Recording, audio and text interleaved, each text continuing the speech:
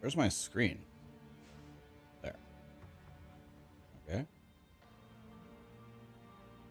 Boom. Hi, guys. What's up? Guys, are you ready to lose everything today? And I don't mean my character dying. I mean the nerf bat. The patch notes are out already? No, they aren't. Wait, really? Link them to me.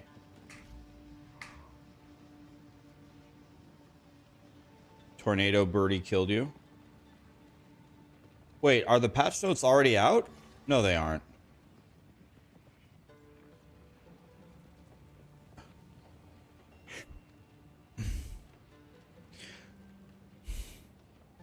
Are the patch notes actually already out? Browse as long as you like. Oh my god. Oh my god. Look at this. Look at this bow.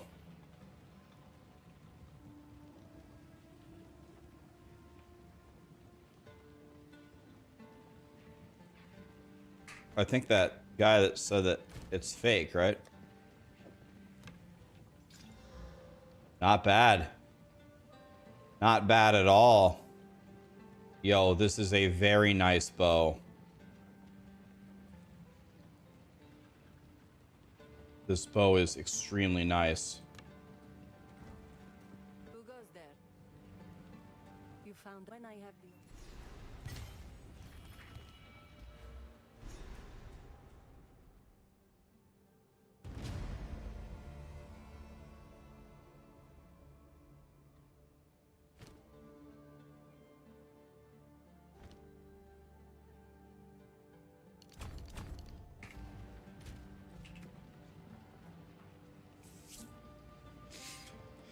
Patch notes are not out yet. Fake news. You do indeed have a nice bow. My bow has 6 things on it, but it's only required level 16, so how good could it really be?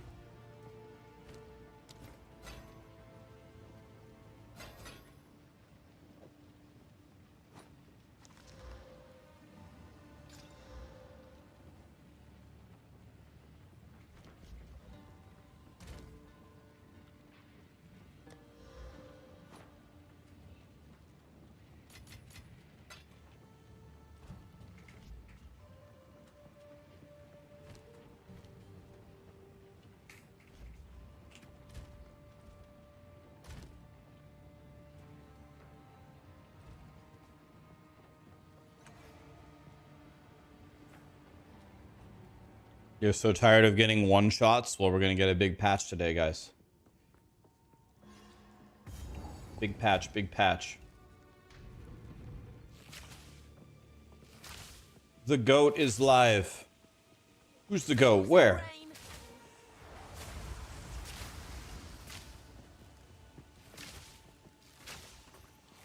The blue orb is my mana, by the way. Oh, okay. When I run out of mana, do you guys have any suggestions of how I could fix that? I was watching this other streamer and he ran out of mana for like 10 seconds on a boss and yeah, just sat there auto attacking. Yeah, I don't think the patch is today, but we'll figure out everything that the patch is going to bring. I would guess that the patch is going to be this week.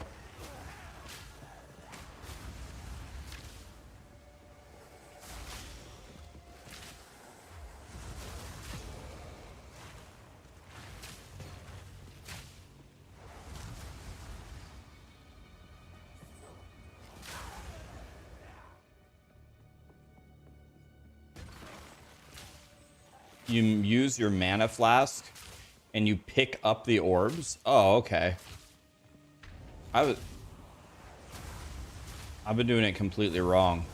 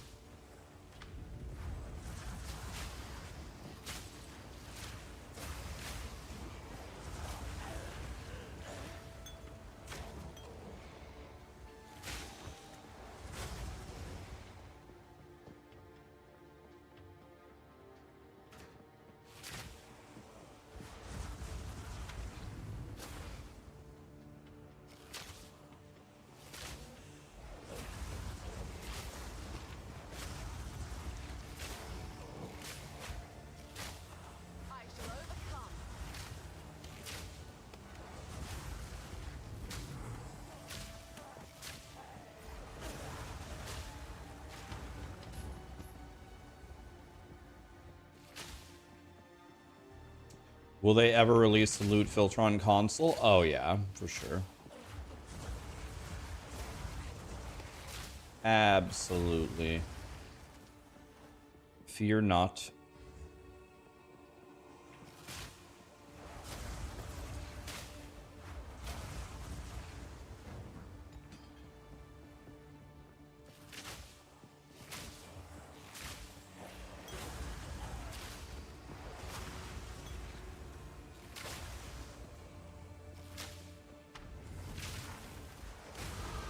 Survival isn't just skill. 30 boys.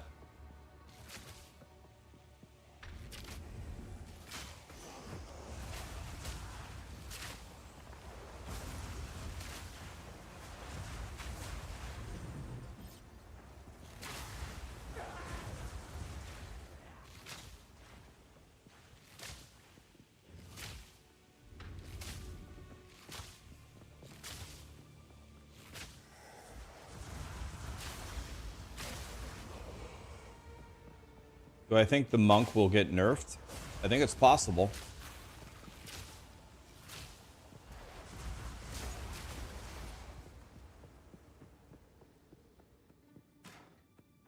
I think it's possible.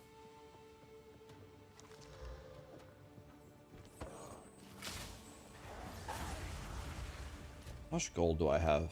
I only have 7 grand, man. Back to the dirt. Remember to get some fresh air every now and then. Vitamin D gives an XP buff. Wait, does it really? Knew I was doing something wrong.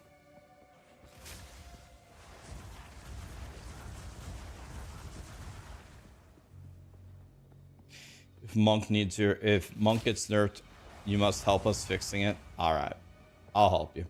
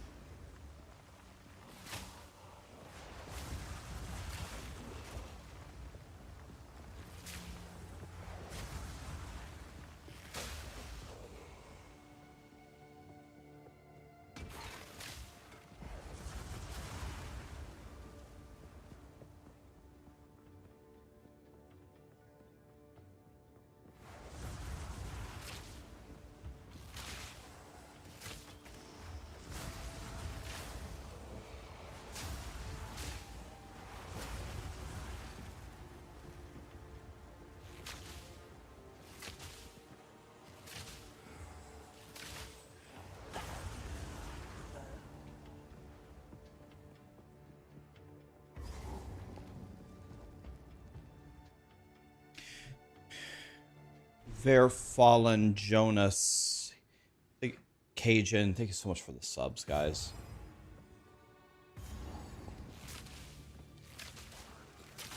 I'm gonna get this lightning res, and then I think we go do our ascendancy. There's 10 lightning res in this zone.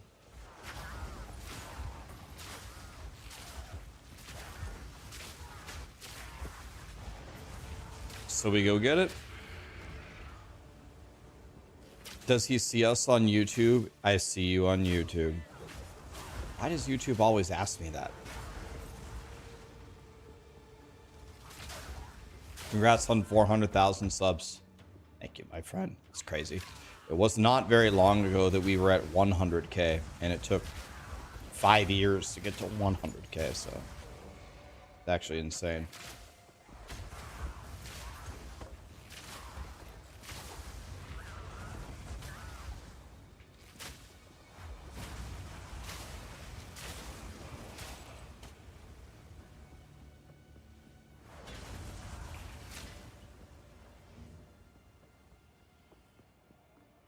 We have abandonment issues.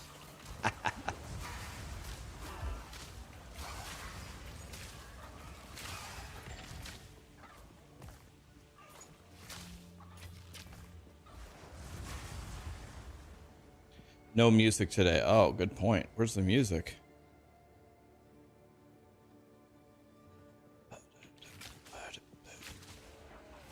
Yeah, I think it's at 2:30 my time, so in 3.5 hours. So we're chilling for 3.5 hours.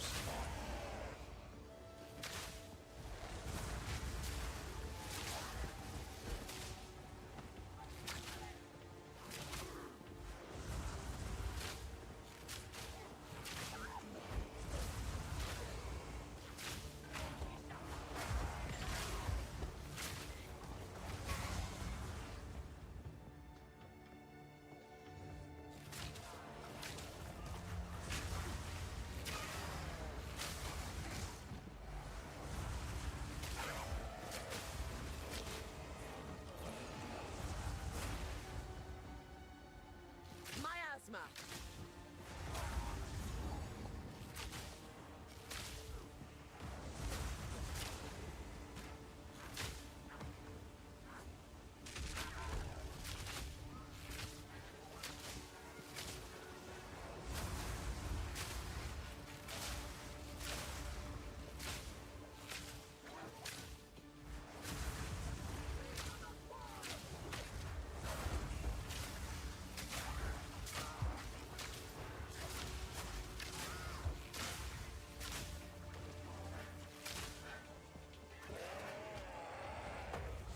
You were told there would be tacos. You were told correctly. Hrofgar, thank you so much for the raid, my friend. What's up, buddy? How long to the live stream? About 3 hours. 3 hours. Toxic rain.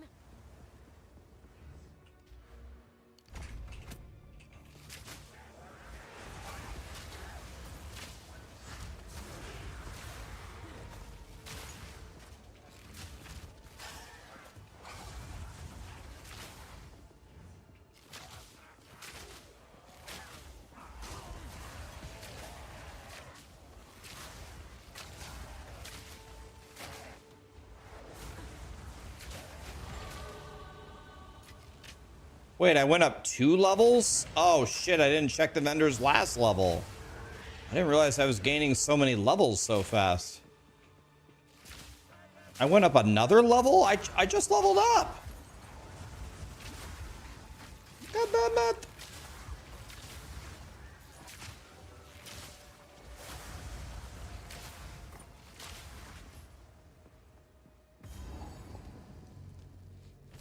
This guy does fire damage, I'm pretty sure.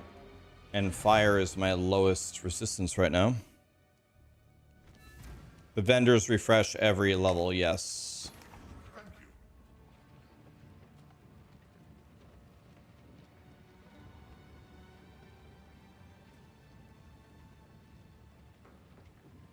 These boots are really good.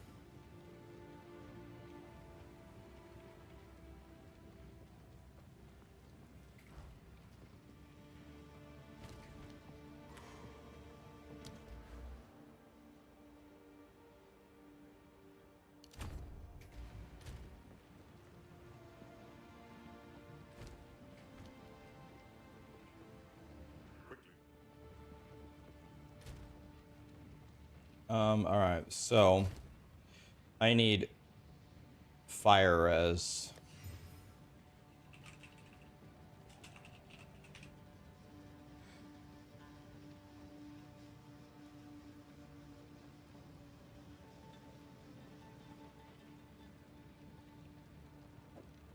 Let's do the ruby charm here.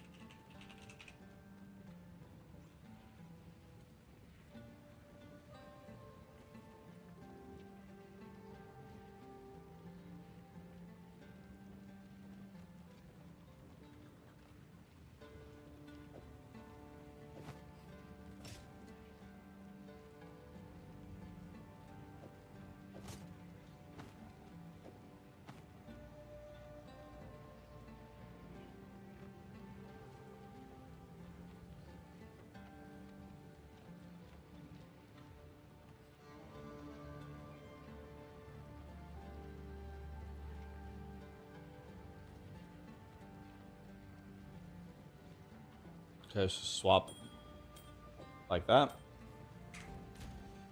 I have 44 fire res with a ruby charm. Alright. Hopefully that's good enough. You hit the well, hit the well. Yes, thank you. Thank you. Why don't I hold shift? I don't know, I always forget. I keep forgetting is the honest answer. You are relentless, but that makes you predictable. The time of the Faradin is nigh.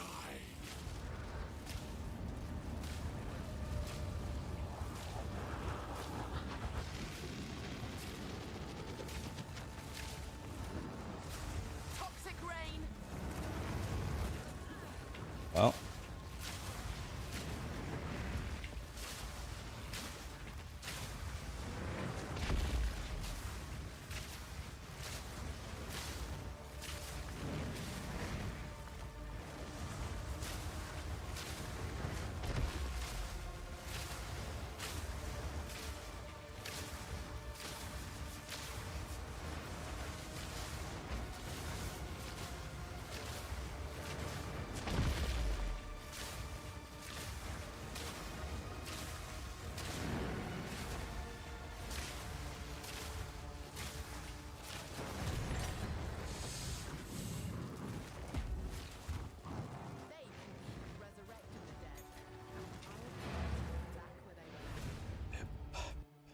Do I think fire spells will get buffed?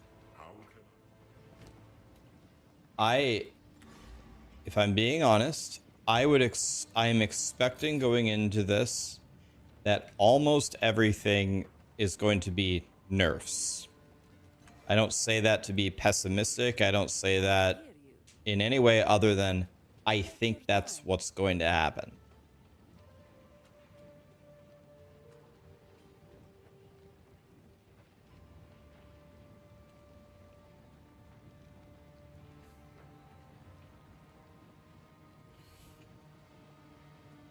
This bow is way better than mine. Way better. It's not even close.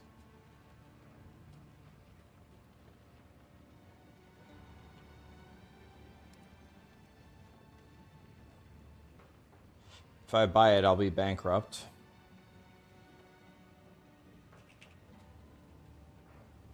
But I don't...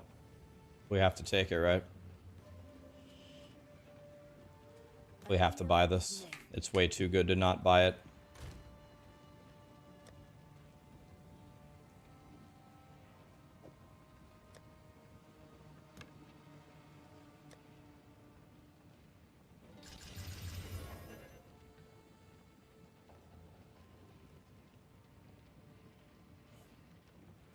This bow is already better than mine without the 2 exalts.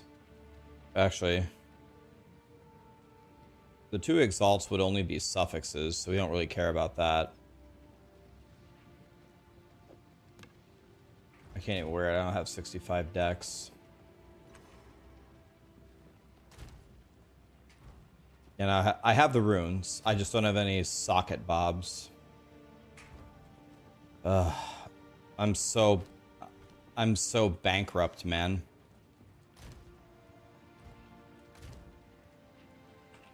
I'm so bankrupt.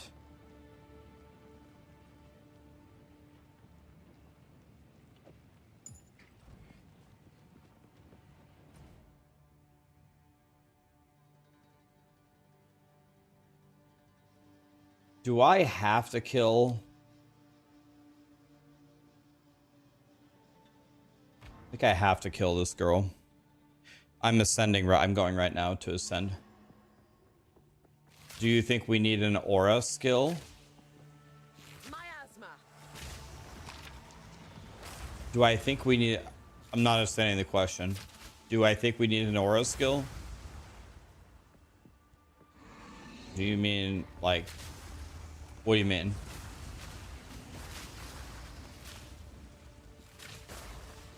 Daddy Rax. What's up, guys? Do you guys know of any good way in SSF to farm sockets? I never have any. Yeah, I'm playing hardcore SSF. Kill mobs and salvage the socketed items. Thank you. That's very helpful. Yeah, we've been doing that.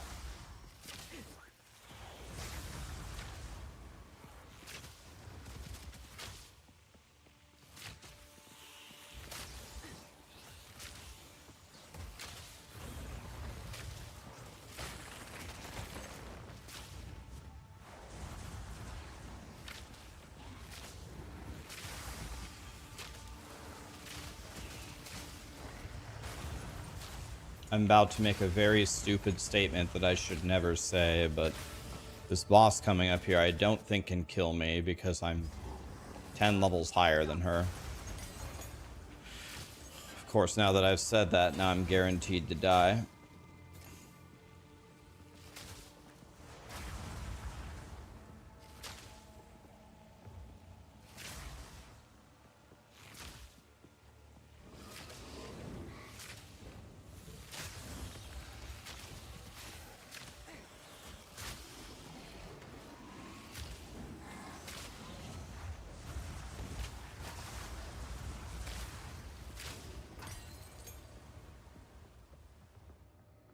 How many deaths so far?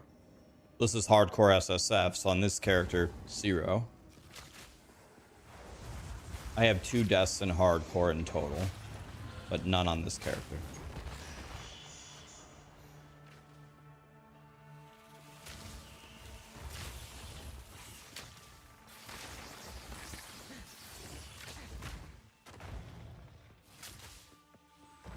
Choking cloud.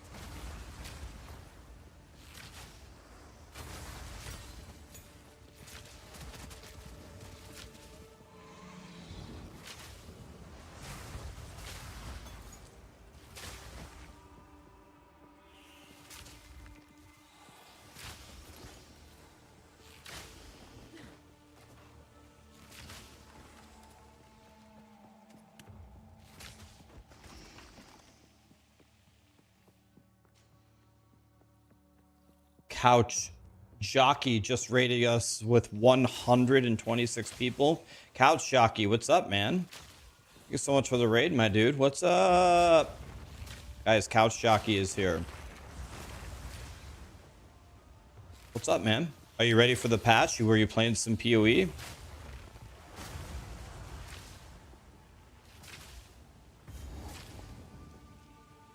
Wait.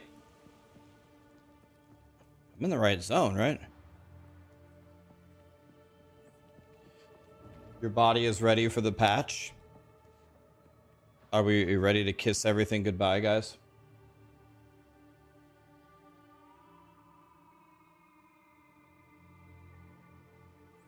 Gray Ghost Games just super chatted $50. Guys, what's up with all the raids and the subs and the generosity?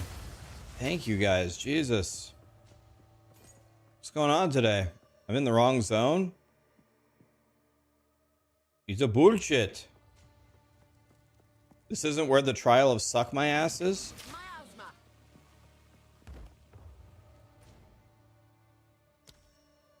I ported here. Is this not it? Where am I supposed to go? Guys, she's right here. She's right here. What are you talking about? Seems these doors were to remain closed. Got some crackheads in the chat. Now, Jindak, I prove myself. Takparia, visions of Terra.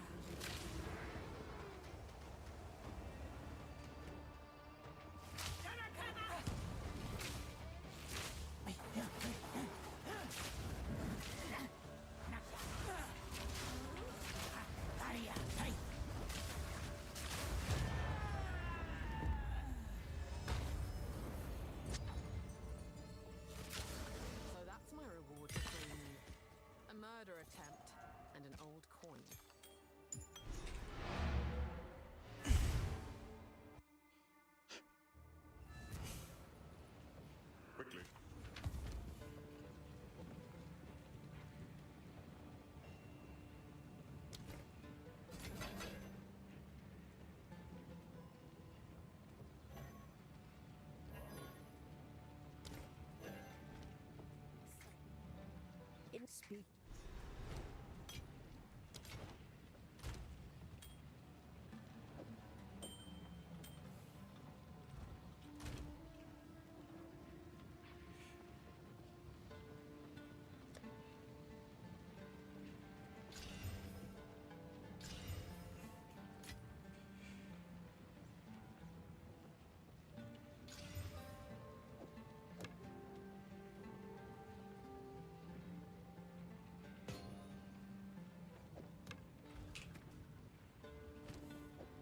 I need to be more Oh yeah, I need one more level. Quickly. A shift in my training can't hurt.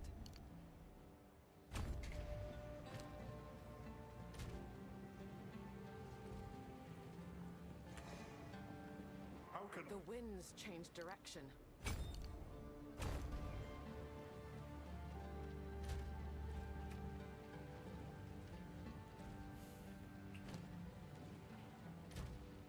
Okay, guys, look. 402. Wah. Why can't I use this?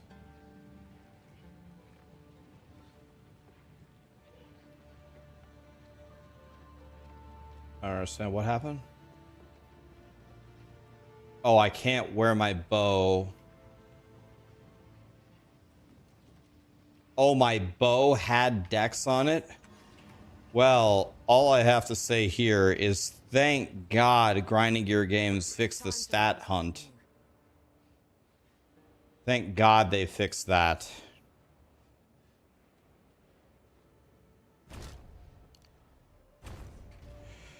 Thank God they fixed the stat hunt, guys.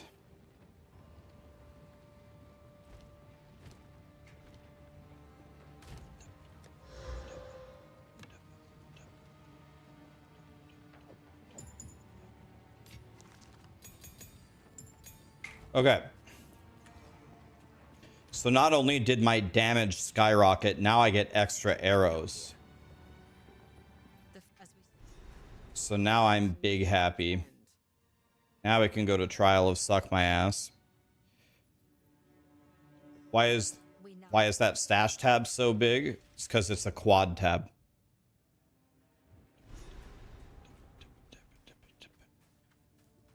Why is the stat hunt so bad? I like it, but I'm new. Oh, that's okay. Well, you probably like hunting for those stats because you're Satan. I mean, you have to be Satan, right? I will serve. That's the best answer I can give you. I don't know.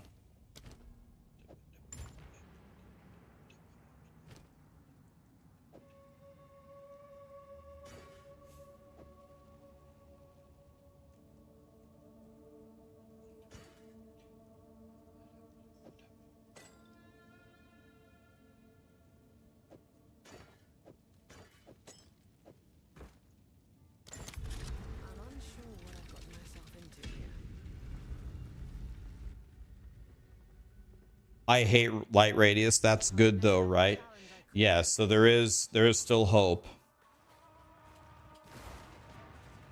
As long as you hate light radius. Wait. Wait, what? Am I crazy? Did it pick the room for me? Did it pick the room for me? What happened? Miasma. They picked the first room or what?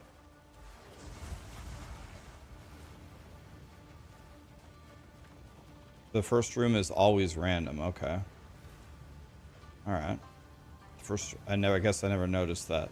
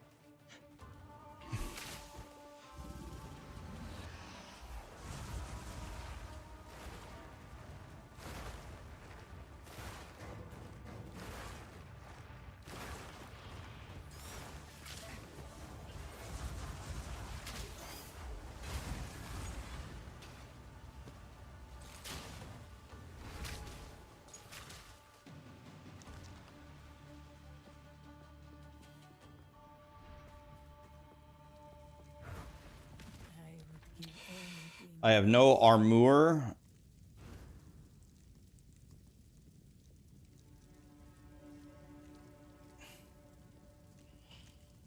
How much armor do I have? Okay, armor does nothing anyway. Let's do this one.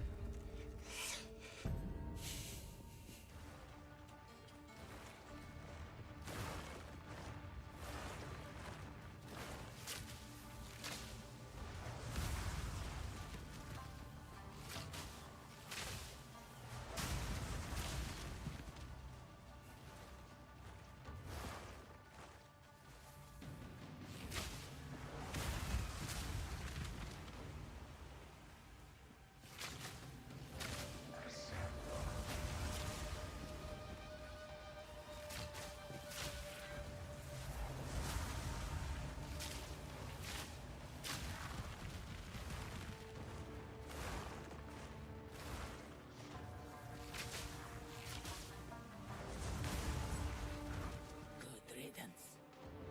Oh, she's doing much better. Thank you. Yeah, Callie's doing a lot better. A moment of rest. Let's see here. Well, I guess we're doing this one. Escape.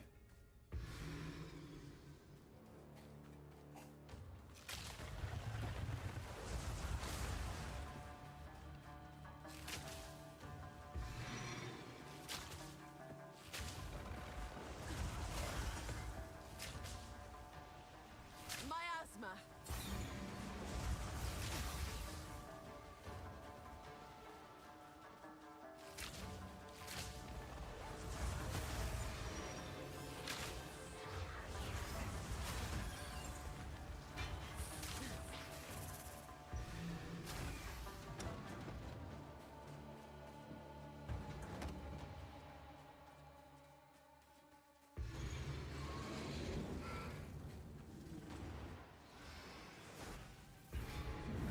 Stand tall.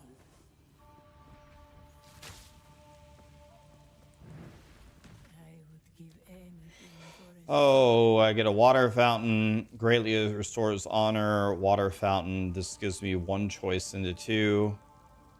The pledges are always useless, but so are the keys. So both of these are the same. 1, 2. If I go to these two, I'm always forced into this door. If I go to this one, then I have two choices. So I guess we go top.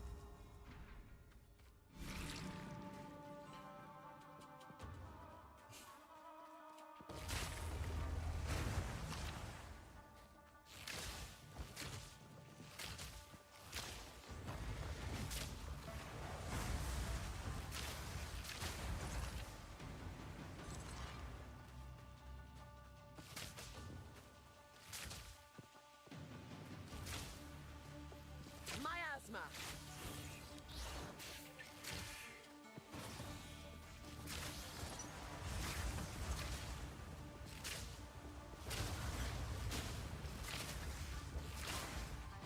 Too weak, too slow.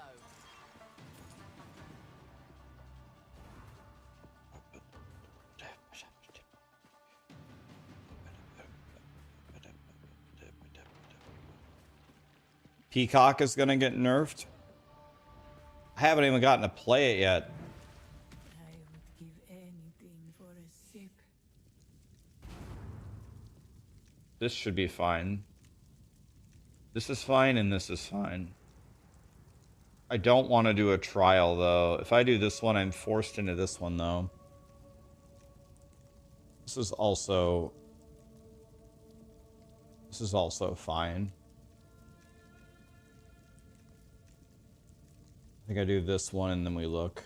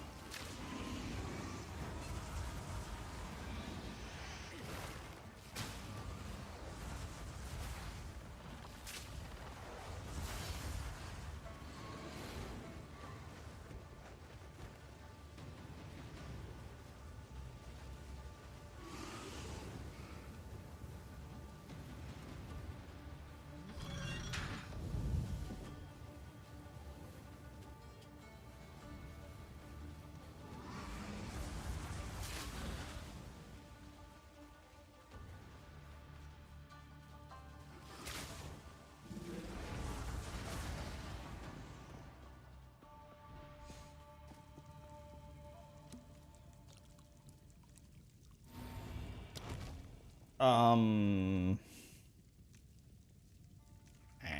don't want to do any of that. All right, what do we have here? Honur. Trials are unknown. Afflictions are unknown.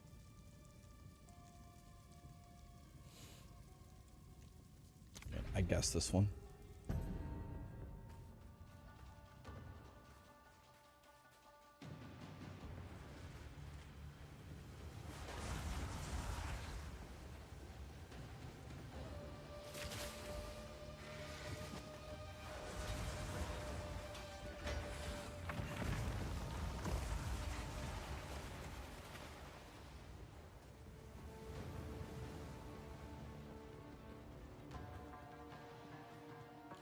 Choking cloud.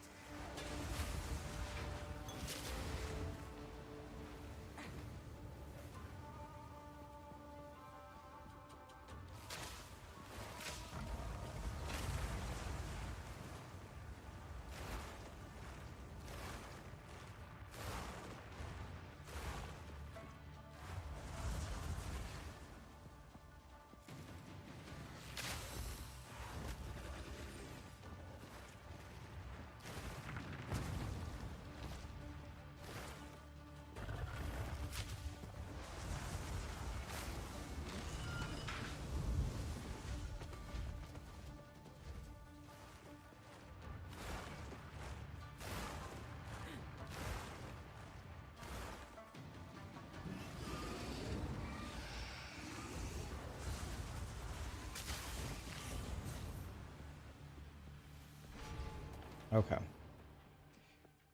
I'm pretty much capped on honor. 836 of 839. I like haven't lost any. I lost 30 on the very first spike in the very first room. I have 8. Oh, my honor's capped.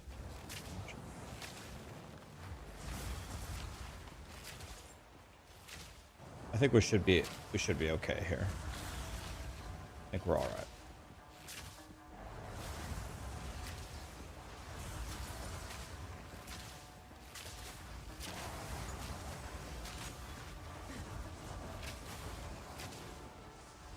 Famous last words.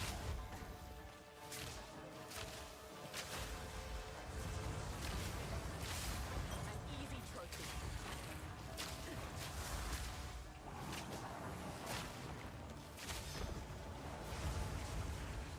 It's still 836. That was close.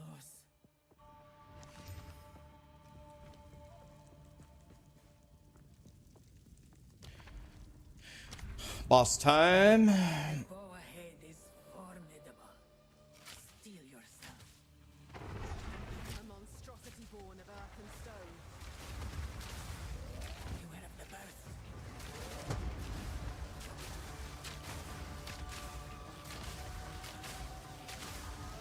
So, Were no match for me. I knew you would succeed.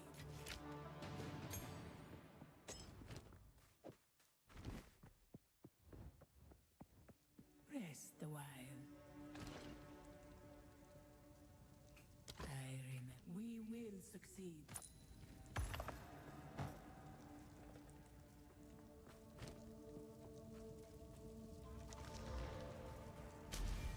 Decision. Pathfinder.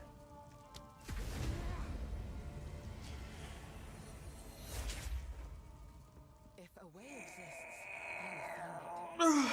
If it does not, I will. Can you show us my skill 3?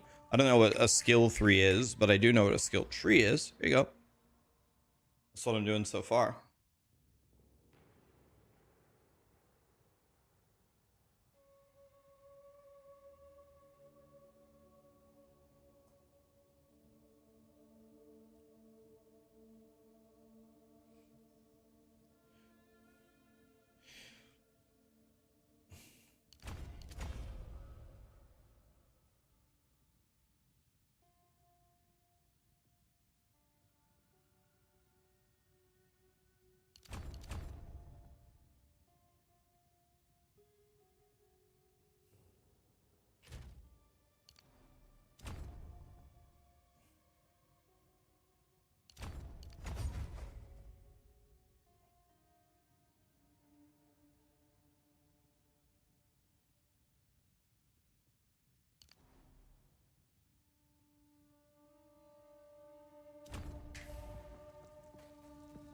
And nice.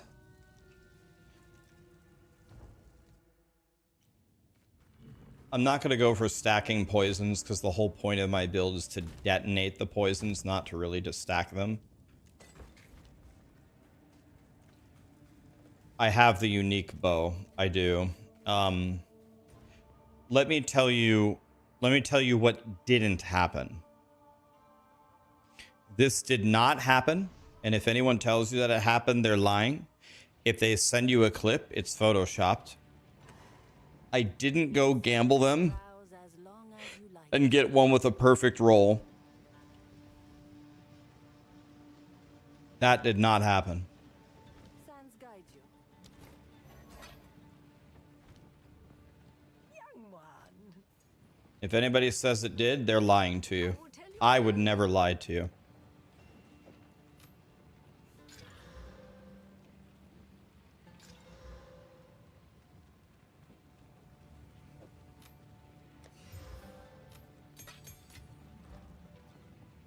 What's the unique bow that you want? You want this one with a perfect roll. But I didn't get one with a perfect roll in like 5 gambles. That definitely did not happen.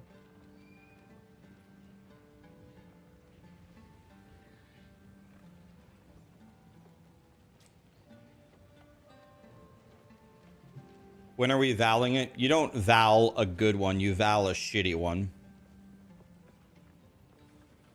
You trust me. Thank you. Welcome. Thank you.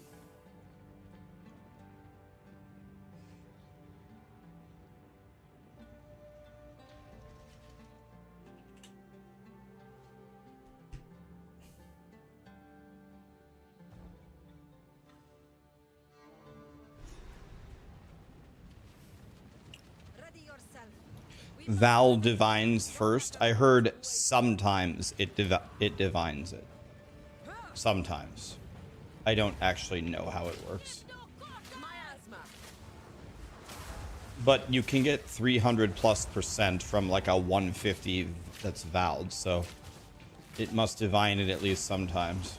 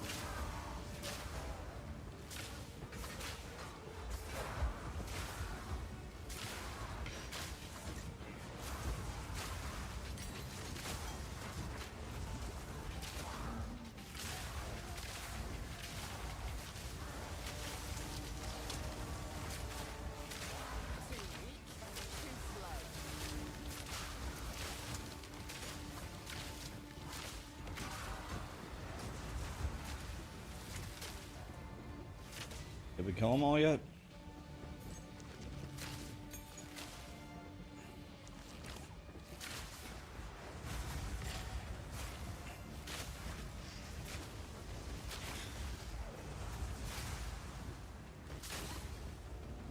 Guys, I'm gonna change my screen here.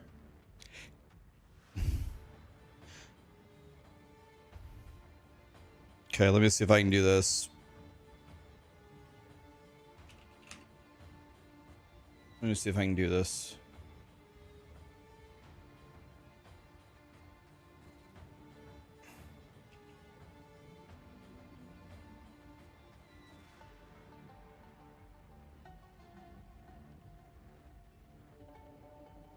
Okay, now we want to see here. We want to get rid of Path of Exile. We want to add a source.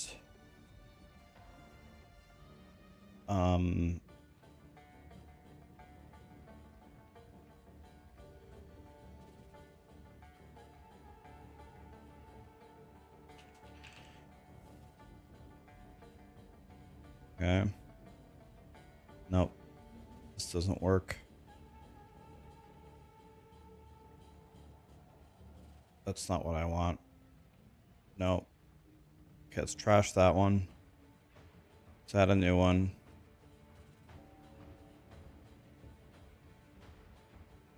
What game? Oh, I see. I got it.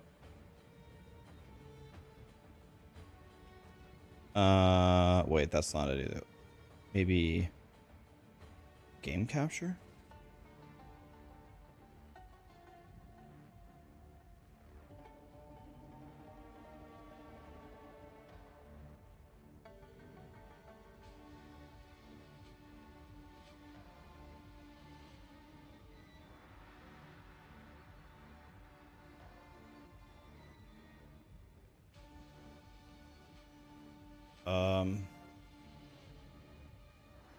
Okay. Now it's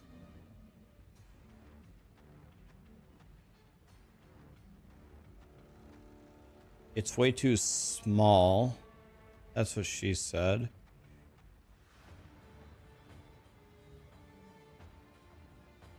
What happens if I do this?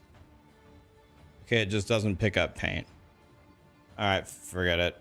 I was gonna do a really funny joke, but OBS is not letting me. I was just gonna stop. I'm just gonna hide my entire Path of Exile screen and just have it's 3 hours up. It's in 3 hours up for the next 3 hours. Guys, it's in 3 hours. Guys, it's in 3 hours. Guys, it's in 3 hours. I'll just do that the whole stream. Guys, it's in 3 hours. Guys, it's in 3 hours. Guys, it's in 3 hours. It's in 3 hours. It's in 3 hours. It's in 3 hours. It's in 3 hours. It's in 3 hours. It's in 3 hours. It's in 3 hours.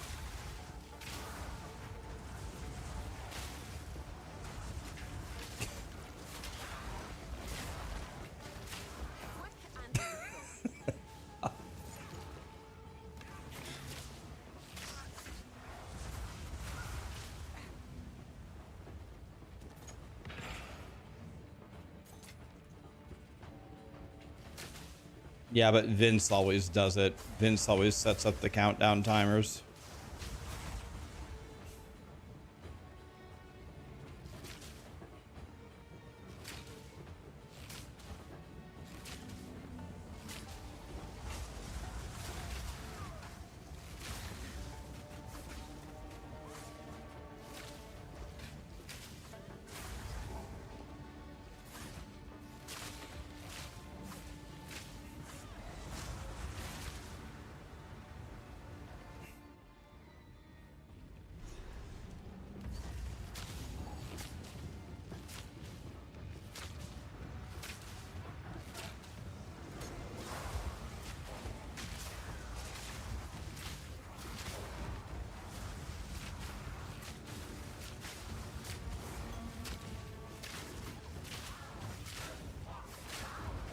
It's actually in 2 hours and 40 minutes.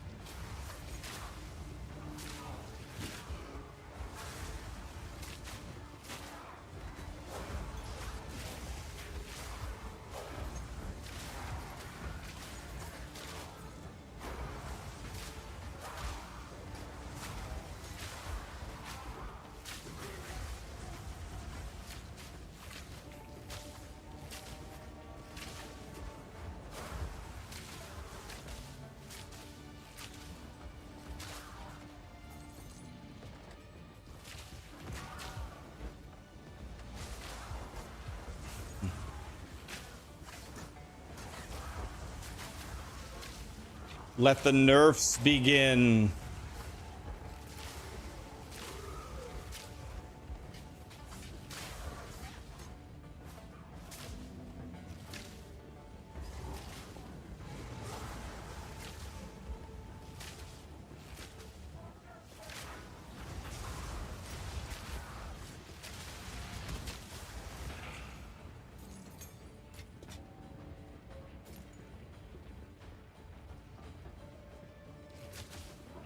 Choking cloud.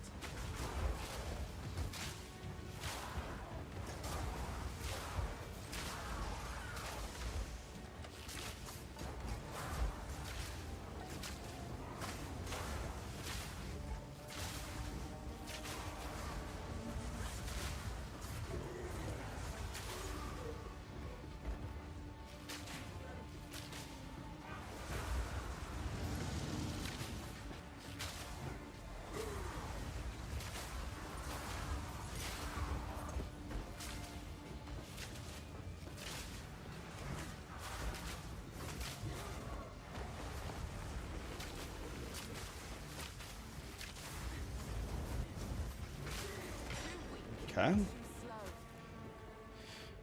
I don't know if it's because I don't have any rarity, but I never, ever, ever find exalted orbs. It's probably because I bet my rarity is really low. But I don't have any exalted orbs to fix my gear here.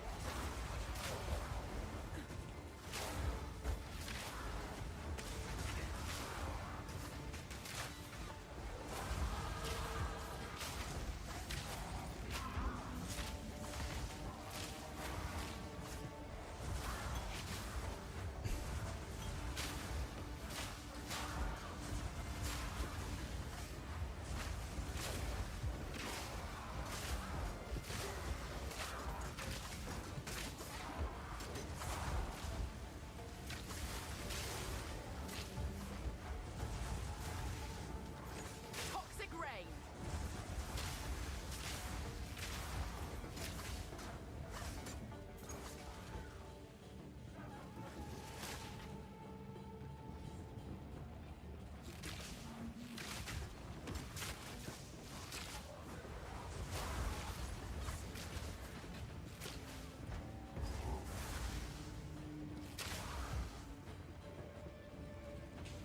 Okay, here we go, guys. Final boss of Act 2 on hardcore. Okay, Vince is making a timer. Thank God. Thank you, Vince. What a guy. This is also a nice bow, actually. Many bows available now.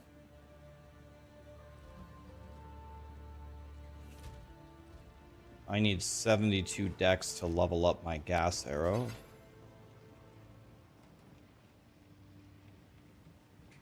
Hey, this is great.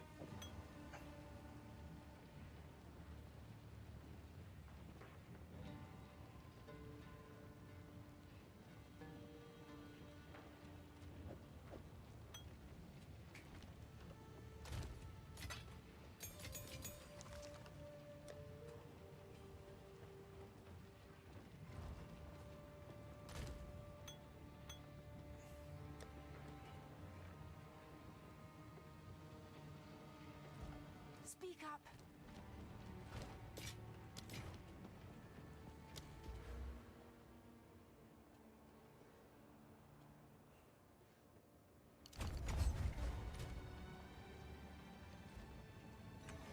I hear you. Take your time.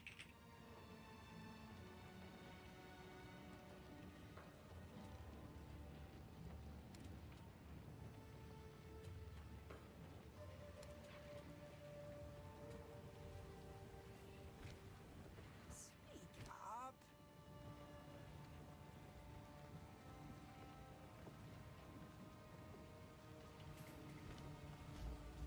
Young one. Okay, this guy is lightning. We have 40 lightning. Let's grab a topaz charm instead.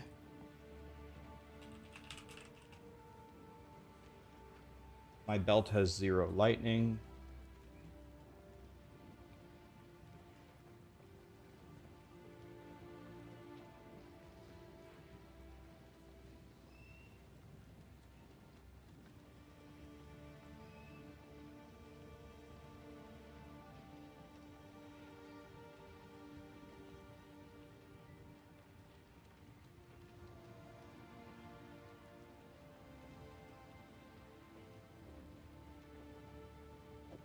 Switch this. Could also switch that.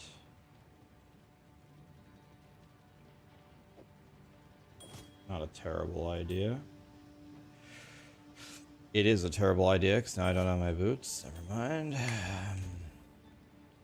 Now I have 53 lightning res with the topaz charm. All right, let's go like that. I saw Filter Blade was up. That's awesome. The trade video was great. You used it this morning and it greatly improved your ranger. Hell yeah. Awesome. Were you able to find godly stuff for cheap? Far more capable than Count Geonor. My king, take the power you were promised. Put an end to this nuisance. The Sekhemas of Diablo. Bow before your king. Choking cloud. We will have what is ours.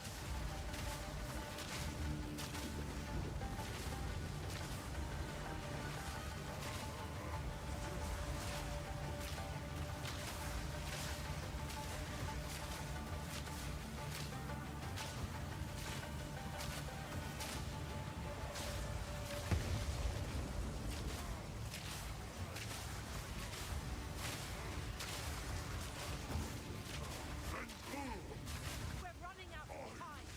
End Cannot give up. What are you doing? Desert justice.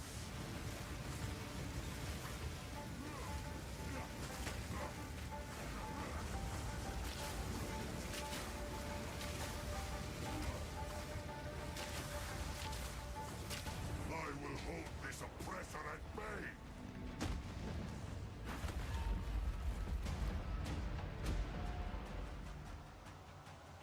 I don't have time for this. Sand, bend to my will. Impede my enemies.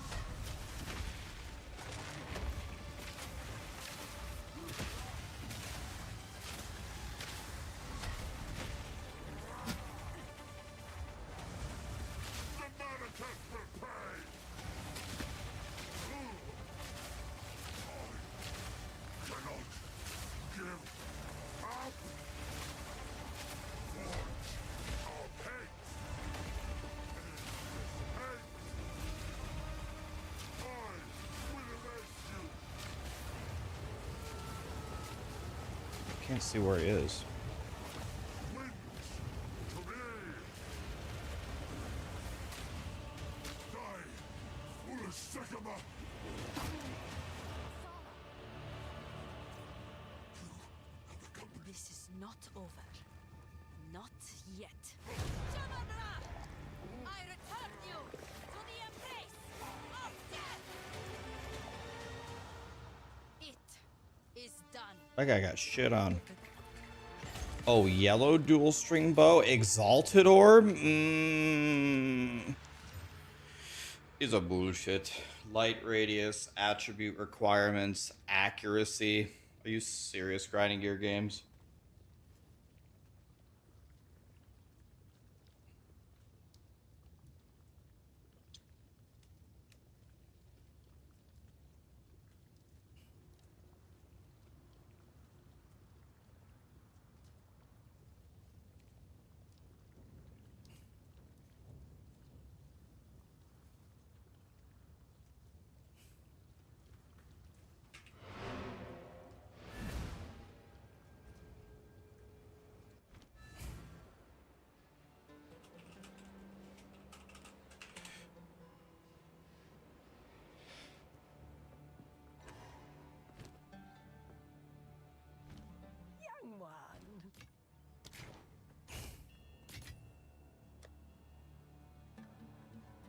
I don't know what to use my Exalt on. I could use it on my bow, but my bow doesn't have any prefixes left.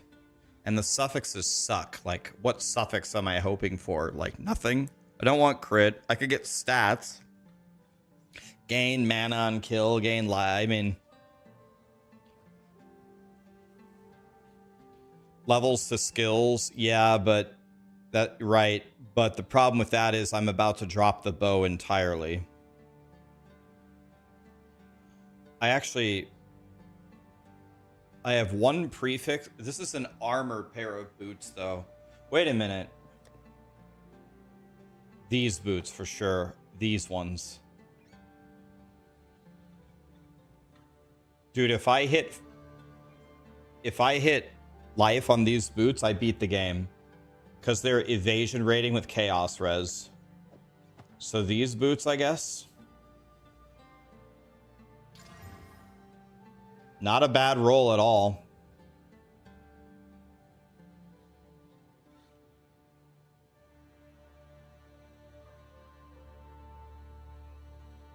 Not bad.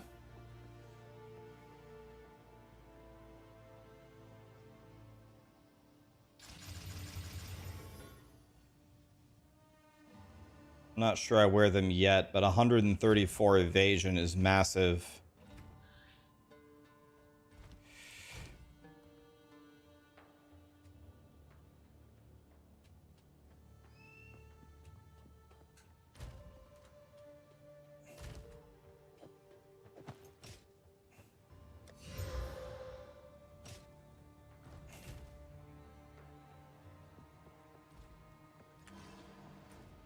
Okay, this is big good.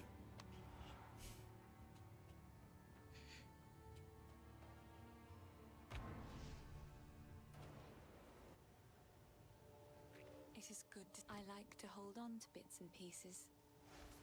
Any that catch your eye? 1 to level of all projectile skills. Goodbye. Jeez. 400 bucks for 2 sockets, easy. Easiest buy of my life.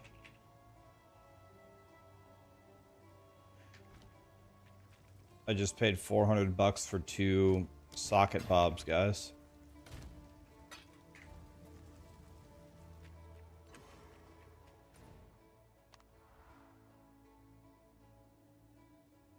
What a deal.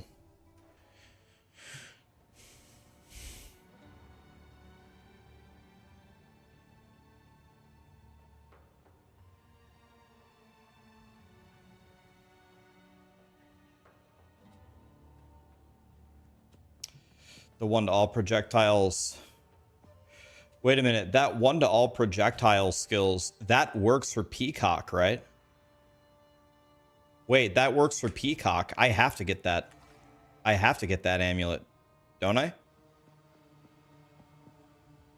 Okay, what did you guys say was the best gold farm? I need 8,000 gold. Okay, so you guys said it was the beetles, right? Okay, the scarab. The scarab is...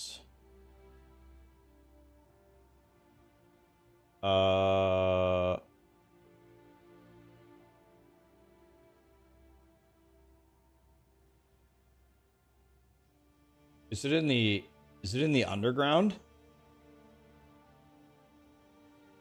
It's in the Lost City? Is this where you port to? Lost City.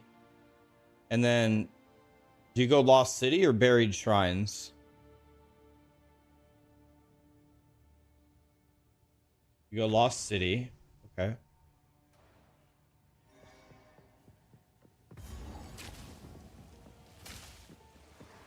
Toxic rain.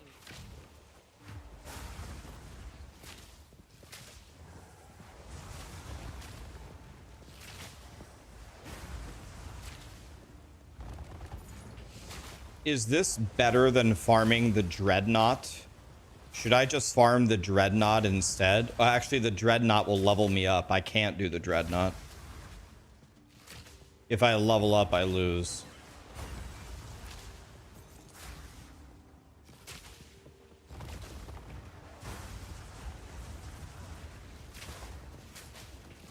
Oh, oh, he's right here.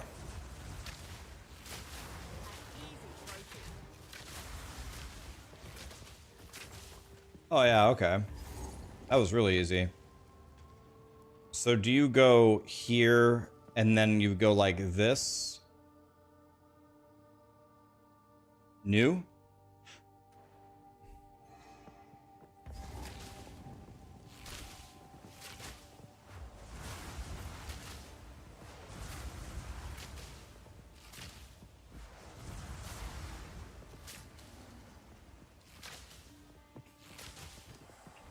That was pretty good. That was $600.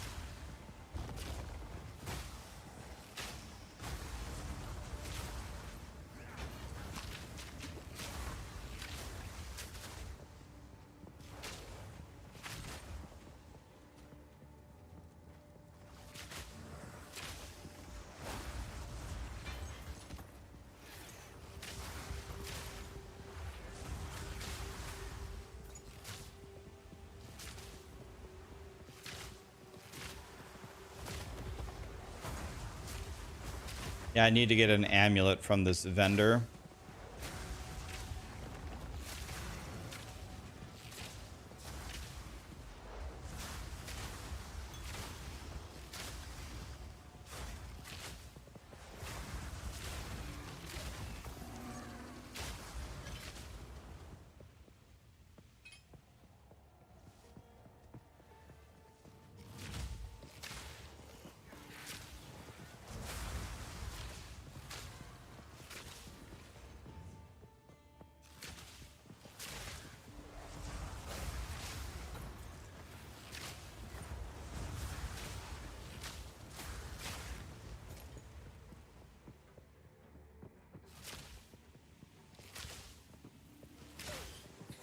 Yeah, we'll cover everything here, guys.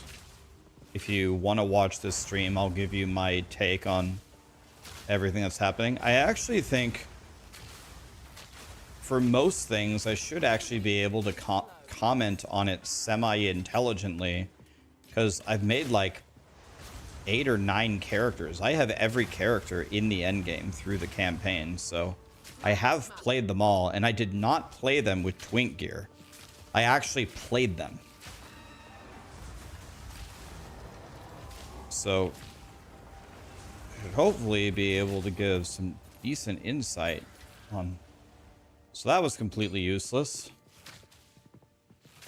He dropped a bullshit. Is there anything else you can get from doing this guy? Why is this guy good for gold? That guy didn't give me anything. Why was that guy good again?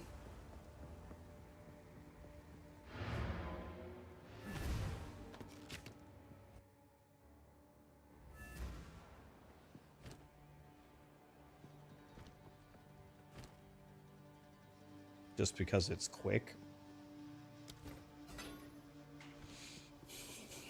Where's Hoodie Boy? Oh yeah, we gotta talk to him.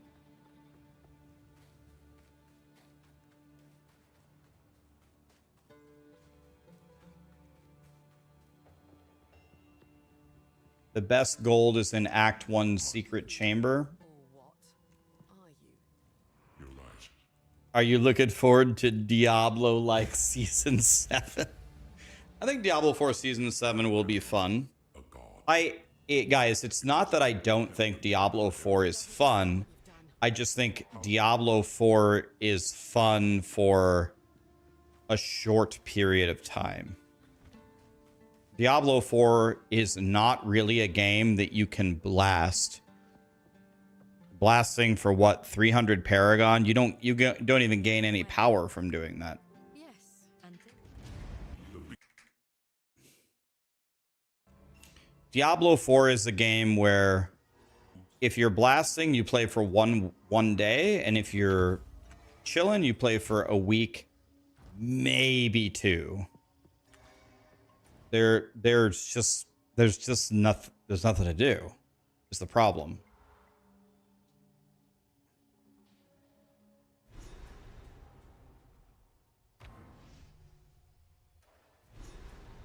Yeah, that's exactly what happened to me. You got to 300, then you stopped playing, right?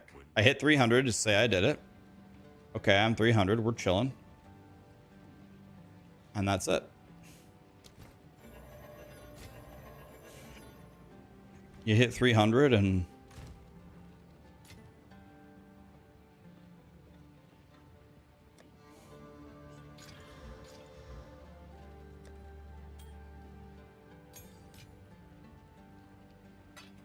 Not even Speak up.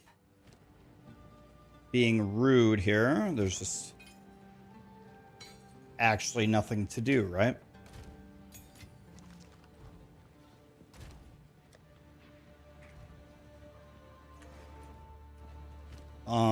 All right. We need to farm 3 more 1,000 gold. That shouldn't be. It won't take long. Be right back 1 second.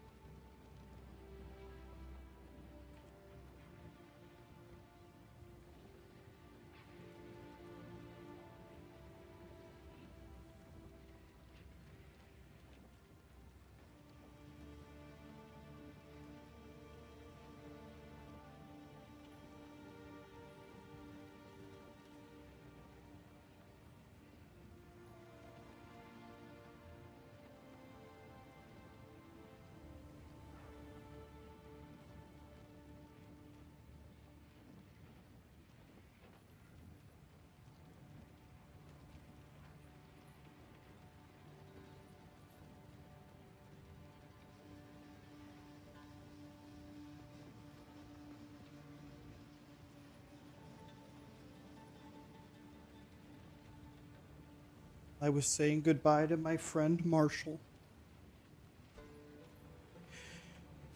I forgot to take my gummy vitamins, boys. My liver's failing. Can't skip them. 54 at T3, Kelly. Kelly, how have you been feeling? How's everything going?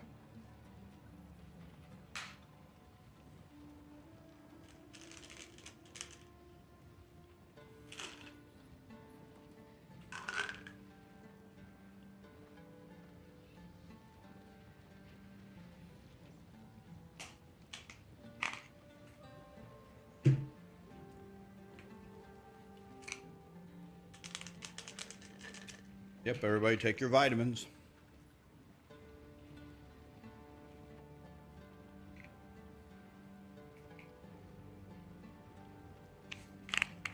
Abigor Bullet, I did hear about that, and that's super awesome that Filter Blade is up.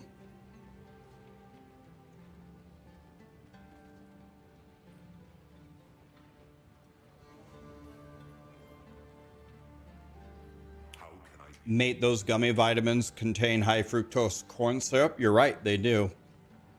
They contain 1 gram, I think. Let's see. Yeah, 1 gram. 1. I think I'll be okay.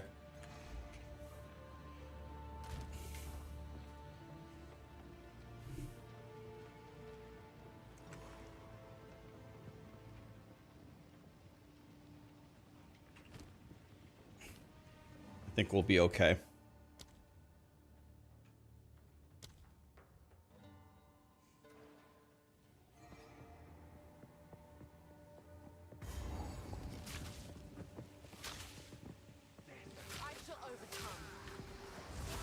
Yeah, I think you could still use Hand of Wisdom in action.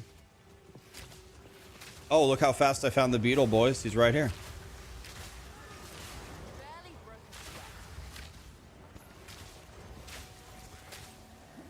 Bro, this guy doesn't drop anything.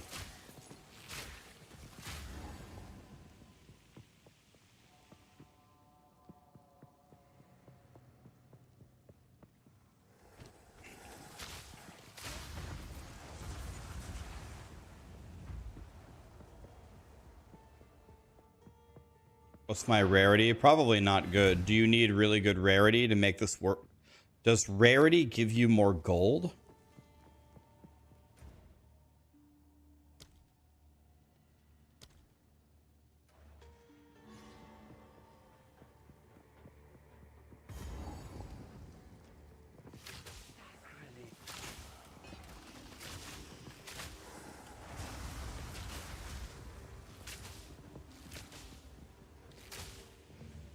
Yeah, the beetle got nerfed weeks ago.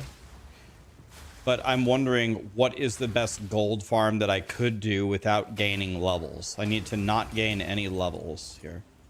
I mean, I only need 3,000 gold, so I'm already almost there.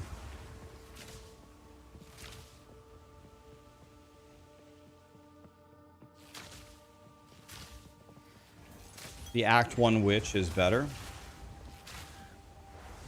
Okay, we're gonna try the Act 1 Witch instead.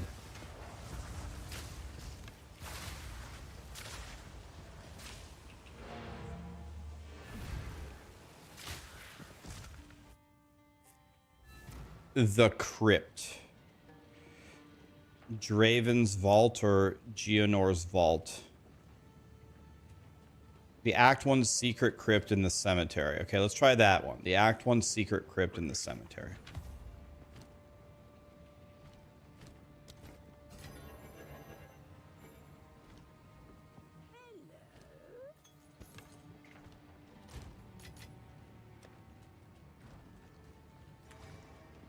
Hey, you said Act 1.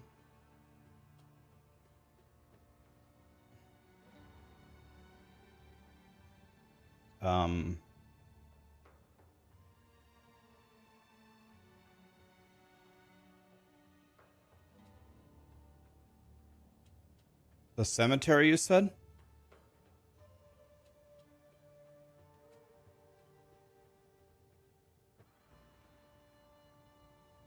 Go to the crypt in Act 1.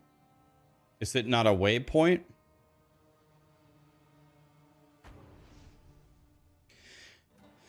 In Draven's Mausoleum.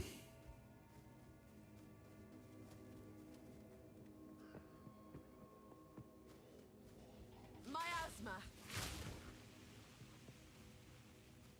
So this is not his. This is Asina's, right? Or Asina, whatever her name is.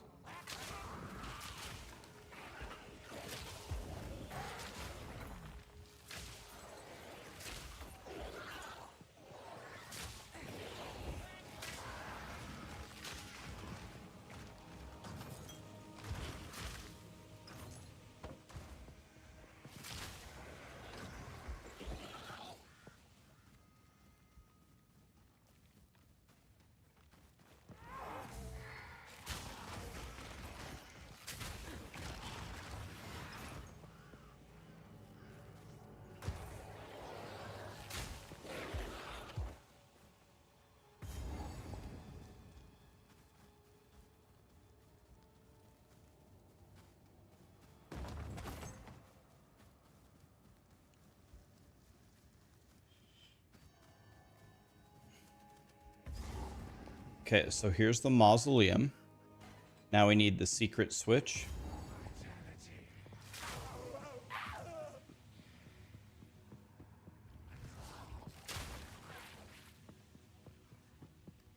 Oh, there was a waypoint. Oh, okay.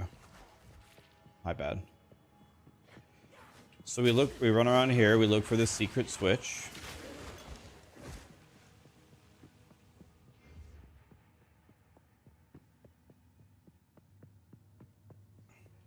Yeah, I mean, we really don't have to speculate anymore because we're about to get the live stream, right, guys? But yeah, if you want my prediction, I'm predicting nerfs. I think grinding gear games wants POE2 to be more difficult than it currently is. I might be completely wrong.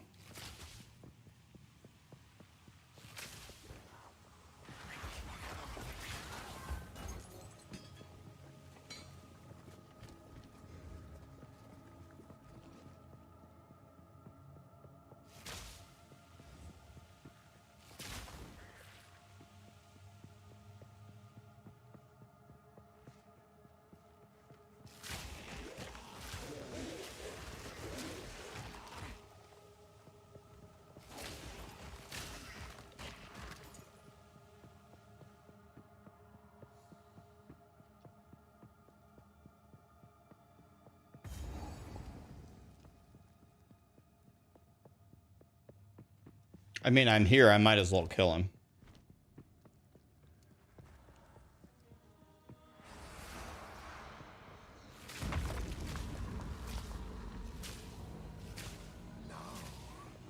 Your soul will join my steeple of death. Assinia! Toxic ray. I answer your call.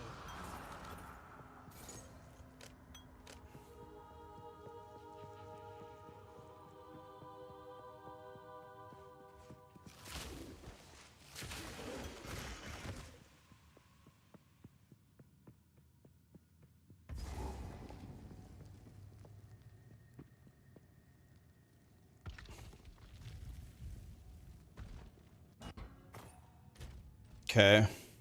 7.2.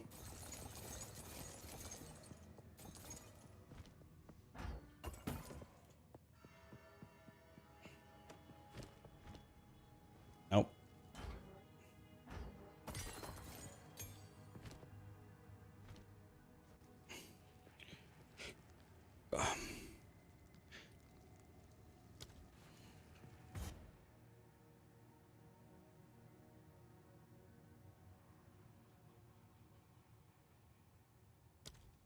I need one more.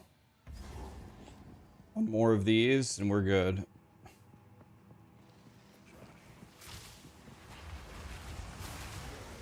weak, too slow. So it gives you about 600 gold every time that you find it.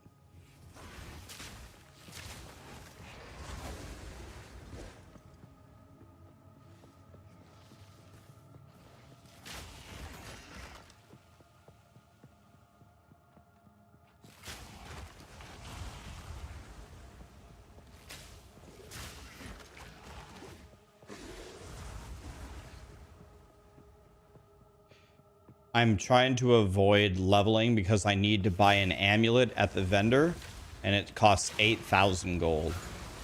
I don't have 8,000 gold. If I level up, the item will go away.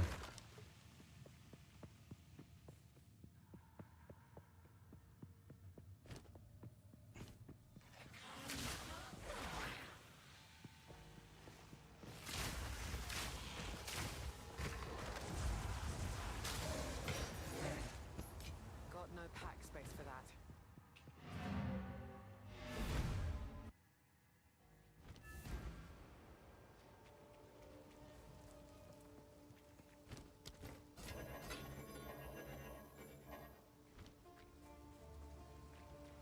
If you... How can I... It is good to see. These are just some odds and ends of mine.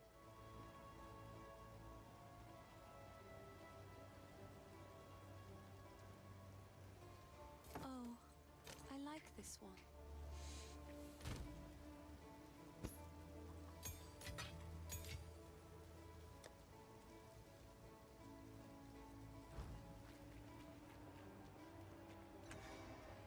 Almost have enough here.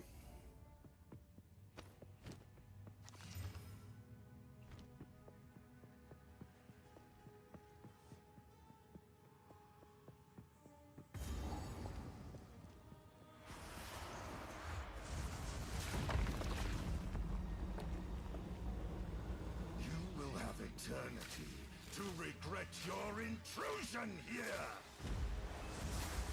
Poking cloud.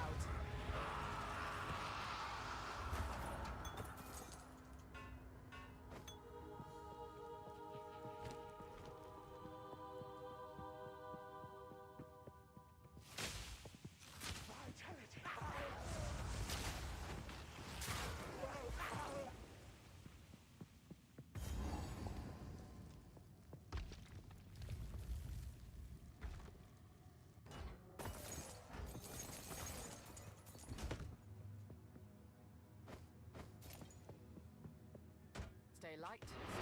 Okay. Should be enough gold.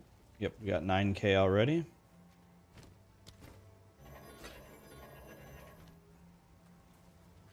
Take a look. Tell Hello.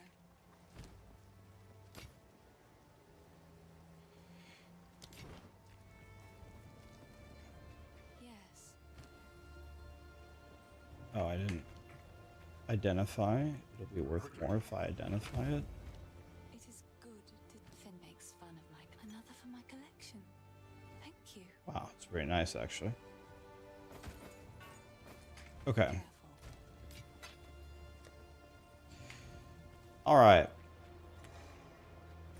I actually think the amulet was here. Good, please. Here. Take your time. That one spoke to me as well. 1 to all projectile skills. We bought it, boys. We're poor, but we bought it.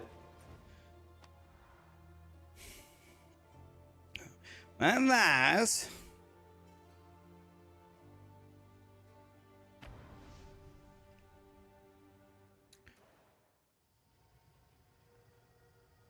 My witch guide is the only reason that you kept playing POE2 in its current state and you didn't go back to COD.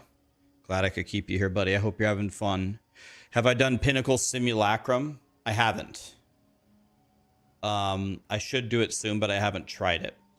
Lucha, Dizzy, Remo, Malik, Sazen, MMD Dragon, Dyson, Hooby, Rax. I love your content, your attitude, your music, your builds. I could go on. Greetings from Brennan. Did I say it right?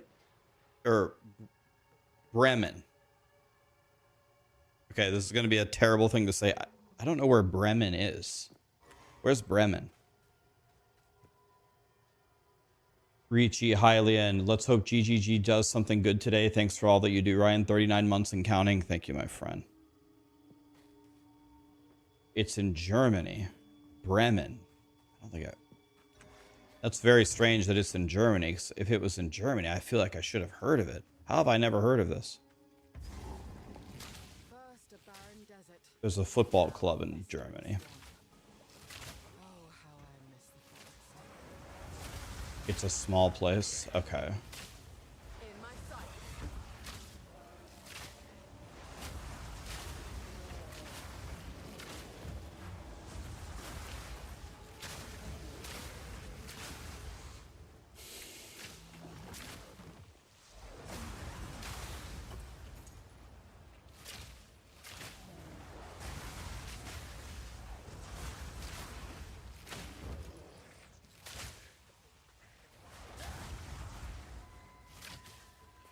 3 million people? I mean, that sounds pretty big to me.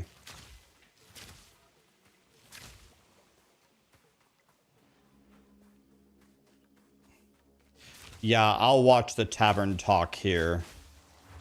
Normally, I like to not quote-unquote steal people's content and raid over there, but I think this is far too important of a topic for me, like, not to be involved with you guys. DM has given me his blessing to watch his content while I'm live, as I have given him my blessing. Not that people need to ask permission, but DM is okay with me watching it here. I have Widow Hail. I have a perfect one, actually, hilariously enough. 250.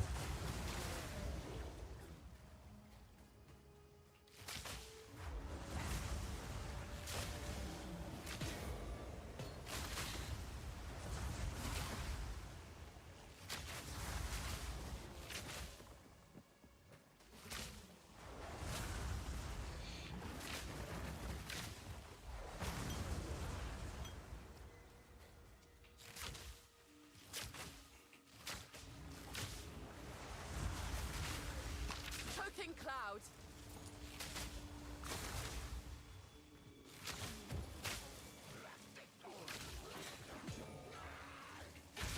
Island rune. Give me that.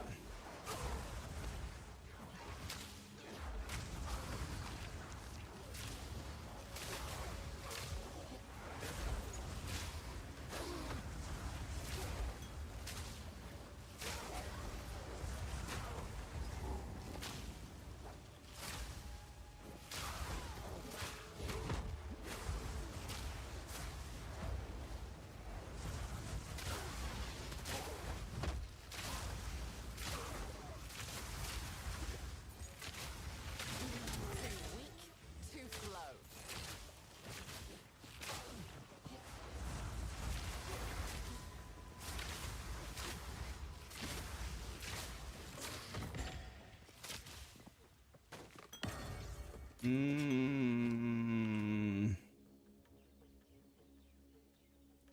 And then we go Primal Armament, right?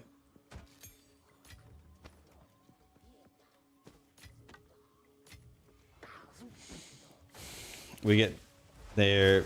Everything that Grinding Gear Games has been working on for multiple weeks of the game is going to be announced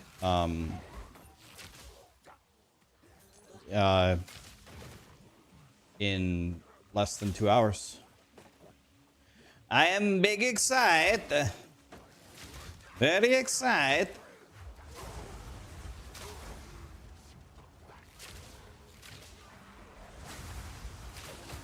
You really hope that they don't brick your build. Well, can I say something in Grinding Gear Games' defense, guys?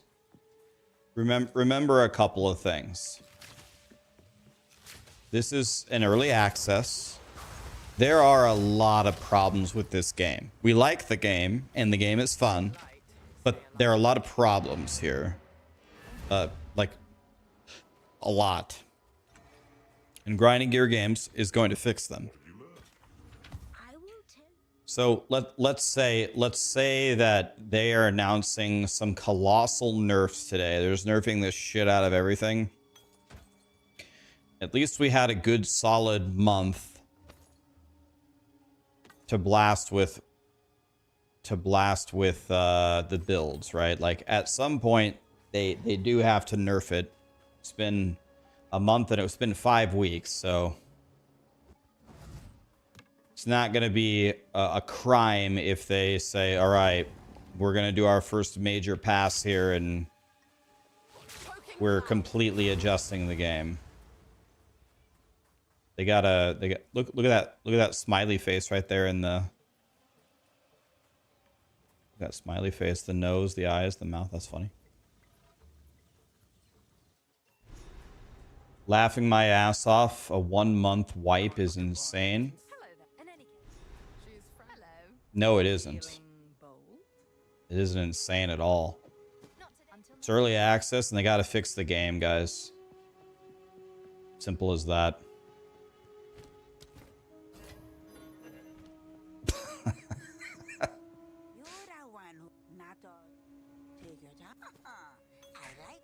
That's she has wisdom to share. there's no dialogue here.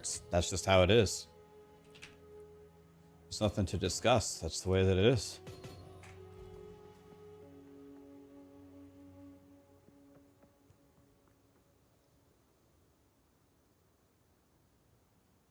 Stop with the early access copium, dude. It's cringy. Yeah.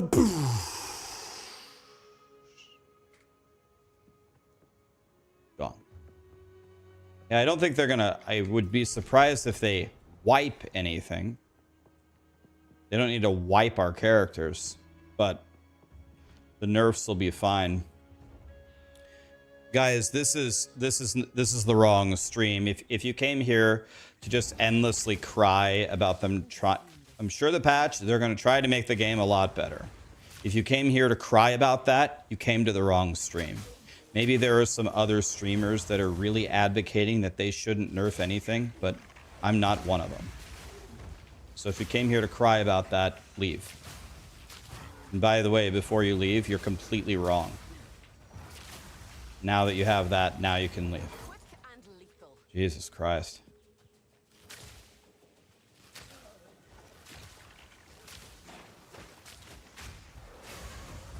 By the way, I think it's going to be hard for you to find such a streamer that's going to tell you, oh yeah, no, they better not nerf anything. They better not nerf the super OP shit. Another day, another treasure. I think it's going to be very hard for you to find someone who says that. You can try though. I really like these gloves, by the way.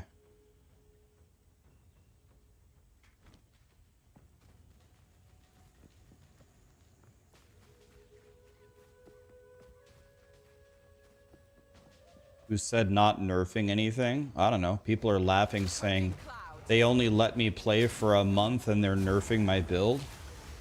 Guys, it's fucking early access. The game has quite a bit of problems. You ever played a warrior? You ever played crossbow mercenary? You ever played the end game? We got some serious problems here. We need a huge patch with tons of major colossal changes to the game. Please.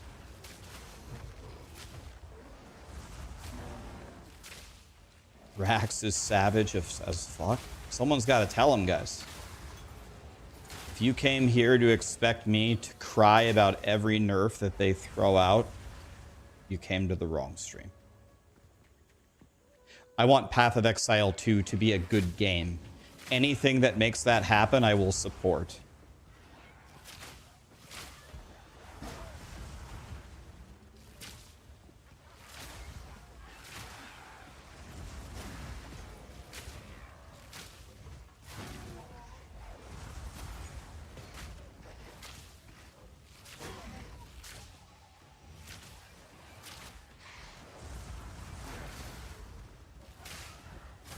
Another thing that surprises me is the way that some people speak. It's like maybe some people are actually new to ARPGs, and that's awesome.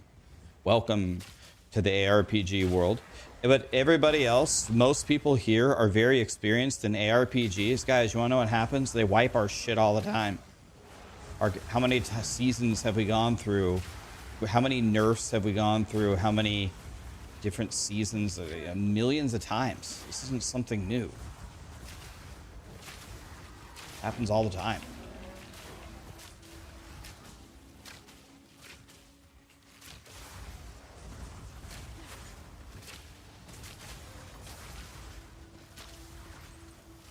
Yeah, maybe we'll get Act 4. I have no idea. Maybe they'll release Act 4. Or maybe they're saving it for the launch. I have no idea. By the way, I will tell you something. I think quote-unquote broken builds should be in the game. I actually really don't mind like these Hand of Wisdom and Action God tier builds. I really honestly don't mind them, but they need to be super endgame and very difficult to obtain. Something for you to strive for. I don't mind really, really godly builds that you're chasing after. So, you know, there should be stuff like that in the game. The reason why POE1 is a good game is because Mage, Blood, and Headhunter exist for you to chase after. It's fun to go after that stuff. And then when you find it, you're a god. That's the whole point. Toxic rain. So I'm really not expecting grinding gear games just to go in there and pick every top build and just nerf the shit out of it. Okay, King Kong is here. I would prefer not to fight him right now. Last time he ambushed me and I killed him when he did.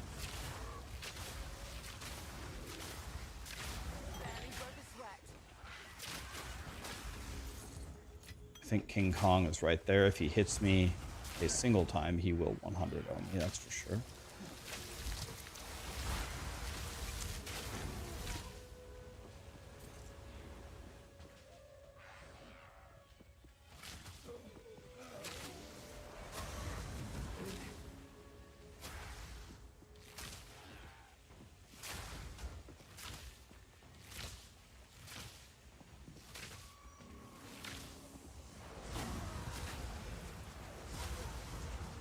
You think the losses in POE2 are too punishing?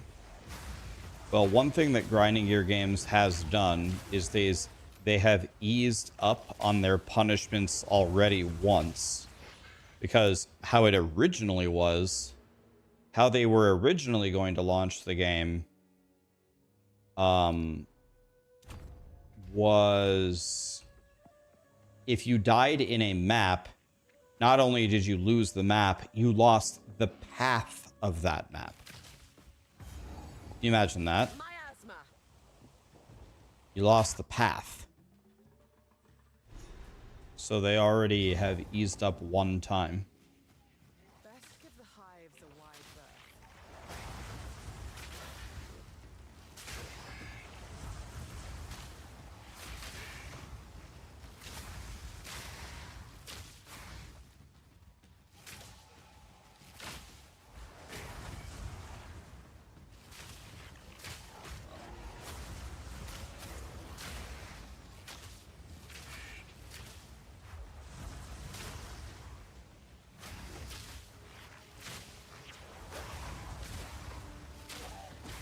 Yeah, so they already have reversed something.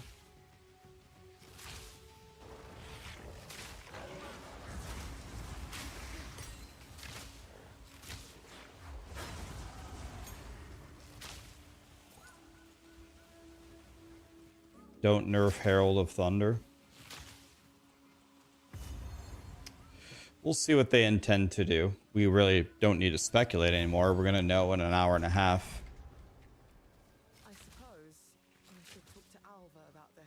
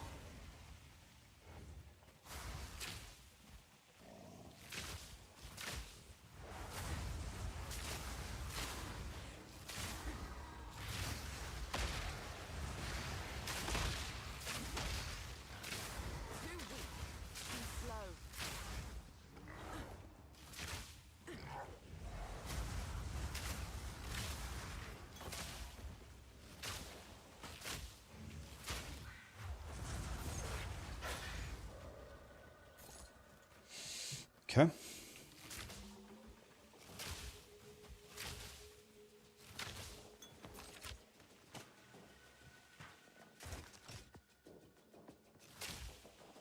Treasures lost to time, now yours. Remember, you can never be too careful.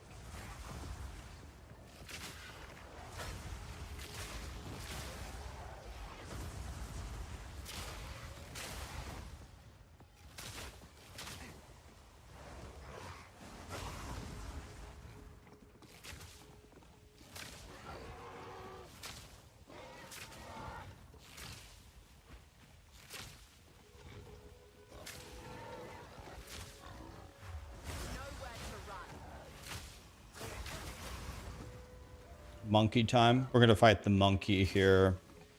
I usually wait to fight the monkey until a little bit toward the end of Act 3 just to get as much power as I can. If he hits me, I will die. It will one-shot me. So it's just about dodging everything. But if I wait until more toward the end of Act 3, then I will at least have more damage.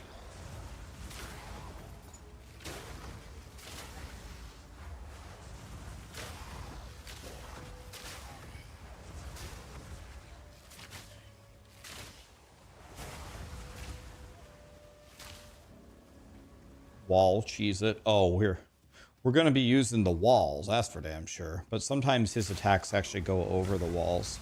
Don't ask me how I know that. I found that out the hard way.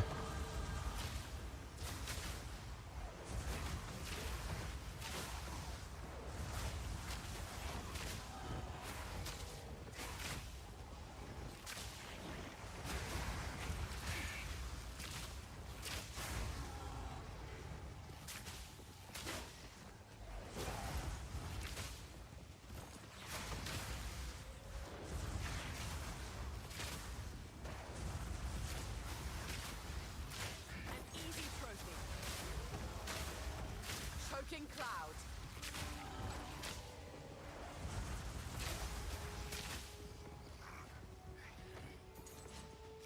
I like how each of these monsters is dropping 130 gold.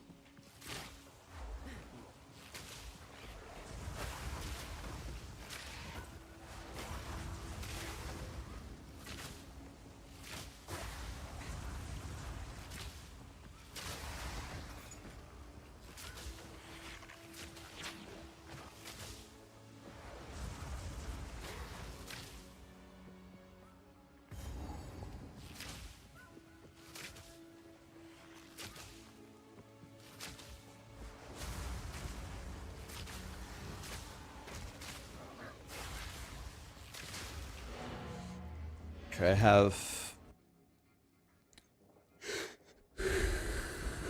rune removal. I think we could get that. That makes sense. I think we could get rune removal. How can I? Oop.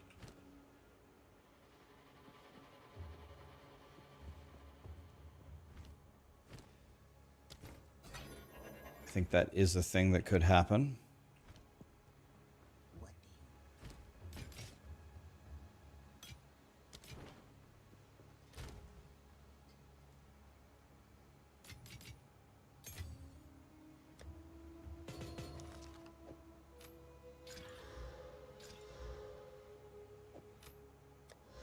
Not a bad amulet. All right.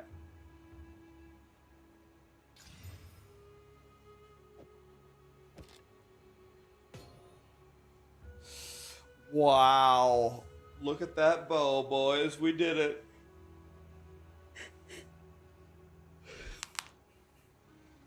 That's probably the best level 28 SSF bow I'm going to find.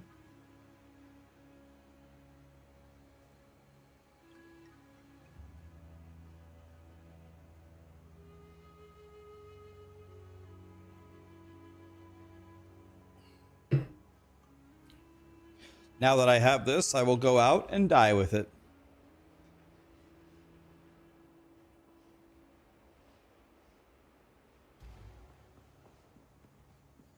How can I be of A it? shift in my training can't hurt.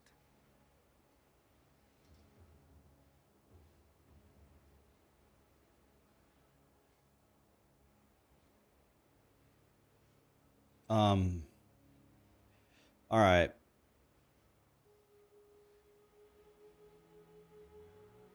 I would love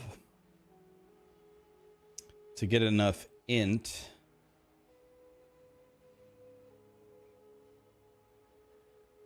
to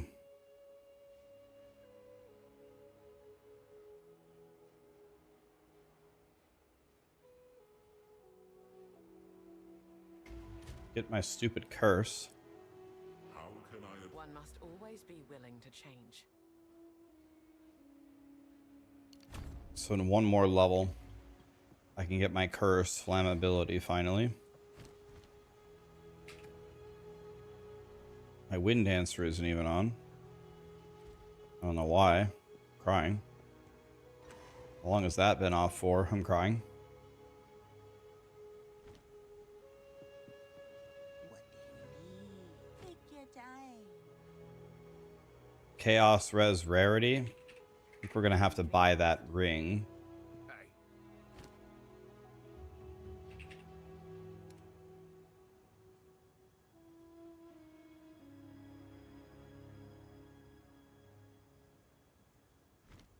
I do want to go to Act 1 and see if they're selling any items that have sockets or... Yeah, I'm looking for sockets because I'm bankrupted on sockets right now. Yeah, I need to put... Thank you. I need to put primal armament in my gas arrow. Thank you.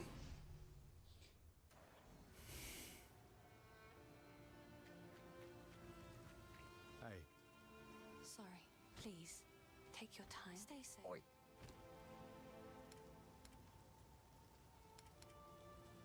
Dang it.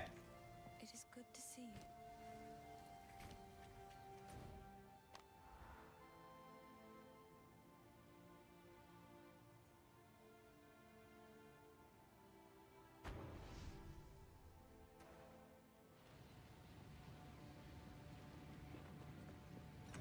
I hear no need to rush.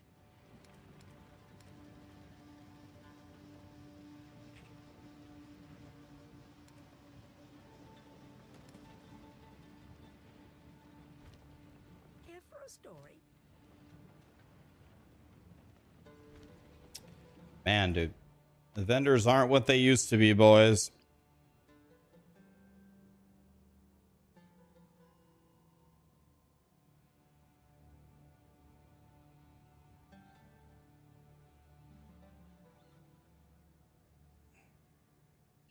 I can't tell if people are being serious or trolling.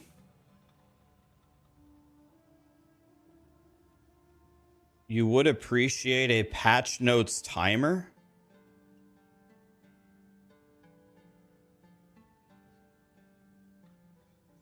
I mean,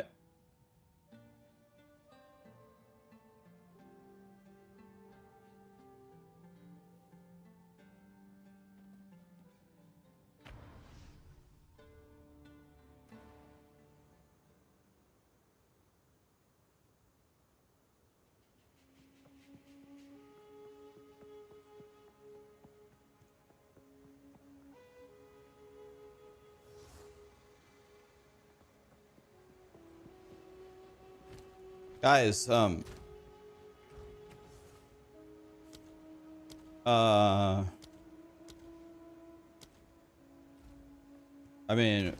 I mean, I'm looking for words here. Words. What could I say in this situation? Um,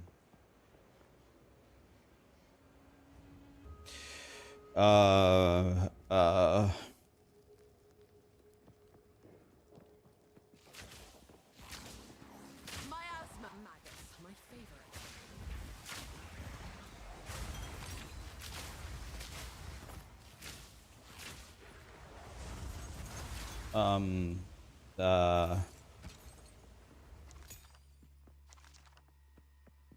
I don't,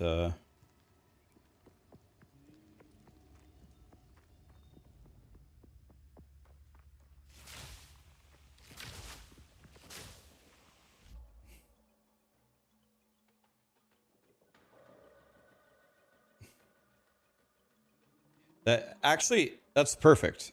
Just leave it like that. Actually, hold on. Just leave it like that, Vince. That's good. Let me just do one thing. There. Wait, that doesn't work. Okay, can you make it just go to the top of my webcam? Actually, well, I can just make my webcam smaller. Yeah, there we go.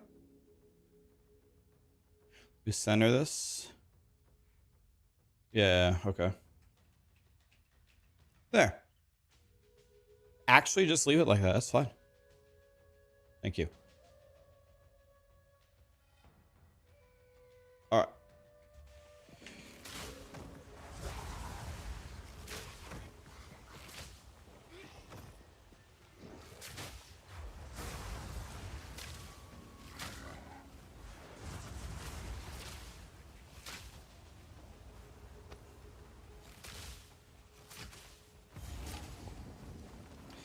Yeah, you could have it just text, Vince, and take away the background. So like 20% of POE could be viewed, but the text just completely overpowers everything.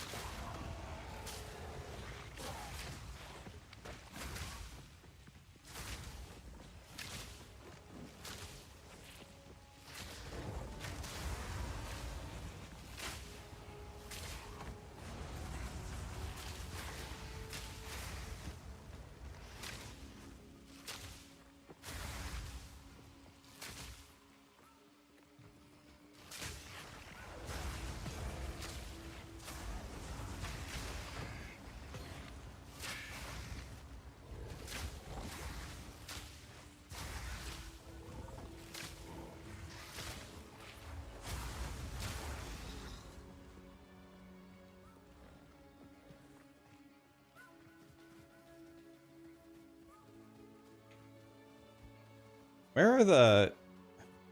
Don't tell me this is the wrong zone. This is where the Venom crypts are, isn't it? Or is it in the Jungle Valley? Don't tell me. Don't tell me it's in the Jungle Valley. I've never seen. God damn it!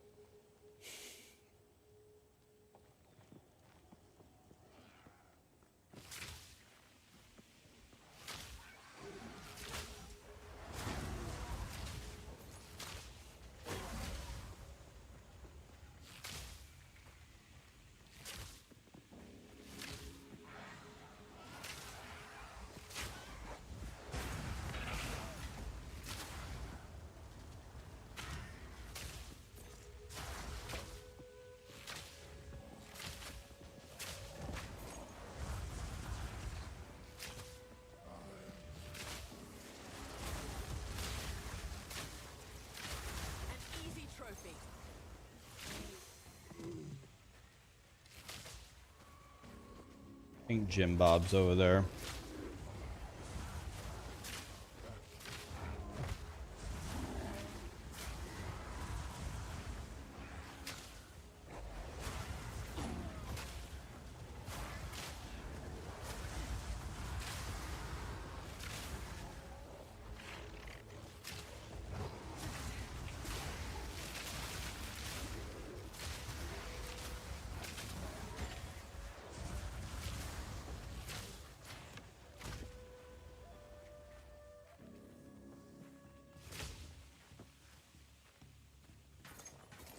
How goes it? You won't find these in any old market.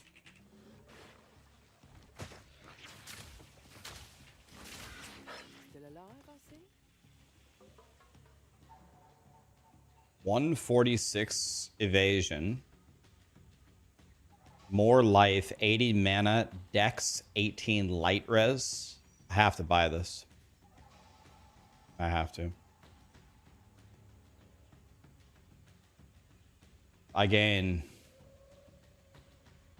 8 life, 80 mana.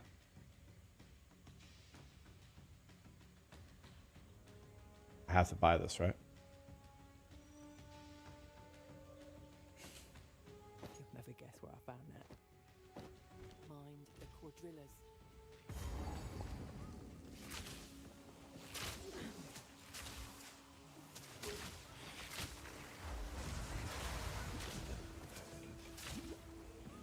It has never. Yeah, it only has 5 things, and the required level on it is low.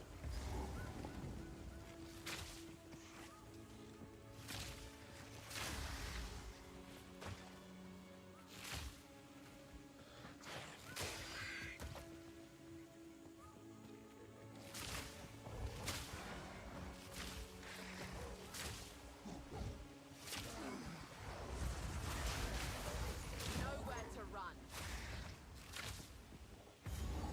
This must be poor Sally's son.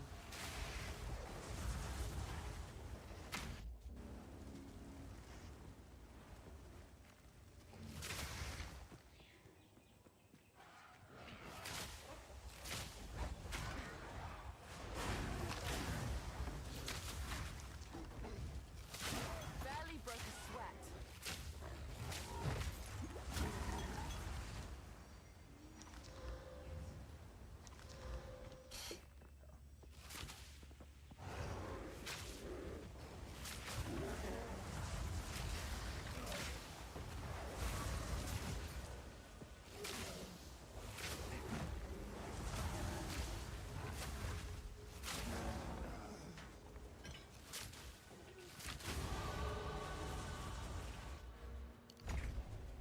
So now I can go get my curse, I believe. Actually, wait, no, I just lost a bunch of... I think I actually just lost a bunch of int. Yeah, I did. Ah, my friend. Some pretty things, yes? Oh yeah, I forgot about this chaos res ring. Let's buy that. That's actually a really good start to that ring. Actually, that's a very good start.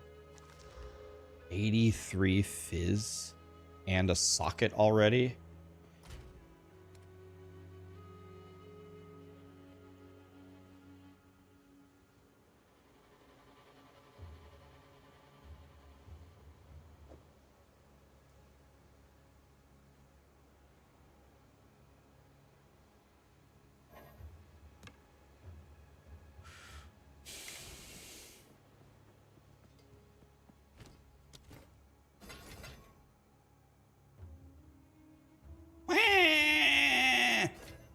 I did not want to salvage that bow. That bow could have been for a ranger.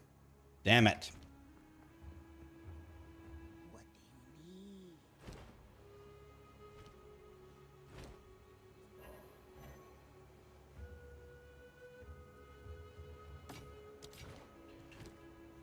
Can we see now?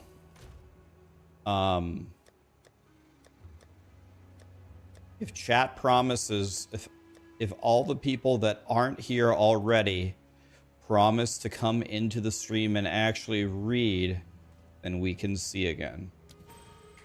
But only if you guys promise.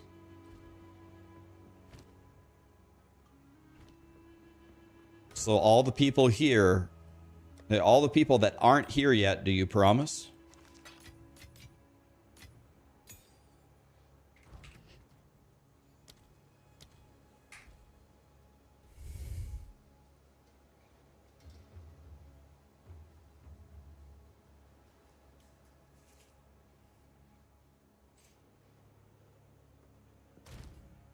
Bold of you to assume he can read, Rax.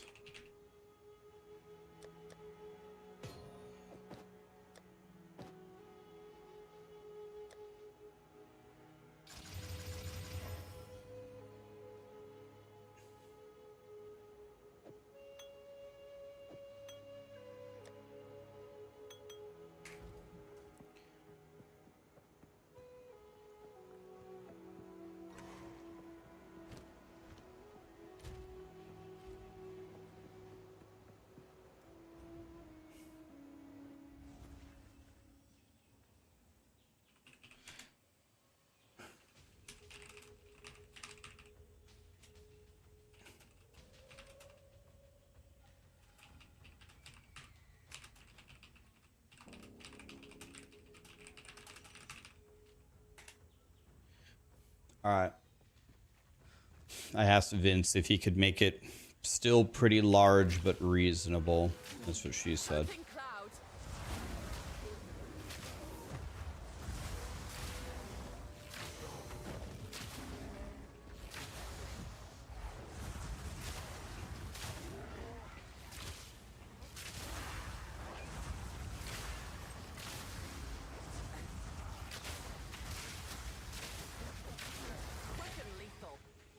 Dual problem is it's an armor base, so we're gonna salvage it. This is where King Kong is.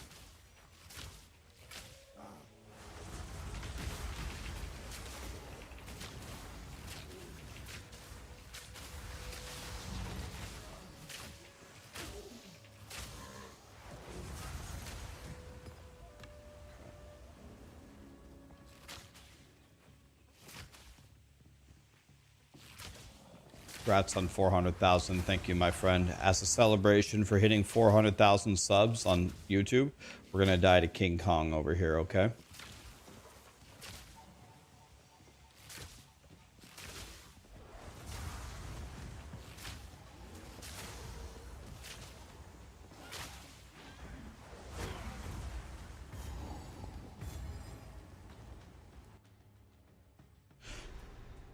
Use guide to Ghoul-Jarax's Fire Breath. I don't even know. Is that the boss? Who is that? Is that the boss in Old Tomato? Yeah. Who is that?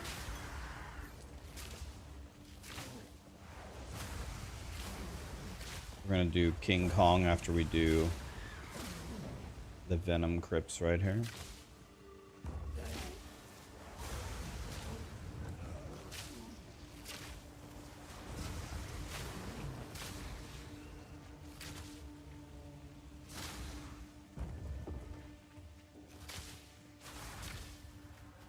The Spire Boss.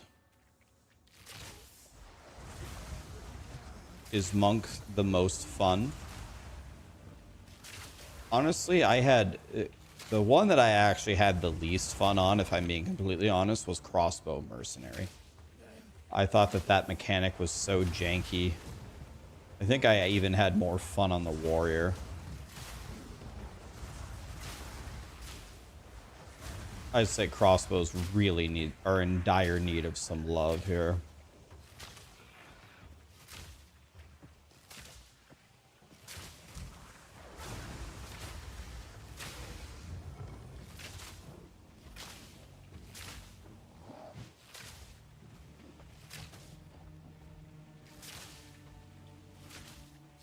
Toxic rain.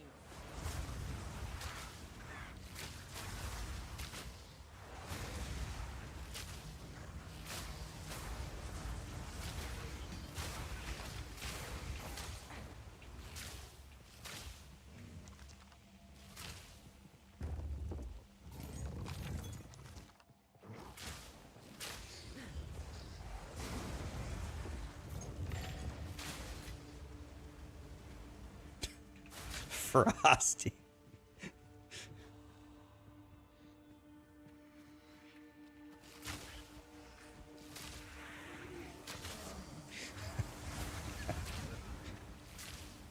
It's so stupid.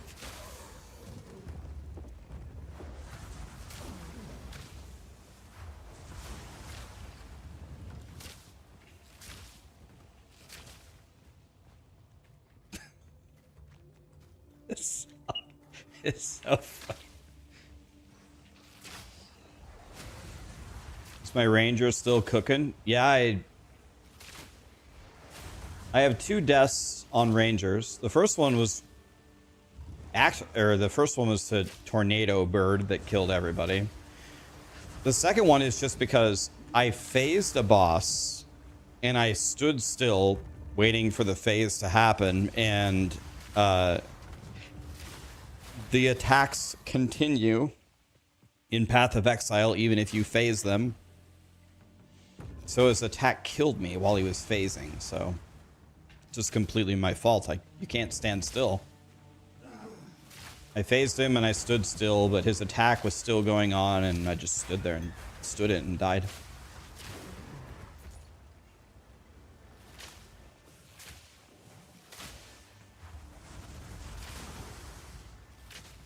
But other than Tornado Bird, I think is Grinding Gear Game's fault. Standing in front of the monkey boy and just letting him kill me during the phasing was my fault. So 1 for me, 1 for Grinding Gear Games. Dusty Ball, obviously there's a lot of fun classes, but what's my favorite class I played so far? If you want me to answer that honestly, this probably is not the answer you're looking for, but truly, this is the answer. I like all of them. I think Warrior is undercooked. Warrior is definitely undercooked, and the reload mechanic on the Mercenary, I find it unbearable. Like, unbearable. It needs some... I will never play Mercenary as my starting class unless there are some significant improvements to reloading. And that's fine. Like, you don't have to make the game for me, but me personally, I cannot stand the way that crossbow reloading works.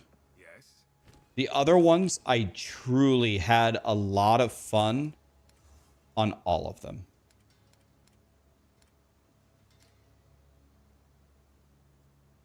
If you hear a click. Truly enjoyed all of them. I thought that they were each fun in their own way. Cyanide, Cereris, Aranade, Carlos, Mad Z-Man, Jokodo, Pekraz, Descaziado, Mulat, more P2P. Thank you so much for the subs. More P2P then gifted 10 subs. This guy's a god. Thank you, man. You subbed and then gifted 10. This guy is a god. Thank you, my friend. Gambit, what are you looking forward to the most in the next patch? Thanks for being an educational streamer. Thank you, Gambit. I'd like to see some class balance. I'd like to see warriors get some love if possible. I'd like to see the crossbows get significantly changed. Crossbows suck, man. I think the part of the game that's the worst is the end game. The end game it's just not done. So I'm not too mad about it. It's early access. They're fixing it.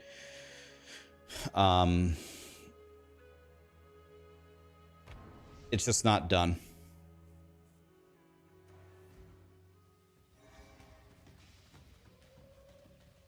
God, I lost this map too. Son of a bitch, man.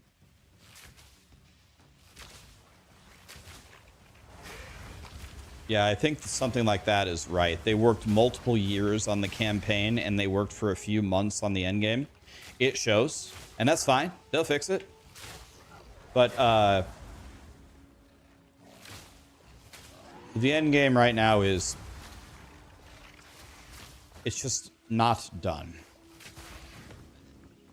I don't even want to criticize it. It's just not, it's not even done. So, want to see him finish that. Want to see what it looks like with a completed product.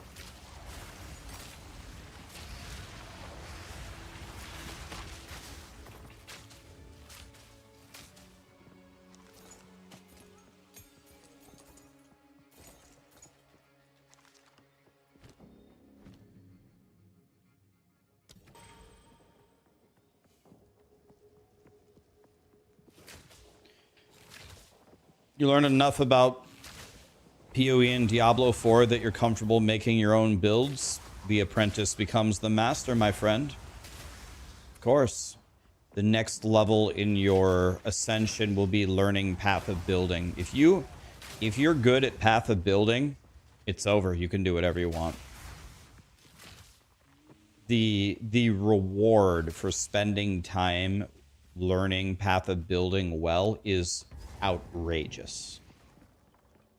You don't even need to figure anything out in the game. You solve it in path of building, and then you just play the game to do what path of building tells you to do. You solve it in path of building, and then you just comfy play the game. It's like you're making your own build guide. You make your own build guide, and then you just go do it.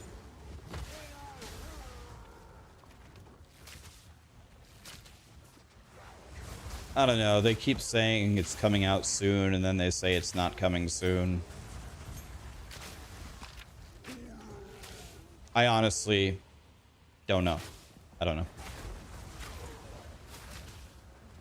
The smartest thing that you guys can do right now is just learn basic mechanics. How do tags work? How do ailments work?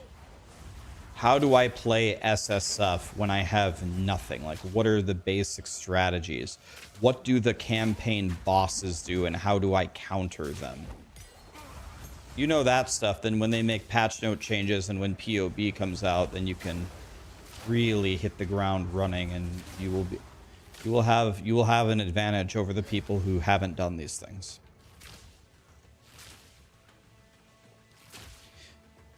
You know, most of the people here follow build guides, consume PoE content. Most of you are more than casual players, right? You want to know what's the simplest thing about Path of Exile, about how to get an advantage? It's really this simple. If you can just hit maps earlier than other people. If the average person hits maps in 5 days, and you can rip through the campaign in a day or two, and you have 2 or 3 days ahead of them, that gives you advantages on the trade site that are impossible for them.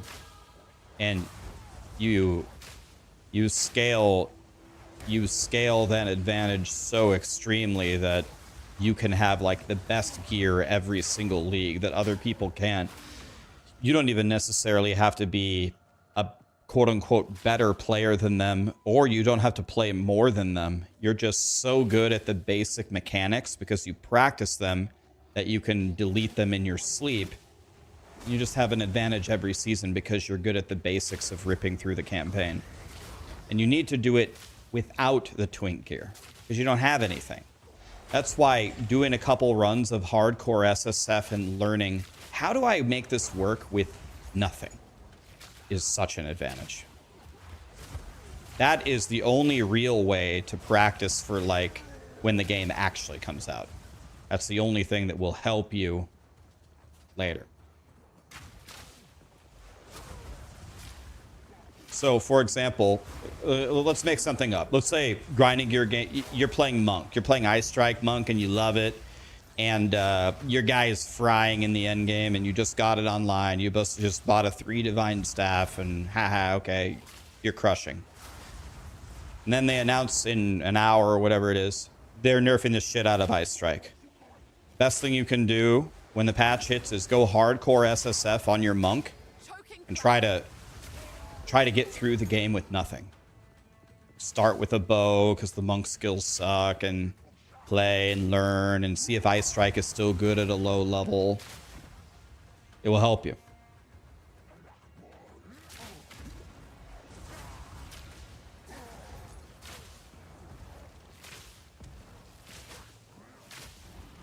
I just described you, and if they nerf everything, you're gonna uninstall. Well, there might be some uninstalling today, boys.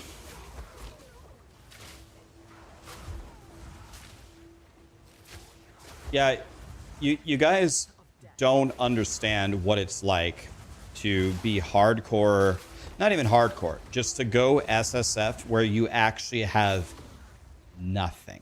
It's a huge difference between having nothing and even not buying uniques or twink gear.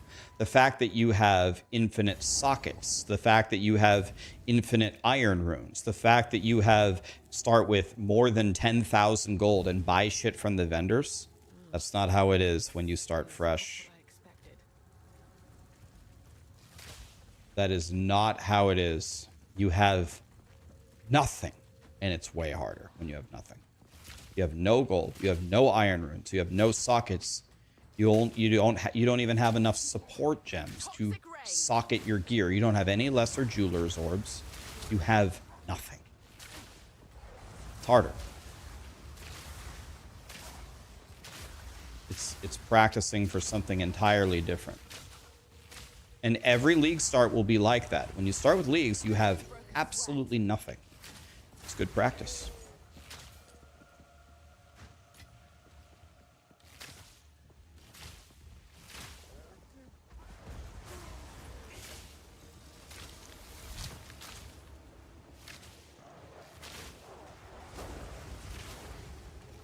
Why do they even care if people are why do they even care people are bug abusing, but who cares?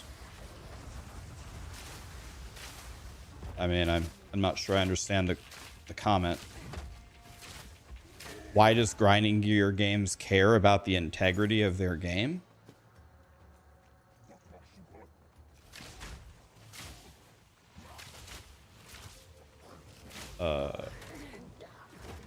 Not sure I understand the question.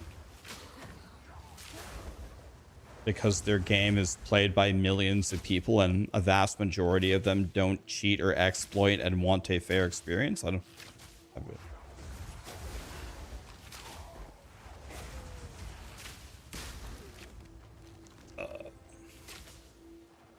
Not sure I understand the question.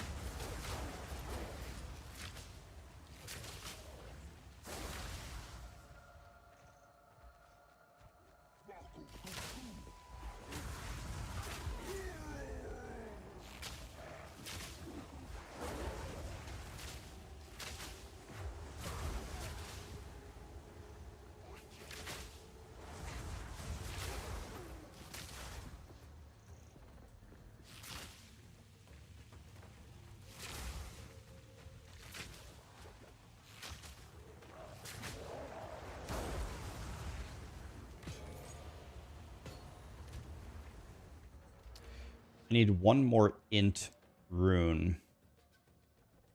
When I go for Peacock, will I be taking the +1 poisons, and will I be taking this, the crippling toxins?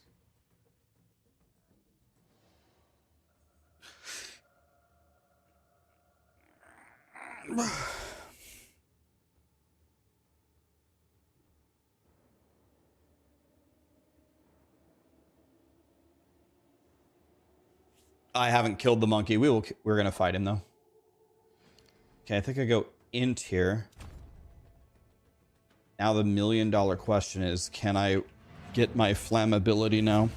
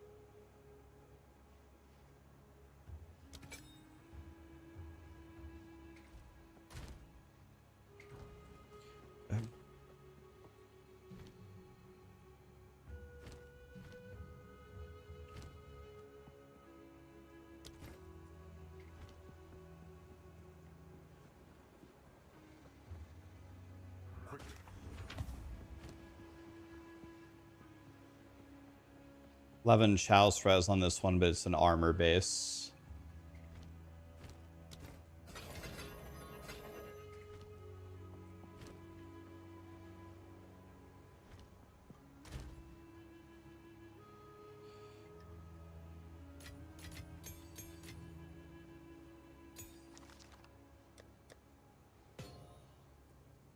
So let's see here.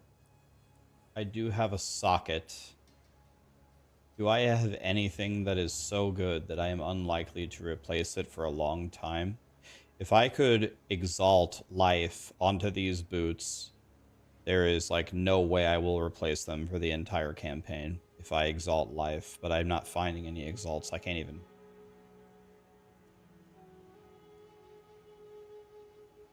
This thing has 83 energy shield, and I would lose cold res and gain lightning res. I would gain a shitload of evasion and energy shield.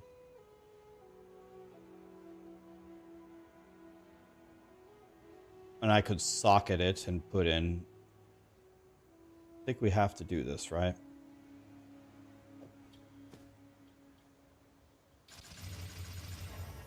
I mean, we have to.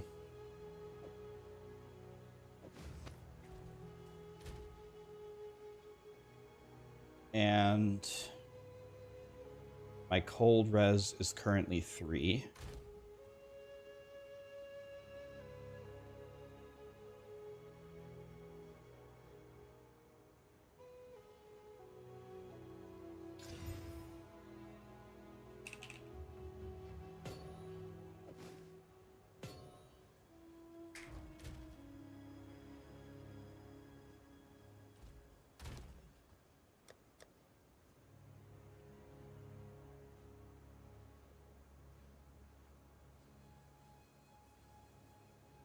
I actually do fire damage, so if we can hit a regal here. I don't have a regal orb, but I will have a regal orb right now.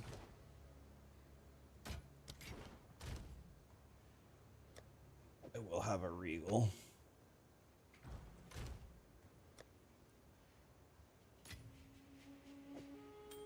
Is that the best thing that I could... I also have an amethyst ring. That amethyst ring... Amethyst ring.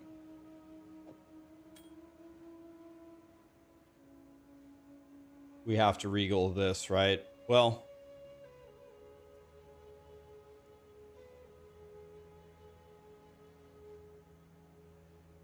we're going to be using this ring. This is the ring we're going to be using for sure. So we regal this.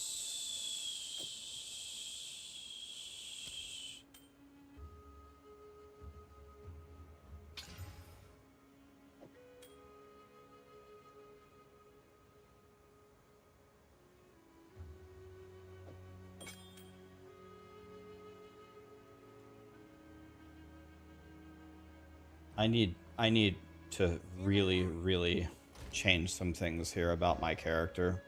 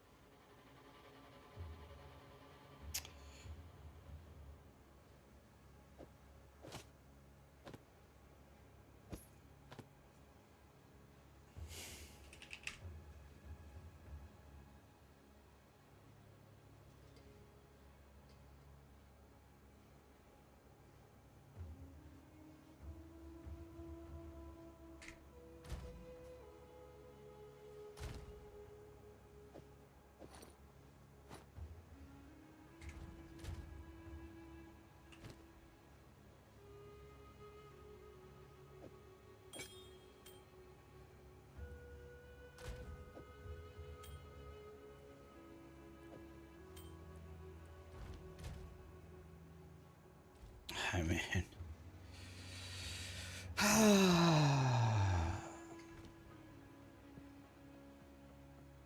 my guy is a bullshit, man. I really need to farm sockets. I need 30 of these sockets, man. Yes, these are just some odds and ends of mine. What have we got? That will do some violence.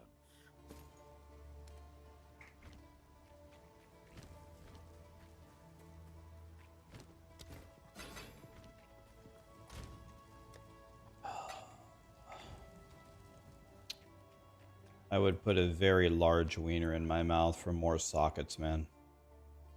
A real jawbreaker.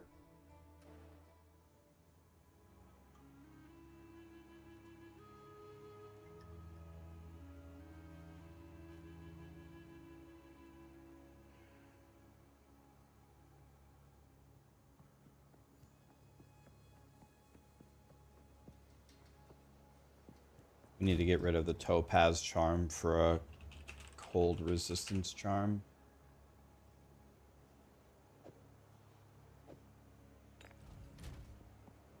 Because my cold resistance is a bullshit.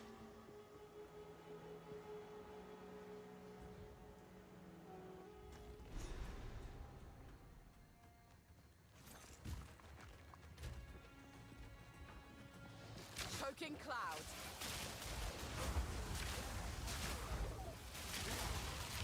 Barely broke a sweat.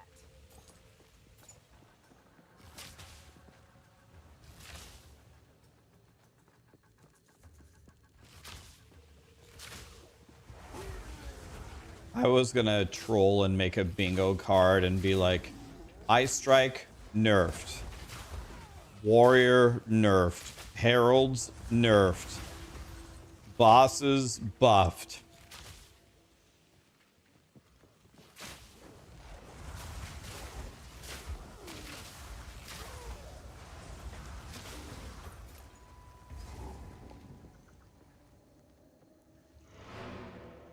This girl, I think, is super fire, so let's see if we can get a fire res ring.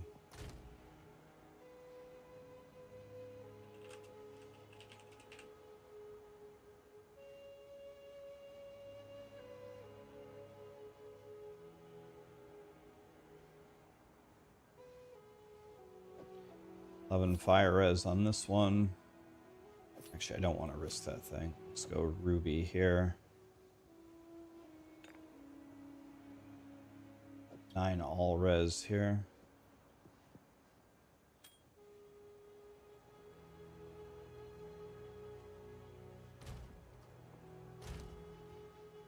Let's do super chunky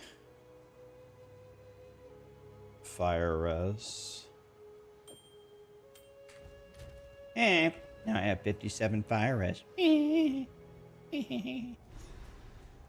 Tornado bird buffed, yeah.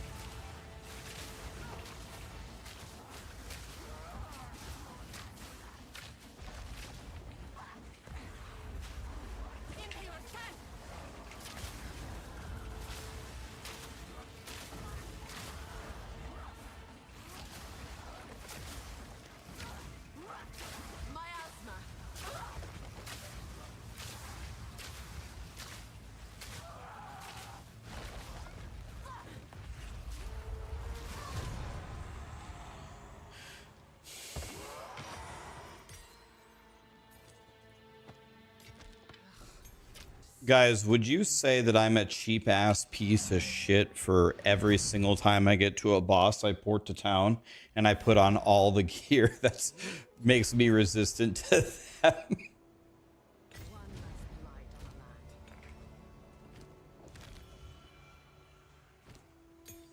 Yes.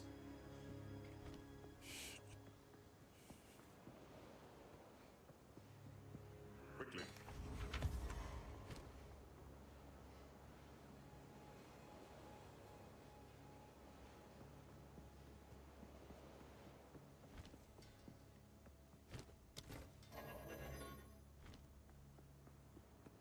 Here to help.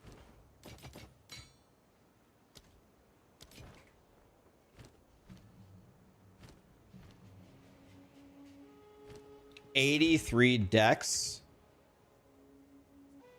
I mean, are you fisting me, Grinding Gear Games?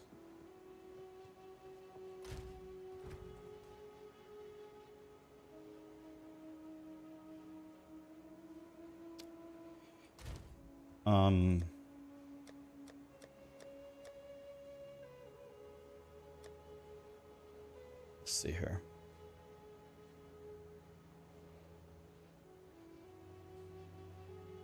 I was gonna do something. Oh yeah.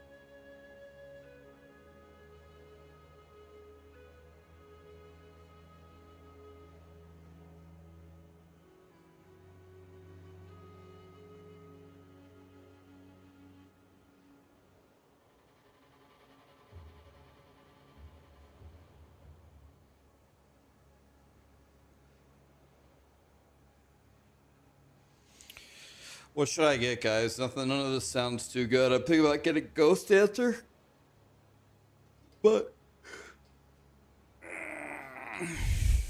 what should I get?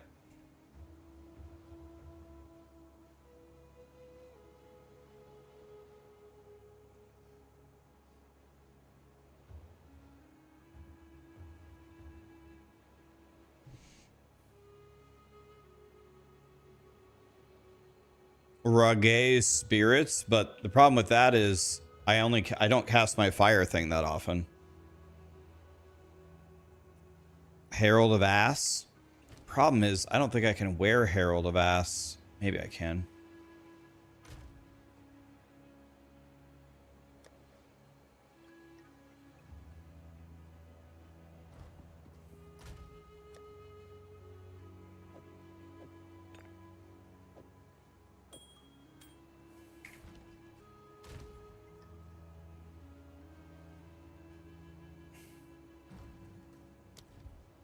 I guess let's do...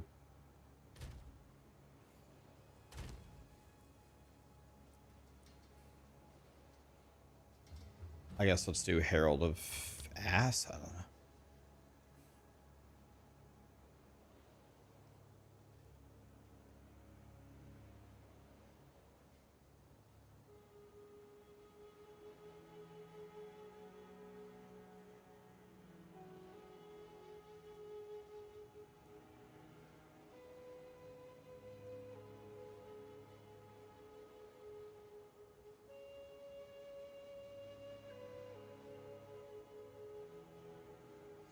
Am I getting bored or tired of streaming every day for so many hours? One thing that you guys, some people may not know about me is I am the official world champion king of the losers. No one is a bigger loser than me. When you're the king of the losers, you can play video games all day long with no fatigue.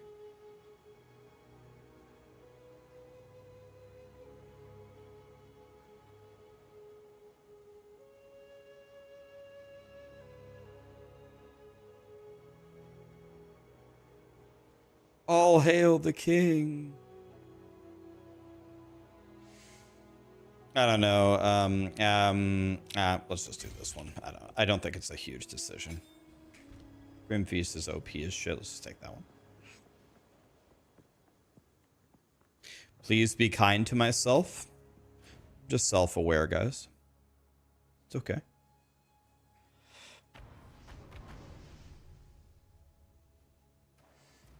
Trust me, guys, I've been a loser for a long time.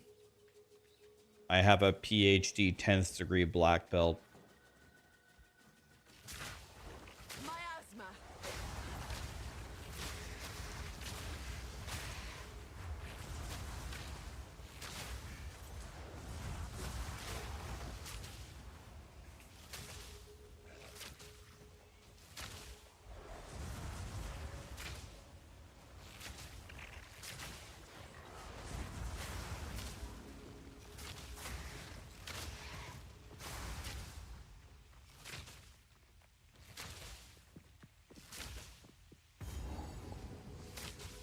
killing this guy for the 15th time because my pathing couldn't be worse.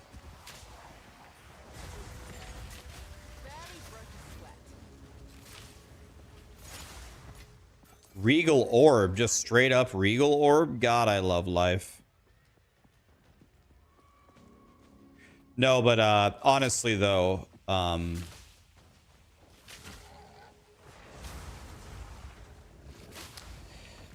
I'm not tired of streaming. No. The trolls in the chat, some of them that we've met in the POE2 community this month, have made me want to commit Sudoku, but after a month of banning 10 of them per day, we've gotten most of the weeds out of our garden. And now I'm back to having fun with my homies.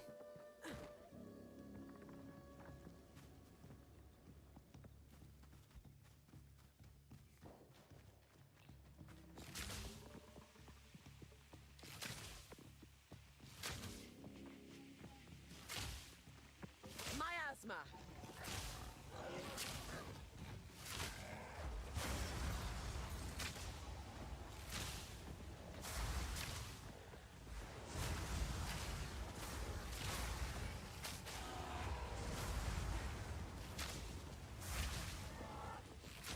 Sudoku is the puzzle. I know exactly what Sudoku is, guys. It's a joke. You're supposed to laugh. Haha. I know what the Japanese word is, and I know what the puzzle is. It's a joke.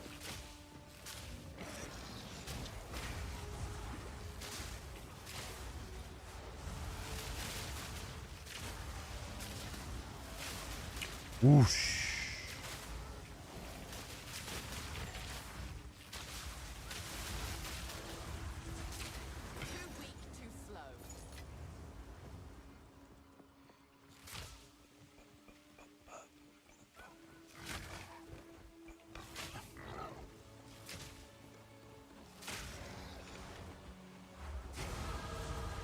May I move grinding gear games? Is that okay with you?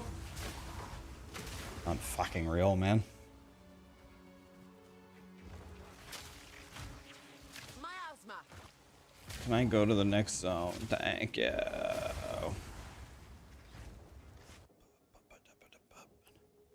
You love the attitude, keeping it real. For a minor infraction like that, we just calmly explain that we know. For a major infraction, we insult them to the point in life where they'll never recover from the emotional scars, and then we permaban them with an evil laugh. Just depends on the infraction. The punishment matches the crime.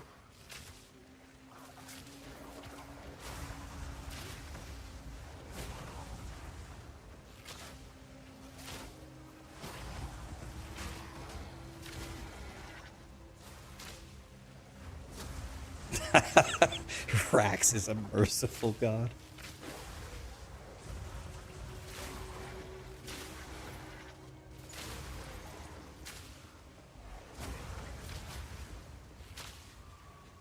What does my evil laugh sound like? You'll find out in about 5 minutes. When someone from YouTube inevitably types, does he read YouTube chat for the 6 millionth time?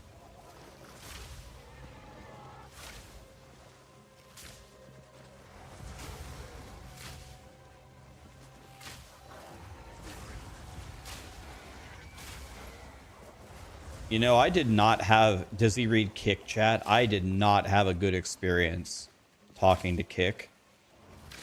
Actually, I don't even think I'm... I don't even think... I think my conversation with him was actually NDA'd. I don't think I'm even allowed to tell you what they said to me, but...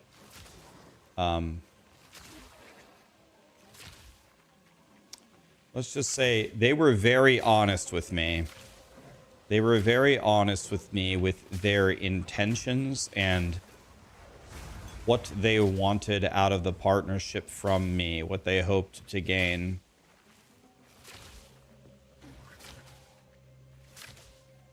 And I squinted my eyes. I was like, so, but hold on a second.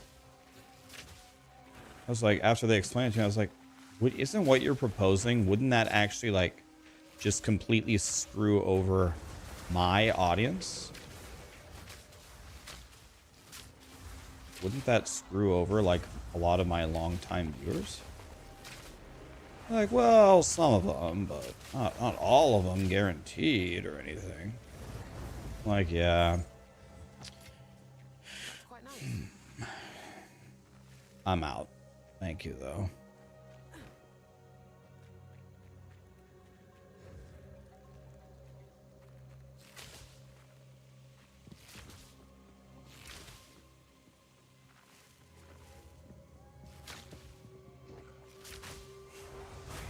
Toxic rain.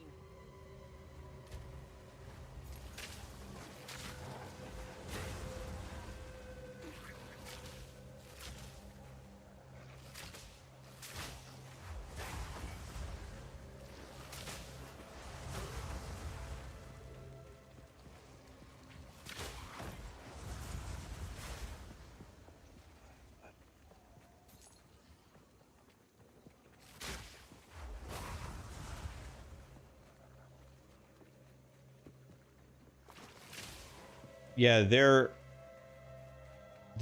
I can't like say anything about the details, but their proposal actually, it surprised me. I was like, no?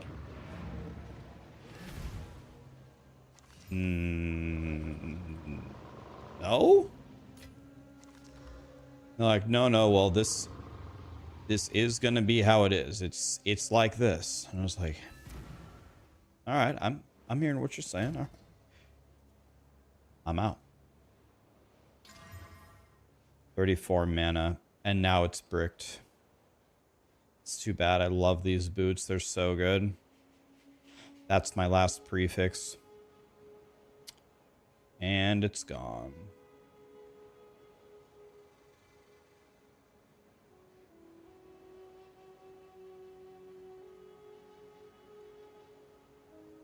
All right, I'm going to regal this.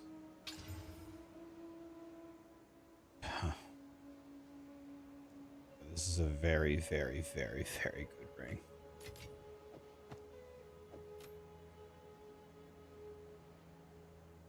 This is good omelet too.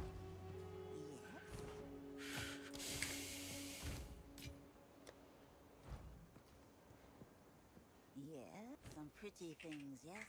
Keep your eyes shut. But anyway, back to the real question though about Kick. Are they like still going?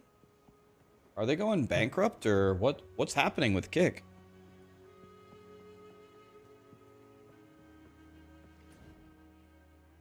I haven't heard anything about Kick in a long time.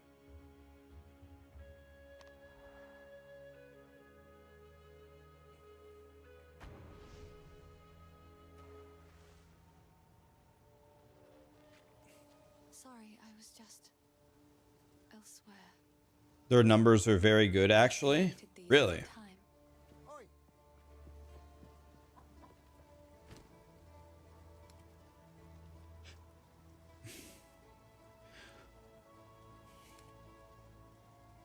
A fine choice.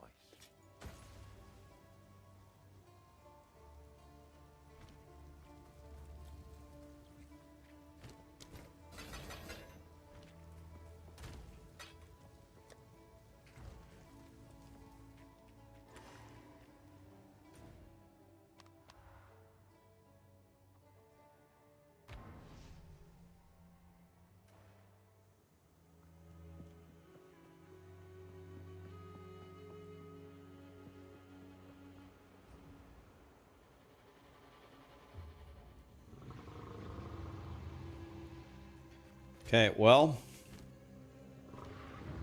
I don't have good resistances here, but this is as good as my resistances can get.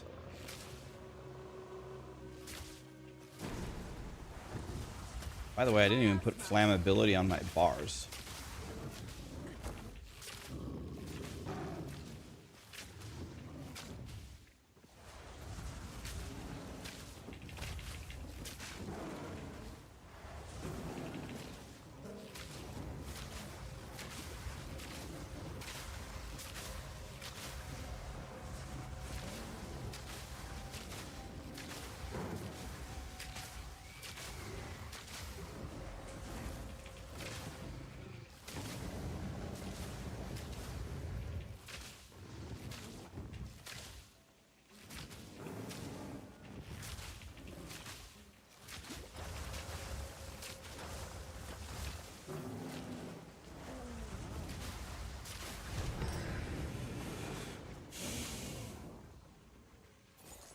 What's killing me? What's killing me?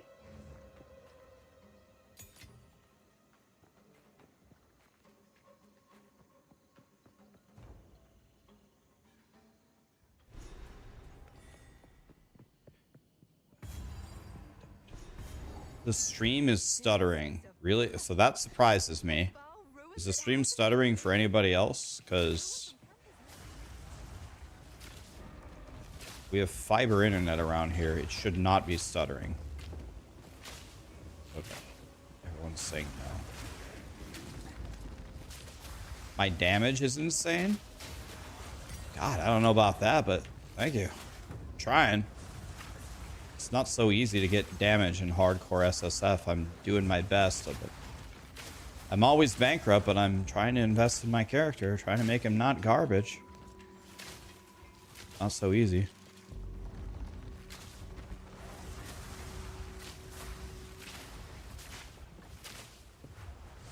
I didn't even have flammability on my bar. That's how stupid I am.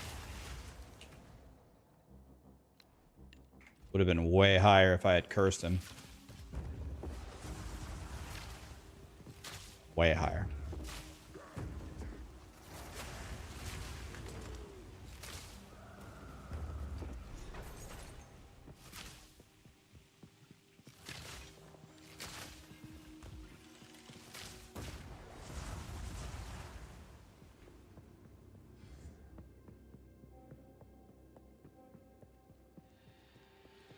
This mechanism.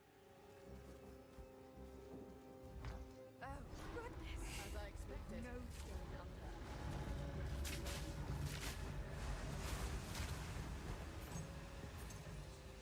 Toxic rain.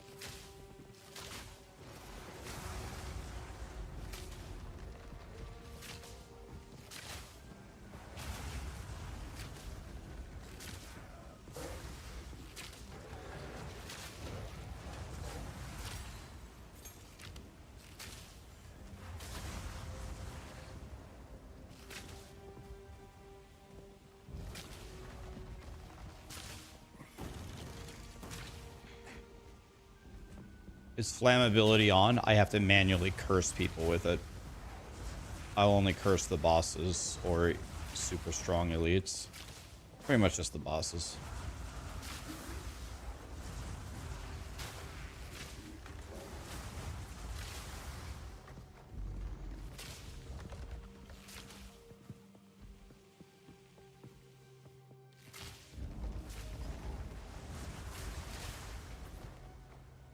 Okay.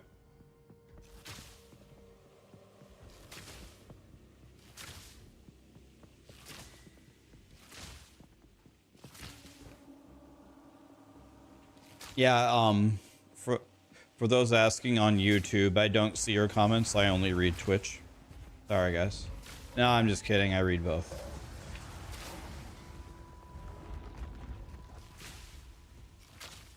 Problem is there's a lot of people talking and I'm playing hardcore SSF and I'm bad, so I gotta actually look at my screen or I die.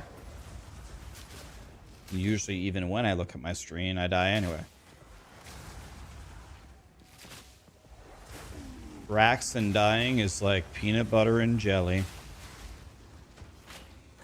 Especially when I play Ranger. Ranger is not exactly known for its survivability.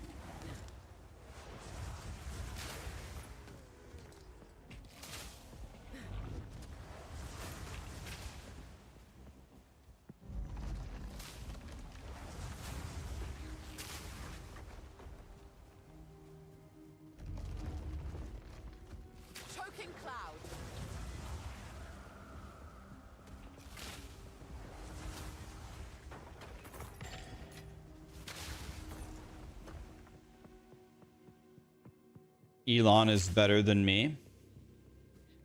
That is a true statement. Elon's done a lot of shit. I haven't done jack shit.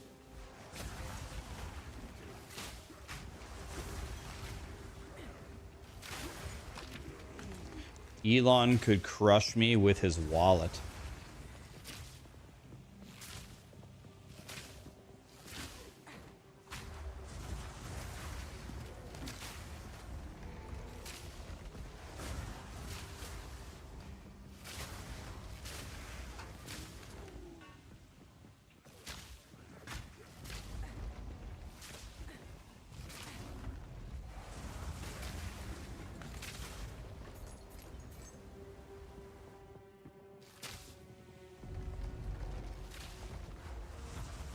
Toxic rain.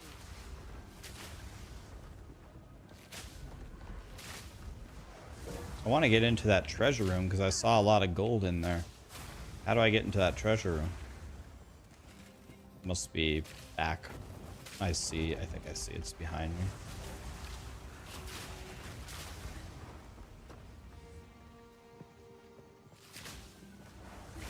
I need 3 small cores. I think I have 1, so I have to find 2 more, and they're probably behind me back here, though.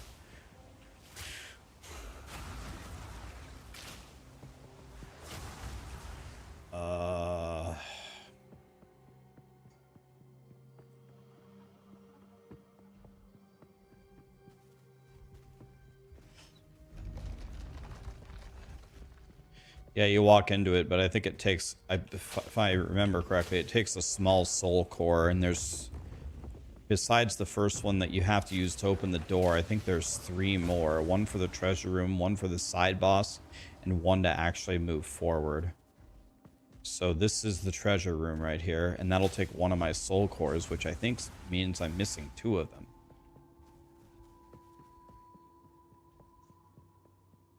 So I gotta find him.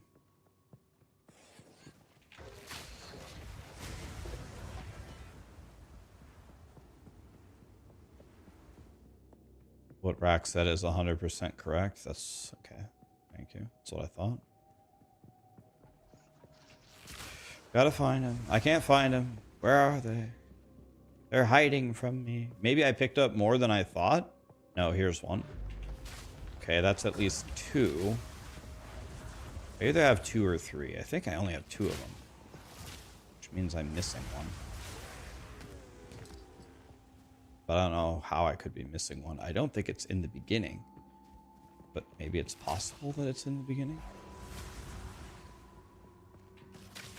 Or maybe I already picked it up. I'm not really sure. Anyway, let's start with this. Start with the treasure room. 6.9.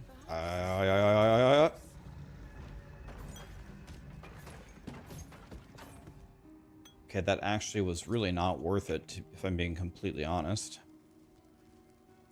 You could just use the checkpoint system to teleport around. Let's see if there is. I've never seen 2 soul cores in the beginning room. Maybe it's possible.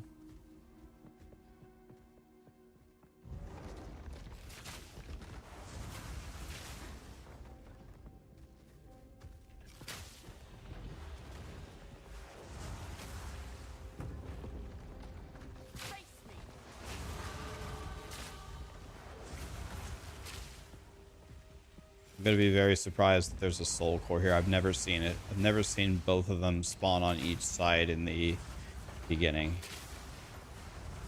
But maybe it is possible. But if it is, I've never seen it. And it looks like, yeah, it is not here. So that's what I expected. I've still never seen it. I don't know if it's possible. So it's one of 2 things. I either already have it or I missed it somewhere, but the only place I could have missed it is right here, so I must already have it. So one of these is the side boss, and one of these is the main boss. I guess let's open this one. I think this is the main boss, isn't it? They're in your inventory? Oh, I could have just checked in my inventory. I didn't. Duh.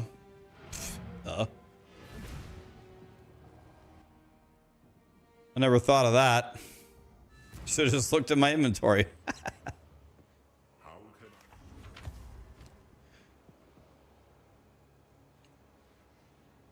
Okay, this guy can absolutely kill me.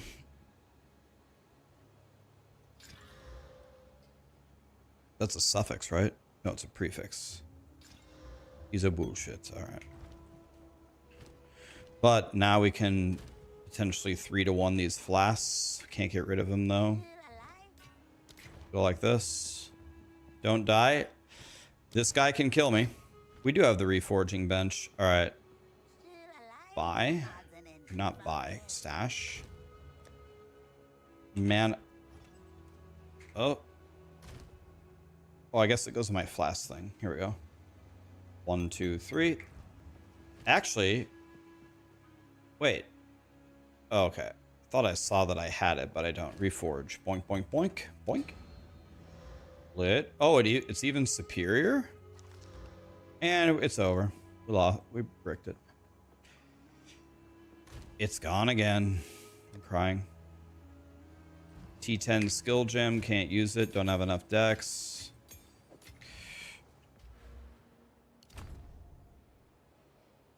If I had one more level, I could get a lot stronger. 25% attack damage and the maim.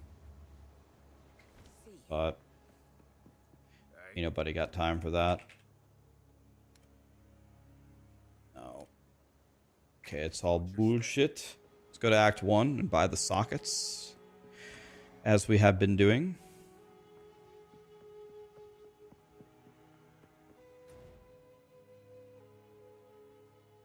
RMT is SSF.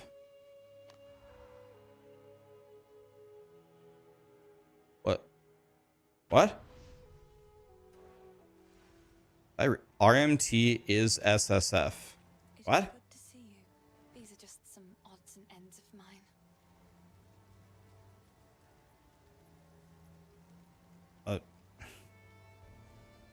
What? Take a look. I don't get it. I must be missing something. That'll keep you alive. RMT is... Oh. You're talking about RMT being in SSF. Oh. You mean, and how would that work? You buy accounts or what? You buy accounts or...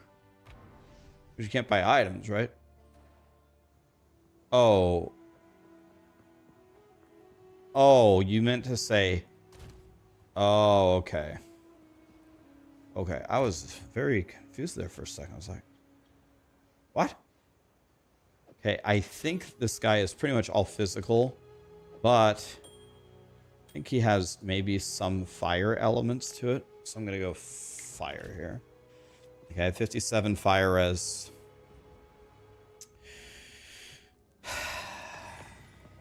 This is the real... This guy can kill me. This guy can absolutely kill me. This guy, black dick.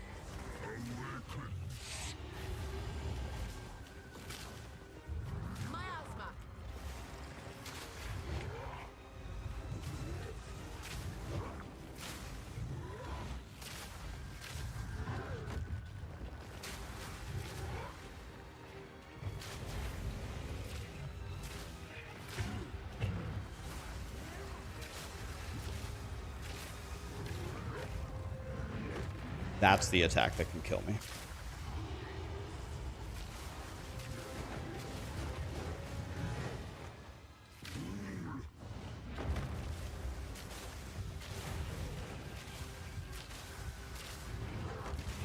Whoa! Bro, I even rolled and bro, that hit me for a lot. That hit me for a lot. I even rolled, it still hit me. That hit me for what I have 300 life left, and I had 100 in energy shield. That hit me for 600 damage.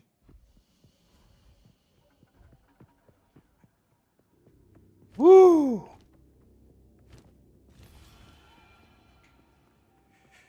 Woo.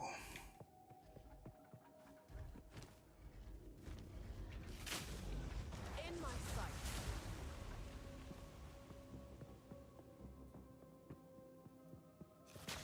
Jesus. I won't be so lucky on the monkey. If the monkey hits me, I think there's 0 chance I survive it. Actually, none. It will kill me in 1 hit.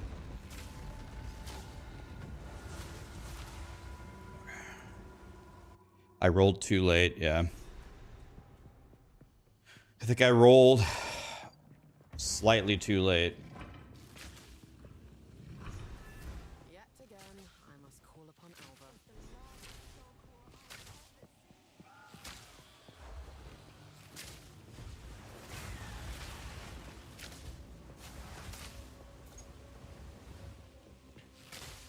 Let me go get my real gear on. This guy is going to be a lightning boy.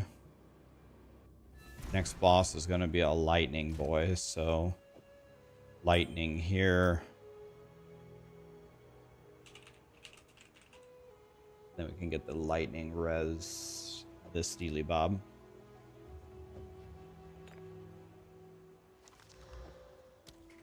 Okay. Cyclist, thank you so much for the 5 gifted, my friend. Mr. Odious, Mishil, Terrakine, Camo. Cyclist also sub. Thank you, my friend, for 10 months.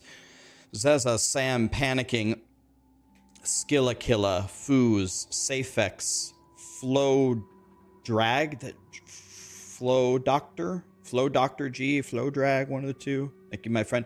Cheap and Easy, gifted 10 subs and subbed? Are you serious, Cheap and Easy? Lucha, gifted 5. Nash, bro. Thank you, guys. I really appreciate you. These names are good. That's exactly what I was thinking. These guys have some good names. What's happening here?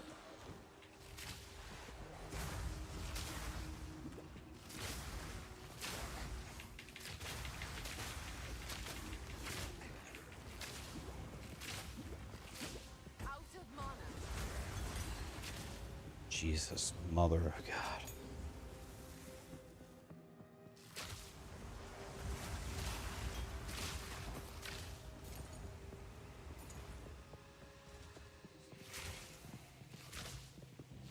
Thank you, guys. I really appreciate it. You like my content? Thank you, man.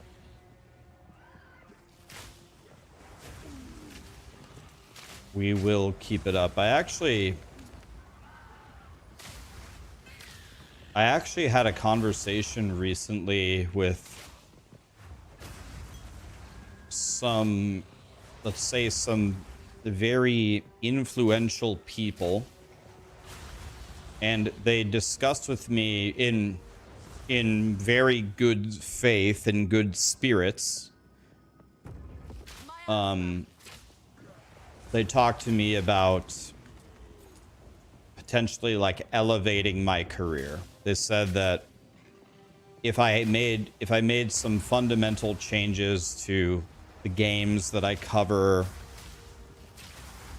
that I could reach a much bigger audience and maybe become like one of the absolute titans on Twitch. They were explaining it to me that they had done some research and they thought that my personality would work very well in a different space that's much larger. And they wanted to have a conversation with me, just kind of asking me, do I want to switch gears a little bit? Do I want to do something different? And if so, they would be willing to help me try to like reach the top of Twitch. Again, it was not this was not an evil conversation. They were trying to help me and just genuinely talk to me about it. And I told them, nope, I'm good. Like, I really appreciate it, and maybe we can work together on some things, and maybe we will, but I'm just gonna play ARPGs and make guides and get people into the games. I'm doing what I want to do. No plans to change directions. So selling out, gotcha. No, this is what I was just trying to explain to you. It's not selling out. They wanted me to do something different, not selling out.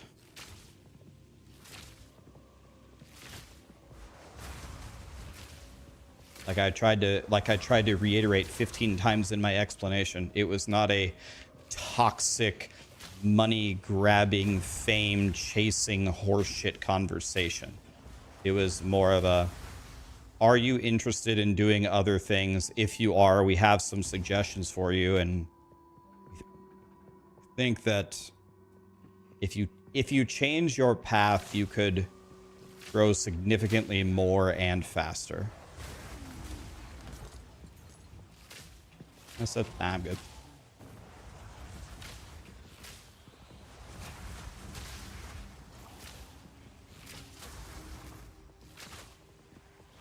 It wasn't OTK that I was speaking to, but that's kind of like the right idea.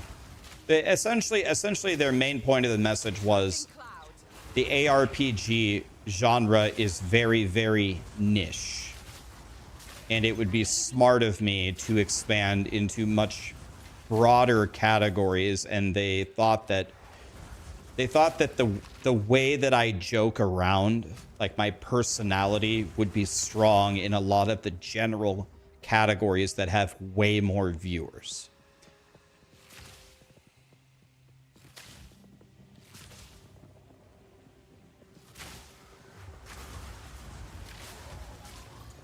Where's the link to the stream? I assume it's just twitch.tv/Path of Exile, right? 6 minutes into the live stream. Okay, we're switching over right now. I guess we'll do it like, I guess literally right now. Okay. Yep, let's switch to the live stream here.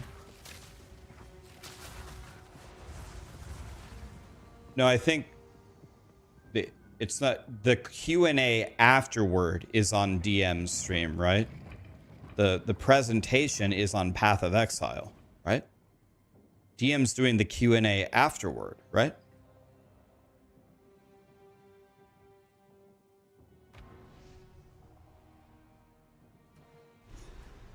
Okay, so it is on the main thing. It's on the main Twitch page. Okay, here we go.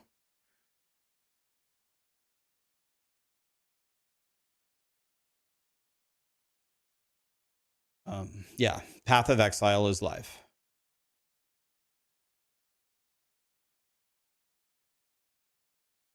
Oh. Path of Exile. Oh, DM and Gazi are on Path of Exile's channel.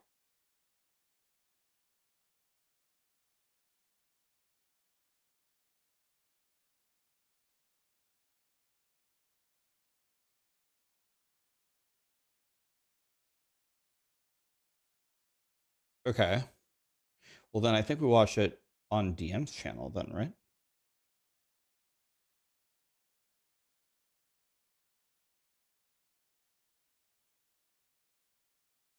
Okay, let's watch it on DM's then. I'll give DM the viewer because I'm a big DM fan. Yeah, it's also on YouTube. Okay. Jonathan and Mark, the game directors of the game. We have a list of questions, about 70 questions long. We will attempt to get through most of these. It's a 2-hour interview, so I'm sure some of these will not be asked just due to how's the volume, guys? You want it higher? With that being said, all of these questions, except me asking a question about Blight and Druid and Gazi asking a question about minions, are all taken from the audience. So we are just basically taking questions that the audience wants to see and directly handing them over to the devs at this point. I'll probably like make a statement of that in the intro. Sure. As well, good, so that gets to the VOD as well. Good. Sure. Too loud. There will be a VOD of this on YouTube. Obviously, the Twitch VOD will be here too. On Gazi's YouTube channel, he will publish the video afterwards. It's hosted here, and then it goes to his YouTube VODs. There is currently a storm in Alaska because I am stuck in this terrible place. That is happening, and my power's flickered 3 times. So in the scenario of the power going out here, and of course, no other day but today have I had any storms, if that happens, you can watch it on Gazi's TV's channel. The main POE channel is restreaming my stream. So if my stream goes down, their stream's going to go down. So you would have to go to Ghazi in that scenario. And then he would carry on the interview from there. That's everything. Starts in 2 minutes. Thanks all for being here, and we'll do our best. Remove the timer. Yes. Good luck with the hats. Remove the timer. Or remove the sponsors too. And I'll move my webcam as well. Let's put my webcam, I don't know, where would be the least intrusive? Let's try going over here. And hopefully we're not blocking anything. Okay. Oh, another thing. I want to do my famous... You nervous? No. Yeah. Not really. Like, we've done it a few times with, especially with these guys as well. Yeah. Not really nervous. Let's see. I got to open my document. Path It's of always Exile. a lot of pressure when it comes to making sure that we make sure the community's heard. That's the only. I'm not nervous, but concerned that we're not going to be able to do community justice. I'm going to take notes like I always do. From the community, so yeah. So we'll do everything we can and then some. Okay, here we go. Okay, 1 minute. Just remember, mute your mic when we go full screen with the review, so we don't accidentally talk over it for the bot. Okay, here we go. I'm going to write down everything that they say, so we have a summary at the end from everything. Okay, ready, guys? Let's get it. Warrior nerf. Oh yeah, warriors getting chopped here. Okay, 1 minute. T-minus 1 minute, boys. Check Discord.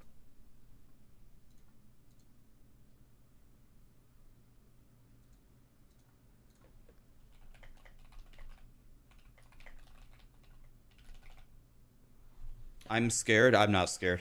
I'm sure this patch is going to make the game better. Oh, also, there will be, after the video release in 40 seconds, there's going to be like a 5-minute downtime while we get technical stuff set up. So it's going to be on like black screen, just so you guys know, for a few minutes.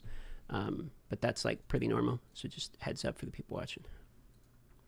Okay, 25 seconds, ladies and gentlemen. As soon as I play the video here in 10 seconds, you're going to need to let me know. I will have to open the chat for this here. You guys are going to need to let me know how the audio is. Okay, if it needs to go up or down, just as a heads up. Okay, with that being said, 10, 9, 8, 7, 6, 5, 4, 3, 2, 1, and here we go. Muting mic. Hi, I'm Jonathan Rogers, game director on Path of good, Exile guys? 2. You want me to turn it down? Well, we're back from our break. We've been playing the game a whole lot, and we've been reading a whole lot of feedback as well. It's good. So it's time to assess and work out what we're going to do next. Now, later this week, we'll be releasing POE2 0.1.1. So it's this week. This is a patch designed to address the concerns that we can address relatively quickly, without needing to create a new league or a new economy just yet. In this video, we'll be going over some of the issues we've identified and what we're planning on doing about them.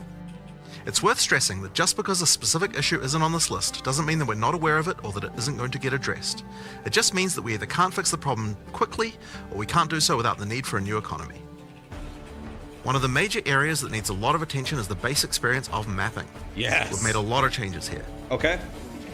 First, in-game maps have received a balance pass to the number of monsters, number of chests, number of magical rare monsters, number of essences, strongboxes, and precursor artifacts.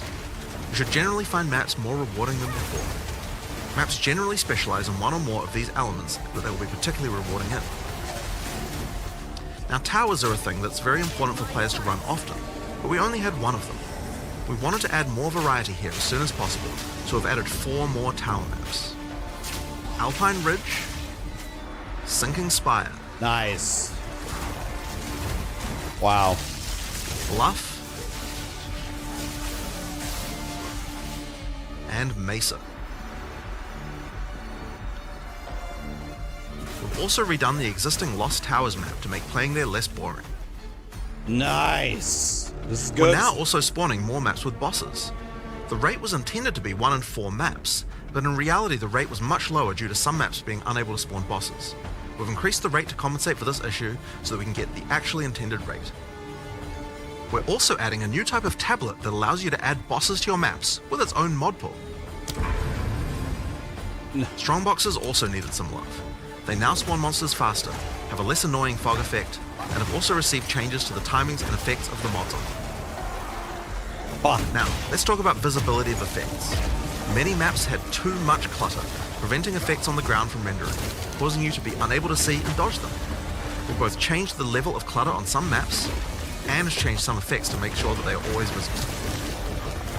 In addition, elemental explosion effects have had visibility improved, stick around for longer before they explode, and disappear without exploding if a rare monster dies. Volatile plants are also way easier to see before they explode. Now we've also increased the zoom level on the Atlas, done a pass on various terrain collision issues in many maps.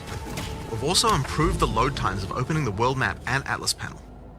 And we also now show the biome of a map on the hover for it. For other in-game combat systems, we're focusing on getting all the rewards in line with what they should be. For Delirium, we recently fixed a bug which caused Delirium monsters to just not spawn after the starting part. And we've also buffed the rate of simulacrums dropping by 20% to make it more in line with the rate of finding the Expedition and Ritual bosses. For Ritual, we've made Omens now appear in the Ritual Tribute window 60% more often. For Expedition, we've improved the rarity from the shops, but we'll be wanting to make some more substantial changes to the rewards for this league later on. Now, one of the major concerns that we're often seeing is that getting to play Pinnacle content just takes too long, and that when you do finally get there, you only get one attempt and don't get a chance to learn the boss. In order to address these concerns, we're making the following changes. First, we're making the Citadel spawn closer to the center of the Atlas, and we've also added an effect so you can see them in the fog of war from further away. This makes them much easier to find. To address the problem of only having one attempt, on the Arbiter of Ash you will now get up to 6 respawn attempts. Respawns can only be triggered by the person who put in the keys, and everyone on your party will be respawned at the same time. Leaving the map still forfeits your attempt, so you'll still need to fight the boss with the build you walked into the map with. Higher difficulties of the boss will lower the number of respawn attempts you get, but you should know the mechanics of the fight by then, right? Now, we'll also be adding respawns to other Pinnacle content as well over time. Another thing that players have noticed is that there are less keys from Faradin Citadels on the market, and thought that it was because the Citadel spawns less often. It turns out though that this is just because the boss kills players more often than the others. We've made a few changes to that boss to bring it in line with the other bosses. A lot of people have reported that many of our unique items are feeling underwhelming. Uniques are often designed to be build enabling at high levels, even if they're low level uniques. But we realised that we do need to make sure that more uniques feel powerful when you first get them at low levels too. In this patch we are buffing a lot of uniques. These changes should make finding uniques at lower levels a lot more fun, and make subsequent character playthroughs more fun too when you have some great uniques to use. We're also changing a few other things to make finding rares better at higher levels too. First, we're changing mod weightings a bit to make sure that there are less bad mods. Another fix is making high tier items no longer cull the highest tier modifier of a given mod type. This bug caused bows and crossbows to not spawn with attack speed at tier 5 rarity, and rings to not spawn with life at tier 5 rarity. Another change we're making is to make it so that socketables such as runes can now be overwritten with another socketable. Now, as we continue to play, we still find many balance anomalies with specific monsters or bosses that can be nasty if you encounter them. Wow. This patch contains a pass adjusting a large number of those monsters and bosses. We'll save the full list for the patch notes, but there are a significant number of changes here that should address many cases where monsters or bosses felt too hard in certain circumstances. Here are a few examples to get a taste of what kind of changes you can expect. Tornado bird. The Silverfist Commander roll now does a lot less damage. Plague Bearer's Detonate Dead can no longer be used from off-screen and has better telegraphing. Forsaken Miners throw less grenades, have improved visuals, and deal less damage. And Lost Men Zealots can no longer meteor you from off-screen either, as well as many other changes just like those. One of the big issues for players on consoles is that the web-based item filter system is currently not working. This means that they can't use item filters like the PC users can. For 0.1.1, we'll be enabling the same system that POE1 has, which allows you to subscribe to item filters on the website. For now, this will be done on the POE1 website to allow us to get this feature out as fast as possible. What did they say? Later on, we'll improve the user filters? experience of this and put it on the Path of Exile 2 website. console item filters that they said? This patch also contains a bunch of other smaller changes and bug fixes that I'm sure you guys will appreciate. Thank you. Like buffing armor and scavenged plating. Showing the number of uses left in your charms, as well as an effect when they trigger. Oh my god. The song of the Armor exiles. charms. Fixing the music that Song of the Armor exiles. charms. fixing the music that Una was supposed to play in town.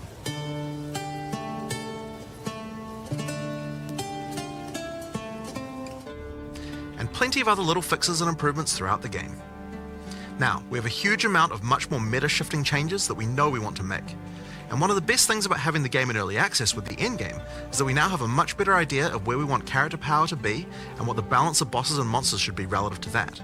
But those types of changes are going to have to wait until we are ready to make a new league with a new economy for people to play in. That's still a little while away yet, but in the meantime we'll be continuing to identify things that are causing frustration and try and address them. I want to thank you guys for playing and hope to be doing more of these in the future. Later. All right, so there you have it. Pretty awesome. We are now going to call them, get them ready for the... Okay, while they get ready. Oh my god. They didn't nerf anything, and they said, I think they said they're going to nerf the stuff later with the major balance changes. Bro, are you fisting me right now? Yo, dude. Are you fisting me right now? It's later this week. No new league or economy. These are the quick fixes they can do. There's more rewarding everywhere between chests and monsters. 4 new maps. They fixed the existing map in the towers. There's more bosses. Tablets can add bosses. Zoom out, better visual clutter. Let me say. They said, did they say elite attacks disappear and don't detonate after death? I'm almost certain they said that, didn't they? Oh my god, that's the thing I wanted more than anything. Strongbox Expedition Ritual buffed. You can see the Citadels in the Fog of War with a beam. The Arbiter has now 6 attempts. Other Pinnacle bosses will have more portals later. Low-level uniques buff. Less bad affixes. You can now unsocket runes. Many outlier monsters were brought in line. Console item filters, armor buffed. Charms show charges. And activation. Major balance changes will happen later with a reset. Yeah, you can unsocket runes, right? Maybe overwrite. Overwrite? Was that the word that they used? Overwrite, not unsocket. Okay. Okay.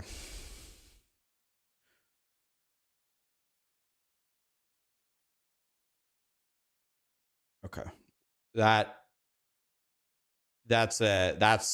insane. That dude. Okay. Wait a minute. Like, okay. That is. Oh, dude, I'm so happy. That is so many of the things that piss me off about this game fixed. This is a very nice patch, man. I could cry.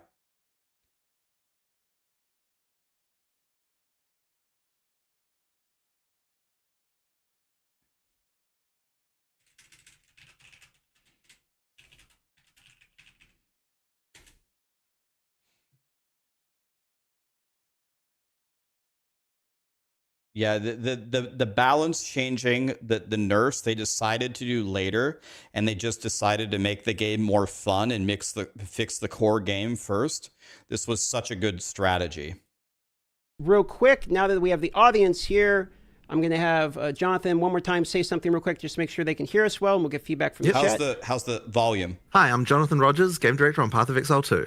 Thanks, sir. Mark.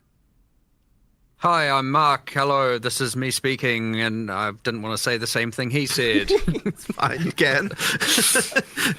All right, and then lovely co-host Ghazi here. Lovely co-host. Mic check. 1, 2, 3. 1, 2, 3. Excellent. So with that being said, Ghazi, why don't you take it away with the intros? Hi, welcome to Tavern Talk episode. We still have no idea what episode we're on, and we're going to keep up with that trend. We have with us my lovely co-host, Darth Microtransaction, and the lovely 2 individuals that is basically the OGs at this point. We got Mark and Jonathan from Path of Exile 2 Grinding Gear Games. How are you guys doing? Oh, doing great. I mean, like it's really good to get back into things again. We had a good break, yeah, I don't know. It's just nice to be back and actually looking at the problems again.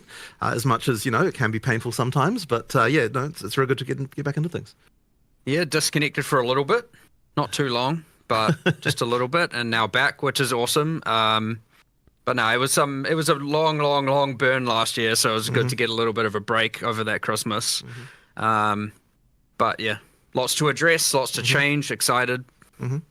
It seems like with the break, you guys still managed to get a lot of changes in from the review video we saw. It's fairly substantial, so that's exciting. I mean, that is for the most part just stuff that we did, like last week and this week. The maps, the extra 4 maps, some of those did have some work. Grinding Gear Games can do all of this in 2 weeks. Hours, and we just didn't get them in. But pretty much all that stuff is just stuff that we're just doing last week and this week. Like we try to move fairly quickly when we can. But the thing now is of course going to be like one issue we kind of realized we had is like, okay, how much do we concentrate on fixing problems people have right now, and how much do we concentrate on like the next big kind of content patch? And so that's like kind of the tricky thing we have to maneuver around at the moment. And I guess my feeling is that so long as there's like big problems that are causing people to have like a bad experience, I kind of want to make sure that those get addressed as soon as possible, at least where we can, so that we're making sure that things are in as best a state we like some kind of point of stability, so that we can concentrate on having the larger kind of like content patch after that. That's great to hear. So for this episode or this interview or whatever we're going to call it, we've done what we can to make sure that we let the community get their voices heard. So most of the questions we're going to go through is questions collected almost exclusively from the community. We have a couple light, for some reason, questions and some warrior questions from Darth, and we have some minion questions as expected from my side of things. But most of the questions will be taken from the actual community. So I'm just going to kick us off so don't waste anyone's time. And we're going to start with a question saying, which of the changes that has been showcased was the team most excited to be able to announce? Well, I guess that I'd say that like these changes, obviously, while the players are happy with them, we're not exactly excited about them per se, because these are just like fixes to things that are problems, right? So the stuff that we're excited about is the stuff we're not talking about, which is the content that's coming up in the in the larger one that'll have an economy reset and so on. So there's obviously a lot of stuff there, but for this stuff, it's just like really like, okay, what can we do to make sure that people are having a good time? That's kind of the main thing I would say. Yeah, which is exciting in its own to see how much more we can improve, how many people having a good time. So, So I mean, that's good, but yeah, really, it's like there's no one thing there where we're like, oh yeah, this is the amazing thing. It's like it's all just like, let's make the game not suck. That's kind of our main goal. So one of the changes for in-game maps is the changes to, you mentioned monsters, chests, rare monsters. What impact are you guys hoping that this change specifically is going to have in in-game mapping? Well, I want this. Well, there's a couple things. It is just a general, probably 30% more kind of monsters, items, etc. from inherent maps. You get the thing where now the inherent map is higher value, and thus proportionately the league is less impactful, say Breach, which is obviously in its own universe of craziness right now. But the idea is the base map is more rewarding, and thus adding the extra content is less necessary for, say, map sustain. The other thing is it will interact with different rolled maps differently. So we tried to do this better before early access began, but again, it should be now certain maps and certain mods that increase the chests, the rarity of chests, the rarity of monsters will have different benefits. So that's kind of cool that I want people to learn that over time and see what's beneficial, what multiplies better, and then you combine those things where you have this map's better for number of monsters, whereas this map's worse for number of monsters because they're multipliers. So like a really small map versus a really large map, actually before they were relatively consistent. Now that large map might have twice as many monsters as that small map, but it has the same density of monsters. So you don't just have big open empty spaces of nothing. So obviously now the number of packs, if you multiply that up, it has a much grander effect on the big map than it does the small map. But the small map is obviously easier to clear, faster to clear. So say if you're optimizing for bossing, you're probably going to try and have the be applying more bosses to small maps using the new tablet. Or if you're doing leagues that, more like Breach, you might want smaller maps that way because you're focusing on just farming breaches as opposed to, say, delirium. Also, expedition favors that doesn't really care if the map is large or small. So, you know, having those different kind of axes is really interesting, where you are thinking about that as you go. Now, people have to learn that, and that's cool. I actually want people to learn that and kind of post all their details on, like, this map's really good and this map isn't. And we've accounted for layouts, how fast they are to clear, all of that stuff. So certain maps that were more tedious to clear now have pretty drastic advantages on at least 1 or 2 different axes. So they might have a higher number of minimum monsters, rare monsters, higher spawn rate of rare monsters, magic monsters, rare chests, who knows. And there was a lot of that balance that you couldn't really do until you actually had experience playing them, right? Because it's hard to tell when you're just in development and you're not on a real character. Like, is this map actually fun or not, right? And the end gamers we've got the least amount of testing, so it really did require, like, okay, some actual proper play and be like, okay, is this map, to really answer the question of is this map good or not? So now when we see that, then we can be like, okay, we need to make this change or that change in order to sort it out. So there's just been a lot of just like sanding off all the rough edges that in-game had by virtue of the fact that it just really wasn't as tested as what the campaign was. Go on. That all being said, I'd say one thing it has introduced is it has added more bad luck or mistake protection to some degree, because if you would like fully juice a really small bad map, that minimum of bad is now much higher. And so, like, you all of a sudden now have invested all this wealth into this bad map. You've run it, and you're like, "What the? I didn't get anything back from it." So, the minimum is certainly now much better, which should hopefully protect a lot of people who are falling out of map sustain. Whereas, like, a lot of the good players who are a bit more observant, a bit more familiar with POE1, were just like happily sustaining maps. And so, yeah, you had these 2 ends of spectrum, and hopefully we've raised the minimum now with these changes. So 2 follow-up questions. Since this was a question for later, but since we're talking about bad maps in particular, something you mentioned here, what is your guys' opinion on the current state of maps in the game? Not so much from a monster point of view, but of a layout of maps. So there are some maps people don't like as much. There are ones people really do like as much. Is your opinion that you need maps, for instance, like Mire, Augury, Vow Factory? These are some of the least favorable maps. This is a good question. Do you think you DM. need maps like this in the game in order to more appreciate the more common ones people enjoy? Or what's your stance currently on the map amount of variety that are in the game, put it that way? I guess ideally, like, if so I mean, there have been a few adjustments to things like that. Probably not, like, we're not necessarily going to take every map people find annoying and change it, like, so that people don't in that way, but certainly there should be balance changes to make it so that they feel at least worthwhile, even if they do have some more annoying layout or something like that. So I mean, I assume you feel the same way about that. There's some standout things, like, obviously you shouldn't have the levers that you just can't dodge roll out of and you just die, or the levers are just spawning burning ground on them, right? Obviously this stuff is just objectively wrong and objectively bad, and that will be fixed. But a lot of that contributes to, like, this is the worst map because you go pull a lever and die while doing so. And then there's the ones that, yes, are just, like, inherently worse layouts, especially for certain builds. But then again, now using this other thing where it's like, actually, well, those maps may now spawn the most amount of rare monsters or the most magic monsters or just the most amount of monsters. You're going to have to go figure some of that stuff out. And some people might like that. People with less, screen clearing AoE-centric builds probably don't mind some indoor, more mazy maps if they're going to get the benefit or feel like they're getting the benefit from, more rare monsters. They've got, I don't know, more single target or a more concentrated DPS or whatever. They don't feel so bad now for running that as opposed to just running the, sand spit where you can just, like, nuke entire screens every 2 seconds. The bad case of this, though, is definitely the tower map, because it's like you mandatorily have to run that map, and so having that be not great is, like, not a good situation. So hopefully we've addressed that one. Like, that was really urgent to address, because it's like, because it's mandatory, right? You can't just skip it. So that one had to be sorted. Yeah, turns out it's maybe not a good thing where you have to approach a room full of monsters that you don't know what they are and they're super dangerous and you can't see them, and it's a narrow bottleneck and you have to run in and just die. The rooms all have roofs. Like, obviously the variety helps with that, but also the new version of that map is now based on the top floor tile set, which has, like, got more variety and, like, it's easier to deal with. So that should improve a lot of that. Better visibility, yeah, exactly. So more open, less tight bottlenecks. Still they're still relatively narrow here and there, but yeah, much better to clear. So one more follow-up here, and I'll pass it off to Ghazi. In the reveal, you mentioned that the boss maps, for instance, were supposed to be more common than they actually were. And so this comes to a very common question about Waystone's sustain. So what was your opinion on the state that previously was with Waystone's sustain, as well as do you believe this impact of additional bosses are obviously going to impact Waystone's sustain, so you think this is going to help alleviate some of the feedback we've seen related to there? That one's pretty interesting because, and this is probably going to be a controversial thing to say, but like we don't know that there necessarily is a problem with Waystone Sustain as such.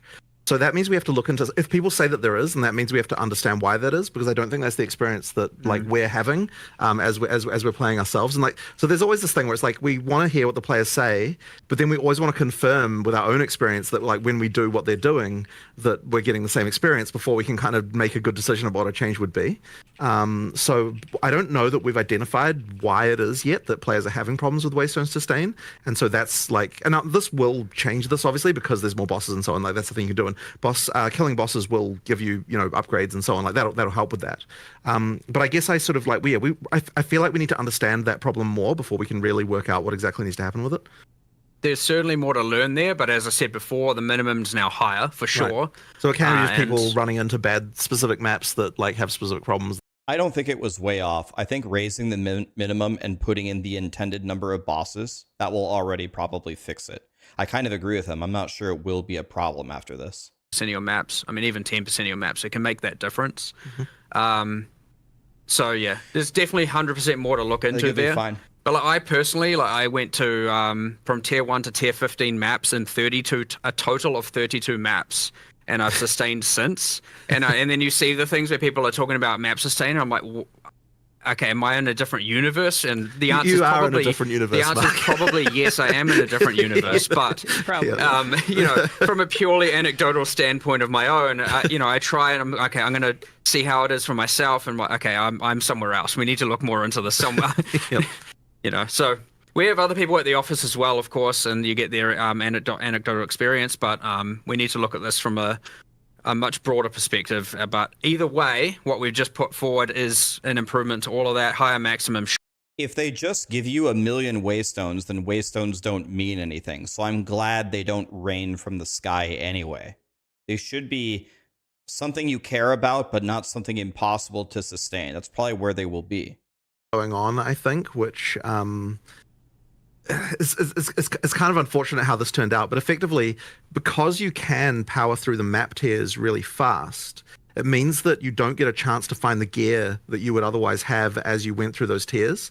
And that means that effectively when you do, like you might be playing higher tier maps than what you really should be playing for the amount of wealth that you found. And that means that your map sustain is bad because you're dying more often because you're kind of playing higher tier content. And that is on us because we need to adjust that so that you you only start effectively, in order to progress up the tiers, it needs to be more that we need to sort of gear check you more as you go up a little bit to make sure that you've got the gear you need before you're going up the tiers. But this is going to be a really subtle and tricky thing to get exactly right. Like there's quite a lot to that.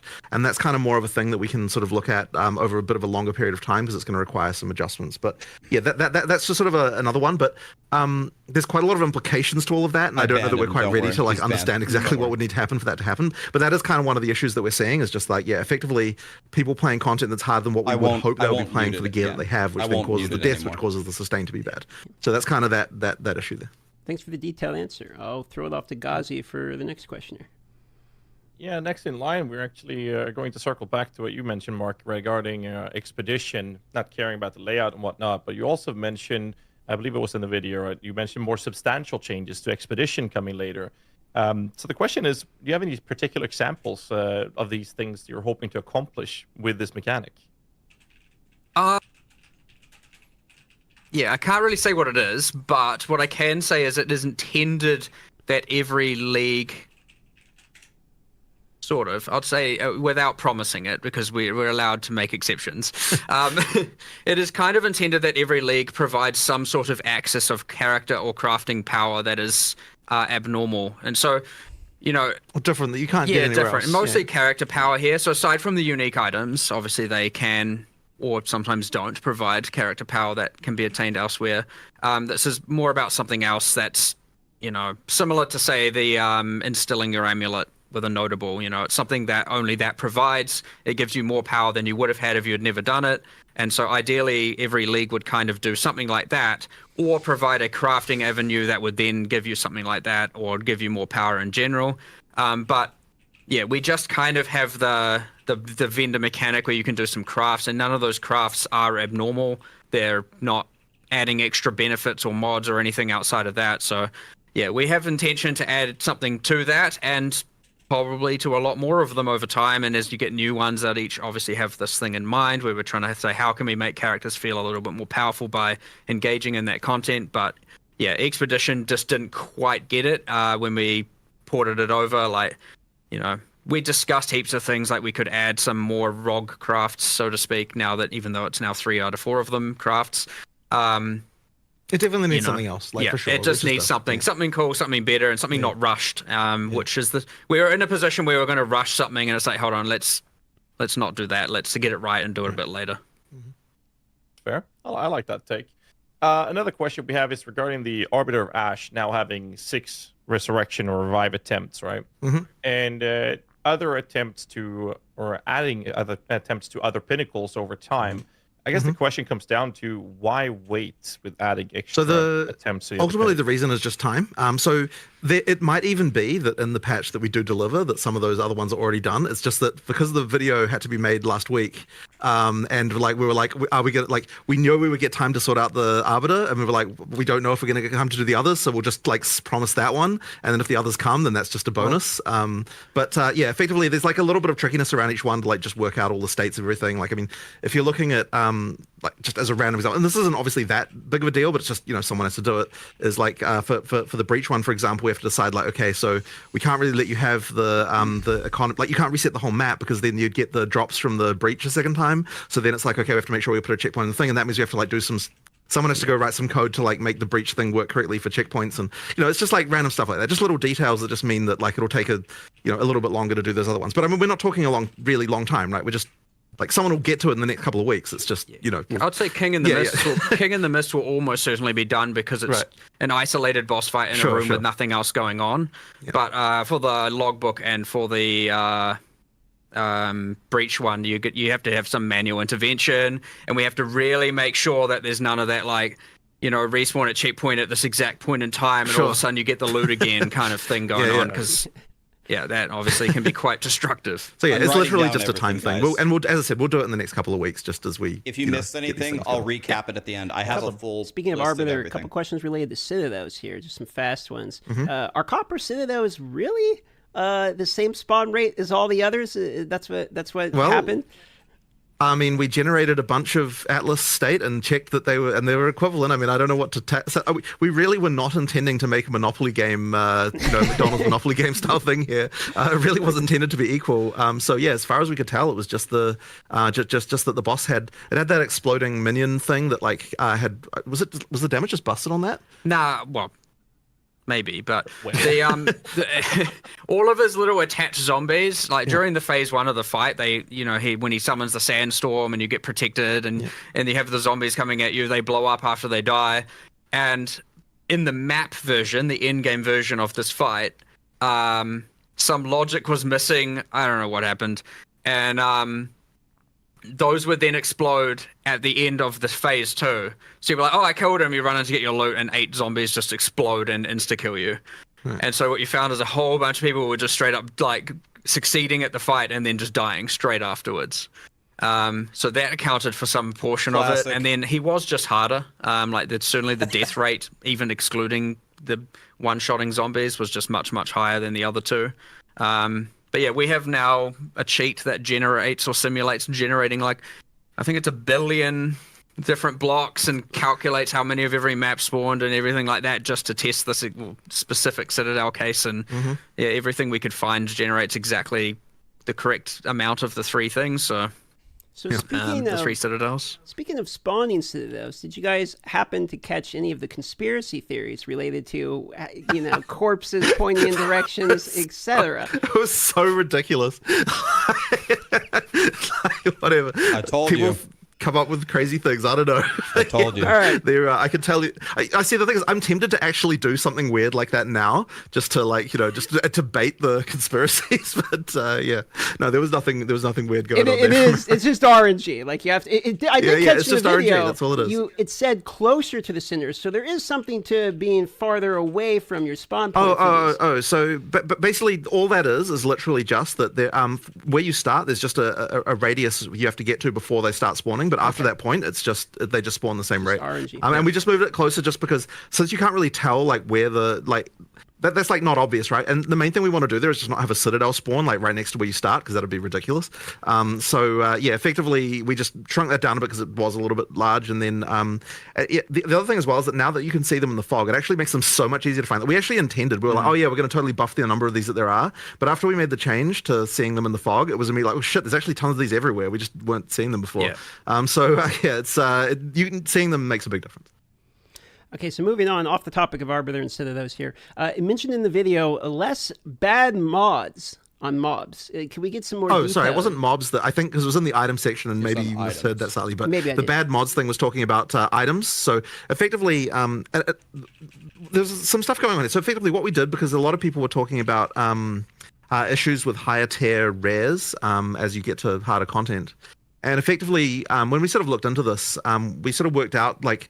There were some anomalies around like what happens when mods get cut out on the lower levels, just based on kind of like somewhat random things about like how many top tier mods there are of certain types and things like that. So what we've done is it's not like huge changes, but we've kind of effectively done things like I think accuracy went down a little bit, and there was like I can't remember the other changes. Accuracy went down, life on kill, mana on kill on weapons at least, and then.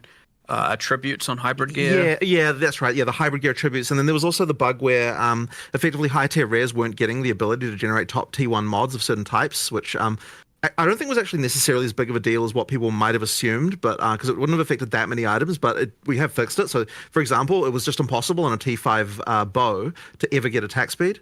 Once it was a certain item level. Once it was a certain item level. So yeah, but you couldn't even get T5 realistically except from high level stuff, right? You still could occasionally, but whatever. The point is like there was a few things like that were going on, and we effectively just adjusted that stuff, and it should result in generally better rares when you're talking about like high end, like high tier stuff. So we'll just sort of see how that works out. The adjustments are not like mega, but they are there, and they should sort of improve things, I think, a little bit.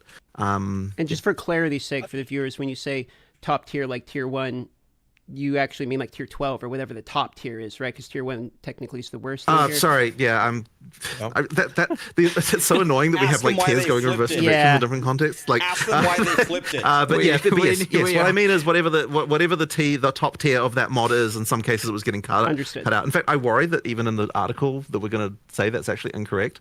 So I just need to fix that, because I think in the article that we posted, it says T1. Item affixes, which is actually backwards. So I need to go and fix that after we've done this.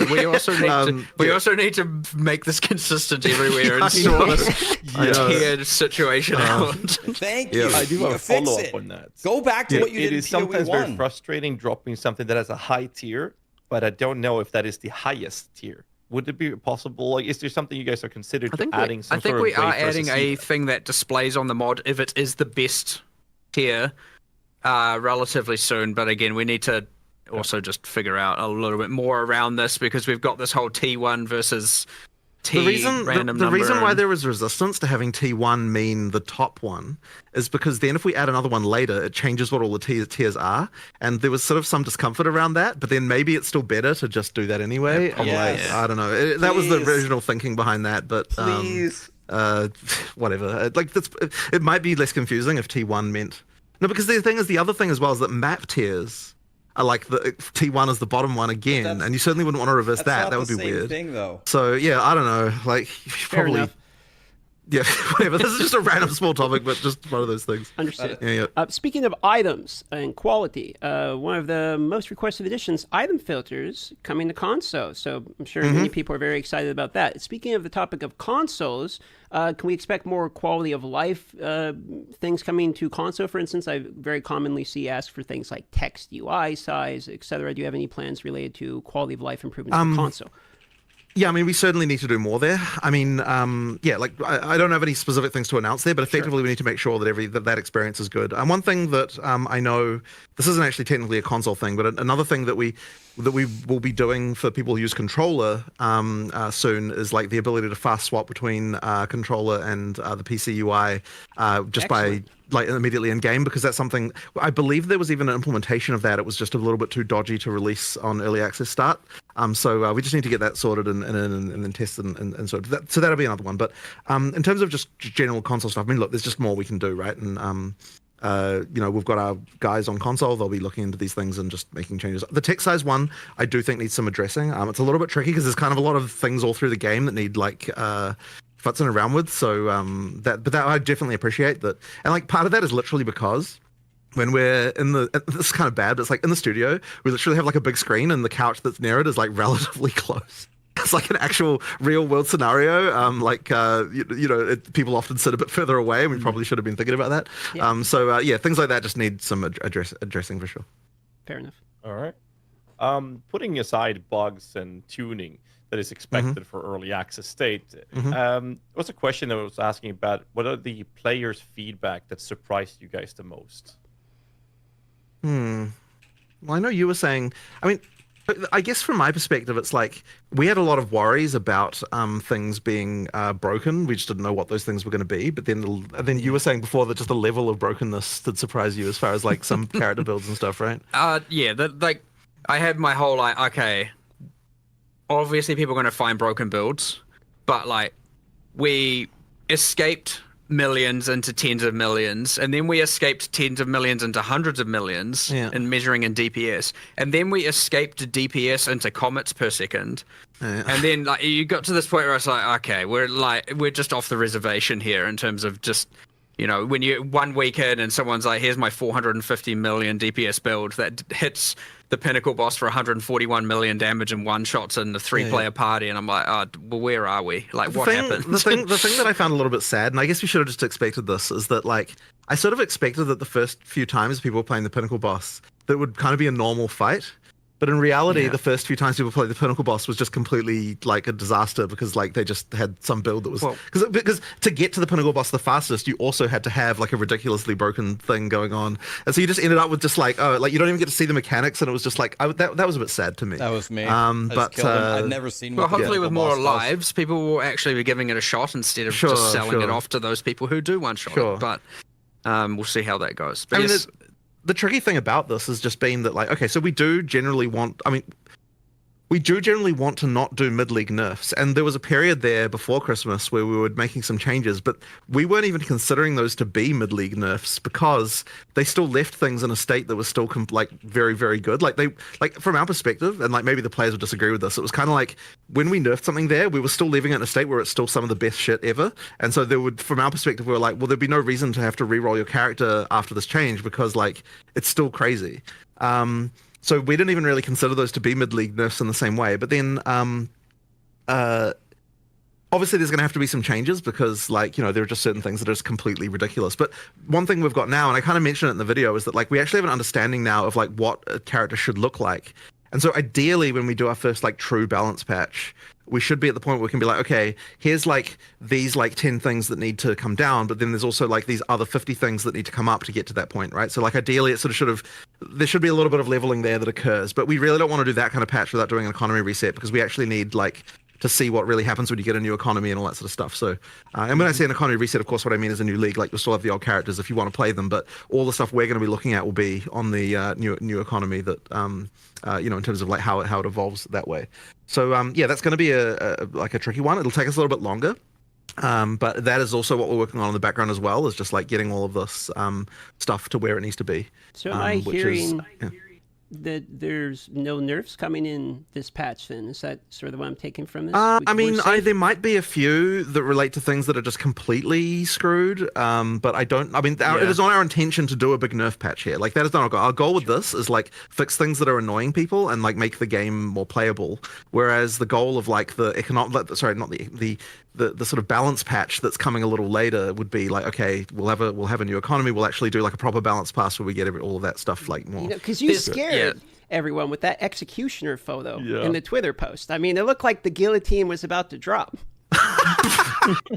Okay, yeah, people look into things, I think, a little bit too much. I mean, what else were we supposed to take from it? There's kind of three They're kinds of laughing nerfs like going that on. shouldn't have meant anything. Not on this patch. Just hold on.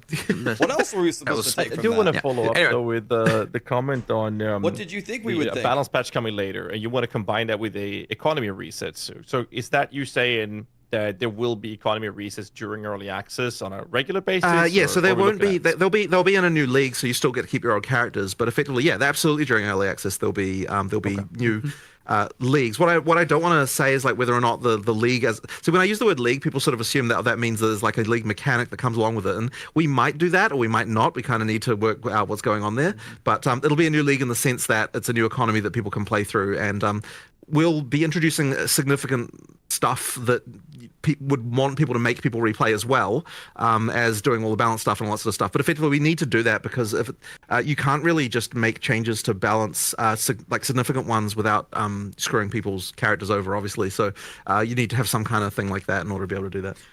Just going back quickly, we have a kind of few classifications of things we do address when it does impact balance, and we are trying to be ultra conservative, but if it is bricking instances, as in it is just absolutely tanking instances, affecting the performance and thus affecting the performance for other users, we almost always have to address it. You can't just let that be.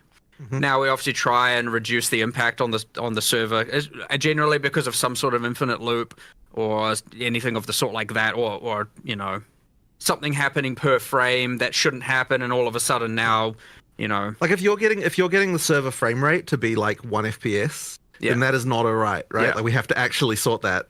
So that is something that we will do a mid-league nerf to address, but ideally in such a way where it still leaves the build perfectly viable. Yeah. It's just that it's no longer completely destroying what's going on. The other things where it does nerf and has an impact is, of course, when there is simply something clearly not working intended. So, like an example of that, which I won't try and pronounce, but the shield that increases effect of your socketed runes and soul cores, and that was just obviously applying to all of them, not the one socketed in itself. That is obviously a nerf. It was never meant to work that way. I don't think that really surprises anyone when that gets changed. It's very clearly not working as intended. So those two we're generally just going to pull the trigger on almost always. Right. We're still thinking like, okay, especially in the performance case, that's like blatantly, you know, our fault, and there is economy there, and then obviously there are people who are going to lose their character builds because of it. Maybe, hopefully not. We try and obviously bring down the frequency or the infinite loop element or the per frame while also buffing the damage, and then we make a note of it or like reassess this later when there's a new economy, and we'll come back and reassess that. But, you know, often protecting the instances, protecting the server performance for other users, and obviously fixing bugs are, you know, something we're going to do, and so that can have an impact. But just like at this point, preferably for all the other main nerfs where you're nerfing, just blatantly nerfing someone's build or nerfing a build, we're trying to currently push that towards the you know, economy / league reset kind of point. Yeah. All right. It's a very extensive answer. I appreciate that. That's one of the things that makes this very fun for us to do. We ask a question, then we just lean back and let you guys do your thing. I love it. We are going to circle back to what you mentioned as well earlier, Mark. You said coming back to reassess a decision that's been made. And the topic we're going to open up is the two-step verification, security for accounts with certain things that's happened recently. So the real question that we come down to with everything that's going down is, I guess the first one is, was there a data breach at GGG? All right. And following that up with, are you going to reassess the decision of two-step verification? All right. So this is unfortunately really sucks, and I was really hoping we'd get a post about this before we did this interview, but unfortunately we haven't quite finished assessing yet. So there has been a situation where someone got access to an admin account on our website, and we now understand how that happened. And we also understand, we don't fully understand the scope of everything that occurred here, but we're sort of in the process of like looking at logs and so on. And there was a few really shitty things that occurred here that I'm very unhappy about. So the first one, just to say this, is that the thing that happened here was actually kind of the same thing that happened a while ago when through a Steam, effectively a Steam account was compromised through Steam support. So effectively what happened is one of our administrator accounts had a Steam account associated with it. And this was a Steam account that the person who had it attached didn't really kind of know. I mean, obviously they could have checked, but like they didn't really consider the fact that this was like this old Steam account that they don't even use anymore was attached to their admin account. And so effectively what happened was that got compromised through Steam support. So I don't know like all the details exactly what happens there, but effectively what happens is that like they are able to somehow provide like details that they managed to find on someone, like the last 4 digits of their credit card information or whatever, through that they get through some other kind of means, and then they provide enough information to Steam support where they're able to get Steam to change the credentials on the account, which happened without us noticing, because once again this was an account that this person doesn't log into, so there was no they didn't realize that this has occurred. And then another thing. This was compounded by the fact, and this one was really, really crap, that whenever a customer support person makes a change to an account, they there's like an audit log, right, of like all the actions, like the events that they've done. And this effectively means that like when we investigate like, hey, what's happening with this account that got compromised, like we obviously look at the events and see like, hey, was there anything, like what happened here, right? Did someone change a password? Was something going on with that? And there was actually a bug where the event for setting a new password on an account was incorrectly in the back end labeled as a note rather than like an audit event. And what that meant was that notes are things that like customer service can add to people's accounts and they can edit them and delete them. And so the password change thing being a note could be deleted by a customer service person accidentally rather than being permanently there in a way that no one could change.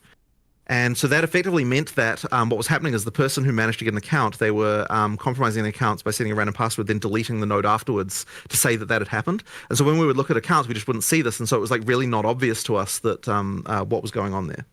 So I don't have like full information yet about exactly the extent of everything that happened, but what I can tell you is that 66 notes were deleted. So that would imply that 66 accounts were compromised. Now, it does extend slightly back further than what our log history is. So I think there's like, so we only keep logs for 30 days. That's like a whole, privacy rules around that stuff means that that's your log retention. Now, there were 5 days before that where the account was compromised, but this is all pre-launch of POE2. So effectively, there were the 5 days back in November when we don't have logs for, and then after that point, there were 66 accounts that were that had notes deleted. Now, the reason why I am using that phraseology here is because the things were deleted from the frickin' event stream, like we literally don't know what happened here. Like the only thing I've got to go by is the web server logs, which don't actually record like, all the data that's sent in a web request. It's just like the address of the page they went to, right? So effectively we can see like basic information, but because the thing itself that they were doing involved deleting the frickin' records of the fact that they were doing it, meant that like, yes, it's unfortunately very difficult for us to track down full information about this. Now, we are going to be posting a post with like all the information that we can possibly gather that we're sort of still gathering. And we were obviously initially very afraid that there'd been some kind of larger data breach here where like they would somehow had access to our servers or something like that was going on. Like because we had no idea initially, right? So we're kind of like, oh shit, what the hell's going on here? But now that we've understood that the vector was via a Steam account like that, it kind of means that like effectively what they had access to was the same stuff that customer service had access to, and all of that stuff is logged except this one thing that was not like logged due to this other thing. And then since then we've also added a bunch of extra security stuff that honestly should have already been in place around this to sort this out. So all of that is to say that we totally fucked up here with like security stuff on this account. Like we're certainly not going to have any Steam accounts linked to, like we're going to audit, make sure that there's no Steam accounts linked to any customer service admin accounts any longer. Like that certainly needs to not happen if there's going to be this kind of attack vector. As well as we've added a few other measures that, to just make sure that this sort of shit doesn't happen again. All of that really, really sucks. And especially because, like, as I said, just due to the fact that the stuff about it is deleted, we can't like easily find out what even freaking happened. So there's going to be more investigation and working out what's happening here. But yeah, that seems to be what occurred. I couldn't tell if So just inside quickly job. for the people that are going to give it like a quick recap, this was a social engineering breach. This was not like a server-side data breach of an admin account. And this is a one-off, one account. It's now a closed case scenario. The viewers do not have to do anything on their side to worry about their information. So the moment that we realized that something had gone wrong, we just immediately reset all the passwords on all the admin accounts and deleted all the sessions just to make sure that everything was that everything was kosher. So from that moment on, there was no more like accounts getting compromised or anything like that. Sure. And then now it's just been a matter of us like doing a bunch of log analysis, and it's actually quite like. Because the only way we've got it is the web logs, and it's taking a while just to process all the stuff, and there's obviously a lot of human investigation. Like, we just haven't yet been able to prepare a full report about it, but we are going to be posting one hopefully in the next day or two that has all of the stuff about that. But yeah, that was just really, really crappy. So then going back to the actual question about two-factor authentication, I mean, in this particular case, it wouldn't have actually helped because it was compromised through our frickin' support interface, right? Except for that, probably it would have helped in the sense that if we had added if there was two-factor auth, presumably the bug about where it didn't get logged when someone changed it wouldn't have applied to that because, it's a new thing that they wouldn't have had the same bug for. So I suppose it would have helped in that sense. But yeah, like that's the thing with that. So then talking about two-factor auth. So first of all, I'm completely not against two-factor auth in any regard. The only issue with it is that it's easy to implement two-factor auth. What is hard to implement is all the policy around how to recover when people inevitably lose their second factor. And so that's the kind of tricky part to actually deal with. And so it's kind of one of those things where we will do it, but we're just not quite prepared yet to be able to do it with all the customer support stuff we would have to do. And it's kind of one of those annoyingly deep holes of okay, so someone loses their password, what do you do to verify it? The two-factor auth thing, what do you do to verify this? And it's okay, so now you start to have to worry about what personal information can they give you, and then now it's storing personal information, and then what's the GDPR implications of that? And there's just it's just a whole rabbit hole of just random policy stuff that all kind of comes around to that stuff. Effectively, what I will tell you is that we're immediately going to add two-factor auth to all of our support accounts. So you can bet on that. And that is not a problem. That is not a problem for us to do there because the policy around that is you just walk in person to the frickin' guy. If you lose it, then you can physically deal with that, right? That one is how we sort it out. But as I said, we will get to it, and it is a serious thing. We definitely want to have this. It's just a question of just getting it done, really, all the policy stuff around it and all of the just as I said, it's all support nightmare around how to deal with it. Well, I appreciate the extremely vocal transparency about what's going on. I'm sure lots of people here watching appreciate that as well, and we won't grill you about it or anything. So appreciate that information. We'll move on here to a little bit more fun topic, which is upcoming content for the game. So we've been asked, one of the most common questions we've had here is things like roadmap for cadence of releases. You guys originally stated 6 to 12 months for full release, which begs the question, how many leagues between? There's 6 classes. So if it's 6 months, it's 1 class a month. You know where I'm going with this. So, can we expect any information in terms of the cadence of releases, upcoming things like weapons, classes, skill gems, etc.? Right. So the cadence we want to hit is sort of something similar to the kind of league cadence that we've done before for POE1. So that's I think that it works. Things work the best when you've kind of got releases that are fairly large that have a significant amount of stuff in them to actually bring people back and play and so on. So you can kind of expect a similar thing like that. For the actual, what is going to be in each release, obviously I'm not going to talk about that because, we'll save that for the live stream and all that sort of stuff. But effectively, yeah, I mean, that's kind of what you can expect. That being said, there's also a thing where, so we want to be able to do the balance patch, addressing the balance issues that we've talked about as soon as we can. But in order to do a patch like that, you need to have enough content in it to be able to make sure that people actually come back and play it and that sort of thing as well. You need to be able to make enough changes and add enough content that it's actually exciting. So we're going to work towards getting a POE2 sort of new league with new content in it basically as soon as we possibly can. I can't exactly say a date or anything, but we're gonna rush for it, right? We're gonna really try and do it because we want to get to that point of stability of the balance that we're sort of happier with as soon as we can as well. So as I said, not going to say a date, but basically just. Look, we work reasonably fast. We're going to try and get it out as quick as we can. Hopefully we get that relatively soon for you guys. Okay. So I'm just going to go ahead and assume that new acts is going to be involved in this. But I guess a little extra question to that when we talk about Act 4, 5, 6.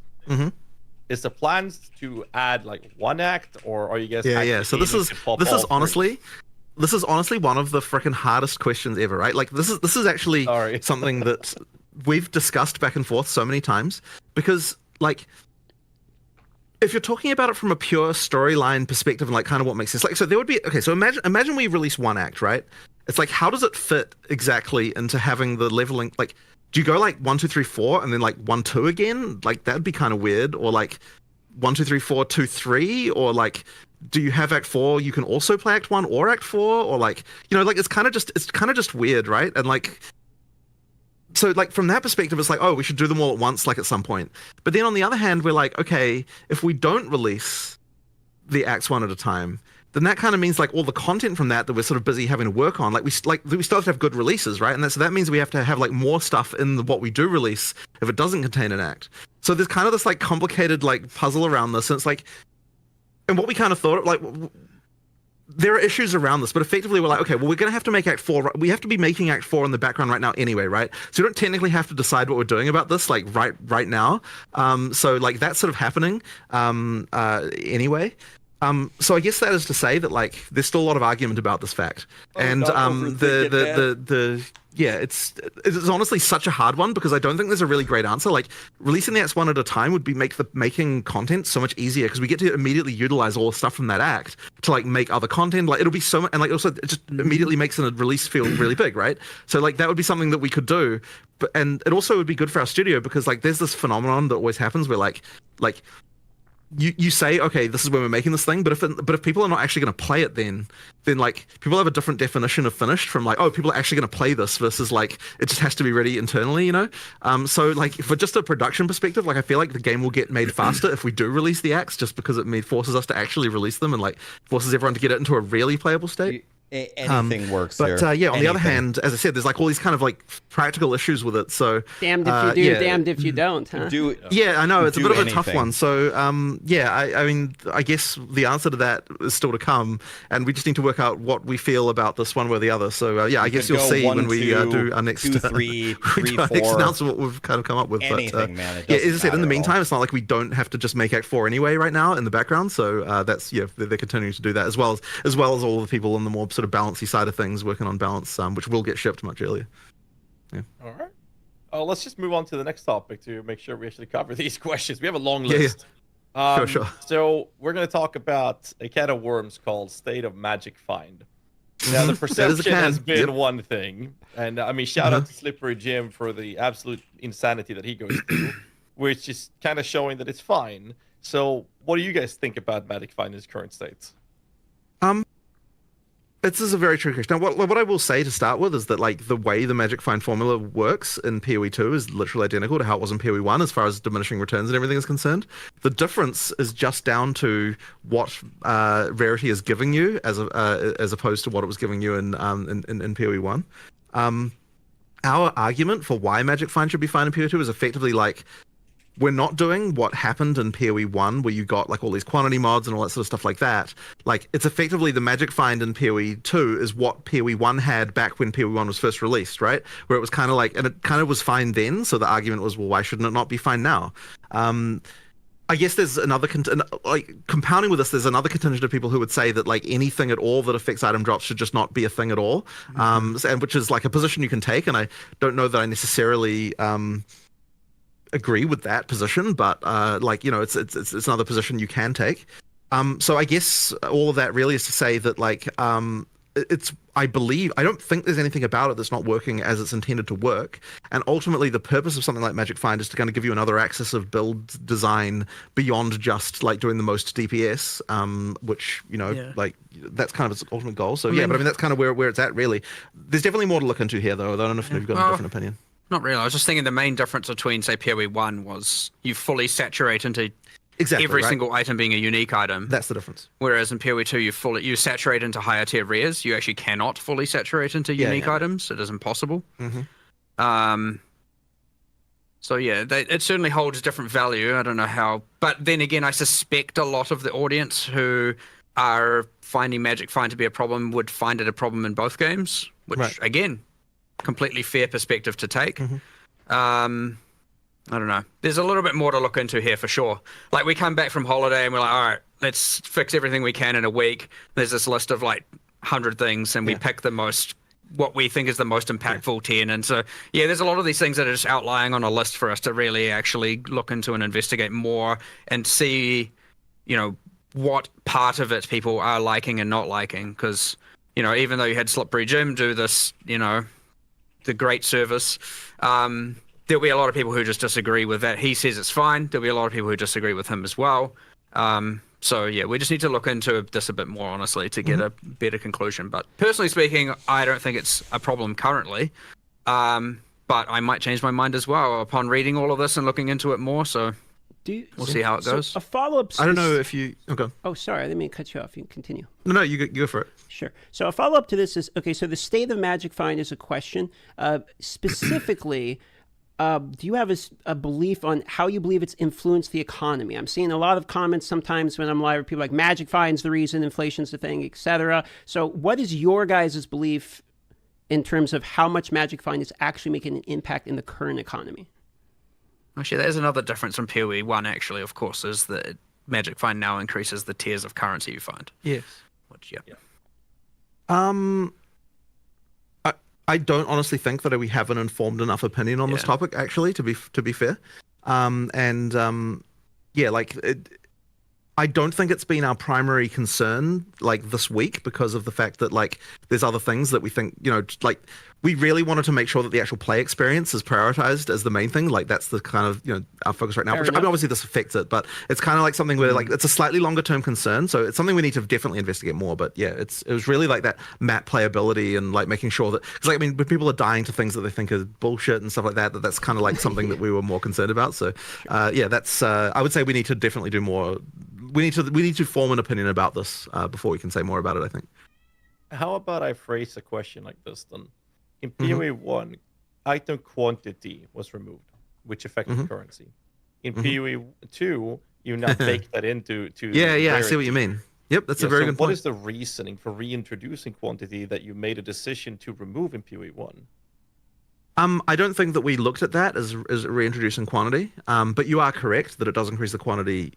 Well, okay, it's not that it increases the quantity of currency; it increases the type, the tier of the currency you get, which you would look at that as quantity because, like, you don't care about, like, whatever transmutes are dropping. You only care about the higher ones, and so as far as you're concerned, that is quantity. So I would say we just didn't really look at that as quantity, but, you know, you're not wrong about that, right? That is true. Well, yeah, it's certainly going to be a problem if it is perceived as that having enough rarity is the only way to thus have enough currency to, say, roll your maps effectively and also have enough to spend on gear and whatnot. Like, that's certainly a problem, in which case some adjustments probably likely do need to be made. But I mean, again, we're just speculating now. We need to look into this a heck of a lot more. You never get Exalts or Divines with 0 rarity. I never find them, ever. That's fair. Unless I have like last 100 rarity on my gear. It's a discussion we had like 4 or 5 years ago with Chris Wilson, and the topic was actually about currency drop as well. And the comment was that the numbers were fine on GGG's side. The numbers looked fine. It is accurate. You are dropping more currency than ever. But the numbers didn't matter when the perception in the community is the direct opposite. So how do you think about tackling that specific conversation when the perception is completely opposite to what's seemingly the reality of things, right? So are you saying that the community perception is that currency doesn't drop enough? It's the perception is that rarity is a mandatory stat. Oh, sure. No, yeah, well, absolutely, right? Like, look, if the community feels that way, we should absolutely look into it and do more about it, right? Like, but bear in mind that, yeah, I sort of often say, you know, like, when the community has a problem, this is an invitation for us to understand the problem and then for us to address it in the way we want to address it. And that way isn't necessarily exactly what the community is saying, but it's just effectively like, I do want to keep doing things until the community is no longer unhappy about it. But that may not necessarily look exactly like in the form that they're expecting, if you know what I mean. So yeah, we have to look more into this. That's absolutely the case, right? And we can tell that because of the fact that people are unhappy. So yeah, we will look into more into it. So speaking of unhappy, We're going to get into state of melee / maces is the next portion of the questions here. So let's talk about warrior and maces. What are your guys' feelings currently on the state of maces? How do you want mace skills in particular to function in Path of Exile 2? Obviously, they're very long cast times. Movement of mobs can be very quick. You can get stunned, interrupted. On the tree as well, there's many nodes that literally reduce like attack speed in order to gain other things. So more or less, warriors in a position where a lot of people feel like it's clunky, too slow for the current in-game play loop, or warrior feels like maybe the first class designed when the vision of POE2 was fairly slow. So what is your guys' response as to the state of mace skills, and where would you like to take it? Well, a first question I would have for you is, do you think it's a problem during campaign or only in in-game? I would say it is more specifically a problem in an exponential ramping as you continue the game until you hit a point where there's pinnacle bosses, and then you can kind of one-shot pinnacle bosses with some of the setups currently. So there's a mid portion of the middle to later in-game in which it feels like a problem, specifically because you have things like volatiles that actually track you, and if you stay in position, you're heavily punished. So it seems counterintuitive to the design of some of the mobs. I do think that there is a problem in game here. I'm not exactly sure what we need to do about it yet, though. I'm glad to hear you say that it's an in-game issue and not a campaign issue, because I have to say that my experience playing Warrior through campaign is actually that it's fine. But I did hear a bunch of people talking about that as if that was not fine, and I think that it is. Like, I think, or at least I can't reproduce the issue during campaign if that's the case. So really, it is more of an in-game issue, and I don't know that I've got a solution for you right now. But it's. We do need to, like, once again, it's one of those more subtle things that we need to look into, and I suspect that the big balance patch will be looking at that a lot more. There is something about the warrior that doesn't scale in the same way that some of the other classes do, I believe. But that we sort of need to understand what the other classes end up looking like as well a little bit to understand that as well. I don't know if you've got any more different opinions about that. Well, I mean, the attack speed is a big part of it, right? You obviously have, that is a multiplicative axis that every other cast speed or attack speed is a multiplicative axis every other, or I guess comet trigger speed, that every other class is getting, and the warrior has a deficiency in that. And even if you were to get it, yes, obviously there's the fixed attack times which don't scale. It's probably a combination of those are too punishing, or there's too much of them, and there's not enough attack speed available. It'll be somewhere in that region for sure, where we have to make some adjustments, and it probably won't even be that drastic to get it to feel right. And of course, like, it is easy to compare it to, especially, I know you said more like late mid to mid end game thing, but like when you look at the like top end, it's very easy to compare it to the absolute insanity that is, like, Pillar of the Cage God with Hoa and all of that, which is just ridiculous right now. It's very easy to compare it to that and be like, well, Warrior will never be viable. But there are also a lot of quite good end-game warriors that are certainly being played, and I don't want to certainly make it seem like it's completely useless. And I mean people using maces, not just people who are doing it for the ascendancies. Karn's a notable example. He's like level 99 in SSF, but he's having used the Herald of Ice tech, which is very highly speculative to be nerfed, right, in order to make it feel good. So while I would agree there's people that are doing it, I would also argue there are people that are doing it as a masochist in order to be like, I'm a warrior guy, I'm going to do it regardless. There are also others, maybe not that advanced and not that far up in terms of her level. But yeah, sure, understood. Like, it's certainly on the weaker end at the end game, like, without question. Get him. That being said, I don't think it would take too much to get it there. But yeah, again, it's part of this massive balance, recalibration we didn't need to do now that we've seen the state of everything. Right. Warrior or mace skills are certainly on the ones where you're going to do a lot more bringing up than you're going to do bringing down. Aside from things like the Hammer of the Gods, just one shot with bleed and then the boss is dead and you don't do anything, right? You get those anomalies out there where it's like, yeah, they're going to die in one shot no matter what. Things like that aren't going to be buffed necessarily, but fair enough. There is more to buff in the mace spectrum than there is in most of the other things, I'd say, yes.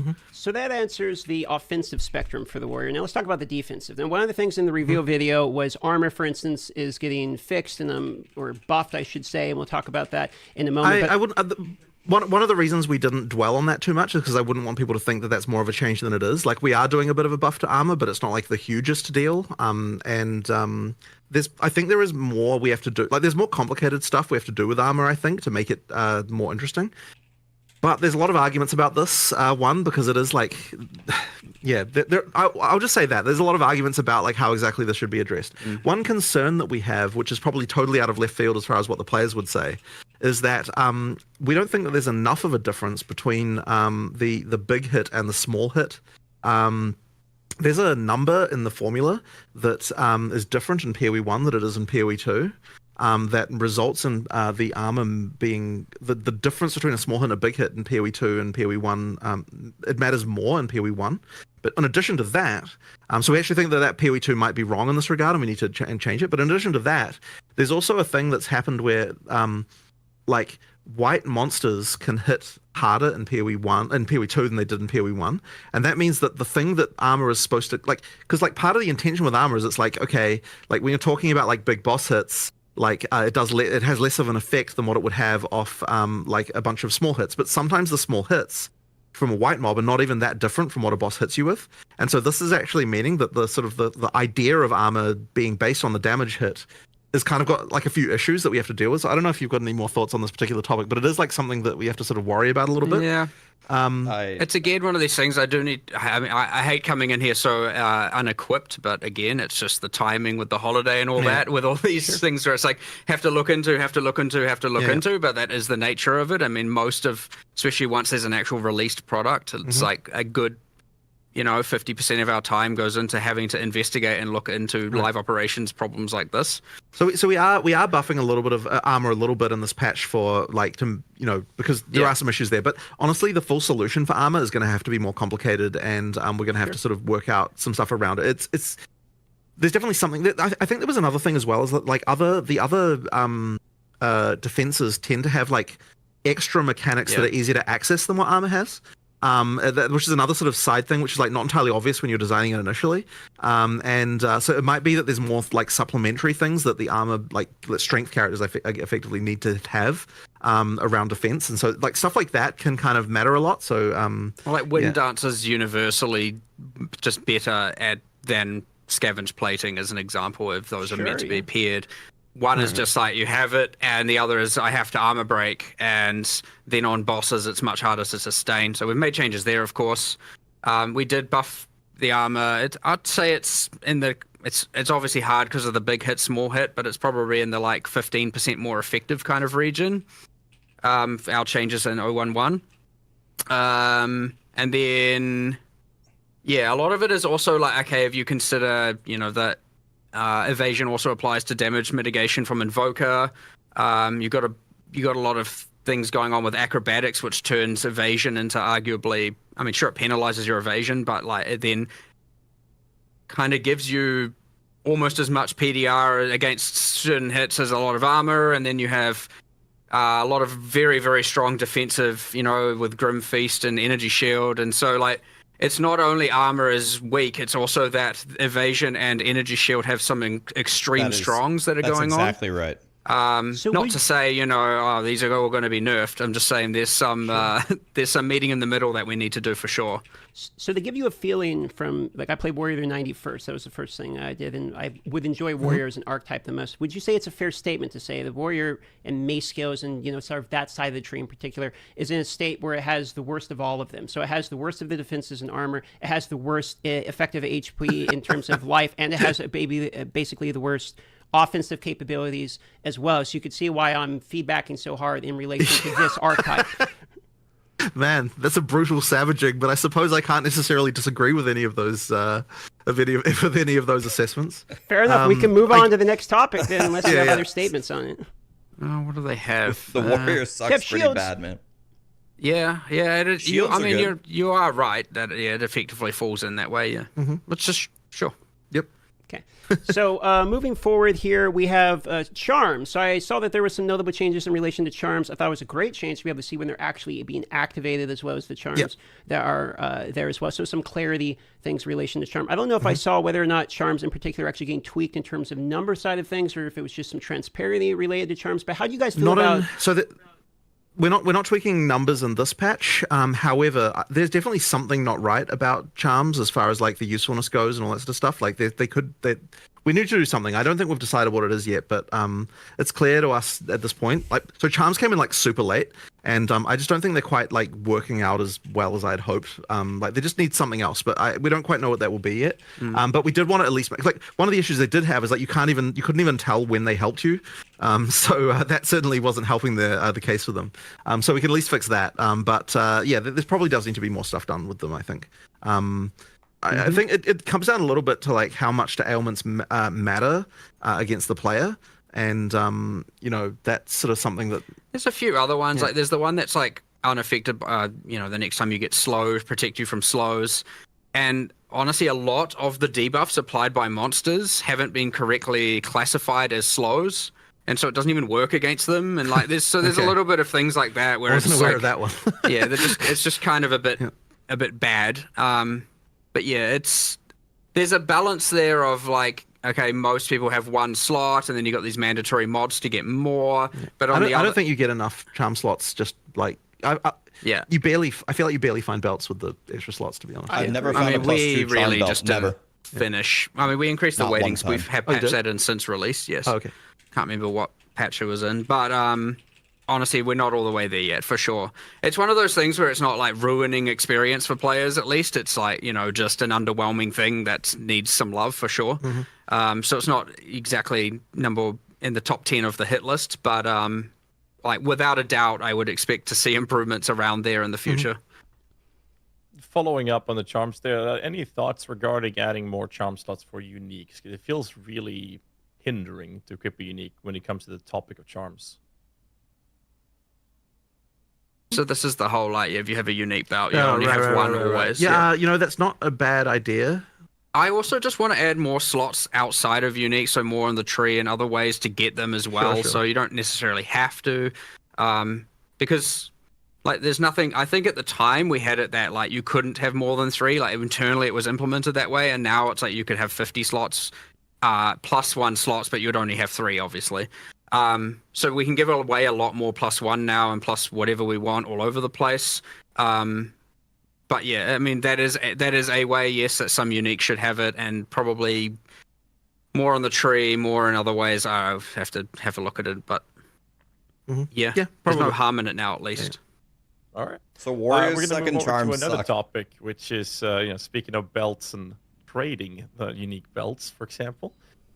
State of crafting and future plans is also involved. So I'm going to start with crafting and future plans you have there, and then we're going to talk about trade. So the current state of crafting is very different from POE1. The perception, again, to go back on that in POE2, is that you're not actually crafting unless it's rog-pog crafting. You're actually just pulling the arm on the vendor machine, on the gambling machines. So what's the state there and future plans? I don't know that there's a huge amount we can say about this right now. Unless you've got any particular thoughts that you think you can go into. I mean, like one thing, of course, is that POE2 just has less crafting systems than POE1 just due to the fact that we add these typically with leagues and so on. So there's just less going on, which means that if you're like a POE1 player, then you know you're going to see less complexity there, for sure. But I don't think that's exactly what you're getting at, right? Like I guess there's some. I mean, effectively, what you're saying is people want more determinism, right? Yes. Which is like a continuous, endless thing that like people. There's a fine line there, and we're not. We're on the certainly more on the slot machine side of that line, like without a doubt, obviously, right? And there's more we need to do, I would say, to get towards that line. But that's our line that we determine. Not that I know how to describe that, because there's plenty of people who are just going to be like make everything fully deterministic all the way. Yeah, and that's garbage. I mean, before we released, we had for a while a system that involved like deconstructing mods and then putting specific mods on items and so on. And like we just kind of like no one. Like with a system like that, we were never able to get it to the point where both people who played the game were happy and like we could be happy as far as like what it would let you do. And that, like, there's still something along those lines we might be able to do one day to kind of work that out, but we just kind of haven't really hit it yet. The socketables were kind of supposed to be the thing that was you had full control over. That's like determinism, and so that like which has a lot of room to expand over time. Sure. Like, So there's more stuff you can do there. But I guess because people see that as supplementary, they don't even necessarily see it as part of the crafting system, which is kind of interesting. Like it sort of replaced the crafting system in a way, but then, as I said, people don't really see it as part of it. So, I don't know. Like, I mean, I guess the thing is we just have to find a way to do more things that make people feel like they have more control without actually sacrificing the without making it too easy to just get the best shit, which is obviously always the concern, like making sure that there's still enough room for there to be items that are significant, like that are better than other items. Enough room for light radius. So I mean, yeah, that's kind of where we're at, I suppose. The other thing, of course, being it is important that to make sure as we add more of this determinism or get towards that line, that we don't then just immediately devalue all item drops on the ground, right? Because that creates a different problem when now all of a sudden you don't really care about what you're finding, or you're only caring about normal items you're finding, or you create a different problem by doing that for sure. And there is an argument certainly by people internally that POE1 got to the point of that being a problem, where you no longer cared so much about what was on the ground because crafting would always get you something better. Like that. Bro, I pick up everything in POE1. I pick up everything. But yeah, I guess that's kind of just our overall, just like nebulous cloud of thoughts on this matter, without really getting into too many specifics, I suppose. I mean, I guess I don't know if you've got anything else to say about it. Well, that being said, if we add more, we're adding something to Expedition, we don't know what it is necessarily, or what it will do to the thing, and then we're adding, what I would say, greater essences are too rare right now. And what else is there in there? I guess like there's certainly room to expand on the Omen system to do more there. Of course, people would argue then they don't want that to be the core crafting system to be gated behind ritual as opposed to core drop, which is then another consideration to make. And you get this cascading series of questions and stuff we need to answer, of which need to think about it more and look more. But yeah, certainly there is the feedback of like the crafting is too slot machiney, is something we're listening to and we have seen, and it is I'd say that is more towards our top 10 list of things to discuss and solve more sooner than later. I would love that. I think that deterministic crafting is always something that's very sought after and popular, but I feel like I might be out of terms here, but my own personal perspective, I'll say that, is not the lack of deterministic crafting per se. It's lack of options to craft with. Because the slot machine crafting, we have that in POE1 as well. It's called Exalted, it's divining, and whatever we're doing with the items. Harvest. It's not deterministic crafting. Yeah, exactly, harvest. It's not deterministic crafting that's lacking. It is options to do something with the actual items. Because right now, you drop an item, and what you can do is annul it or exalt it, or you can pop some chaos orbs. And the meta crafts, which are behind the omens, that's a different topic, which we're going to tackle in a bit here. We talk about trading, but the crafting has less to do with deterministic approaches, but rather giving us options to work with on an item to make us actually craft it, even if that means RNGing the next slam or something. Right. And if that's the case, then more content will get you that, because that will that will solve itself over time. Right. Because as we just add more stuff during early access, there's just going to be more and more of those kinds of crazy systems. But we'll make sure that, like I say, over time, it's not like there's something inevitable about it for sure. But because it is a bigger problem now, we would make sure that we try and ensure that as we're adding more content, it is leaning towards adding more options there and solving these problems that people have, as opposed to just like, I will do something cool and maybe it does and maybe it doesn't. So we'll have a lot more problem solving, designing, content created by more towards solving the problems, as opposed to, when you're at a point where you have so much content, a lot of the time you can be like, what are we going to do? Let's just make something cool and awesome. Whereas here it's going to be like, let's look at problems to solve and create content that comes from that. So there's like kind of two ways of coming up with the content, and certainly this is one that will be a problem that we're looking to try and solve by doing that for sure. That's fair. I'm not going to go too deep into it, but following up to the state of trading, I mean, obviously we have trading being in its state that it is, but there's the volatility problem of the market's economy being player-based. For now, we have a golden standard of trading divine orbs, which quite literally holds close to zero value in terms of actual player usage outside of a handful of specific unique items. and is representative of trade power in the community. And since there is no natural divine orb sink, which exalted orbs have, for example, they just continue going up, and the inflation is just rampant at this point. So, I would have thought that if there was no divine orb sink, then the value of divines would go down rather than up. Like, presumably, if the value of divines is going up in other currency, then it's the other currency that there's too much of rather than the divines.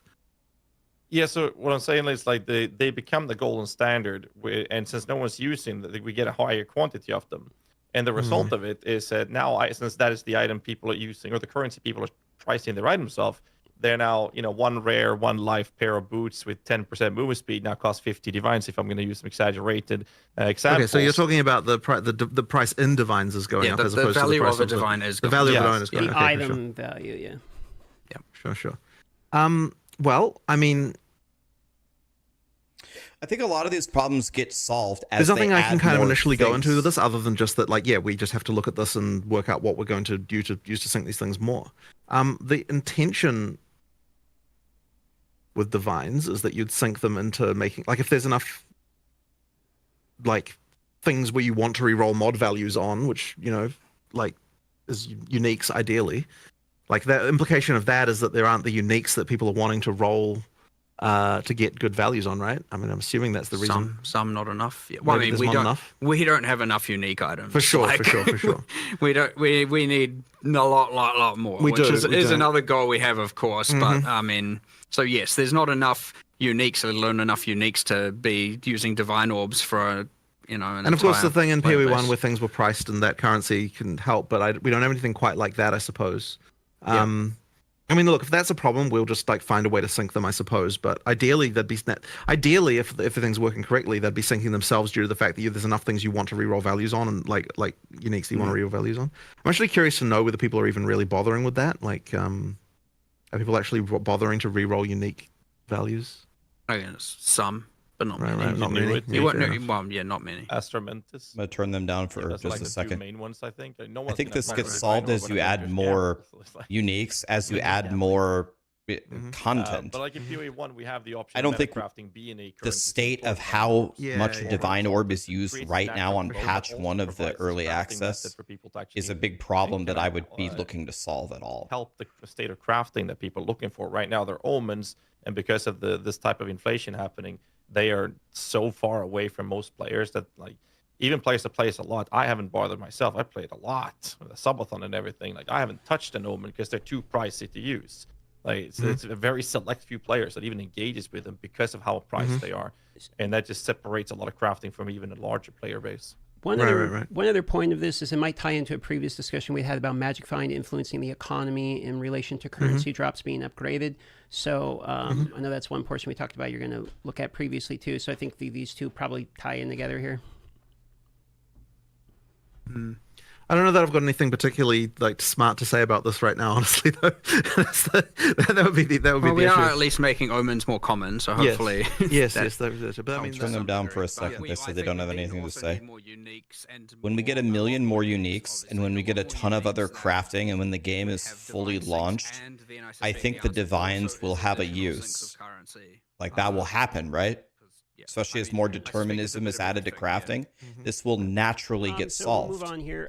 We have a significant amount of questions left. So I'm gonna try to speed up the cadence of these a little bit here as we're about maybe halfway through, but well over halfway through the interview. So we're gonna talk a little bit about state of in-game and state of league mechanics here. So I'm specifically going to go into league mechanics first here. So some league mechanics, essences, strongbox, to name a few, feel a little bit like noob traps. So I was kind of hoping to hear where your guys' thoughts are in relation to some of the underutilized ones. We talked about Expedition already, so you don't necessarily have to go into it, as well as the state of Breach.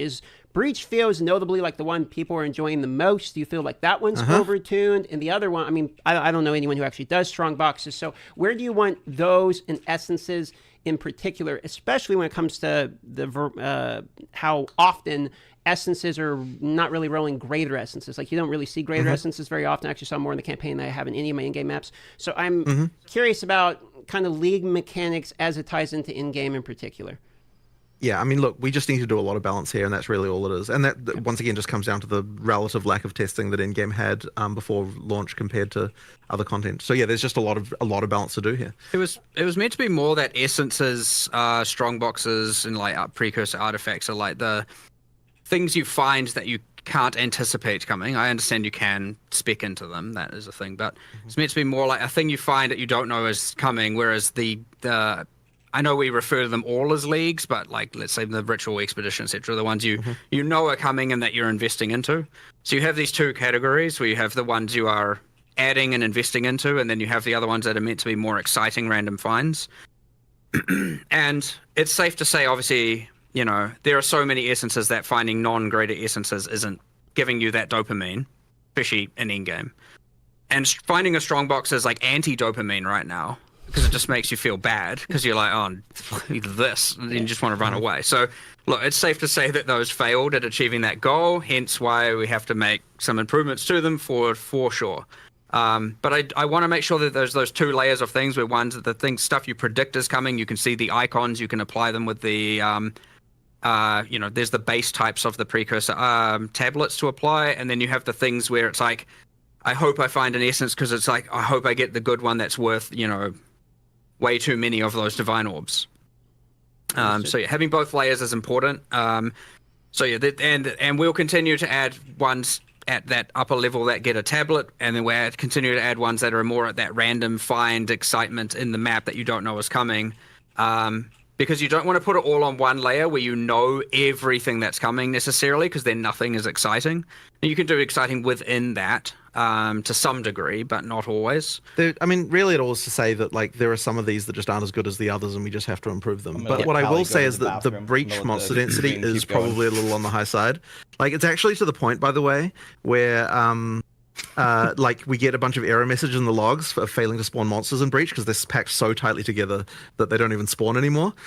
So there's actually like there's an issue there that we have to do something about. Like hundreds. Yeah. Like so actual hundreds of error logs of just like cannot fail to place monster due to lack of space. Yeah. So yeah, like that there was a joke if we could release reduce breach monster density by 20%, and the players wouldn't even see it, because it would just result in less error messages for us. So, you know, like there are actually some stuff that needs to be sorted out there. But we don't want, like, okay, what I don't want is people to feel like, oh, we're just like nerfing that into the ground or something like that. We definitely don't want to do that. But some of the other league mechanics just need some addressing to make them, as you know, better. And yeah, they just need to be better. And yeah, it'll all just come down to us like experiencing them and seeing if they suck, we'll improve them. And like right now, I know that Strongbox has got the most improvement in this patch, and I know Essence has got like at least some adjustment to make them a little bit less crap. And there's probably a few more adjustments. That's more about the combat than the itemization. That's something we still need to look into. Right. So there's just stuff like, we just need to improve all that stuff until it's good, right? I mean, simple as that, really. Fair enough. How do you guys feel about the progression of players entering into mapping, going from map tier 1 to you're doing tier 16s, and then into pinnacle bossing? How do you feel like the pacing in there? They give you, one reason I bring it up is in POE1, we have like the quest invite version of boss fights that will happen at different iterations, so you probably know where I'm going with so this. We're not really happy with how that is right now. Like, we're not happy with how the quest. I mean, the quests that effectively we give you are just like do X many of tier Y maps. And honestly, like we can do a lot better. That's kind of a larger. It's something that I would have loved to be able to just solve instantly, but like it does need some more work. And I think there's a few different areas of this. So one of them is that like just the way the progression feels just isn't as good as POE1 in some way. That's kind of slightly hard to define. Like in terms of just like the feeling of like the progress you're making just isn't quite right. So I think we need to do more. Like there might be some changes we have to make to how the Atlas works to make that better. Certainly want some bosses between those points. Yeah. Like it just needs more of a feeling I don't mean of random ones. I mean like actual ones. You know, still along a series of objective-driven kind of narrative-involved things where you're getting your. It's still an end game, not pinnacle. Boss at tier 6 and maybe at tier 11, and they're the quest versions, and you're doing those, and then maybe there's Uber versions, and I'm just rambling. There just needs to be more going on with regard to how that progression feels. So that's one element. So the next one is that the tutorialization of the end game is not really there. Like we need to do more around this so that like it actually sort of eases you into end game a little bit better. As far as like if you're a new player, like we kind of just throw you in the deep. Like we fixed a lot of things about the introduction to the game through the campaign, but then you get to endgame and it's kind of like we don't really do enough to kind of really ease you in there, I would say. And then I did have a third point, but I can't remember what it was now. There was something about that. Oh yeah, oh, that's right. And it sort of ties in a little bit to what I was. This kind of was covered a little bit with what Mark was saying just a second ago. But like the way that you progress through the tiers, like you can go through the tiers too quickly, and then you kind of get left behind with like what rewards you should be getting. And like in order for us to fix that, we kind of need to make each tier more meaningful with regard to what you have to do there and what's going on. So there'll probably just be more there at endgame just to kind of make it feel like more of a progression and more of a more. Yeah, like, and that can include more storyline elements and more things like that. There just needs to be more, basically, just there to make that progression feel better. The game does take a bit of a turn suddenly when you get to endgame of like, it doesn't really feel like it really does feel very different from campaign to endgame. And yeah, as I said, it's just a matter of sort of easing that transition, making that a little bit better and smoothing out that more for sure. I want to hone into 2 points here. Because you talk about it feels like a different game, sort of a different sense of progression, at least. After you go from campaign into action. This is a question we're going to ask later, but it seems a good time to ask it now. Is that intended, and do you like that as a design principle? Because I've seen people say that they really like the campaign, and me myself, I like the difference, but I've seen people state that they really enjoy the campaign pacing, then they get to maps and they feel like it starts blasting, it's almost a different game at that point. So I think the audience would love to know how you feel about that difference. I do actually, I mean, you do need to get to the point at some point where you feel incredibly powerful. However, I would say that there is like a bit of a switch flip right now that's kind of not quite right. Like there's definitely something that ain't right going on there. Well, there's two. There is the character power side. I mean, a lot of people are getting to endgame.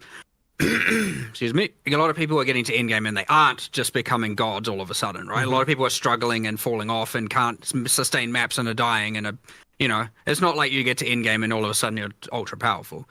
But a lot of people are getting to endgame and then are just lost as to what to do, right? Like a lot of players really like to be told exactly, here's what you do, here's what you do, here's what you do, here's your next objective, here's the thing to look forward to. And something just like complete 10 tier 1 maps is not a fun objective, right? That's just like, okay, sure, I'll do that. Where we could do that a lot better, right? Go to this place, travel here, do this exact thing, discover this, do a tower, run this breach, all these things. We can have obviously way better objectives and ones that we could still design. And you're getting your passive points for each, and you're like, okay, the next thing it wants me to do is this exact thing, not just, I've completed my 10, now it just wants me to complete tier 2 maps. I see. I'll just keep going. Sure. So there's no like, whereas the campaign's very story is like, go kill this boss, get here, and you got NPCs talking to you and everything. And then all of a sudden it's just, now I'm killing stuff, ticking up this ticker. And, a lot of people probably aren't really getting into, based on the tutorialization, they're not really getting into the towers, the tablets, all of that stuff. And then they're just also possibly finding it a bit too hard and they're dying. And so, yeah, it's not, is friendly to the people who, especially non-POE1 players, it's not as friendly to them as we would want it to be at all. That being said, like, obviously, there is also the capacity at that point to just be like, all right, I'm going to change my build to do this or go do this, and now I'm just, like, obliterating everything everywhere. And you don't have all those, like, story events breaking up your flow of gameplay. It's just, like, map, kill everything, map, kill everything, map, kill everything, which people love. But yes, for those who know how to do that, that happens too soon. And for those who don't know how to do it, they're like getting stuck in a hole and finding themselves very lost. So yeah, 2 sets of improvements. The people that are going to obliterate everything, they're going to have their fun no matter what. They'll get there a bit later, sure, if that's how you want to think about it. But it's way more important to not just have that like very much narrative-driven change in pace where all of a sudden it's just like, and it's gone. And now you're just doing, kind of random stuff. What am I supposed to do next kind of thing? And yeah. So yeah, there's a lot going wrong there. More content would do it, more time on it, more quests, more, But again, POE1 had a lot of this stuff, and it had so many different axes. If you didn't like one thing, you could do another. If you didn't like that, you could do another, and you could do certain things earlier or later. And we just need to get to that point where there's just more better, without overcomplicating everything. So my last follow-up to this in-game topic, and I'll send over the guys to continue the conversation elsewhere. So you mentioned that there's a little bit of a separation from what I'm hearing about people that like know how the blast, like they're going to go anyway, right? They're going to crush through and destroy it. Then you have the people that are like kind of learning the game, getting into the game that might like get stuck and lost. How do you feel about the, one pour though? Then now that the game has been out of the wild, does the one pour though feel like it's widening that gap and punishing players who maybe are learning the game too much? But it's the people who are going to blast regardless. It doesn't matter because they're not going to be dying consistently in maps. So how do you feel about one pour though state of mapping currently, as well as XP loss still being fairly significant, even though in the previous interview was stated that you don't feel like you need to have the XP loss as much, considering you do have that one pour though defense. Right. We're in a state where we currently have both of them. So first of all, we did discuss quite a lot about whether or not we want to go back on one portal or not, and I think that it comes down to the fact that I think that it just would really not feel the same if like the whole death actually mattering thing. I think is actually important. Like I think we sort of decided, like, because we discussed because we were talking about the pinnacle boss thing. Obviously, the discussion came up of like, okay, should we just be allowing 6 portals everywhere? Should we be allowing checkpoints everywhere? And I think we ultimately decided like we really don't want to go that way if possible. So we're going to try and that's kind of where we came to like, well, first we'll try with this pinnacle stuff. We'll like make sure that that's like something, because that's actually something we've got like true economic value that you need to actually preserve. And so it matters a lot more, and like the amount of time it takes you to get there and everything that matters. But I think if like then to me, I feel like to be a game, you have to have some level of failure being possible, and the 6 portal thing, like it really to me it just never really led to a situation where you felt like you really could fail in the same way. So yeah, I'm not really a fan. I much prefer the whole like one death thing. As for XP penalty, part of the thinking around that is that like it's kind of keeping you in the place where you're supposed to be, as far as like, if you're dying all the time, then you're probably not ready to keep going up the power curve. But I mean, maybe that's like the wrong way to look at it. I'm not sure. I don't know if you've got any different thoughts about this. If you're dying, right now there's too many penalty axes. So if you are dying all the time, you're not going to get maps, and thus you're not going to go anywhere. And you also, it's kind of like an add insult to injury. You're also now just not leveling. So but you do have to have it. So I agree. I think there's a few axes, and I think they're just a bit too severe when all combined together. Combined with, I also think that the very start of maps is just too difficult. Like, I think we should ease into that a little bit. So bring that down a bit and then ramp the difficulty up. Well, I mean, we could hit the same spot, but I think it's just a little bit, and I think that's mostly due to the number of rare monsters and the obviously monster combinations.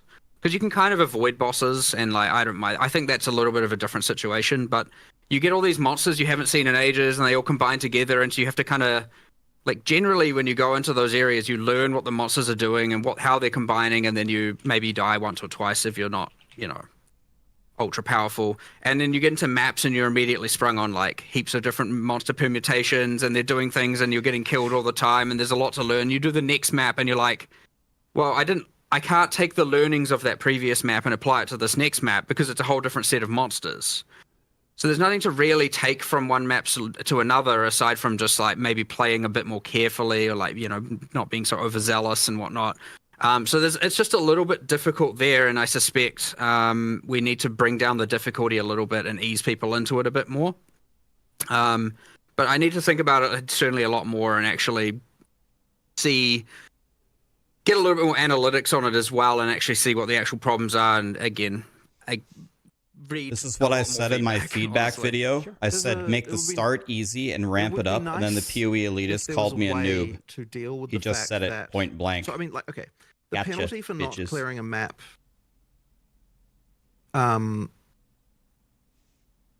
we remove the extra content from the map, and it would be nice if you could just spend another map and still be able to do that content.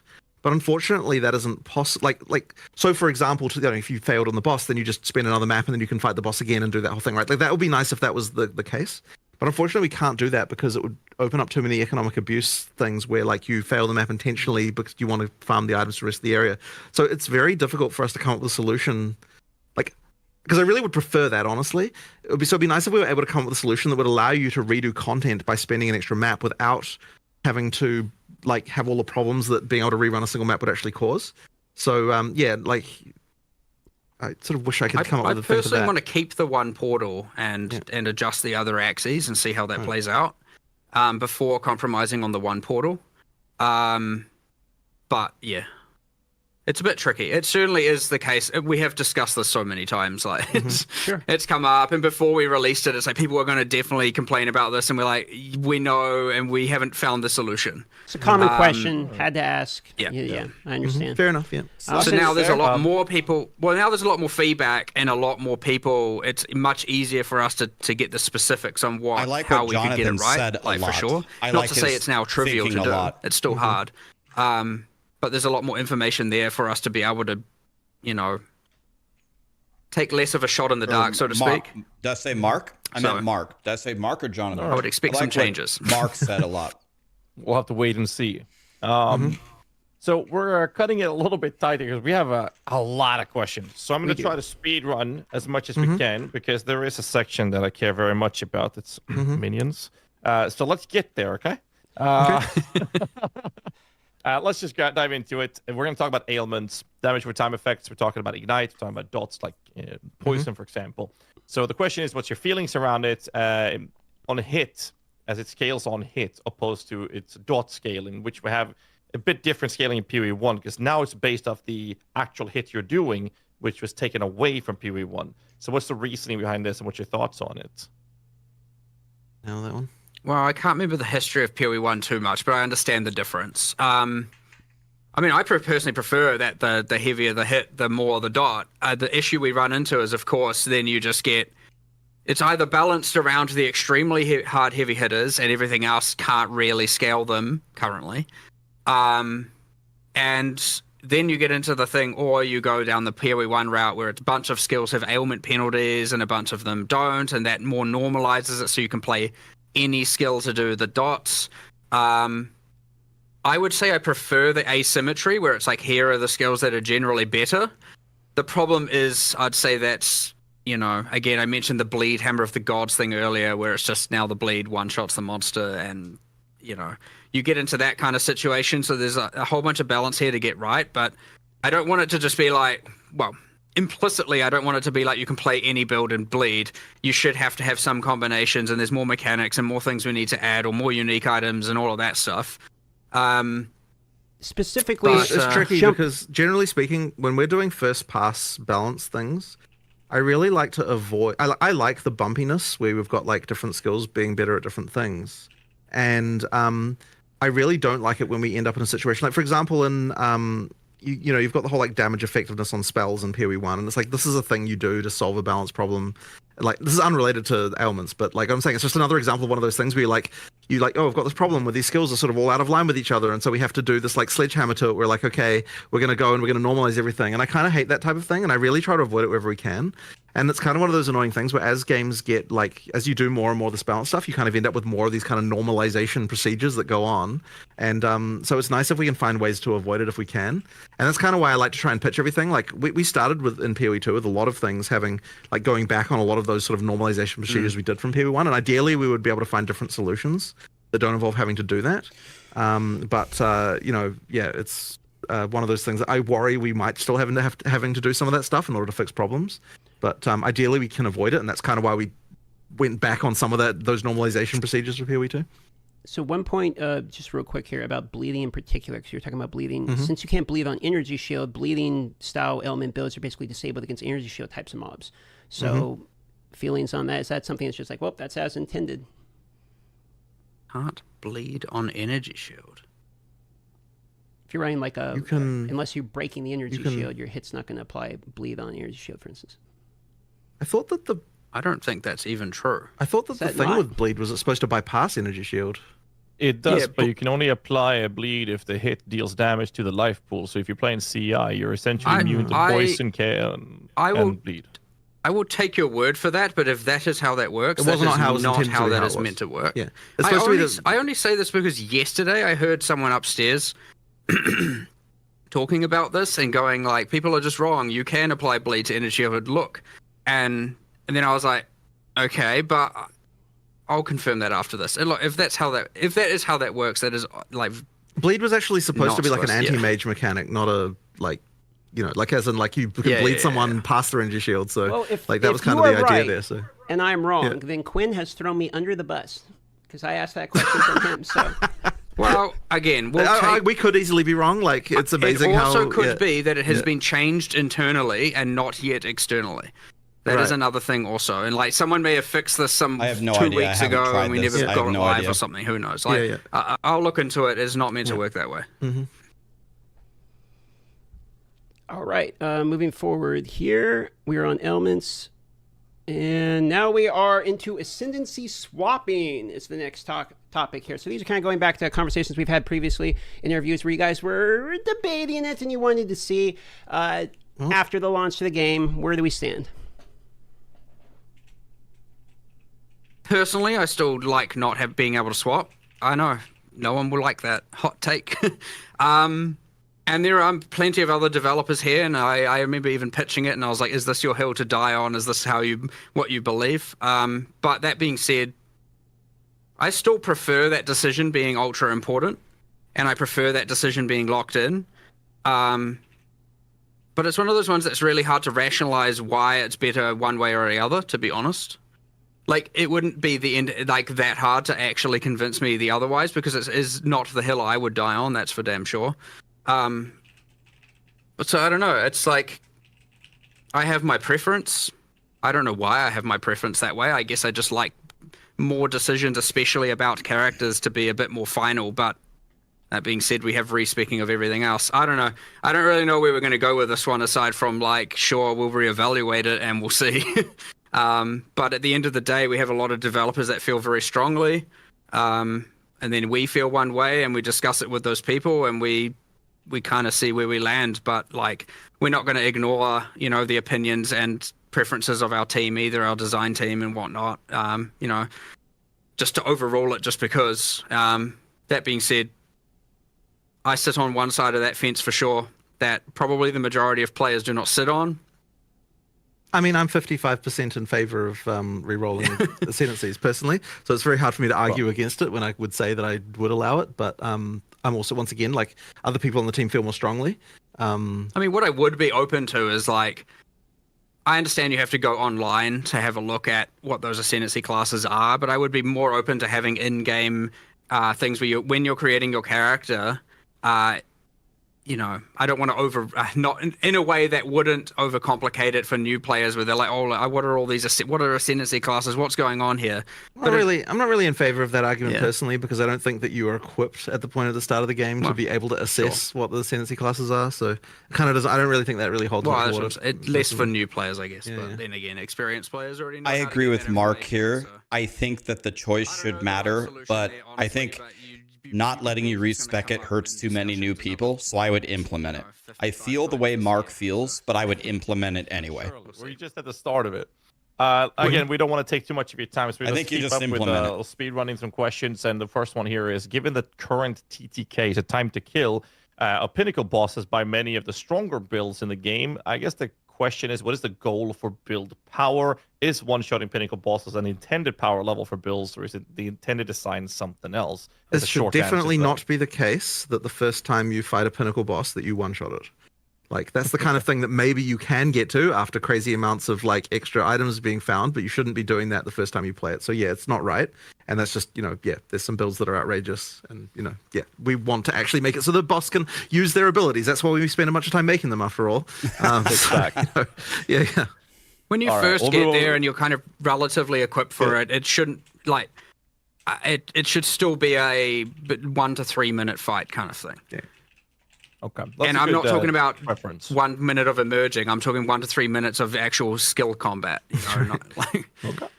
Well, that's a good time of reference we can use moving forward, knowing that's the kind of the goal going for the vision. Next question is, given the difficulty of requirements to get the 7th and 8th ascendancy points, is this intended to be something that not all average players can acquire? We definitely wanted the final ascendancy points to be something that was like a significant goal. Like, this is an awesome, like it's supposed to be quite a thing when you get the last 2 points. Yeah. I mean, as for an average player versus not, that's kind of hard to answer. I mean, I don't know if the average player gets halfway through maps really. It sort of depends on the definition, but we wanted it to be a big thing that you get. So, map clear conditions, talking about that for a moment. Clearing rare mobs are effectively like the only real map clear. Okay, so no, is that the plan? no to reduced continue that difficulty going forward, or is this sort of one of many conditions and is a placeholder, or how do you guys feel about the map clear condition being strictly rare mob clearance? I suspect as we get to answering the exact same thing we talked about before with the more objective driven and learning and tutorialization, we'll probably expand on that. The ideal world is there'd be a whole, a nice cool set of different things you're doing in each map that isn't just killing all the rares, but actually a surprisingly large amount of work to do those and to do them well. Otherwise, you just end up with this thing where it's like, oh, I like this one, but these other 4 are terrible, and you don't want bad ones of these. And killing the monsters is at least something that you already want to do. So that's kind of part of the reason why we sort of went with that in the end. So there's certainly more work. Sorry, go. No, okay. So the Atlas tree currently is gated basically behind Pinnacle boss progression. Kind of the same type of question as in clear conditions. Is this going to be mandated in the same moving forward, or are you guys looking to add in more iterations of progression on the Atlas tree outside the Pinnacle boss clear? We did discuss changing how the core of the Atlas progression is, but as for the actual Pinnacle, as for the individual league trees, I think we were still keen to sort of have that be the kind of extra stuff that you really get at the end of that to get thing. The Pinnacle boss's tree, it should be killing the Pinnacle boss. We want to keep that for sure. Sure. And for each of the contents. But yeah, I want to upgrade the core Atlas tree for sure. I think it's quite boring and flat right now. There's not a lot going on there. And part of that is to do with as we add more content, it will make it more interesting. But there's certainly a better job we can do of that. And how you acquire the points, again, getting away from that grind and getting into more like, all right, like do this 2 points, do this 2 points, do this 2 points, not grind this 2 points, grind this 2 points for the actual core tree. For the sub trees, for the leagues, I actually do like them being behind that. But ideally, each league would then have its own meta system within it to amplify itself in some way, which we don't currently have a lot of. So it's something we'd be looking into in the future when we're upgrading the existing content as opposed to adding new content. All right. I bet all of our chats have been spamming this, so I'm just going to throw it out right away. Map tab when? That should be reasonably soon, shouldn't it? Yeah, it's an as soon as possible thing. We've got people working on it right now. As soon as it's done, you'll have it. Like, it was not a... it'll be done soon. We wanted it there for release. Done soon. Let's go to tech questions, optimizations, and bugs, kind of a little category we have, and then I'm going to do some minion questions for you guys as well. Appreciate you guys taking the time. I know we're going a little bit above the time here. First question we have is something you talked about in a previous interview, I believe, with the Cicerin. It was predictive network mode and lockstep. What is the reasoning behind this specific topic, or what's your take on it, seeing how people are performing right now with this? I actually haven't hugely investigated this, to be honest. I don't know if you've got any more information about that. I do not. Yeah. I mean, we just have lockstep right now. Oh, the predictor's just not... we only have lockstep currently. Okay. Well, we just need to fix that, right? Honestly, the people who would be working on that have not even come back from break yet, so it's just not something that we've got. But yeah, we do need to get that working. I think it was just disabled mostly out of caution, right? Because we just expected lots of shit would be broken. There was a few things. I can't remember exactly what they were. But yeah, we need to get it sorted. There were some things that didn't work in that mode, and we had to re-engineer them. And no time. Yeah, but we'll get to it though. Okay, couple just real quick optimization type of questions here. Terrain obstruction is something that has been helped a little bit in this recent, we saw in the video there, you guys were talking about making it a little bit more clear and transparent. But some things like trees, for instance, covering your screen from the overhead, etc. Do you have any feelings on how terrain obstruction is currently in the game? And is there any plans around making this a little bit? It's just a matter of individual work on each individual thing, just like looking at each doodad and being like, what the bounds need to be, that kind of thing. Sure. That some trees don't fade out until you're like intersecting with them. Sure. And it's annoying because you get more, and the faster you move, the more you will be obscured. And so there's some timing changes, there's some proximity changes. There's just a matter of individual balance things to be addressed. There's still balancing the trees. And then as far as optimization is concerned, I mean, we'll just keep working on it, right? I mean, in the background, you've got the engine guys working on things. There is one very annoying crash that is very, very hard to debug that happens on, I believe it only happens on NVIDIA cards. where like after sort of an hour or an hour and a half kind of thing, you'll get a crash to desktop, and it's been very, very difficult to track down, and we're adding more debug stuff. In fact, I think there'll be a patch. If we can't work it out internally, we'll actually probably eventually make a patch where we tell people to like turn on a command line flag that will enable extra debug information, because the thing that will allow us to debug this does reduce frame rates by like 5%. So we might actually ask people to like, hey, turn this on until we find the problem, and then it'll reduce your frame rates a little bit, but it'll help us track it down. And then once we've got that, then we should be able to work it out. Effectively, they're like concurrency bugs within the GPU. But annoyingly, we were also told that the next version, like NVIDIA told us that the next version of the NVIDIA driver does make the crash go away.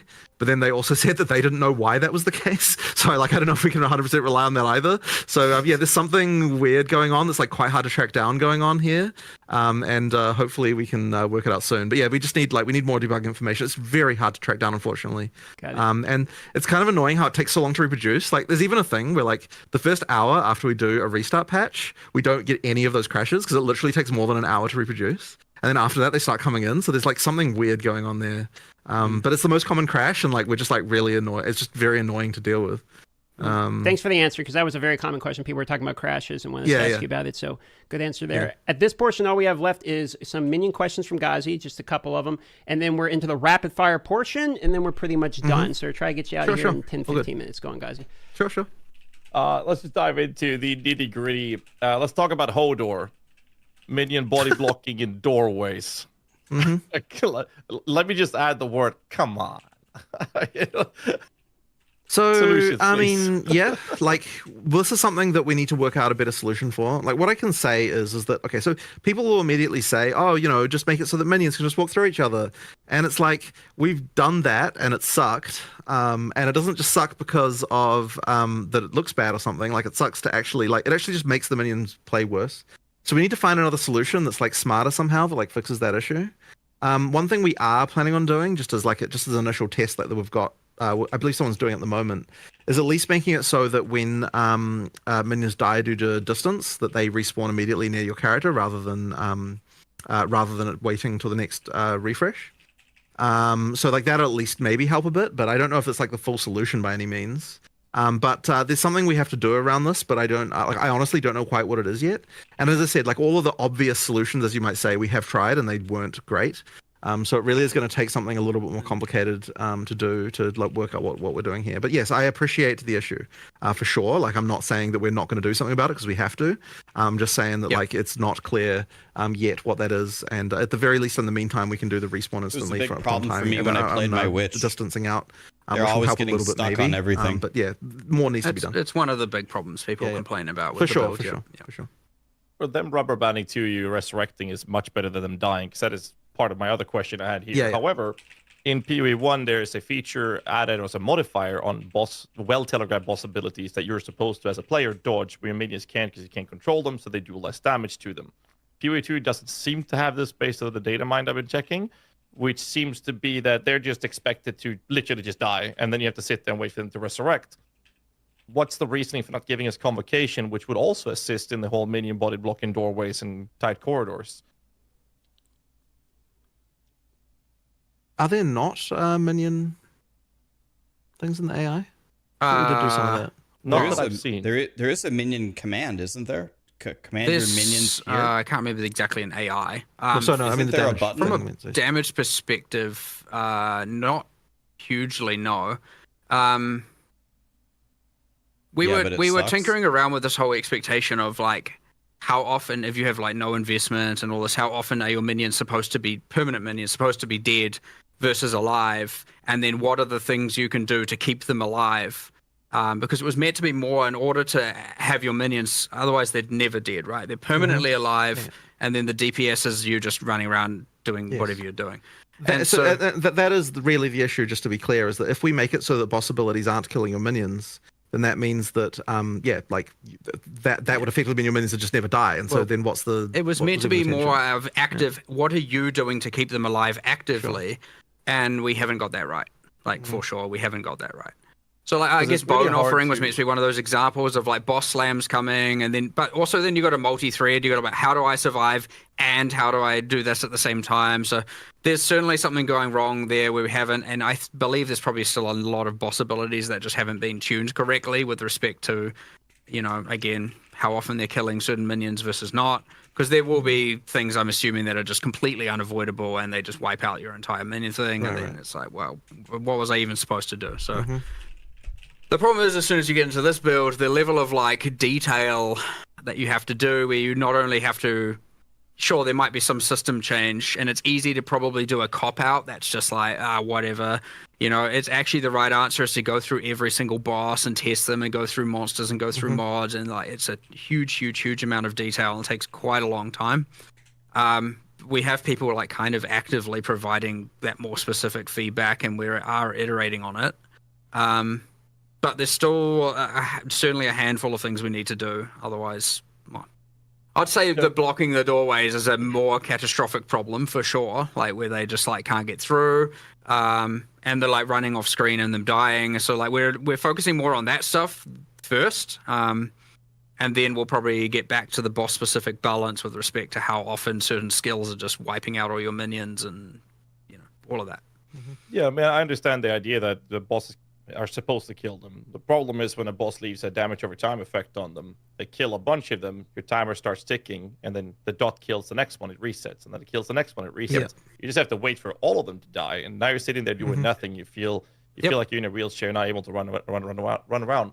But an instant use convocation could be a solution to that, which would also help with the whole body blocking. A lot of people have been spamming me about make them give us convocation, and I'm in that category as well.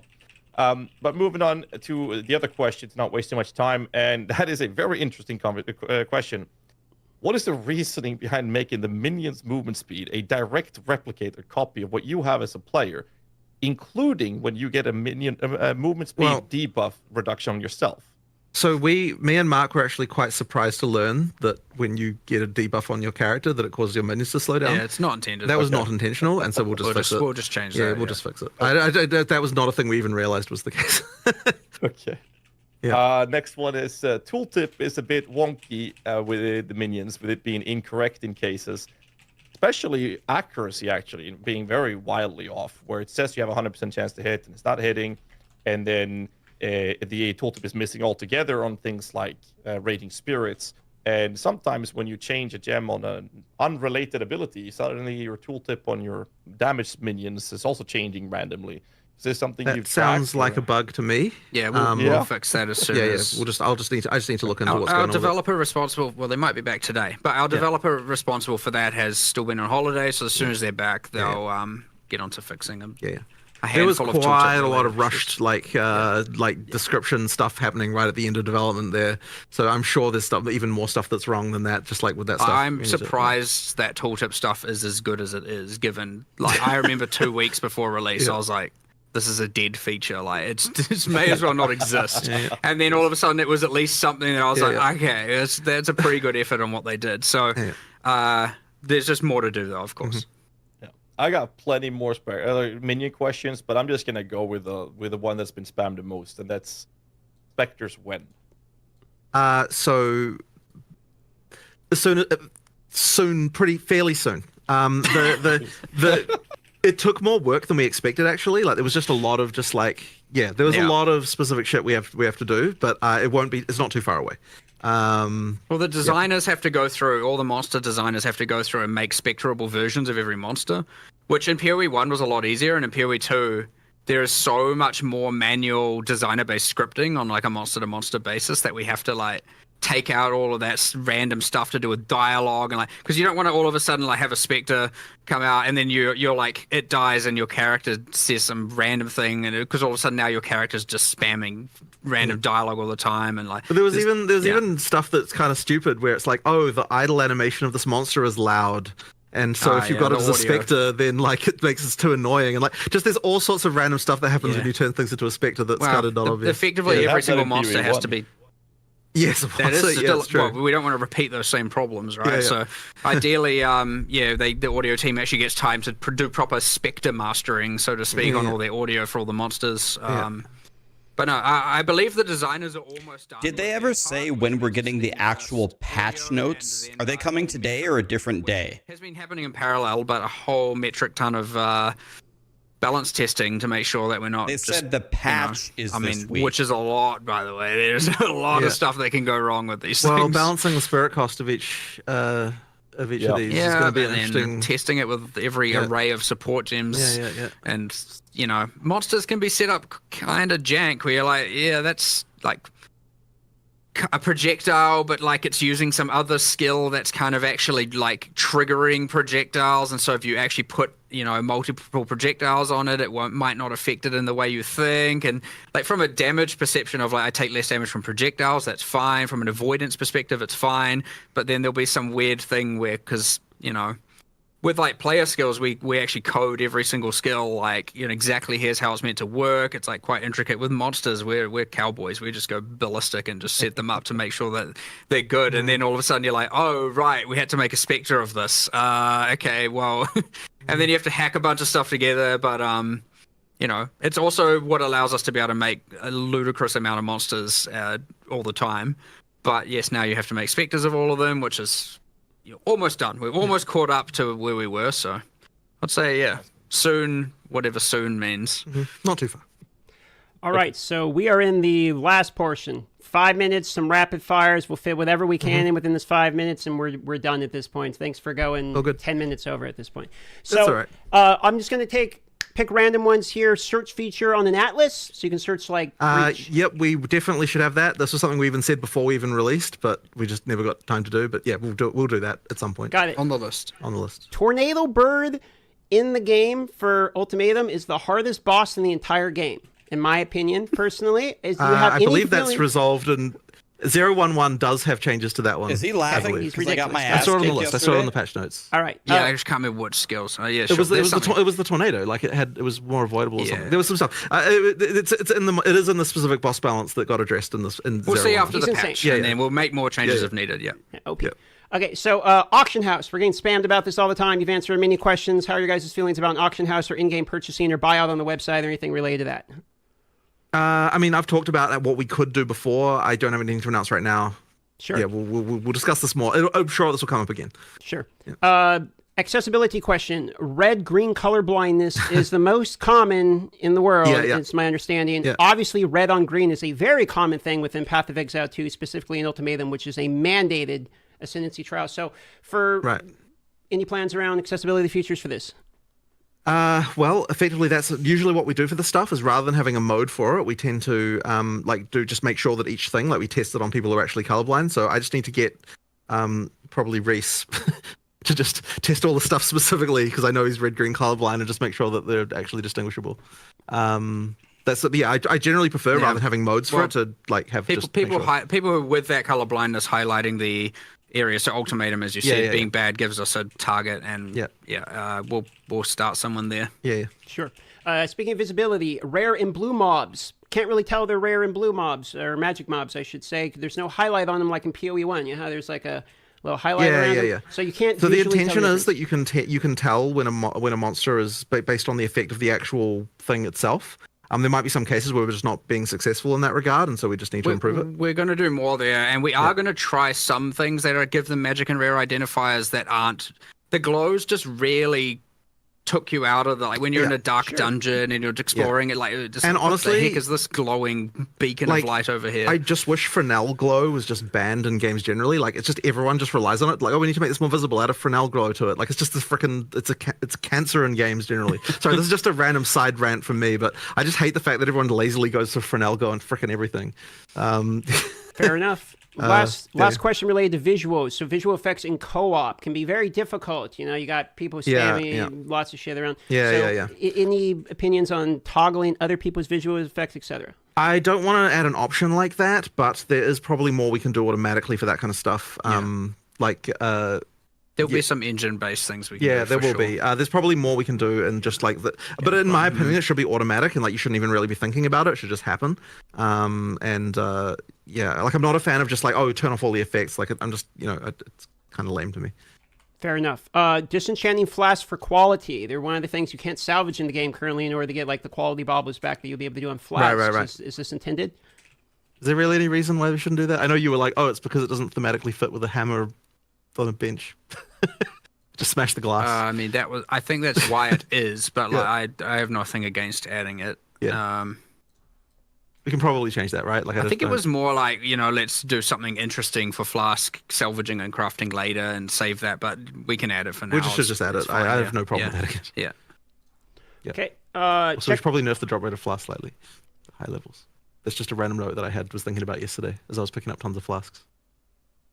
Random side note. But We've almost got all of them. Checkpoints and maps in order to backtrack in maps. How do you feel about that? So not for resurrecting purposes, just for fast travel purposes. It's not a terrible idea. I'd have to think a little bit about how we would position those. I'm not against it necessarily. I guess the feeling is that there's not so many like objectives in maps in the same way. When you do those linear maps and you missed a rare monster, you want to go play something else for a while. You're right. But, so we should probably do something about this, but I don't have an exact understanding of what we'd need to do perfectly. Sure. Yeah. On the table, however. Okay. Being able to see gems without cutting. Currently, like you got to cut the gem to look at the list of skills. I mean, I don't really have anything against it, but where the hell does the option go? I'll think about that. I'm not really against that. Yeah. Maybe on the G button, top, click at all skills. Yeah, maybe. Yeah, maybe. Right. Maybe. Gambler in the hideout. We have all the other vendors, but we don't have like a gambler in the hideout. For instance, like Alba normally does reason this. for that, what was there was something very broken at the end, and we quickly turned it off. But I think we just need to fix one thing and then turn it back on. There was something very bad exploitation tier, and so we were just like disable. It's like 10 minutes until deployment kind of thing. 4 left, and we got through all of them. Okay, so Venom Quest is currently the only one that you can't reselect the reward. So, for instance, you can reselect like the Titan Dome with the Life Flask for the Charm Duration. You can't select from like Chaos to Attributes or whatever. Any opinions on keeping that permanent, or can we reselect? I want to add a way to change that, which I know people might be like, well, hold on, then why don't you want to allow a way to change ascendancies? And the answer is I don't know. That's just how I feel. But we'll allow you to change it. I might feel differently later. But yes, I do want to add a way to change that for sure. Okay. Movement speed on boots. Any feelings about having them be implicit, or I mean, basically movement speed mandatory on boots, or else you're really slowed down. So, how you guys feel about moving movement speed to implicits, or do you have any feelings on movement speed on boots?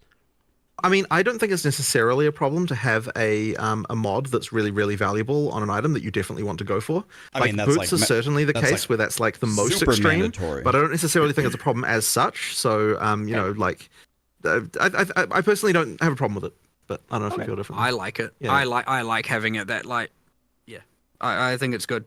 I mean, if you added move speed implicitly to boots, would you then be like, okay, well, like IPD on weapons, like you start to get into funny territory in some sense, right? We're like, you know, so anyway, that's kind of our feeling on it.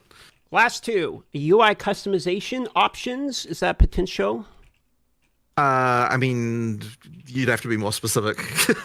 I think people just want to be in general, no, like.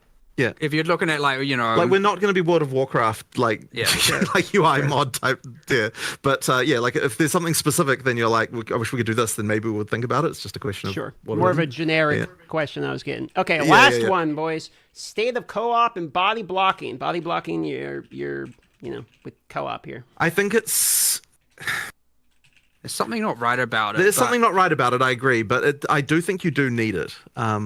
To make things feel more physical, but there is something not right about it.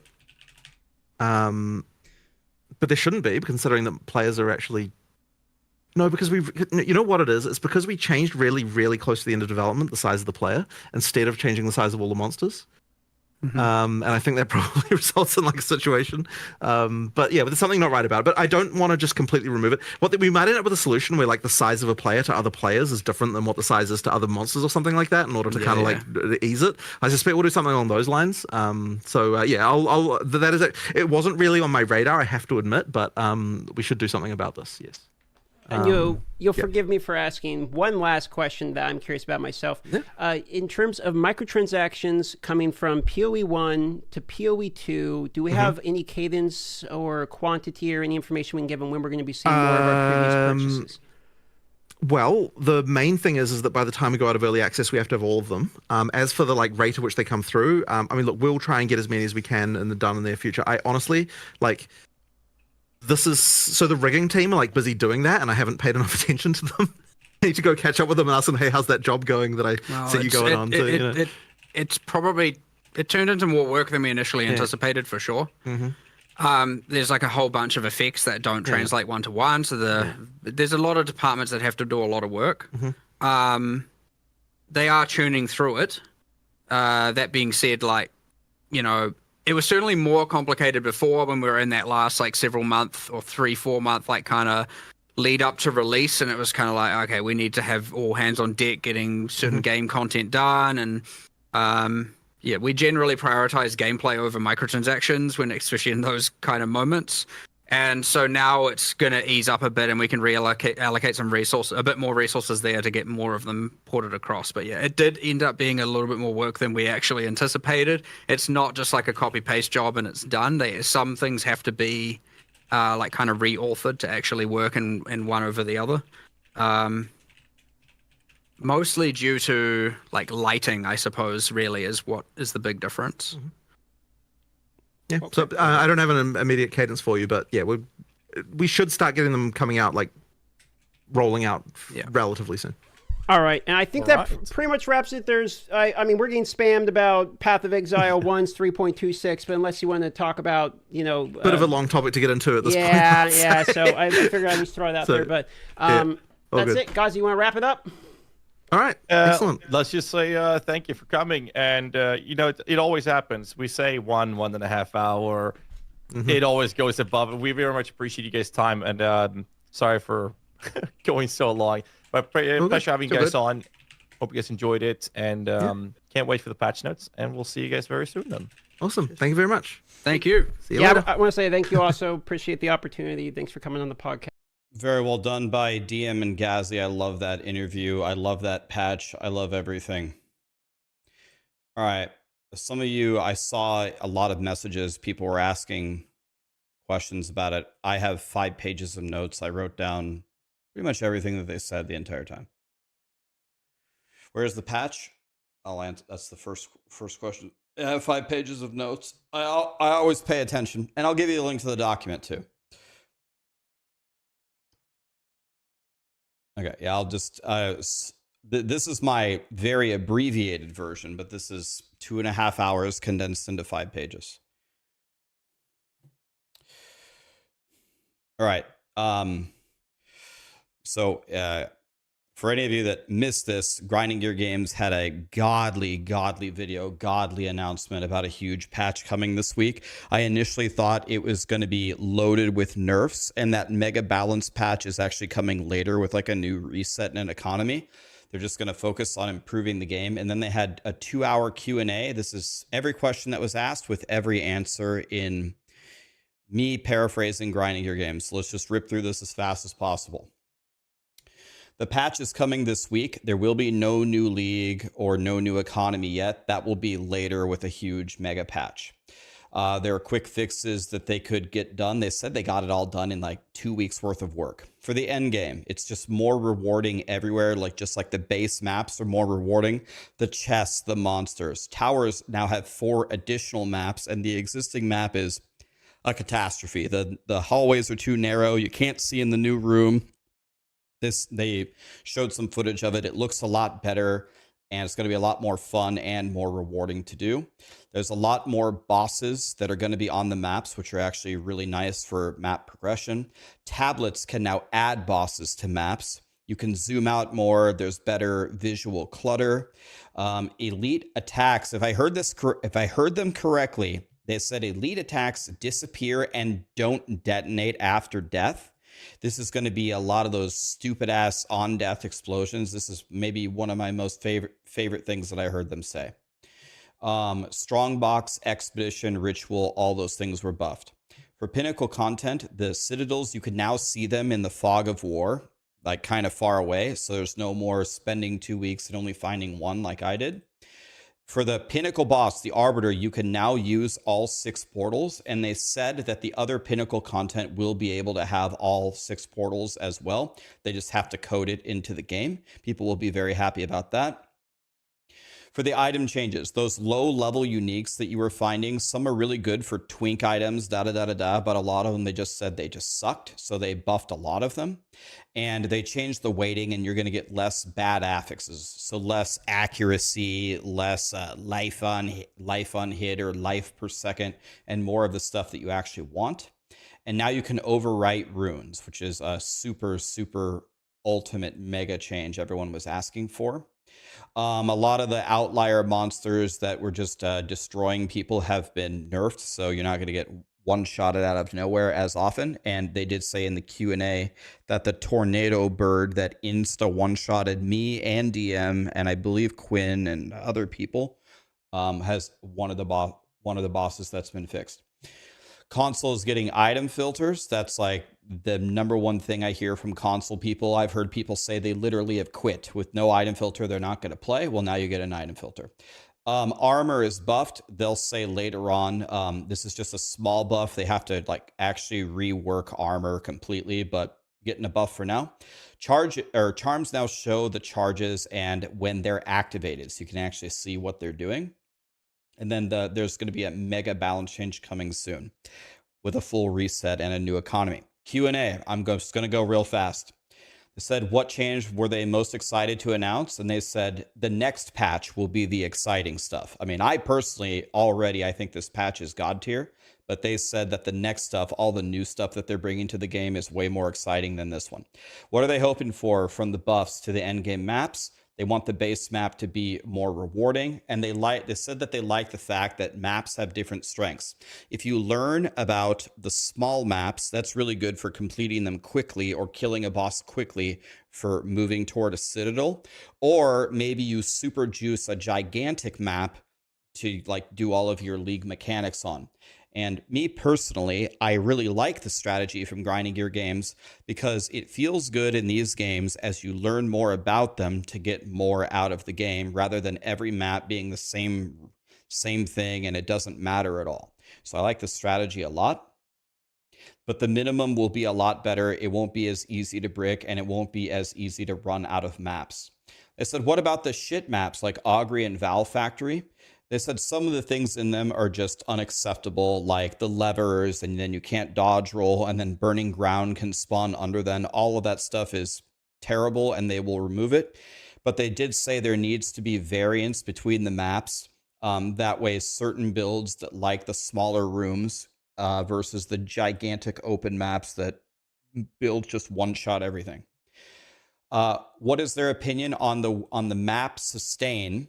Will the boss change? Are you making the boss changes more bosses on the maps and the bosses being able to be added to maps to help it? They said there's not sure that there's a waystone sustain problem, but they'll take more feedback. My opinion on this is I like the fact that waystones are important. They shouldn't be so rare that we can't play, but they shouldn't drop so often that you don't give a shit about them.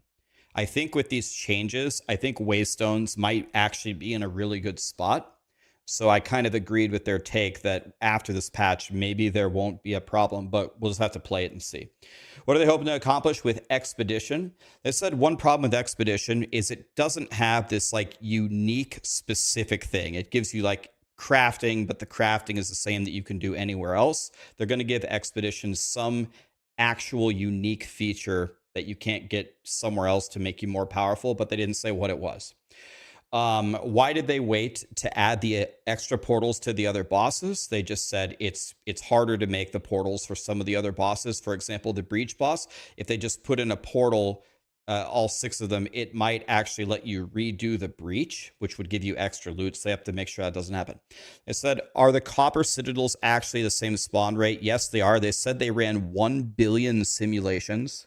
The Copper Citadels do spawn as often, but people keep dying to the boss's on-death explosions, and they fixed the on-death explosions. And the boss was also, they said, just too difficult relative to the other 2 bosses, so they brought it in line with the other 2. Were any of the conspiracy theories for spawning citadels true? No, and that's what I was saying. It's just all confirmation bias, and none of them were right. So that's why I didn't make a video on any of those conspiracy theories. What does less bad mods on items mean? They reiterated less accuracy, life on kill, mana on kill. For some of the best items in the game, like the tier 5 yellows, they accidentally coded that some of the best affixes were not possible to get on them. Like attack speed couldn't roll on T5 bows, which is like the best suffix. So they have fixed those impossibilities. So gear in general should be a little bit better and to craft on. And then they had a discussion about, so if you aren't familiar, in POE1, tier 1 is the best, and in POE2, tier whatever the highest tier is the best. Like T12, it changes. They said it's, first of all, it's the opposite of maps. So maps go 1 to 15, and 15 is the best. So it actually goes to like 18 at the top. But they don't want 1 to be the best for items and 15 to be the best for maps. Then they said if they add a new tier later in the game beyond tier 1, if they reversed it, then they'd have to redo the entire thing. My main take on this particular topic is they should have it the same between POE1 and POE2. It's so confusing that it's backwards. And I'm going to be completely honest. I thought POE1's was better and less confusing. Tier 1 is the best. If you add a new tier, it just becomes the new tier 1. Like, that's fine. I would rather learn that the top tier is now 250 life instead of 220 life and just have tier 1 be the best. I think the fact that it's the opposite of maps is an absolute nothing. It's totally fine that it's the opposite of maps. I have never found that confusing. I have never heard anyone say that they have found that confusing. No matter what you do on this, I think you have to make it the same between the two games. The fact that they're polar opposites, I think, is the biggest problem. What else is coming to consoles? They said many more things are coming besides the loot filter, but you will be able to instant swap between controller and mouse and keyboard on the UI. That's what they have coming very soon. What feedback surprised you the most from the community? They said that the damage builds that people make got way too high. People got to the pinnacle bosses and one-shot it without seeing the mechanics. I only got to fight the pinnacle boss one time because I couldn't find the citadels, and I did not see his mechanics. He died with my Eye Strike monks. So that's exactly what happened to me. They, in general, in the future, they don't want to do mid-league nerfs, and the next patch might like nerf the top 10 things, but it's going to bring 50 things up. And more on the nerfing philosophy. Anything truly game-breaking or causing FPS or server issues will be fixed immediately, but in general, they don't want to do mid-league nerfs. A lot of people got their accounts hacked. They wanted to know if there was a data breach and will they implement two-factor authentication. In general, there's a big story. The answer is no. There was a Steam account attached to an admin account. Someone stole the Steam account and then got access to the admins, and then 66 accounts were hacked with some others. There was not a massive data breach. Two-factor authentication is now required with some other changes for Grinding Gear Games employees, but they said that they may add 2FA for everybody else as well. Is there a roadmap for upcoming releases? They want to make big, juicy, impactful changes. They don't want to release a patch like every week because then people will actually come back and play it and then they can get data from the testing. The next big patch, though, that they said that they were very excited to release is going to be rushed. They said faster than the other one. So we can expect the next mega patch soon. They were asked about the state of Magic Find, a huge topic in the community. They said it's the same formula in PoE1, but rarity is different in PoE2, and it impacts currencies. It doesn't literally give you more quantity, but it's like pseudo quantity because with rarity, the currencies are affected. So it seems like you get more exalts and that the quantity of exalts and divines goes up. They said that the people that really hate Magic Find is a fair take, but they didn't really agree with it. They said in general for Magic Find, they need more data. They will look deeper with more of the changes as the game gets closer to being launched. The state of warriors and maces, they said that they think the campaign is fine. The end game seems to have a problem with scaling. Their attack speed and their attack times are a problem, like they're really slow. And warriors are compared to Giga Chad builds like the a Hand of Wisdom and Action mercenary that's going to get nerfed. But then DM went on the attack and he said, would you agree that warriors have the worst state of everything? The worst offense, the worst defense, the worst scaling? And they both said that they actually agreed. So they agreed that the warriors are in the worst state possible. And then they said in general, they're going to add a lot more things for maces. What about the armor problem that Criparian drew so much attention to? It needs more than what they're giving it. They're just giving it a small update. They're not exactly sure internally how to fix it. One of the problems is that evasion and energy shield have way better synergies with other things that make them so strong. They need to think it out a lot more, and they need a big change to armor to actually fix the entire problem. Are they changing the charm numbers? No, but they feel that charms have things wrong with them. There aren't enough charm slots, and charms are a newer thing that's really not complete. So the charm thing that they said that they're fixing earlier is just when it's being activated and how many charges you have. What about the state of crafting? It's 2-slot machine-y, not machinery, 2-slot machine-y. And there needs to be more determinism, but exactly as they said, I'm glad they said this, you can't make it so deterministic that you can just craft whatever you want, because then you don't have a game. They'll make more changes later. What about the state of divines? Nothing much to say. It'll be fixed with more future leagues and content, because they were arguing that no one uses divines because they're only used on the stat amulet and ingenuity belts. That's only like the top 1.1% of people. But I don't think this is a big problem. I think this will just be fixed naturally as they expand the game. State of endgame mechanics. This is like strong box and essences. They said the balance is really off, and endgame just had a severe lack of testing, but the more people are playing it, they're figuring out.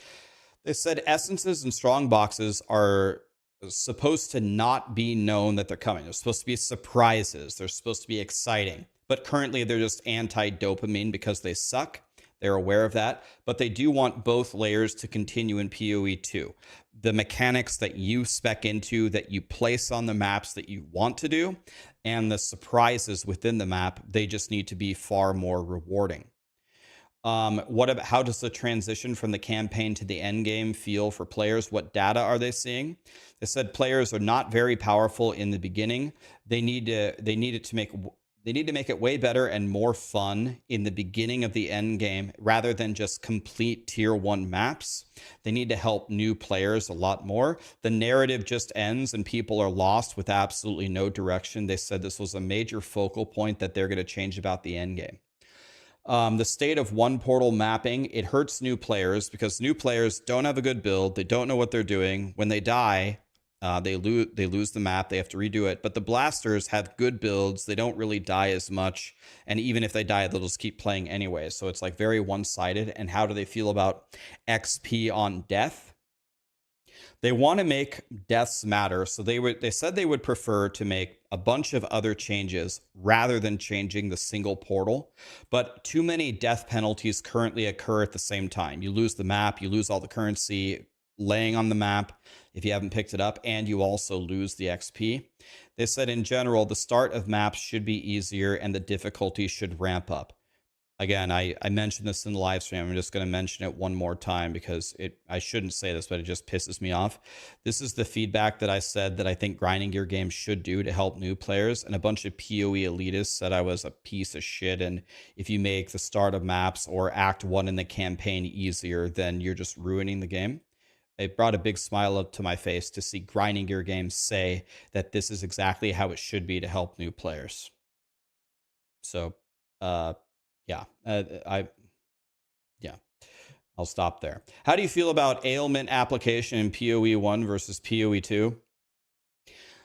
So the ailment application is based upon the magnitude of the hit and in PoE 2, and they say that they really like that. And they actually really like the asymmetry, like Hammer of the Gods being really good at applying an ailment, whereas something really fast attacking might not be. They said in PoE 1 they fixed this and they balanced the entire game by adding like ailment modifiers or coefficients or whatever. and they said they would prefer to keep going with something similar like they have in POE2. In general, I agree with that. I don't mind that there's asymmetry in the game. It makes the game interesting. There just needs to be choices within the asymmetry. It can't just be all Hammer of the Gods. Ascendancy swapping. They would prefer that that it's locked in and ultra important, but many people feel completely the opposite way and feel that you should be able to switch it. They said that this is not a hill that they want to die on. I believe that was the exact quote. So it sounds like as long as the community keeps really complaining about it, then they will allow it. It sounds like from the sound of it, it sounded like it's probably going to change. Should pinnacle bosses be one-shottable? They said, no, you should have 1 to 3 minutes of actual skilled combat, which means not the phasing, not the dialogue, not the RP. You should be playing for at least 1 minute of skilled combat before you should be able to kill a boss. The 7th and 8th Ascendancy points are a hot topic because they're very difficult to acquire. And they asked, are they supposed to be this difficult? And they said, yes, they are supposed to be very challenging. An end game thing to get your final 8th Ascendancy. So a very casual, let's say non-skilled or low time player, it sounds like they will not be expected to get their 8th Ascendancy point in a league. Are they going to change the core Atlas tree? They said many changes will be coming, and their words were the current core Atlas tree, which is the endgame tree, feels boring and flat. Map tab when? As soon as possible. They're building it right now. Predictive versus lockstep networking. They haven't looked at it yet. Terrain obstruction being worked on? Yes. What about all the crashes? They're looking into the crashes, but they said that it's not so easy to fix. And they said they might even turn on a mode where they can track what you're doing if you're getting the crashes. It will lower your frame rate a little bit, but it'll help them solve it immediately. If they implement it, I'll make a quick video and I'll tell you, hey, if you want to help grinding your games fix all the crashes, turn this on and I'll tell you when it's fixed. Minions being blocked in doorways. This is a major problem that they said this. It's a major problem that impacts a lot of people. Passability doesn't work. They tried it and it made the minions play way worse. They need a very smart solution. They don't know what it is yet. They have tried everything obvious. Nothing works. But one thing they are going to change is minions that die in the distance should respawn instantly. Minions don't dodge major attacks, especially damages over time. You're supposed to be able to, the way that you are able to keep your minions alive isn't good enough. They will do a better job in the future. Minions become slowed with debuffs when you get slowed. Is that intended? No, they'll fix it. The tooltips for minions don't work. They will fix it. When are they adding specters? Fairly soon. The other things they were saying like really soon. So this fairly soon is probably more like Blizzard soon, like not very soon. Search feature, is the search feature coming on the Atlas? Yes. Tornado Bird, nerfed. Yeah, after it already killed me in DM. Well, whatever. Auction house, nothing to announce right now. Accessibility for red-green color blindness. They want to fix it in the game. They don't want to add a mode for red-green color blindness. So they have some people that they will test it with red-green color blindness and just fix it for everybody.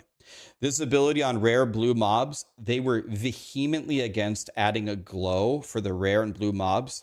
They literally called it cancer in games. They're going to work on it and solve it a different way.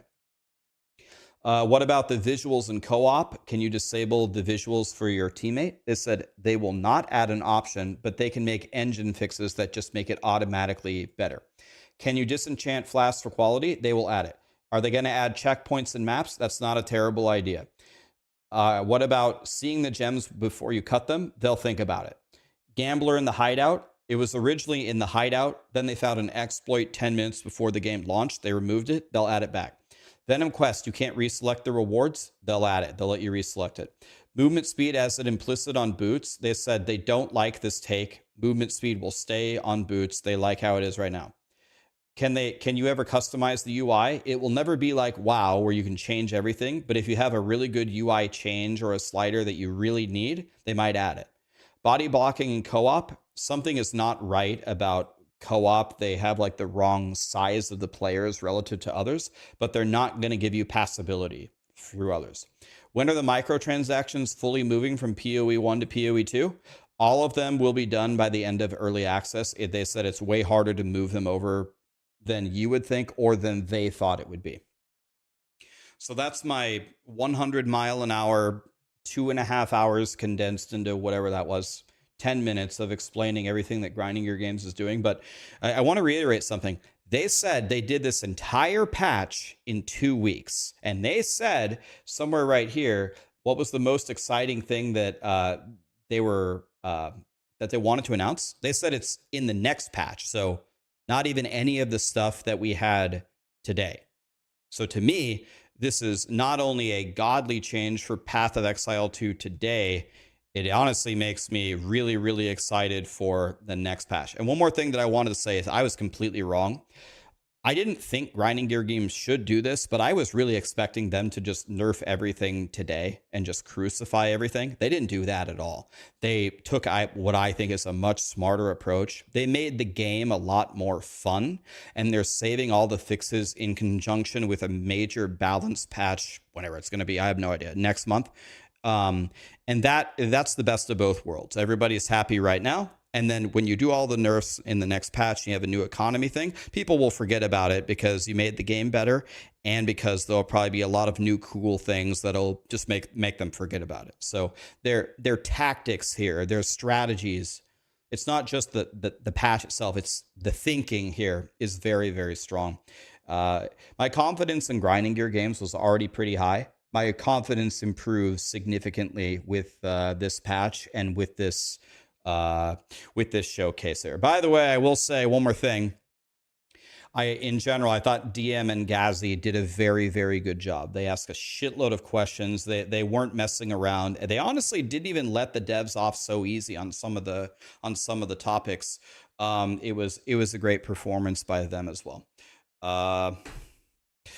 It's a good time to be a POE2 fan, I guess.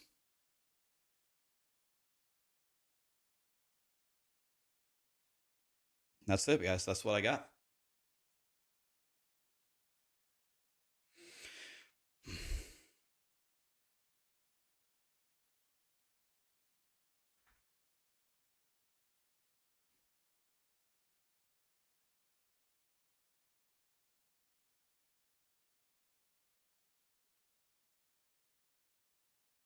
Rack, give us a link. Yes. Share.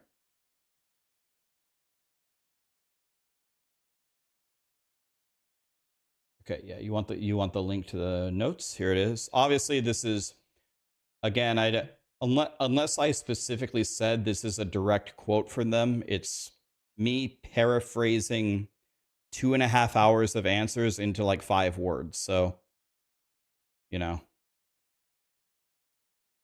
it's not exactly not going to be exactly perfect, but I tried to capture their answer the best that I could. So in the event that something is a little off, I guess it's my fault. Okay, try that link, guys. I'll spam it on YouTube for you as well. I saw a lot of conspiracy theories that I jacked up my ads because I knew my viewership would be here, and I jacked up ads to screw my viewers over. Like, guys, can we think about that for a second? So, on a happy patch day, I woke up and I thought about how can I gouge my viewers with more ads so I can make 50 more cents. Like, think about the conspiracy theory. Does that make any sense to you? Just think about it for a second. Does that make any sense? It doesn't make any sense to me. Like, even the thought of the accusation doesn't make any sense to me. I just spammed the link. Is it there? Did it work? I just spammed the link 100 times in both chats. Did you guys get it?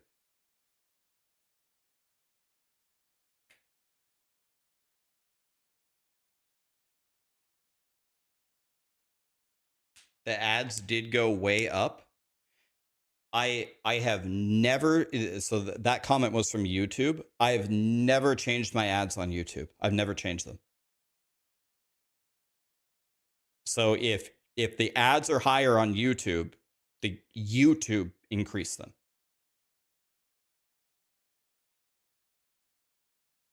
YouTube changed them when? Like when? January 1st? Everyone was complaining more so on Twitch. Everyone on January 1st, when the new year hit, everyone was like, Jesus, Rax, how many ads are you running? The same ads I ran for years, which is lower than every other's. Guys, Twitch in fact, I can probably pull it up right now. Let me see if I can. Oh, hi. Oh, hi, Connie. Do you want to be included? Hello. Twitch regularly in my dashboard gives me messages that I should be running 10 minutes of ads per hour because other streamers my size run 10 minutes of ads. And then they show me how much money I could make if I do it. And they push me to do it all the time. I literally dragged it over on stream a couple days ago. Hi. I already let you go potty. Do you need to go potty again? True to my word, let me see if I can. I'll show you. Let me see if I can find it.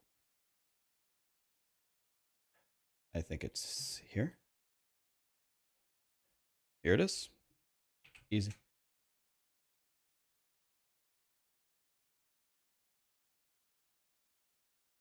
I guess this one says 6 to 10. That's a little bit of a softer message. But the recommendation is for me to run 10 minutes of ads per hour. And believe me, if I ran 10 minutes of ads per hour, it would be way higher than what I'm currently doing. This is what I get when I log into Twitch. This is what they tell me all the time. Just to show you. So you're telling me I run too many ads. Twitch is telling me I don't run anywhere near as much ads as I should.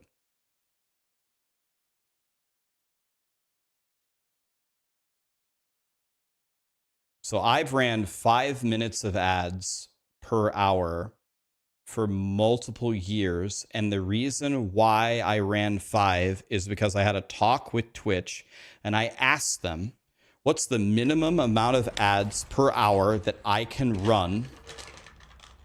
What's the minimum amount of ads I can run per hour where you will stop asking me to run more ads? And they said, if you run 5 minutes of ads per hour, we'll stop asking you. I said, okay. I put it at 5, and then I never did it. Now they're asking me to run 10. Rack, stop explaining it to these people. You want me to switch it to 10?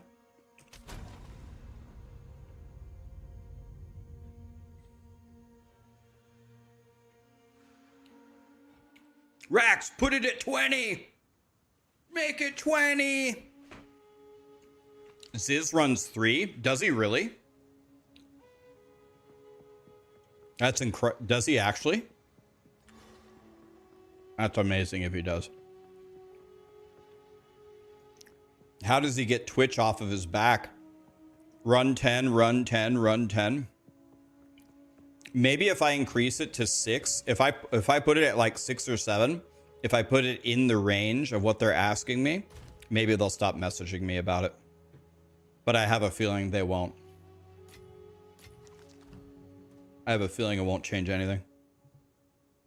Raise the ads, bro. Raise the ads. This is not what I was expecting you guys to say to me.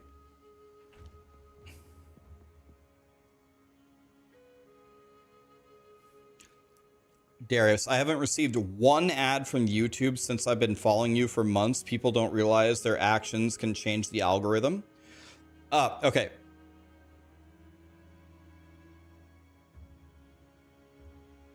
I do want to tell you one interesting thing. I explained it in great detail a couple of streams ago, but this is actually interesting. So the way that I understand that YouTube works, and this is from people that, oh my God, 92 life on this chess piece. This is from people that are way more knowledgeable at YouTube than I am. You will get ads on YouTube based upon your individual threshold for ads. YouTube is constantly seeing what is your individual tolerance for ads. Then if someone makes a video and they put an ad every 30 seconds, you will not see an ad every 30 seconds. You will see an ad within 30 seconds after your ad cooldown has come off. That's how it works. So on YouTube, if you can do actions that make the algorithm realize that you hate ads, like you close out of the video when you see an ad, if you do that enough, the algorithm will give you less and less ads. That's not how Twitch works, but that's how YouTube works. It's tracking you and trying to determine your individual ad tolerance.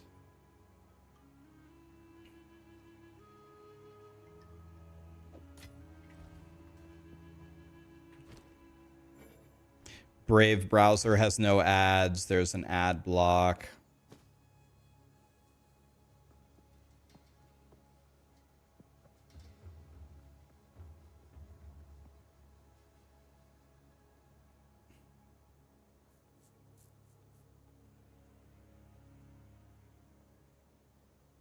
Yeah, the industry heavily incentivizes and heavily I'll take you out, Callie. I know you have to go again. Callie has to go to the bathroom again. I'm going to let her out.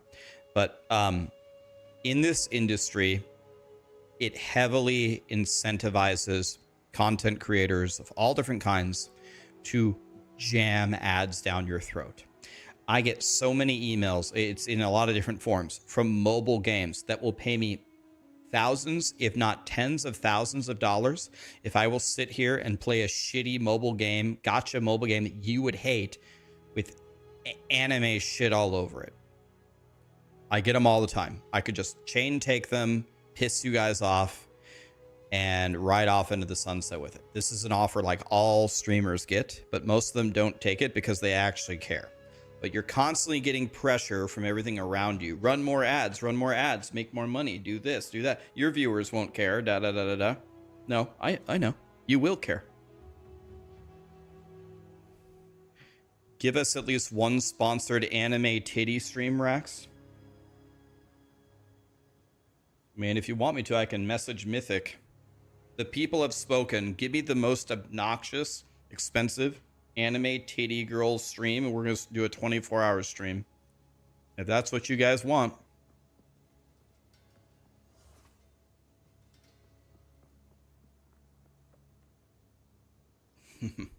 Okay, more hardcore SSF. Let me take her out. She really has to go.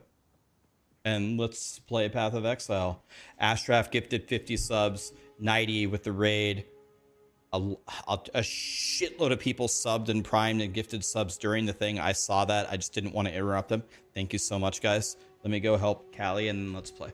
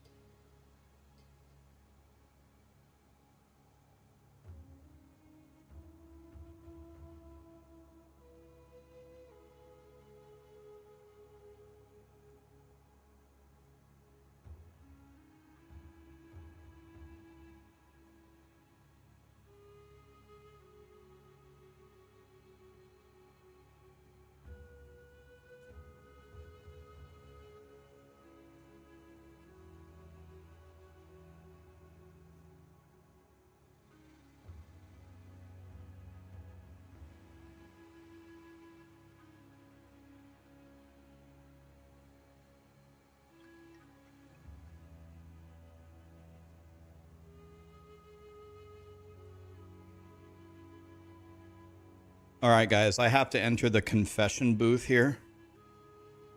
So I took Callie out to potty, and she didn't do anything. I don't know why. She's bothering me, and then she doesn't even go. But then something bad happened. Then I walked by the fridge, and I opened it, and I remembered I had leftover enchiladas. I mean, at that point, when I remembered that, there was nothing I could do.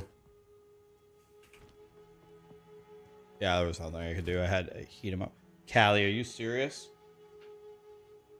I just took you out. Now, are you fist fucking me, Callie? I just took you.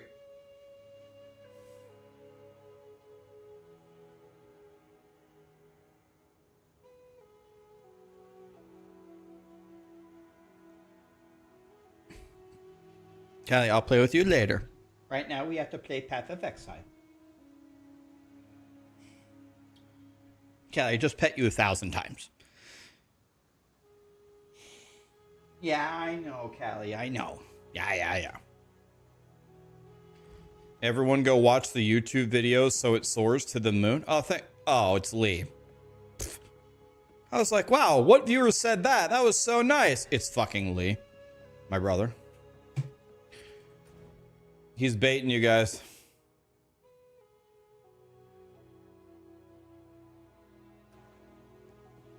I would not be upset if you guys all rushed over there and gave it a like and commented.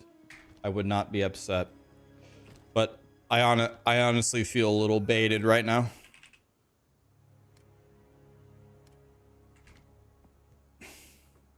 Need a guide? Take your time.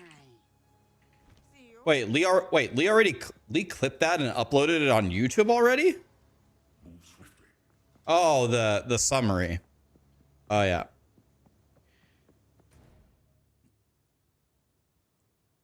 I want to see if I can buy sockets from Act 1.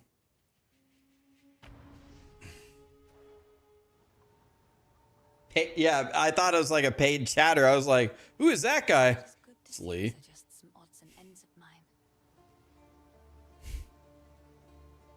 By the way, I want to message DM.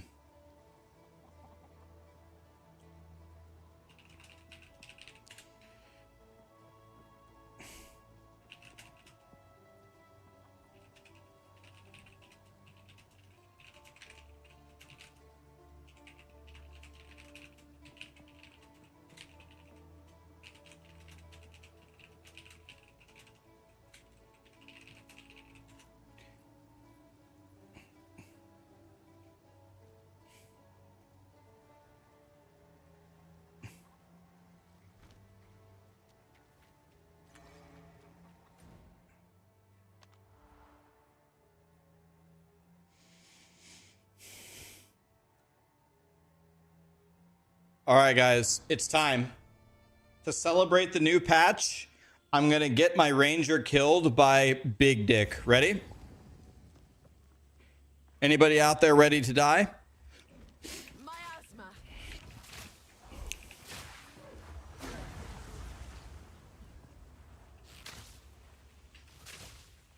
Here we go.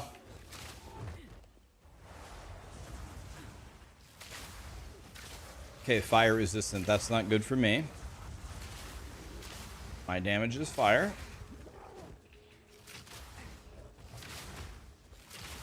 Too weak, too slow. All right, here we go.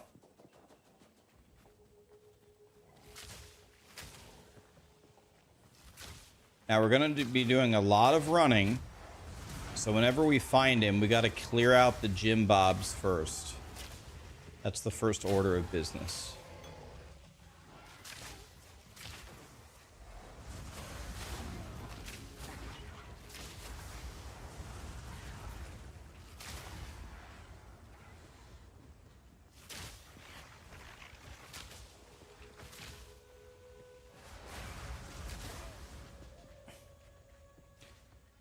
All right. If I was Jim Bob, where would I be? Maybe he's over here. It's in this zone.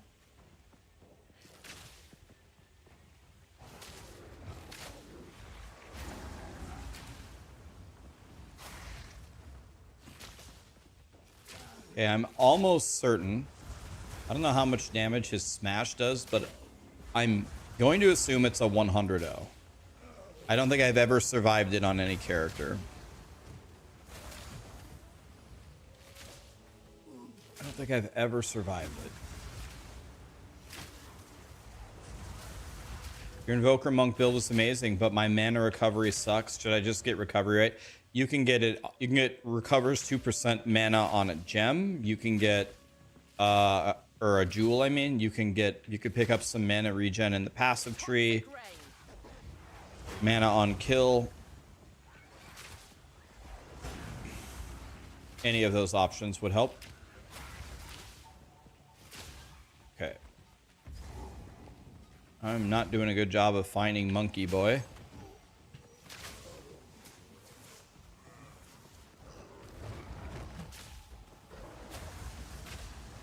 Do I have the big passive yet? I don't. I should probably wait till I have that. I would hit him way harder. Oh well. Just go now. It's fine.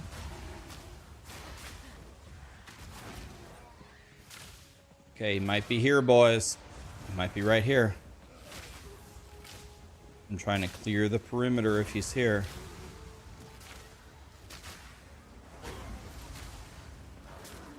Where did you come from?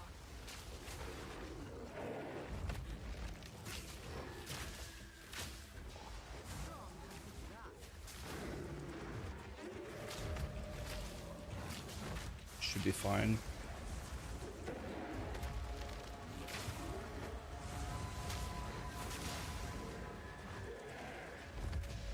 Should be fine.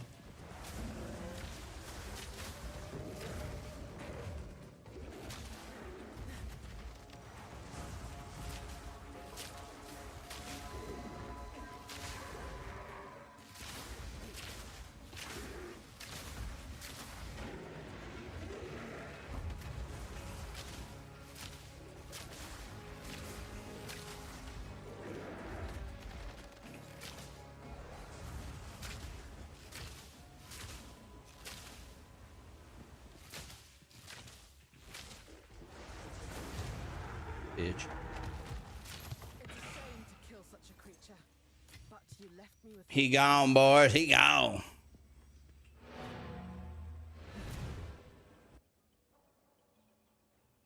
Okay, we're good.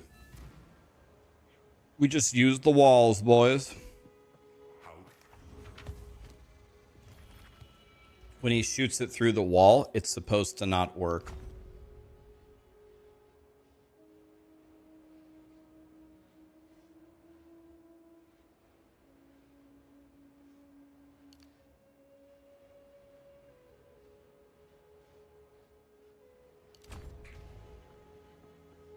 You forgot to die? Knew I missed something. I knew there was something I was missing there. It says 92 life on it.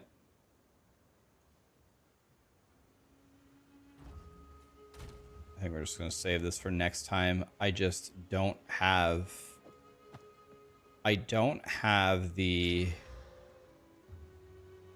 That's a suffix, so this is already gone. 35 life, 1 melee skills. Okay, if I ever do melee in SSF. What build am I going to go? I want to be a peacock.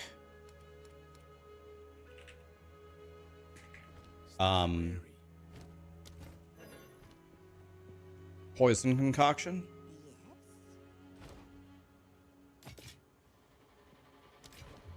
Is what we're trying to do here. Yeah, don't worry, Queen of Filth will kill me. Plenty of time to die, guys.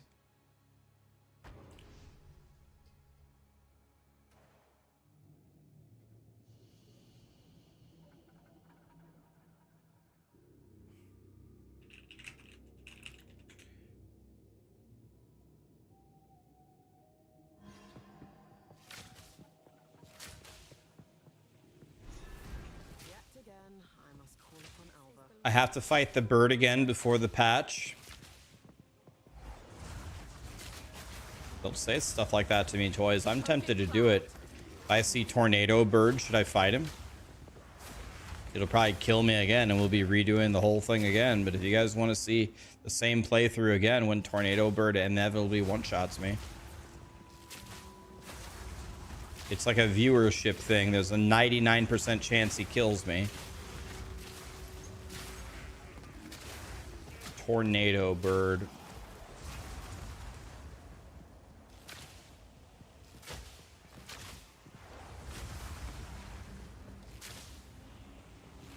I cannot take even 1 second of the tornado's damage. Not even a single second. So it's either dodge the tornado entirely or die. Those are the two options.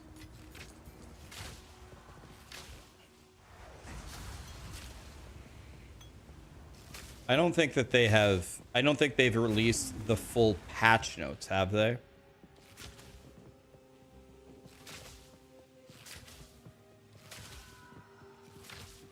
Move my, oh yeah.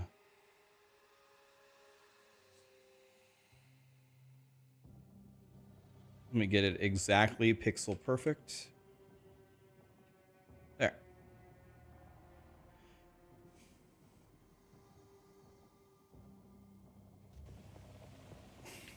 Monkey Boy didn't hit me, luckily.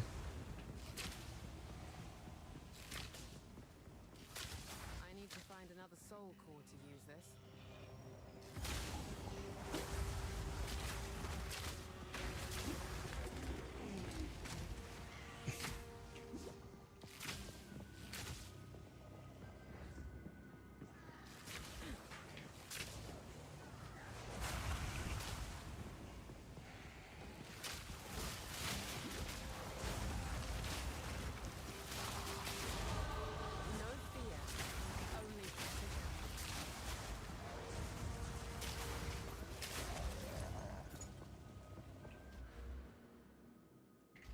Okay, I've already taken that, so magnitude of the poisons, probably. So I still don't have the mana flask that I need to play the build.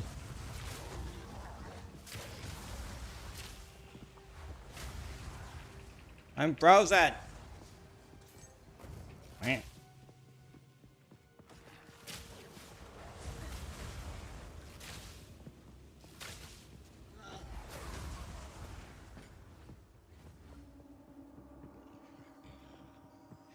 Yeah, the takeaway of the patch is no nerfs. They've fixed, I mean, I don't want to say every problem, but they fixed a colossal amount of the problems with the game. A significant amount of them.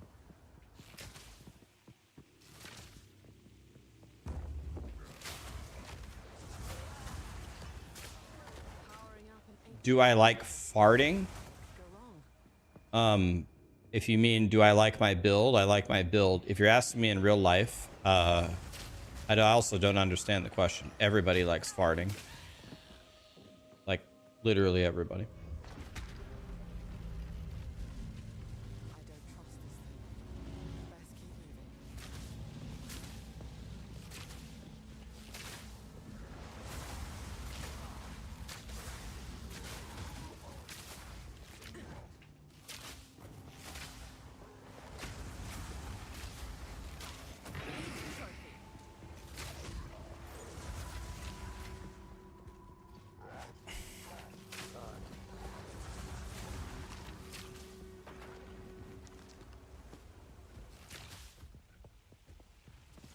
You've been sounding off all day? My man.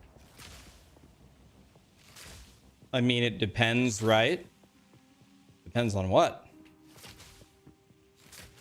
No, I think it's always time to pull the trigger, man.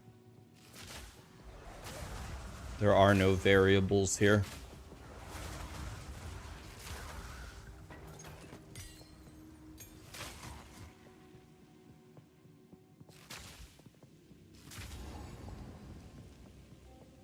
Oh, corruption altar? Say no more. Armor I just made and spent my life savings on. Watch this. Boom. 21% increased invasion and energy shield. That's the way you do it, boys. Just get it. Just get it. Spent my life savings on the armor. Full YOLO it. Boom.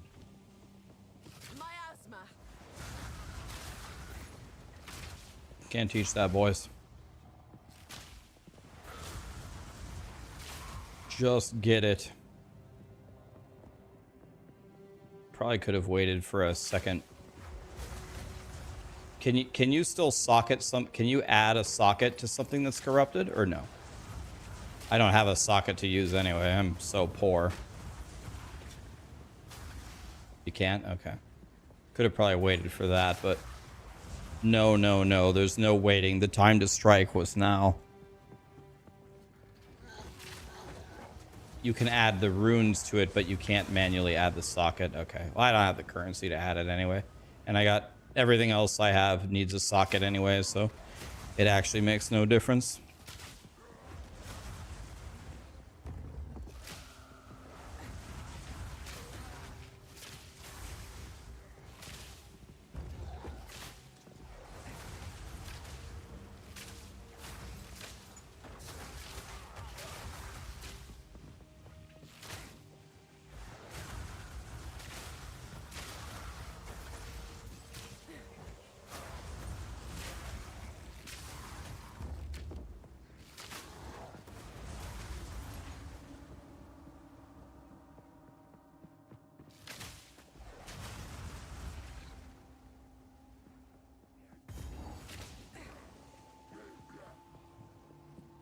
What tier map is this? This is the campaign, kind sir.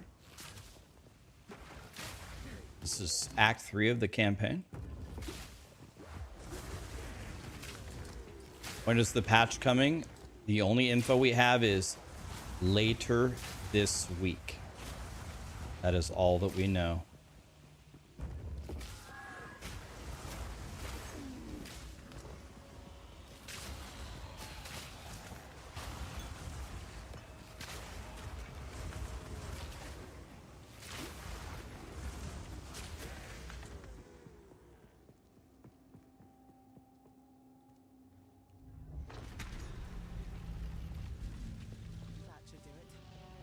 You got the 3 dragon mask? Yeah, it's a popular one.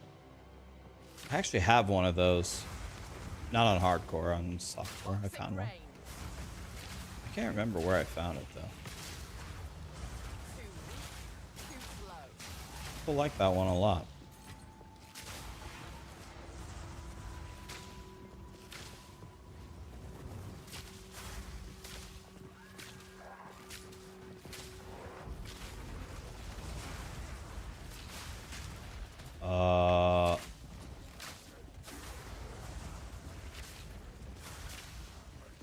Why don't we back up here? That's quite a lot of Jim Bobs here. Let's be a little bit careful, why don't we?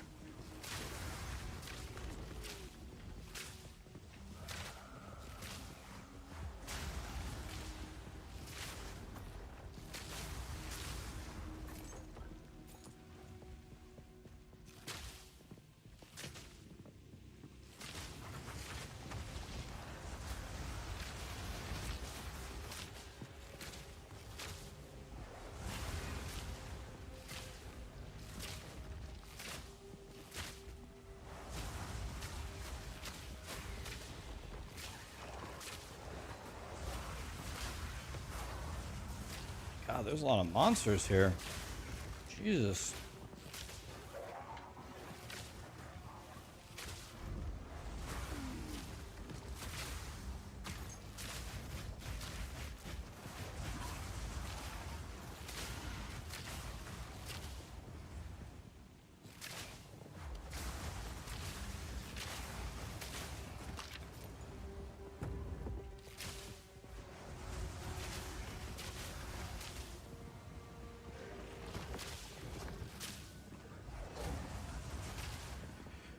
Okay, now it's time to fight Jim Bob. he does lightning damage. I have 48 lightning res. Can probably get it capped for this fight pretty easily.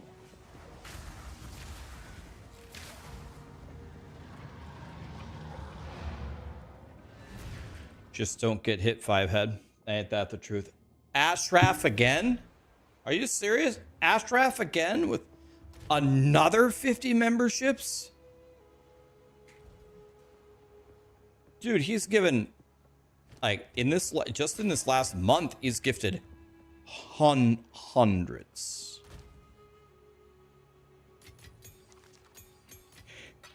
Ashraf. Are you serious, man? Again?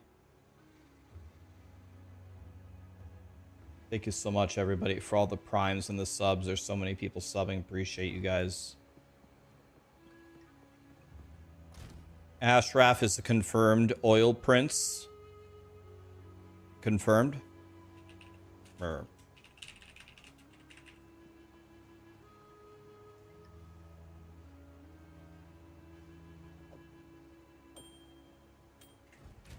we go. 75 lightning res. Dude, thank you, Ashraf. You're the man. You don't have, you don't have to do that, right? I know you know that, but it makes me feel better to say it anyway.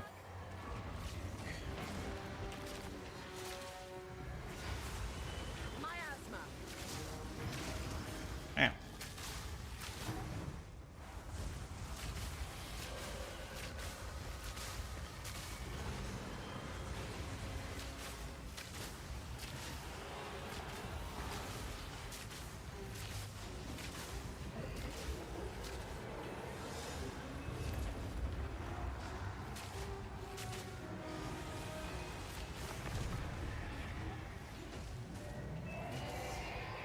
I cheated. I don't think he hit me, but even if he had hit me, I had 75 resistance.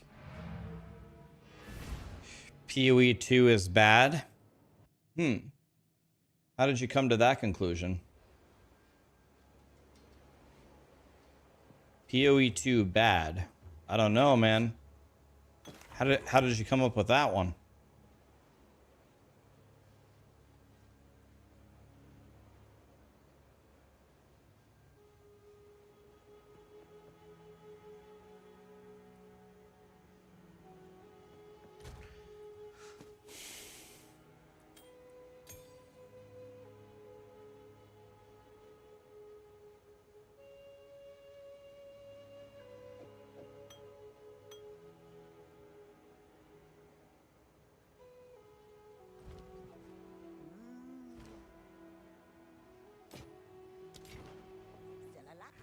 Some pretty things, yes? Don't drink the water. How goes it?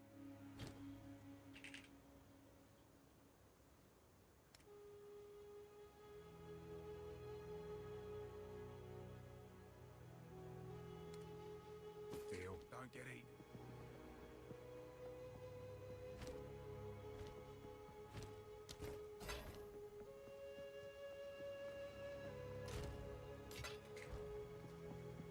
He's a Diablo 4 dev. I know the Diablo devs. Like, I know Joe Pipora, I know Adam Jackson, I know Colin, I know Adam's not a dev, but I know Adam Fletcher. Dude, those 4 in particular, they love video games, man. I bet all of them are playing Path of Exile. They are not coming to my stream saying POE2 bad. I know those guys. Those guys are gamers. How can I help? Give a keen eye. That is fake news. You want to know what games they absolutely love?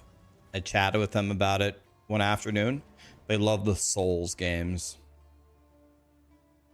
They think the best one is, what's the one before all the Dark Souls? I forgot. Bloodborne. They were all raving about Bloodborne and what a great game it is.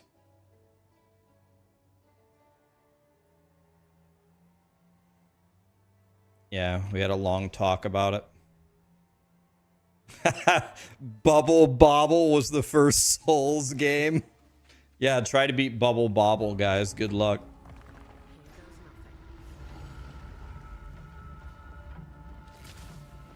Dark Souls came out before Bloodborne. Oh, it did? The original? I mean, I don't know. I've never played Dark Souls, and I've never played Bloodborne. But I played Elden Ring. I think Elden Ring is ultimate god tier.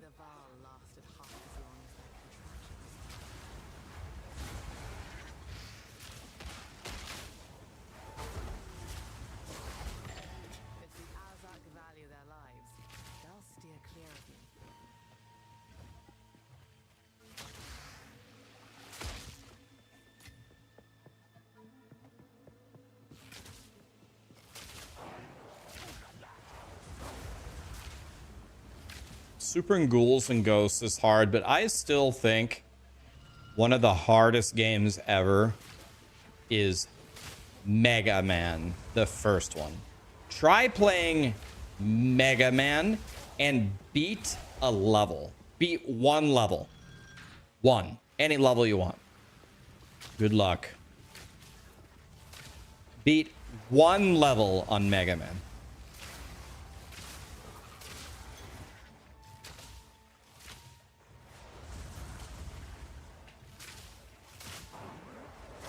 I've never played Ninja Gaiden, but I know the entire game because I think Arcus is my most watched streamer ever. I think it's either Arcus or Oats and Goats. When Arcus is singing his songs and doing all his sound effects on every single level, not only do I know the songs and the sound effects he does on every level, I know the variations of the songs and the sound effects.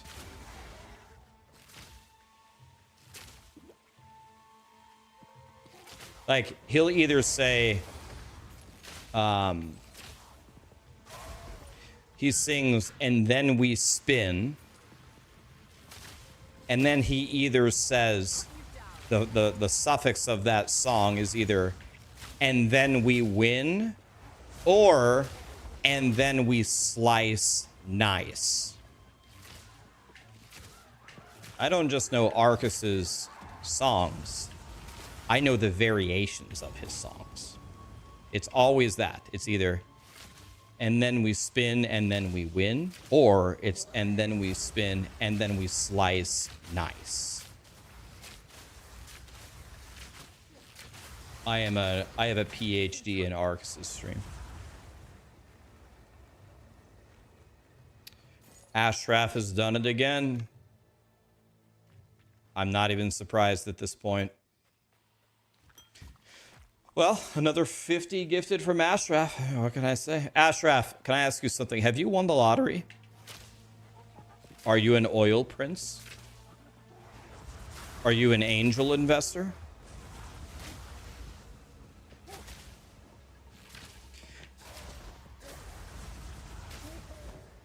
He's the god of something. We know that much. Thank you, Ashraf. Thank you. Appreciate you, man.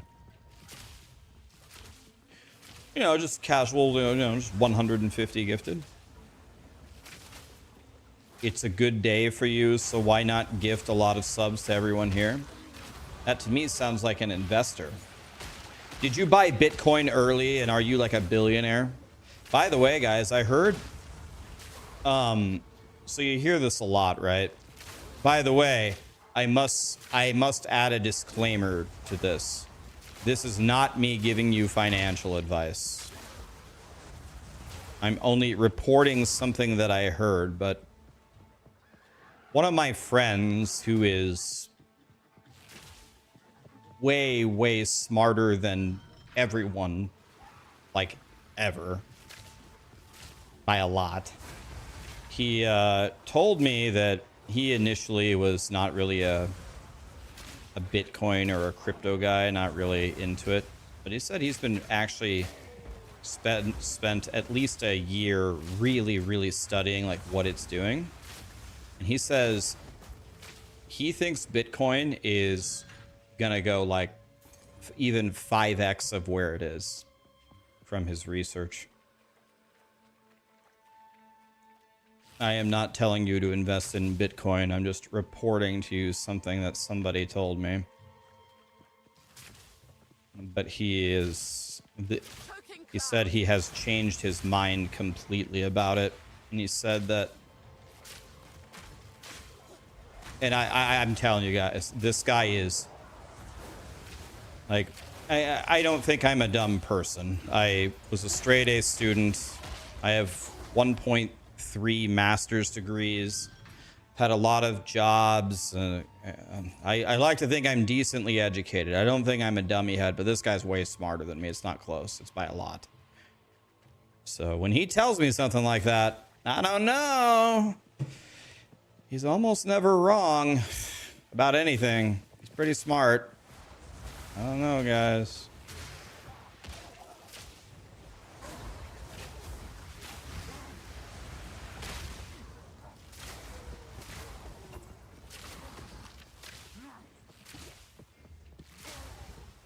I don't know.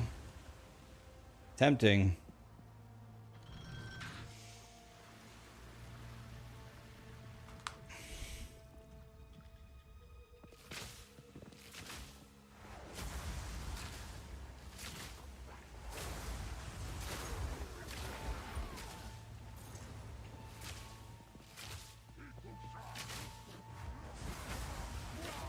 I'm selling my house and buying Bitcoin right now. Well, it's one thing for sure, right? It's either the smartest move ever or the dumbest move ever. It's one or the other. It's really no different. It's one or the other. It's pretty polarized, right?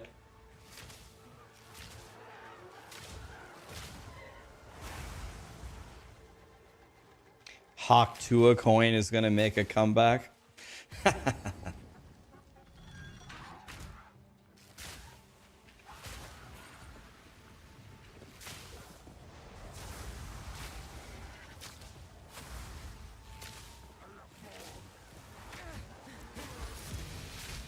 Okay, I got a legendary. I wonder what that one is. I don't know enough about PoE to know what the legendaries are.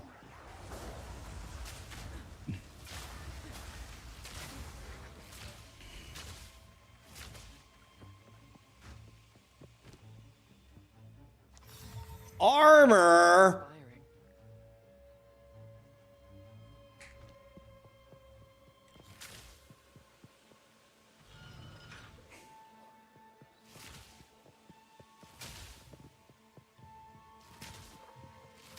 Toxic rain.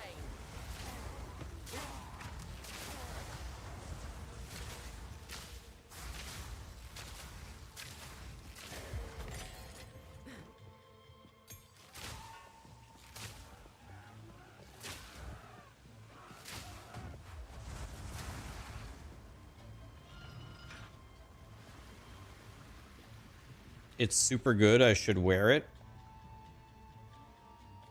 551 armor.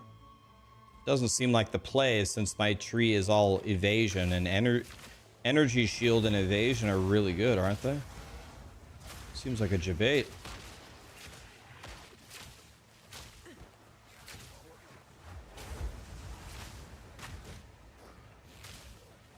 You think armor is going to be 5x in the future? Are you guys investing in armor right now?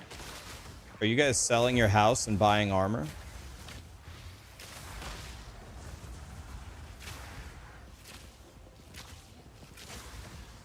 I'll tell you what, I'm very pleasantly surprised that I was wrong about Grinding Gear Games' approach to the balance patches. I thought they were going to nerf everything. I thought well, they're going to nerf everything. I just thought they were going to do it now. But I think that the way that they did it is the play.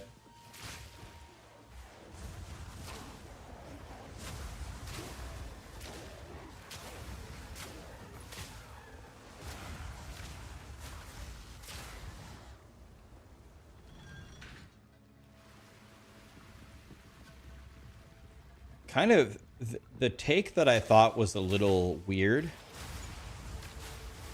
the only take that they had that I thought was pretty weird, was the movement speed implicit on boots.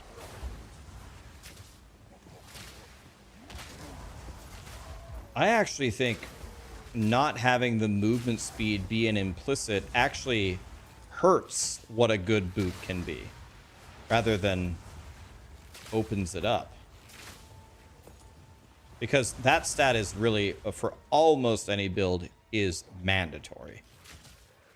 Very few builds can get away without stacking movement speed there. Like, almost none of them.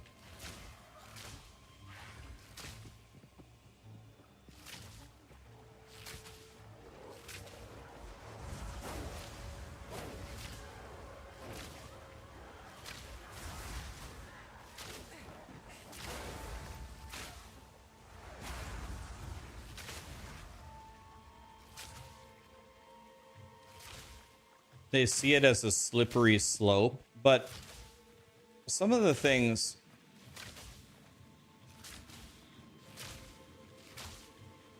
I probably shouldn't do that, right? Explodes nearby corpses. I have no interest in seeing what that is. Some of their rationale for doing something, like grinding gear games, sometimes the way that they're speaking, they're acting like they're the ones not in charge. It's like, excuse me, you guys are in charge. They said, well, if we put movement speed as an implicit on boots, then maybe we have to put a PDR implicit on armor or something. I said, wait, what? No, you don't. Why does that mean that? You guys can do whatever the hell you want. How can I?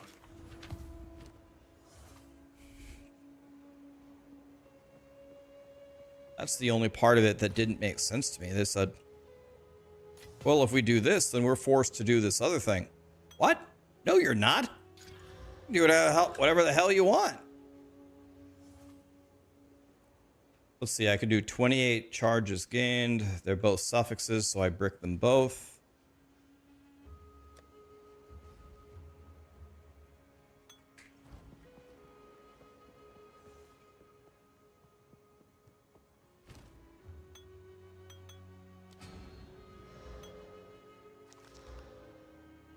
Okay, it's a prefix. Guys, we have to hit charges on this mana flask or we can't play Peacock. Charges per second. Wah! Ugh.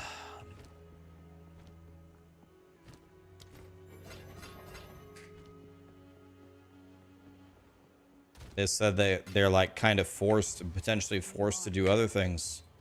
No, sir. No, you are not. The community might bitch about it. That's true.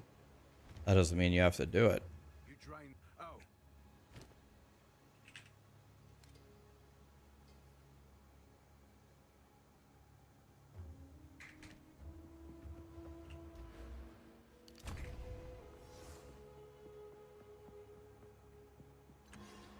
Okay.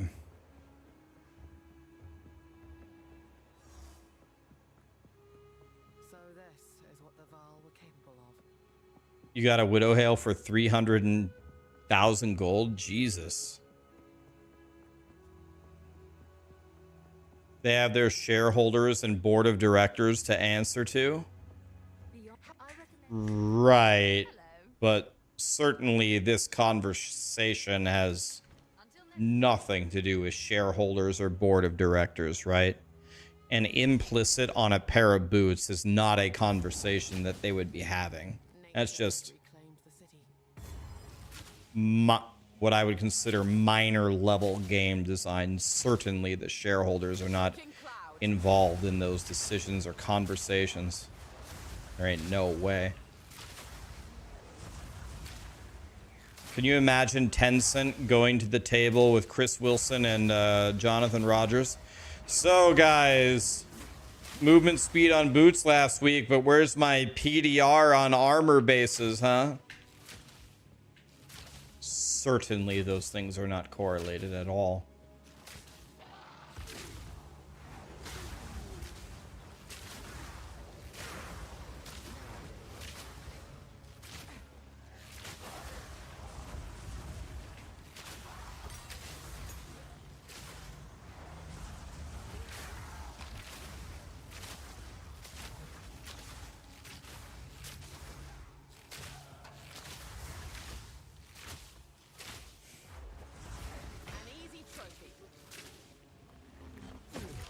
Bro, I even waited. God damn, these on-death explosions. I wait, walk forward. He's still charging up his on-death explosion.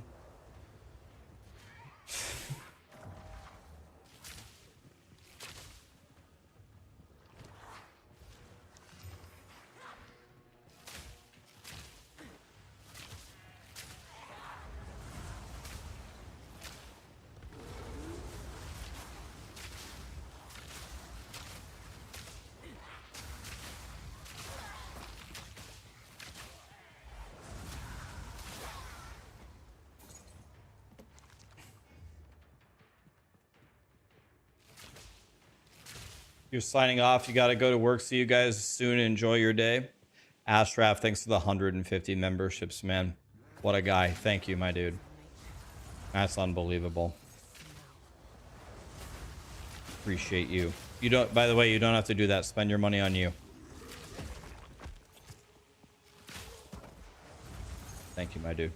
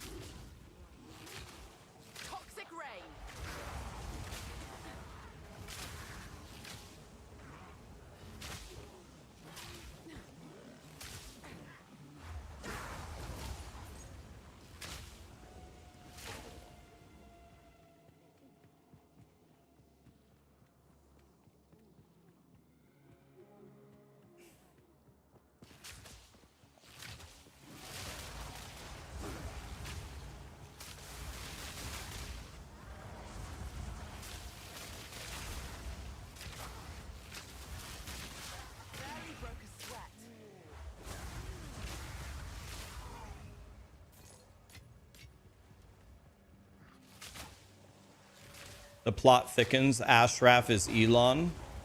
There is no way that Ashraf is Elon. Ashraf is here a lot, and he's certainly watched me do hundreds and hundreds of maps. Ashraf would have known how to open a map, and Ashraf would have picked up his chaos orbs and his exalted orbs if you watch just my stream. There ain't no way that's Elon.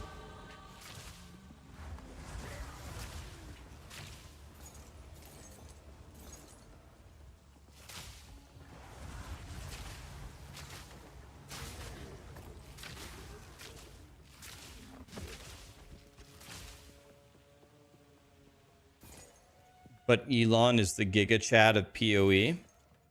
Well, it kind of depends on how would you define a Giga Chad.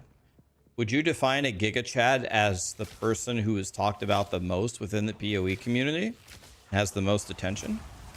He's absolutely succeeded in that. Can't go 5 minutes without hearing an Elon comment. Maybe that was his plot the whole time. Maybe he's a 6-head in this situation. I'm gonna pretend that I'm top 10 in hardcore and live stream it and purposely kind of play like a noob, so everyone talks about it and everyone writes articles about me, so I live rent free in everybody's heads about this brand new game that everybody's playing. Maybe. The probability is not 0. It's possible.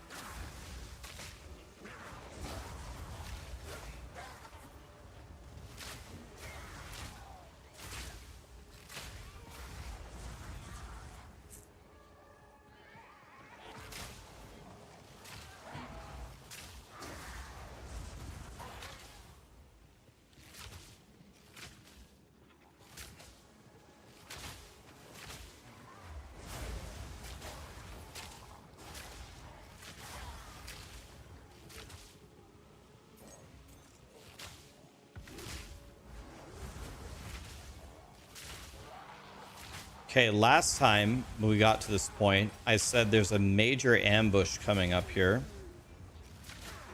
And there was, and I was super prepared for it, and it still almost killed me. So we do the same thing. I'm going to be prepared for the ambush.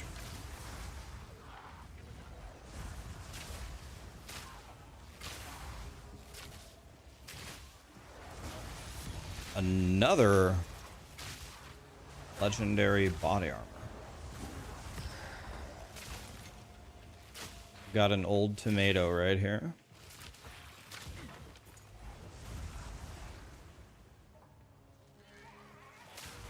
Oh, there's a Jim Bob right here?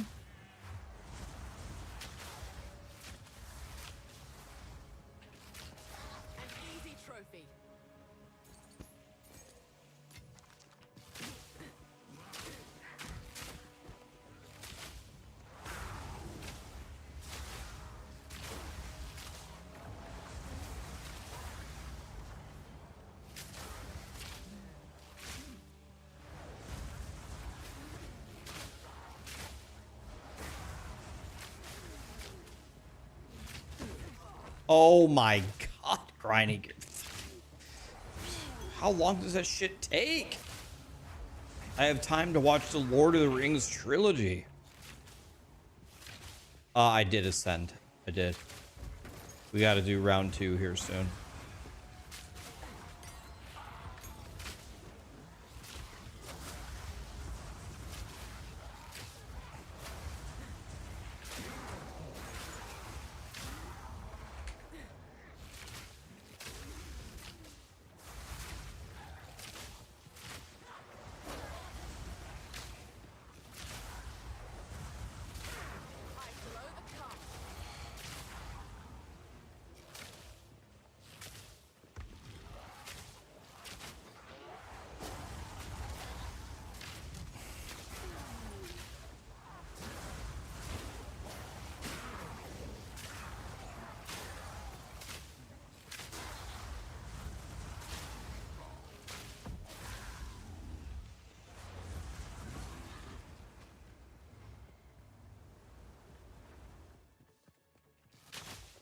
Okay, here's the big ambush, I think.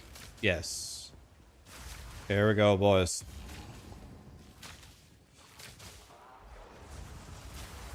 Okay, nice and easy.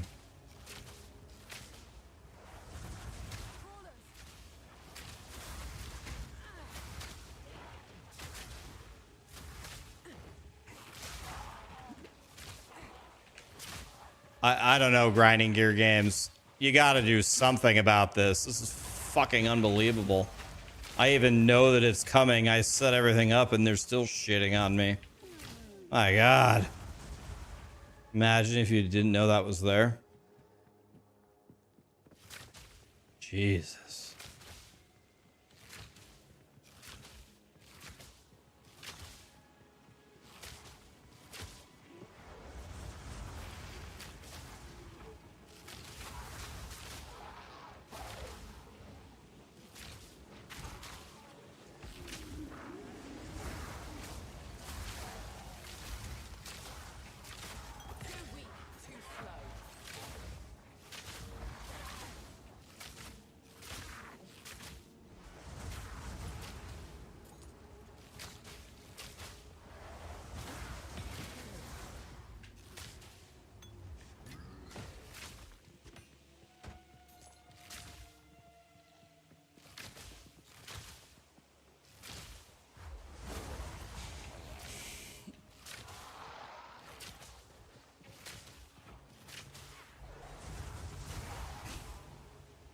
Okay.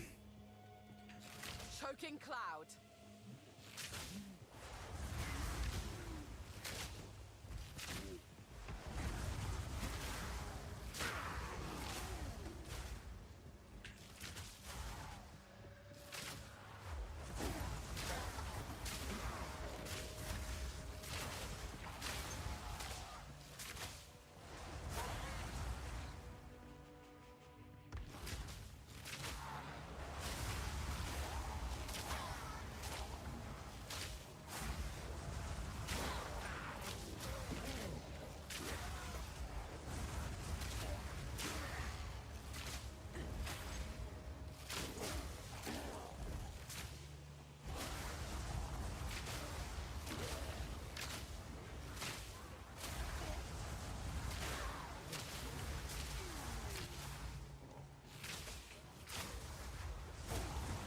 Many enemies here. That would only slow me down. Like the tunes? Hell yeah, man. Light radius build guide win. Yeah, the light radius build guide probably be pretty easy to make. You log in, and if you roll light radius on your gear, you Alt F4 and uninstall. That's the light radius good.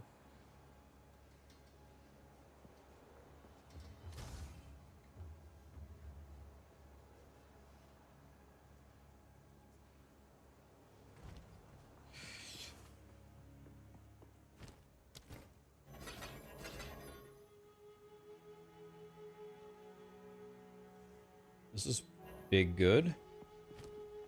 All right, here we go, boys. We got 3 tries. Never mind, this one's already bricked. So is this one. Never mind, we have 1 try. Ready?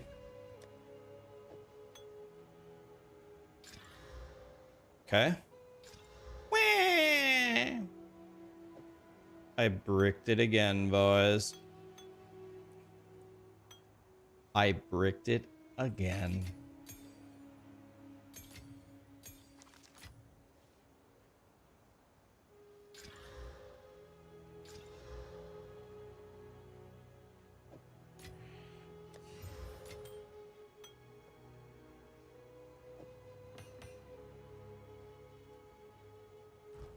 Here to help.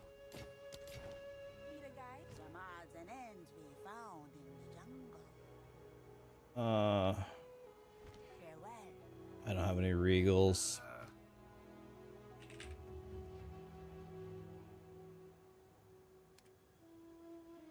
He's a bullshit. He's a bullshit. Stay wary.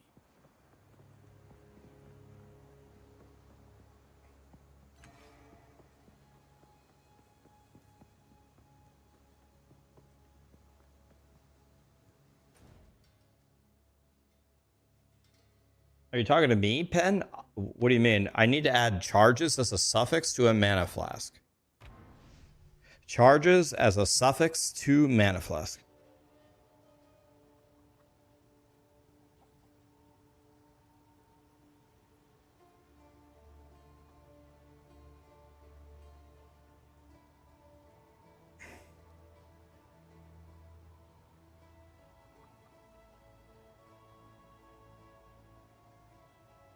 Guys, Lee just sent me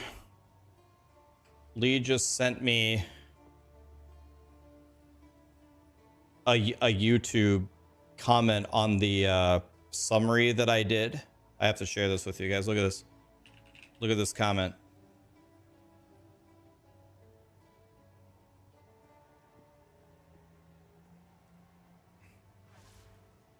From Ryun 6097. Bruh, the actual patch note video from Grinding Gear Games is 3 times shorter than this review.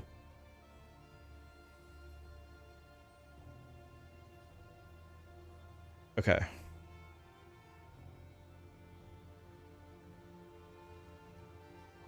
So there's a key piece of information that Ryuan is missing.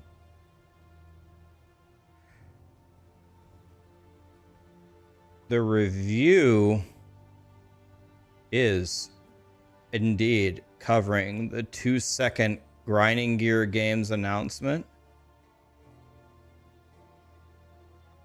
But the part that he's missing is it also covered the 2.5-hour Q&A.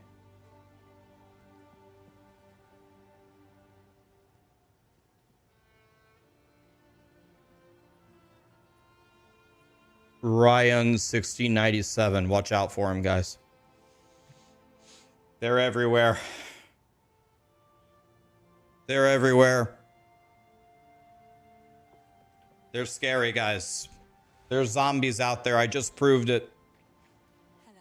I like to hold on to bits and pieces. Any that Little did he know his comment was actually a tremendous compliment to me. A fine choice.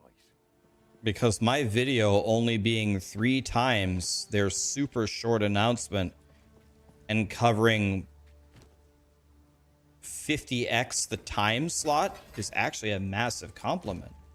Thank you, kind sir. But I do think he has stage 10 brain damage.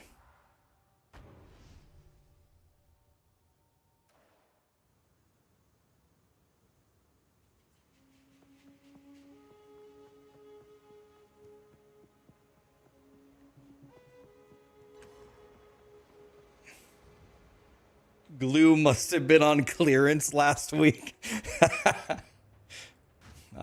Sometimes I cannot believe the comments that people.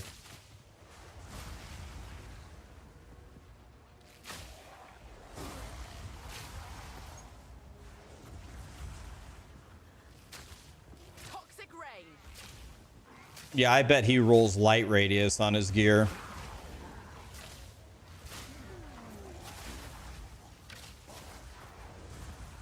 That guy probably plays a light radius warrior.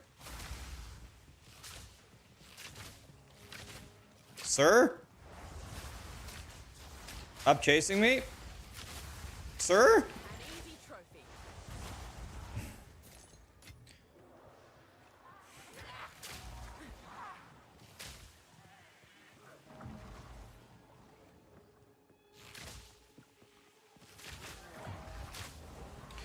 You know, every character that I make, I never have any intention of playing a light radius build, but then I start crafting, and somehow every build that I make turns into a light radius build.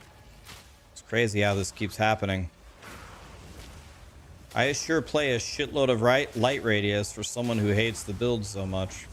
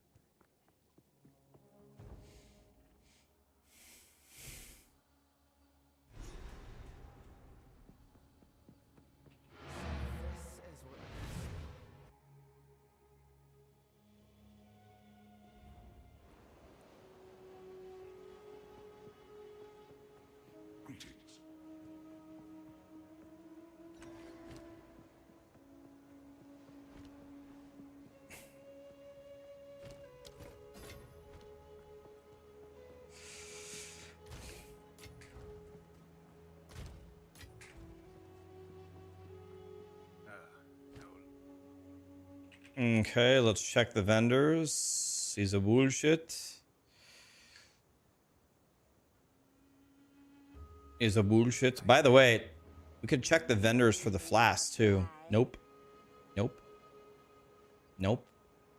Oh, there it is, boys. Bought the thing that I needed from the vendor. That's how you do it, boys.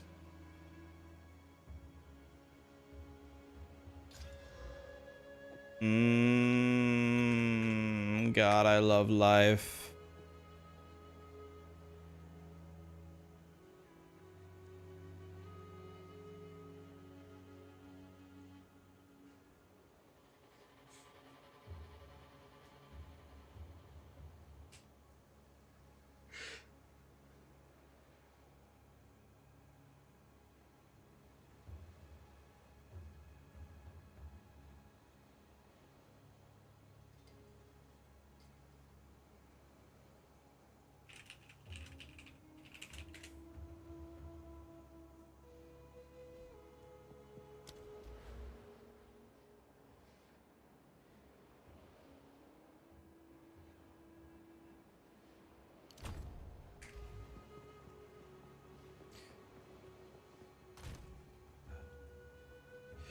Okay, it's time to fight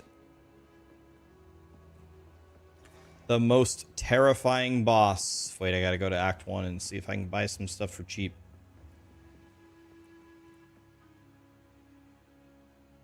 The tier notes are kind of ambiguous. The tier notes. Can you be more specific? What? Tier notes.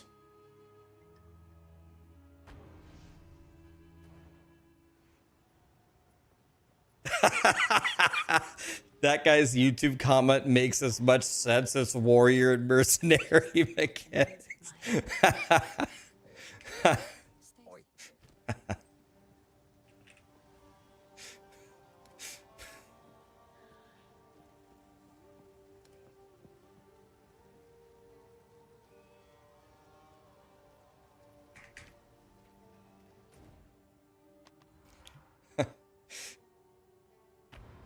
You know, I've been called every name you can imagine. I have been accused of every bad thing someone could be accused of in my content creation career. But I don't think a single time I have ever been accused when I do a recap summary of not being very, very quick about it and to the point. I don't think anyone has ever accused me of that. This is the first time ever. But he missed that I covered an additional 2.5-hour interview.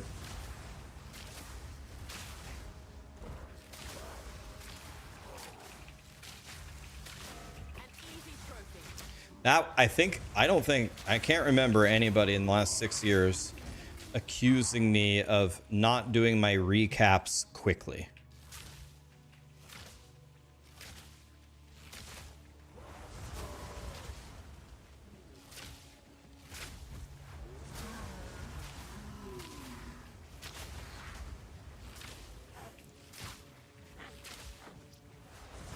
This game is hard. You just died from nothing. Oh, grinding your games will get you for anything or for nothing.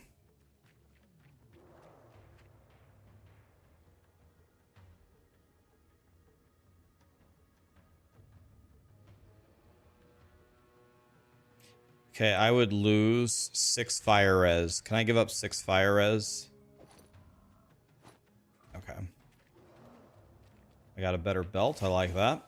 Okay, guys, in my opinion, well, if we don't count Tornado Bird, if we're not counting Tornado Bird, I think this is the second hardest boss fight in the game, the Queen of Filth. This is the boss that probably has the highest chance to actually kill me.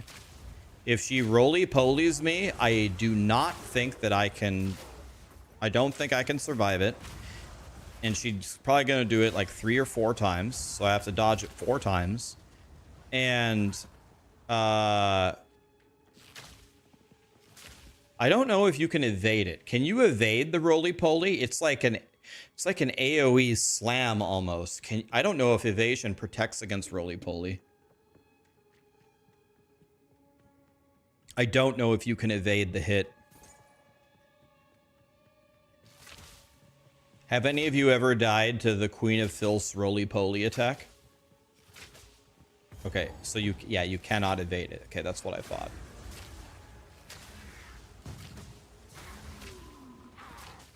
Yeah, I'll put on the chaos res that I have when I fight her. It's gonna be like almost nothing. I don't have any really, but I will put on 2 amethyst rings.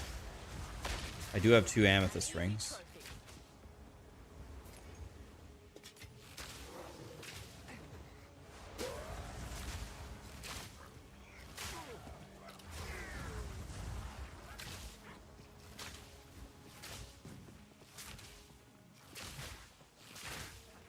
I think this is the second most dangerous. I think the most dangerous is probably Ruja.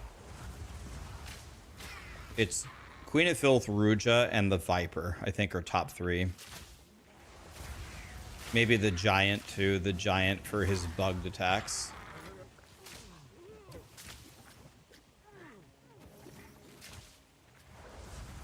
Viper, Ruja, and Queen of Filth.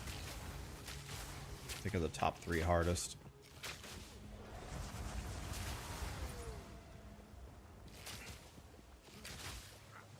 And guess what the game so nicely does for you in Act 3? You get to fight Queen of Filth, and right after her, you get to fight the Viper. It's like, oh, thanks, God.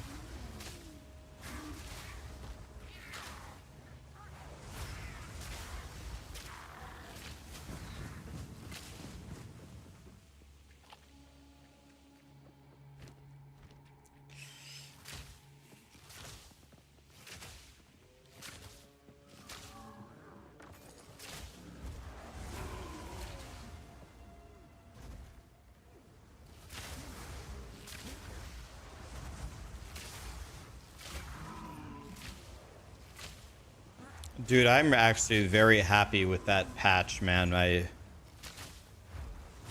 thought that was a very for 2 weeks. That was grinding gear games with 2 weeks of work. Jesus God.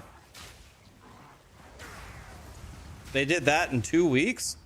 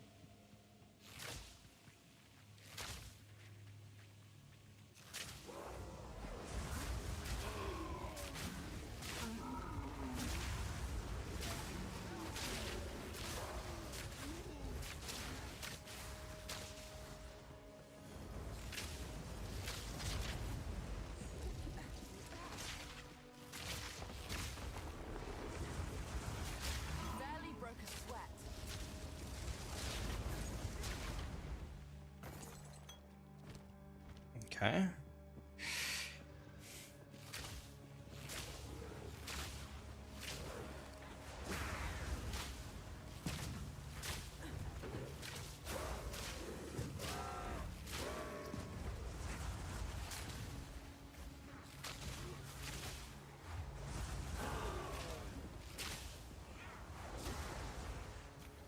Okay.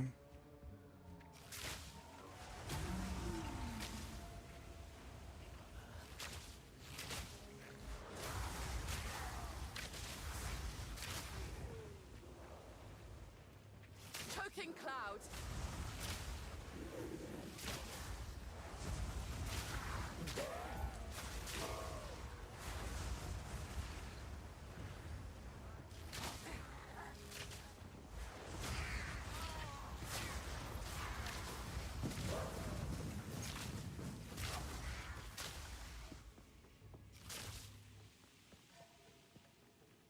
My God, dude, this zone is insane.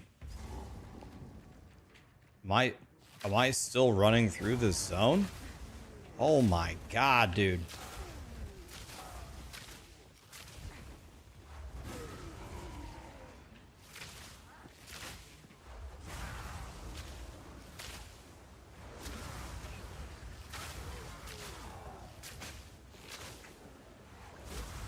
Oh my God, dude, this zone never ends.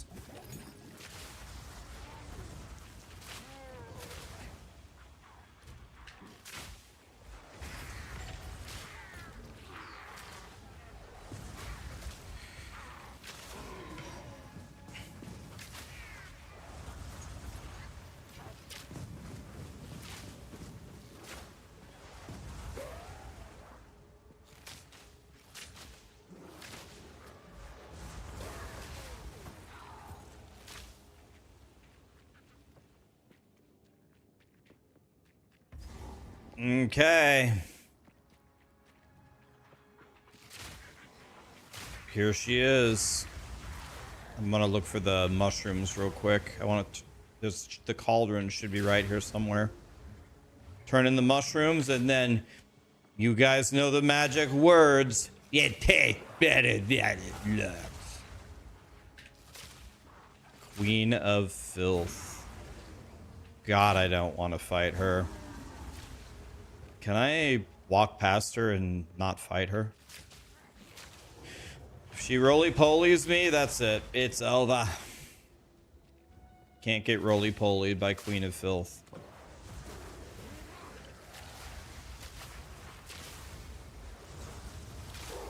Too weak, too slow.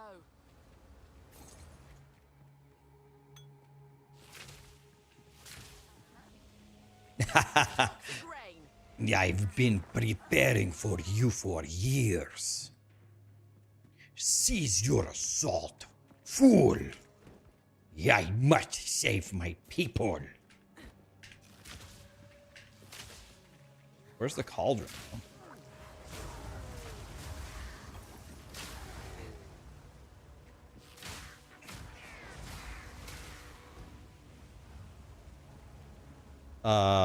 Excuse me? Is it right here? Bro, I want my flasks.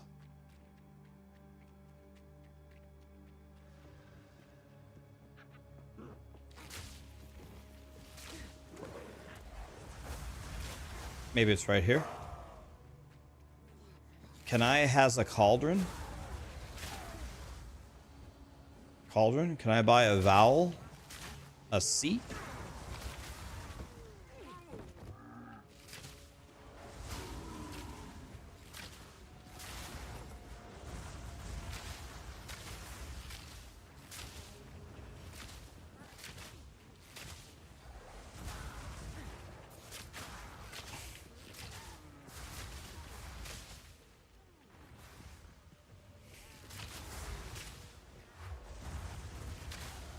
Choking cloud.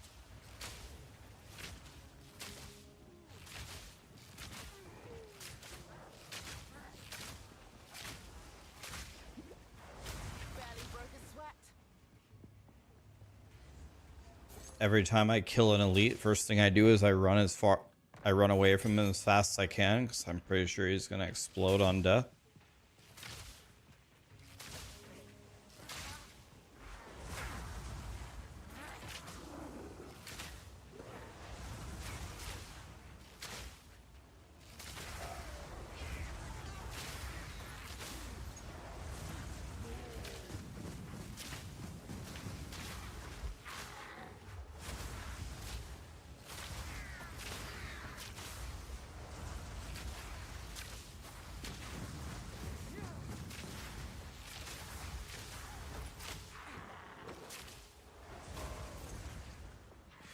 Can I buy a vowel? A C? Bro, where's the cauldron at?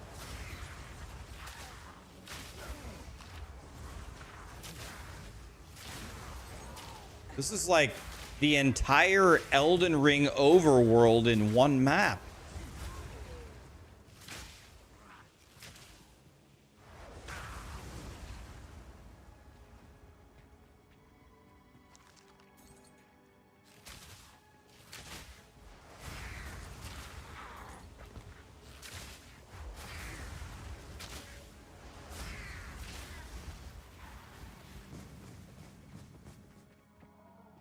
Bro, are you fisting me right now?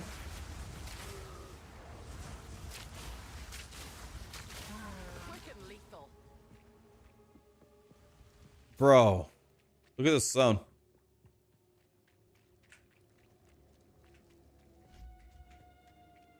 Wait, is that it right there? That? No, that's the boss.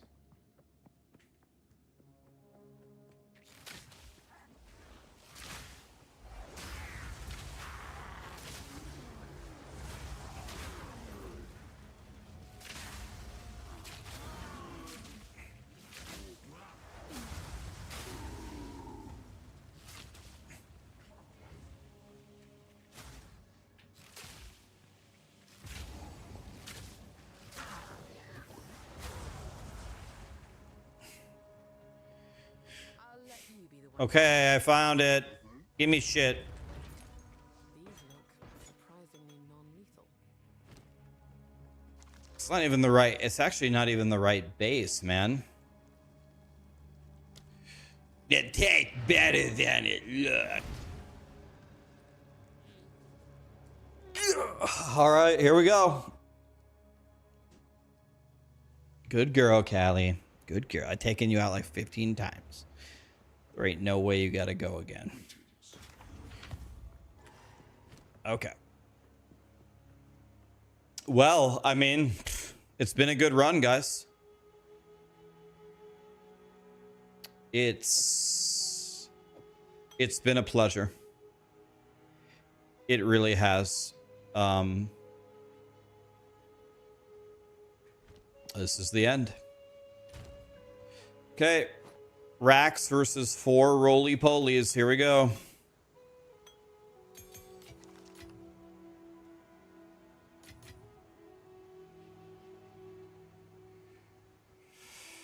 Pretty nice armor, man.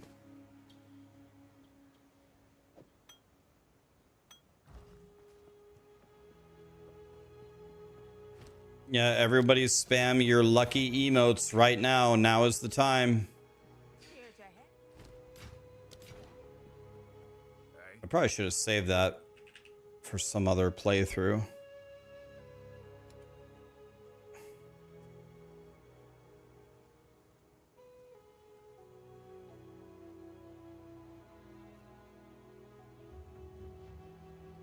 Don't get eaten. Some pretty things, yes?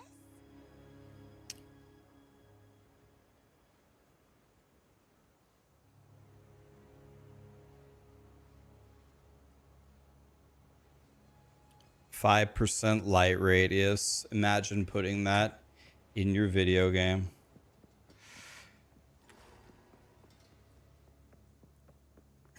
Whatever you say, Satan. The Queen of Filth. Xenox gifted 10 memberships. Xenox, thank you so much for that, my friend. I appreciate you. Thank you, my dude. Rax, don't waste your energy on low value people. Take your time.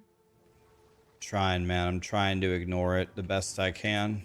Just sometimes my eyes and brain cannot believe what I have seen or heard. Hello. It is good to see. Okay. The last step of the puzzle is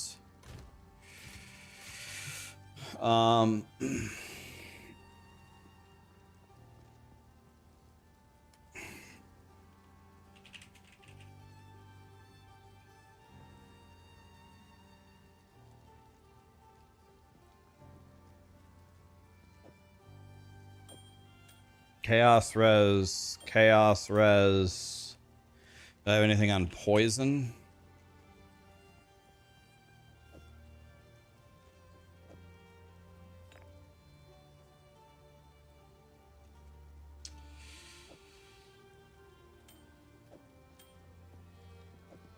All right, well, how much chaos res do I have? 27. Wow, that's like nothing. I'm dead. Well, guys, just remember, it tastes better than it looks. Guys, Toys is giving away a hoodie on Twitch. If you exclamation enter, you can win a hoodie. You have to do it right now. You got like 1 minute. If you want to win a free hoodie right now, you have like you have like 2 minutes. Thanks, Toys.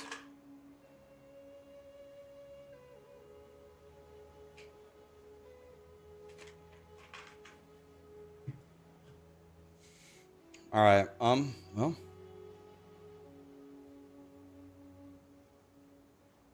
okay, whatever.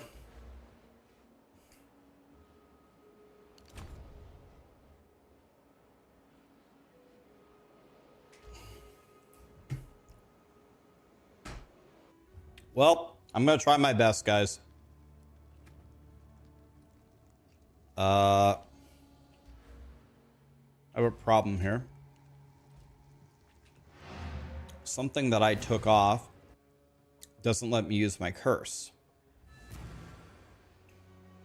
I'm not skipping my curse. This has 7 int on it.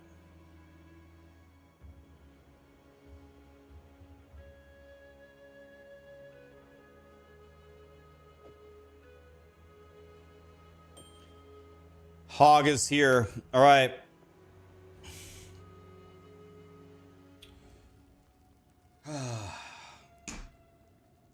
Okay, everybody, spam your lucky emotes. I need Queen of Filth to not one-shot me here. It tastes better than it looks. I hate this boss more than anybody. All right, here we go. It tastes... But I think I should have the first taste.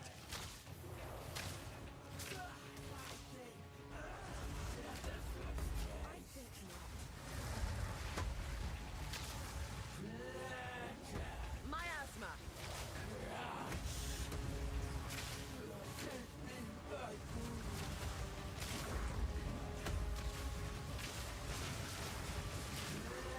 Oh shit, that orange stuff explodes? That's not good news. Tenderize. Ooh, okay, I dodged the initial hit, but then it has like a shrapnel explosion.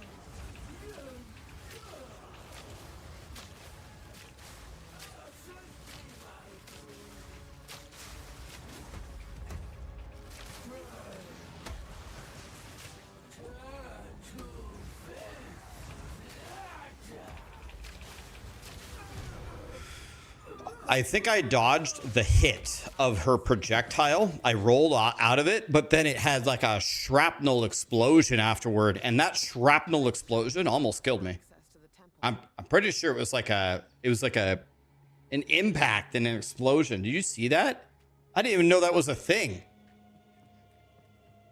She threw the thing at me. I went, whoa! And then the shockwave hit me. Jesus Christ.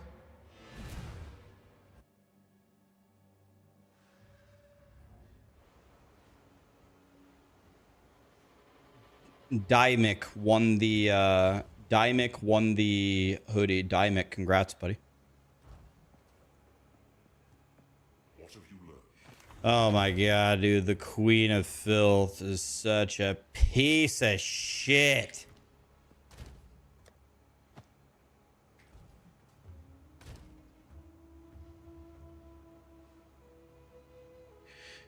It tastes better than it looks.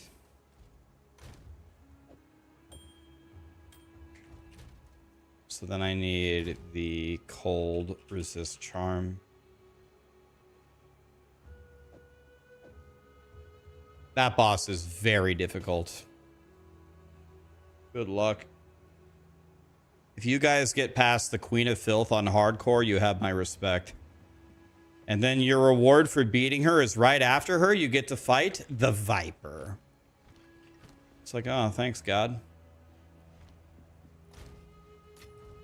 By the way, I do need to check quivers. Who's selling quivers? You? Yes. Nope. Stay wary. No, I killed her. But she almost one-shot me with a shrapnel explosion. Mr. Macro Bio Boy is here.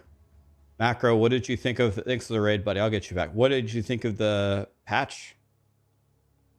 Is the patch making you big happy or what? Dude, I did the Queen of Filth before I did the Fire Giant. That was a terrible mistake. I forgot about the Fire Giant. Shit.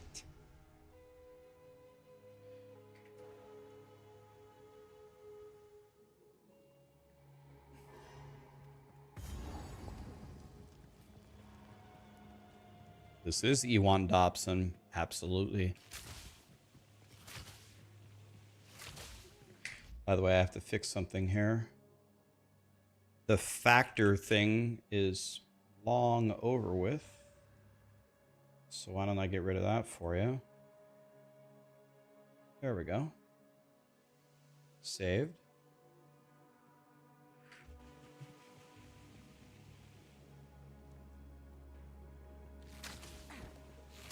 Oh yeah, the Temple of the Sun first. Yeah, that... I shouldn't say this right before I'm about to fight him, but does that guy even do anything? I don't know. I don't even think that guy has ever even taken any of my characters to even half health. Does that guy even do anything? Yeah, famous. Now I'm gonna die to him for sure.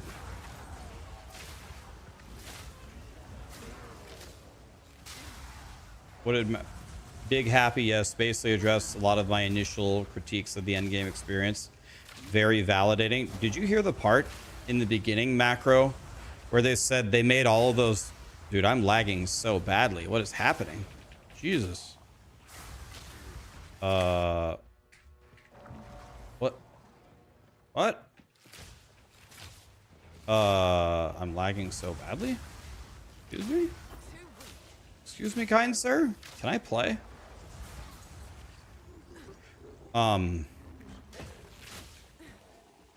Did you hear in the beginning when they said they made all those changes within 2 weeks?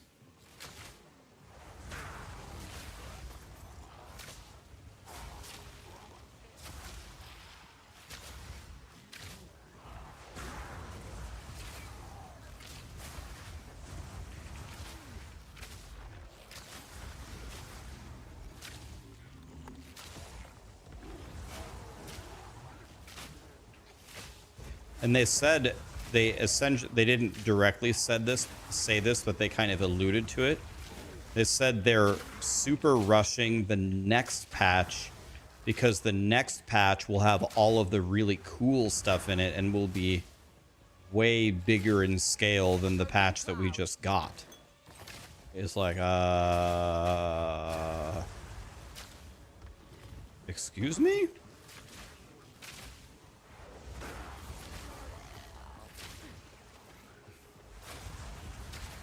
Boiler is here. Boiler, how are you? I did the impossible, Boiler. I killed Queen of Filth on hardcore. My reward for killing her is now I get to fight Tornado Bird into Viper. Thanks, God.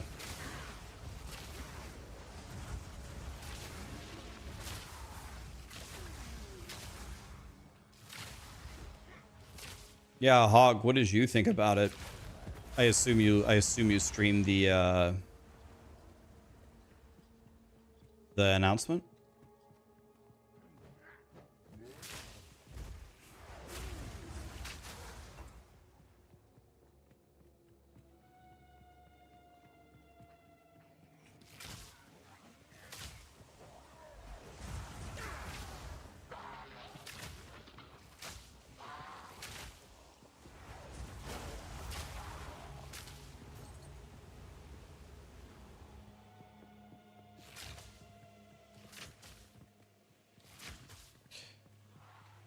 Yeah, grinding gear games is...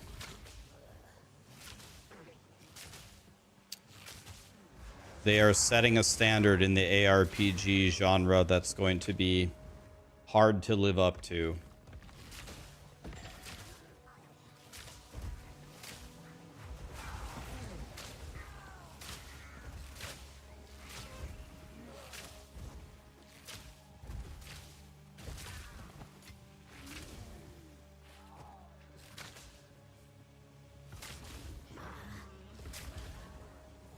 Toxic rain.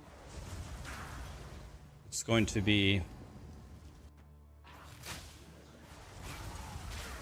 They are setting a grueling pace.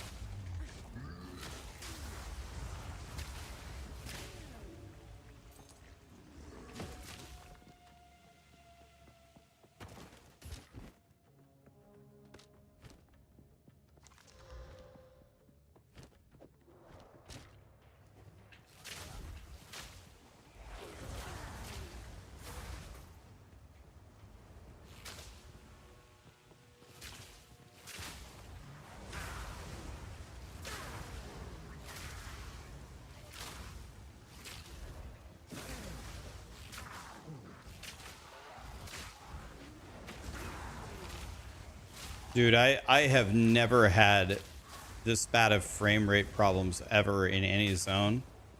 But I don't know what it is. I don't know if it's these whirlpool guys or what, but I am absolutely chugging here. Like,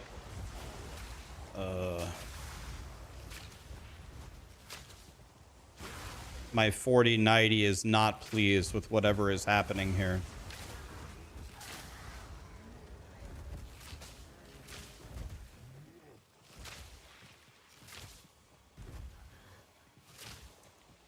Wait, are you saying, are we talking about Tencent? Does Tencent own 100% of grinding gear games now?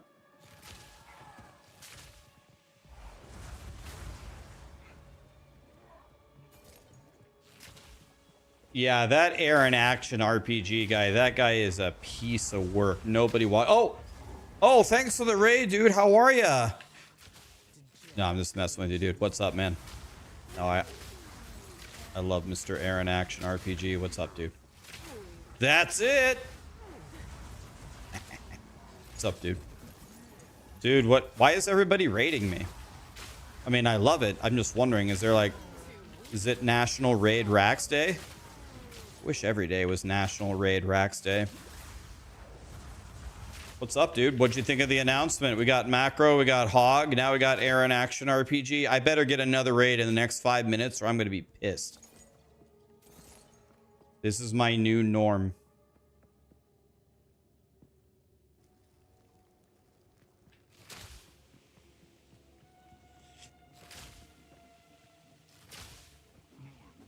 Kind of nothing burger. Yeah, that patch didn't have too much in it, did it? Grinding gear games must have taken like a 4-week holiday or something.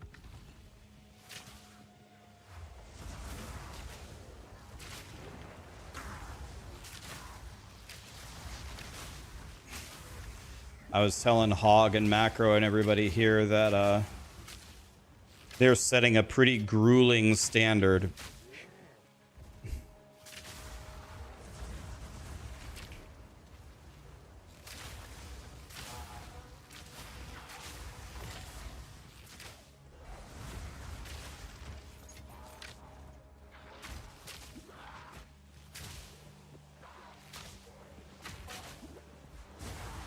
Jesus, these guys hit me hard, man.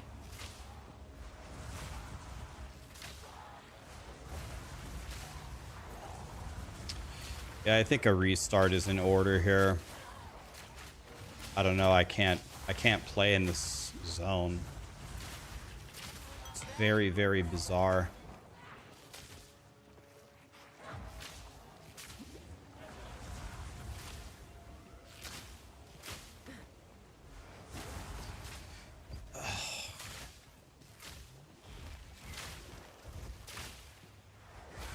Yeah, I don't understand, like, why is this an ability that the white mobs cast? Like, I understand if, like, you're gonna give an elite this power, okay. Can we all agree this is a little bit ridiculous?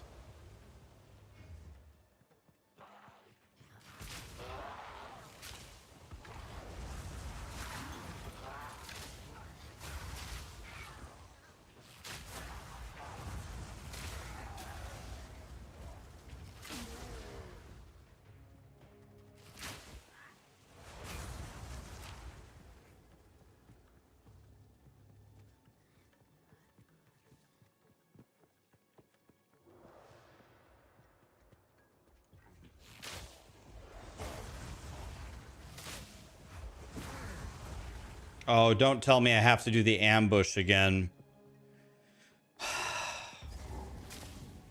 Dude, I'm lagging so badly. I'm actually very annoyed by this.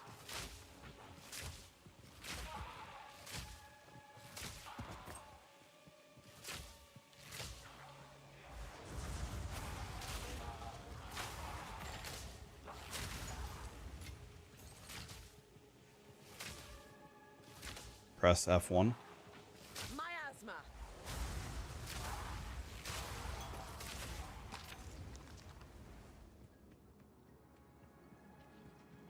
I need to get around. Wait till I get around those. They're like there.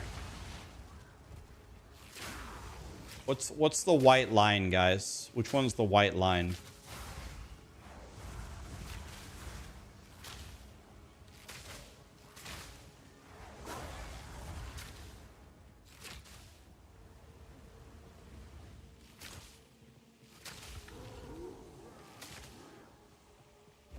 Something I've never experienced this ever. Never in this zone. Never in any other part of the game. Something that's happening here. My computer is very upset with. When I go to the next zone, I'm gonna relog.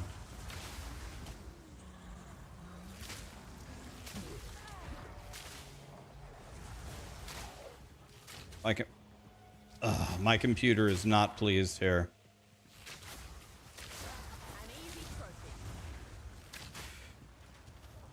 All I want is the way to the fire giant.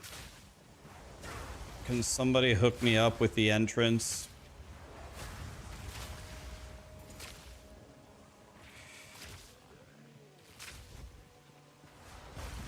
I don't think they gave us a date. They just said this week.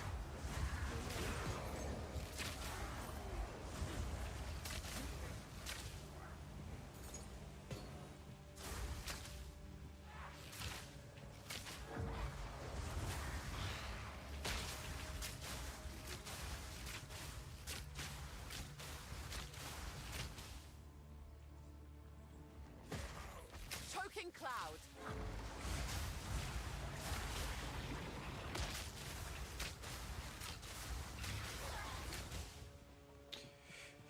Okay.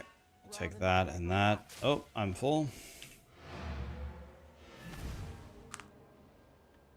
Hardcore again, yeah. I have no interest or no plans to play softcore again. At a minimum, at least until the patch, but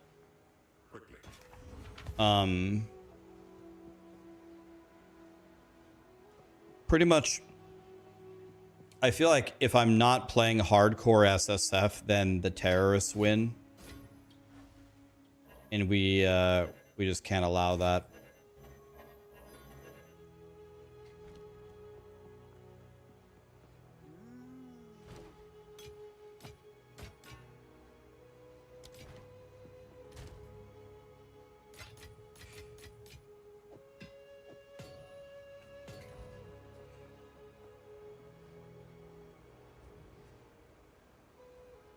Rax, I love you, mate. Love you too, buddy.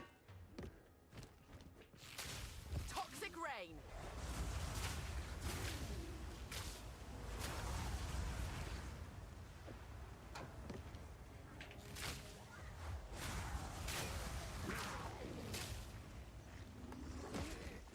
Okay. Well, Guess what we still haven't found? The door. Something tells me I think it's actually over here.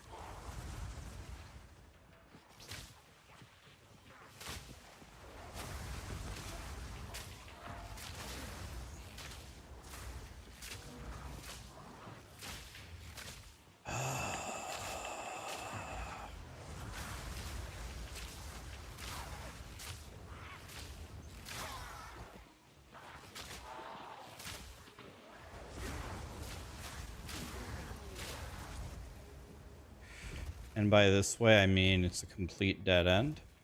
I have no idea what I'm talking about.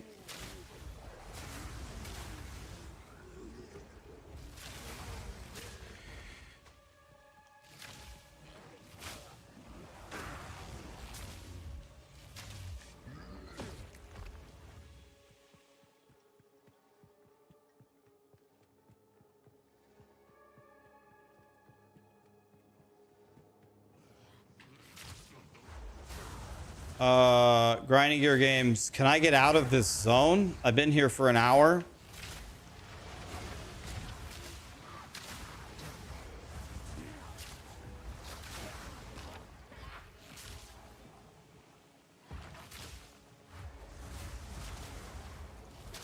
Can you imagine a dad with 5 kids and 6 wives and 3 jobs? They like finally sit down. All right, honey, I'm gonna go to the drowned city and try to enter the fire giant's temple. Play for an hour. Well, better luck tomorrow. Tomorrow the full map will reset, and maybe tomorrow I can cross a zone. Found it, boys. All I had to do was walk from here, over here, down here, around. Nice of him to risk my neck.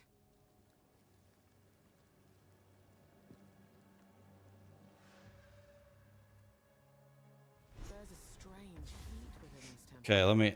Hi, Daisy. How are you? Let's Alt F4 here. My game doesn't work.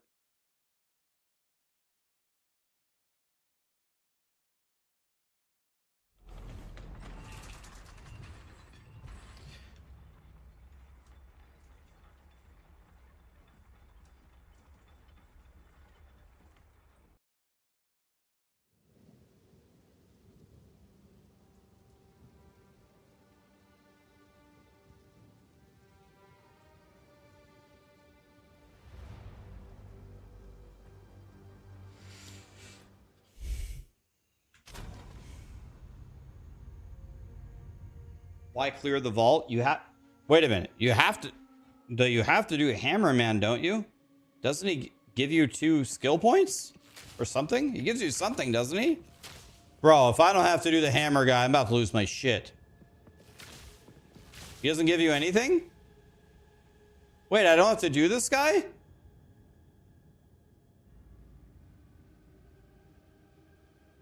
Oh my.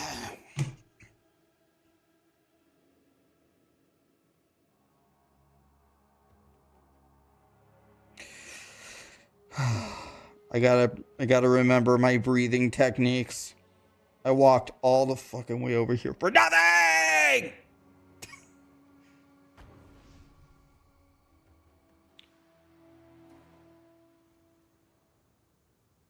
I have the Reforge bench. I have it.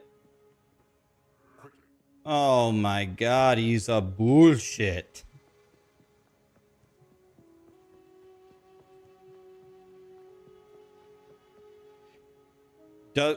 Does he give you the 10 fire res?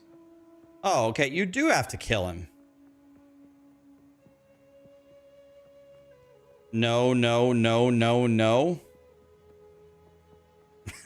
Guys, you guys are debating me so hard. Wait. The lightning res is the sisters. The cold res is Jim Bob in the second zone. The fire res is Black Dick. I already killed Black Dick. The fire giant's not fire res.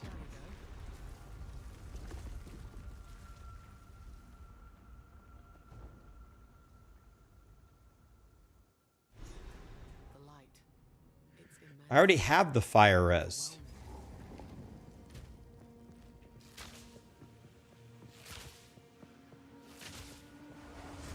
Toxic rain. This heat is unbearable.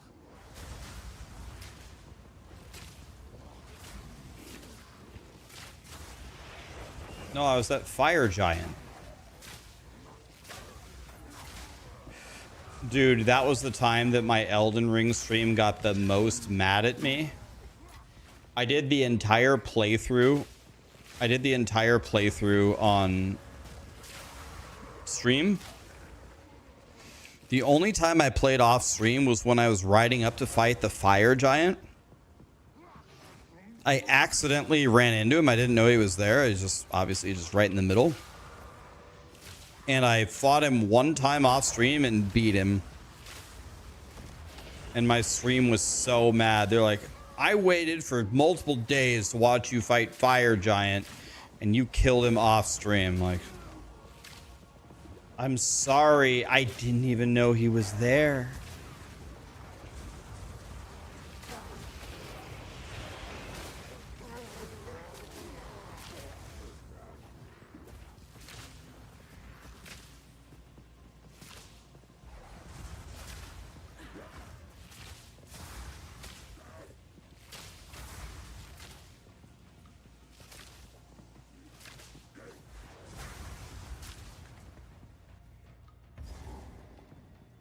Am I going to make guides specifically for hardcore SSF? Absolutely. I learned so much from, well, some from playing, but actually I learned a lot from chat. They gave me a lot of ideas on things you can do when you have nothing, when you have no money. You got, it's like Dumb and Dumber. We got no food. We got no jobs. Our pet had to fall enough. It's kind of like that.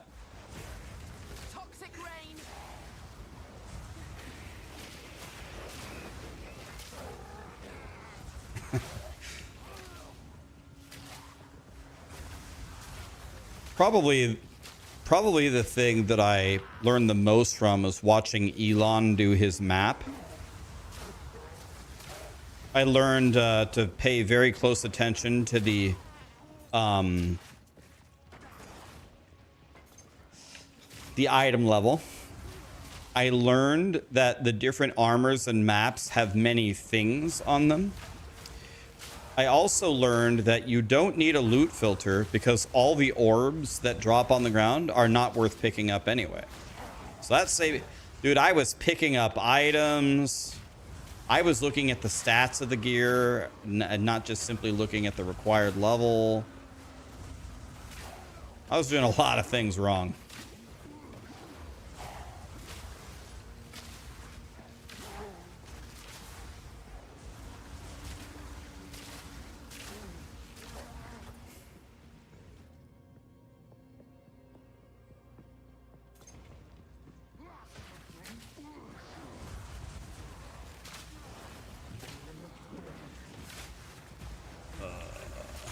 Getting shit on here?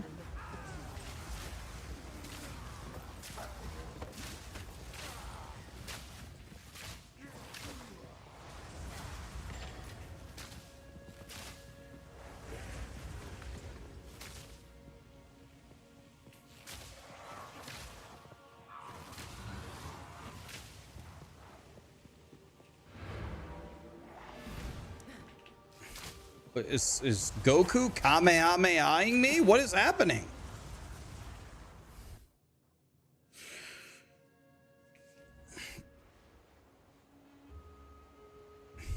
Cajun, thanks for the gifted sub, my dude. Take your time. Farewell.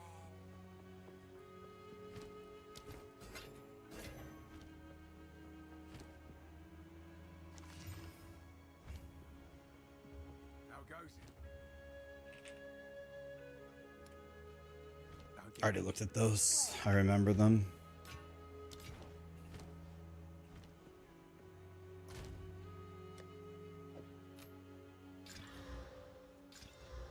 %28 increased armor. Thanks, Satan.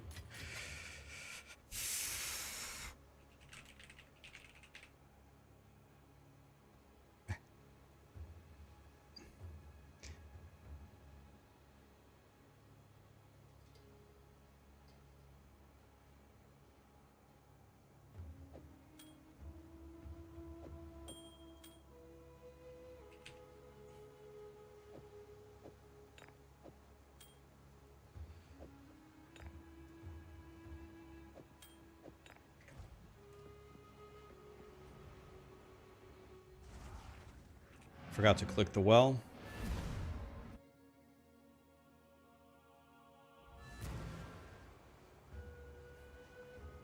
Also streaming at the same time. This guy's a god.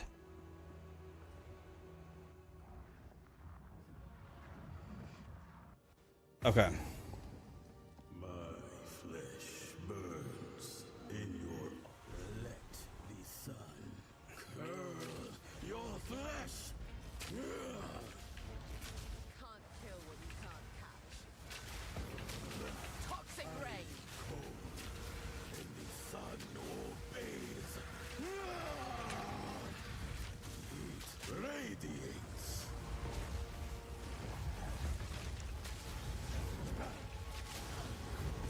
Oh, he does another one of them.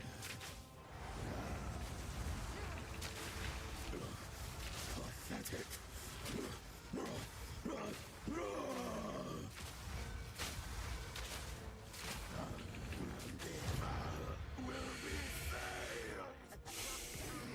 Will lose its mind eventually. Vile ingenuity never ceases to amaze. These runes. I can make out symbols for blood and offering. Wait, no. It's not a blood offering, it's someone of vile blood. Perhaps a...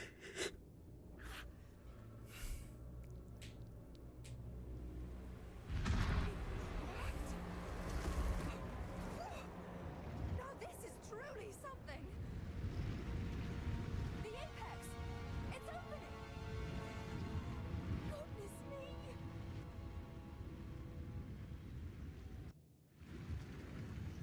We're back in the encampment?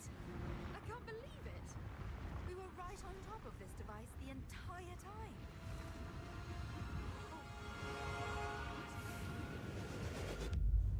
How can I? Gateway. Oh, how incredible!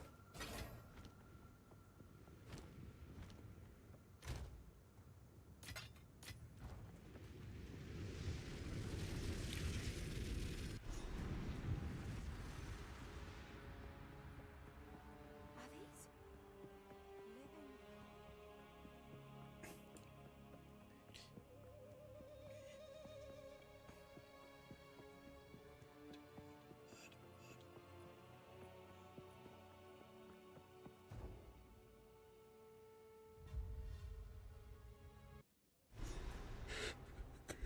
Oh.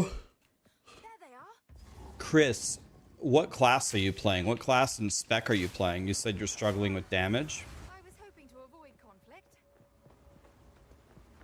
Okay, I should probably end it here, but let's go fight the Viper real quick. I'm sure that's what you guys really want to see.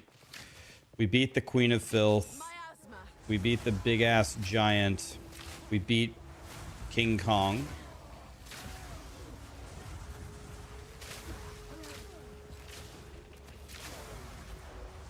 By the way.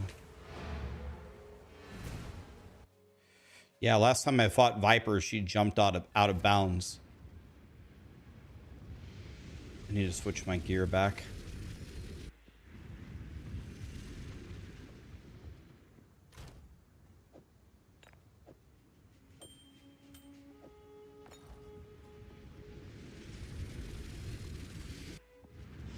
Yeah, last time she jumped out of bounds and almost killed me.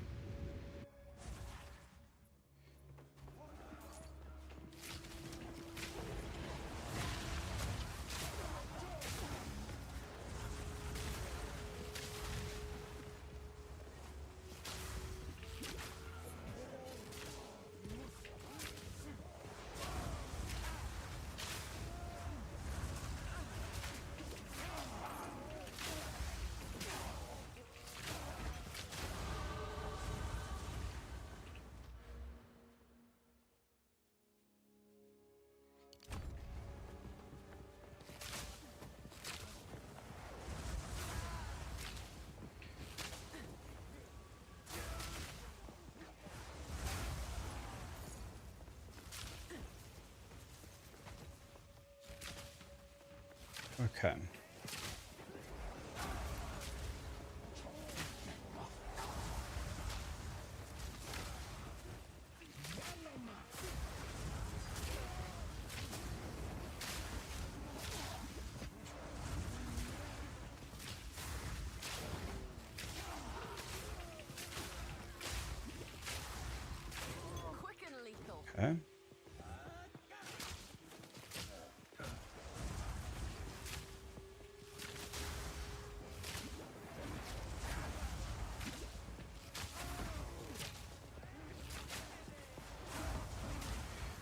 The Viper on hardcore. Not what you want to be doing.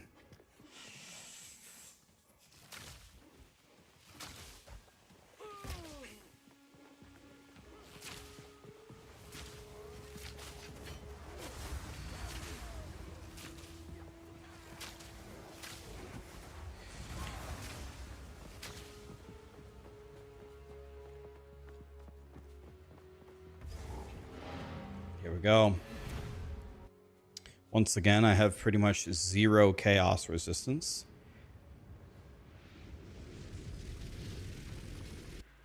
Yeah, I'm on hardcore. Viper could easily kill me. Easily.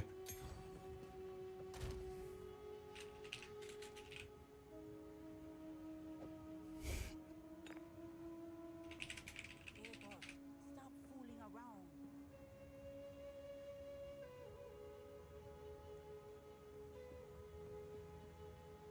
Okay, I can't drop this one, so.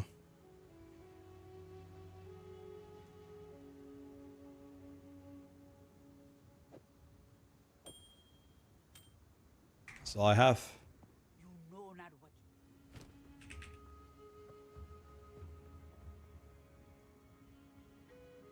Bye-bye. Oh, our local.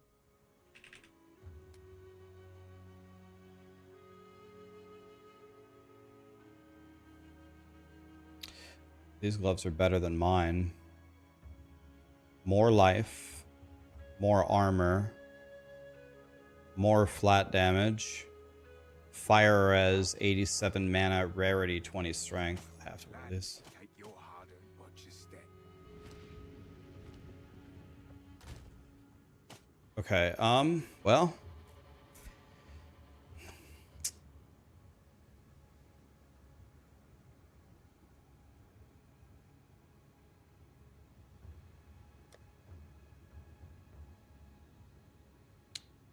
Okay, well, I don't know what to say. Here we go. I only have 19 chaos res, man. This girl is gonna kill me so badly. I have to just dodge everything or I'm dead. My life is pretty low. My EHP is low too. I have to dodge everything.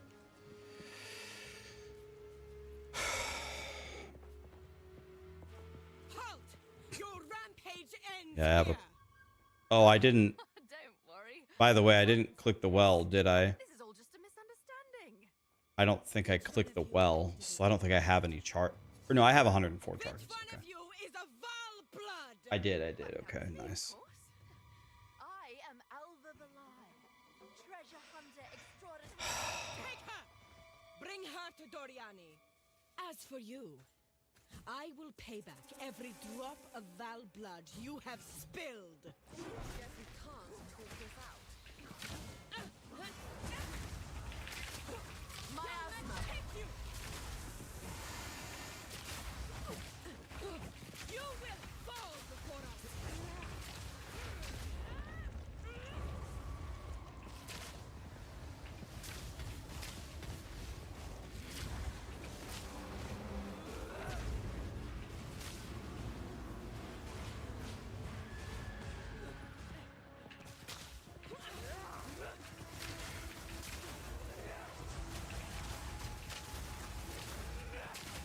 Feel Arakali's sting!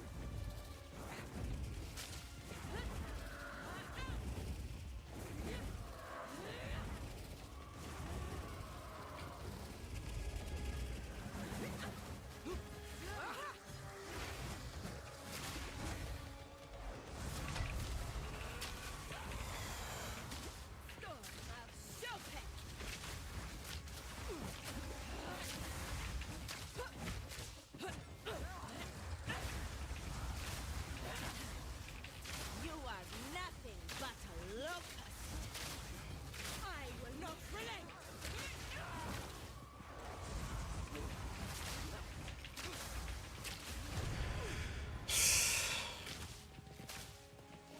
Jesus. What trickery is this? Where did she go? Tough fight, man. A very well designed fight by Grinding Gear Games. It's fair, but it's tough. It's fair, but it's tough. Good game design. Tough. Very tough.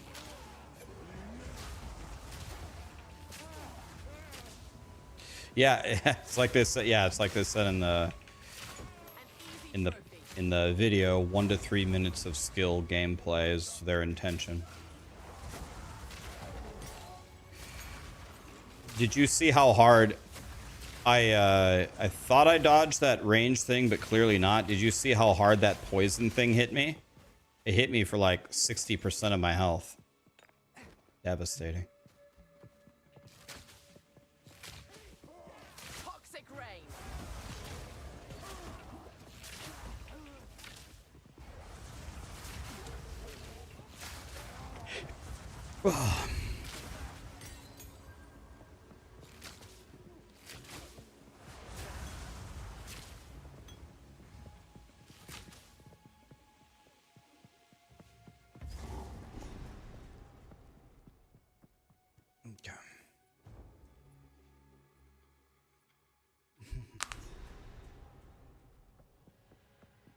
Yeah, in hardcore SSF, you're going to have unimaginably shitty gear when you do these fights. You gotta, I don't know, scavenge up what you can. Did they talk about druids? No. They didn't talk about the new classes today.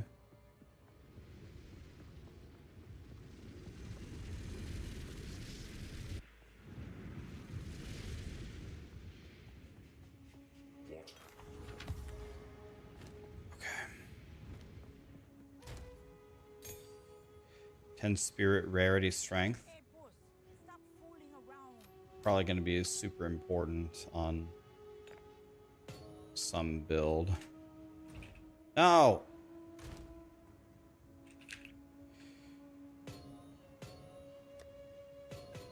Okay. Alright, alright, what was I doing? Okay, I need my ruby... Wait, neither of these are my rings. This is my ring.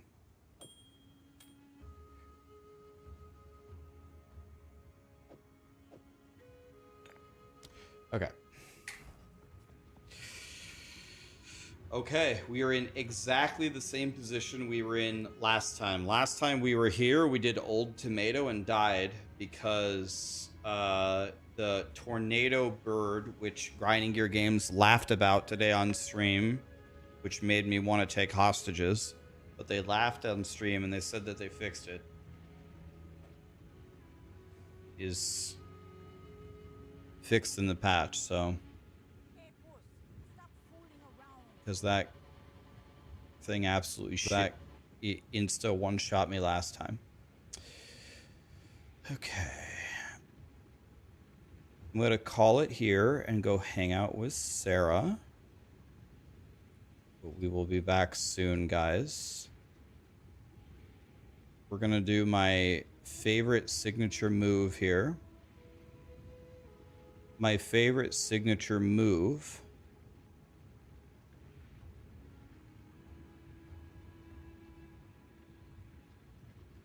is rating someone with less viewers.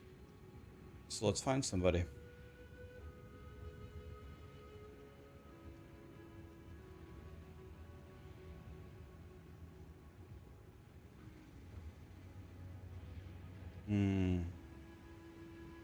May contain sexual themes.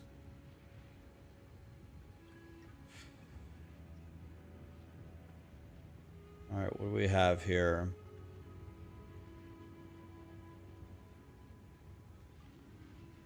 Here's Toy Rodeo. We rated him the other day.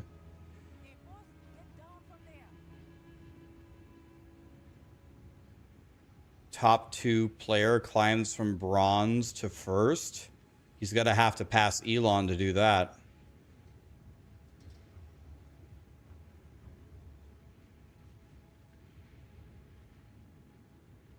A lot of people are watching the rebroadcast. All right.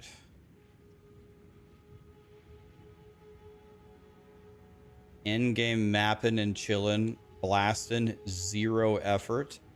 I like that. Testing hardcore. We have 0 effort, testing hardcore SSF. Or big chillin'. What do you guys want to do? 0 effort, testing hardcore SSF, or big chillin'? Who do you want to do? Who do you want to raid? Big chillin'. Big chillin'. Hardcore SSF. Hardcore SSF. Big chillin'. Hardcore SSF. Big chillin'. Okay. Okay, it's close. I don't think 0 effort is getting quite the votes.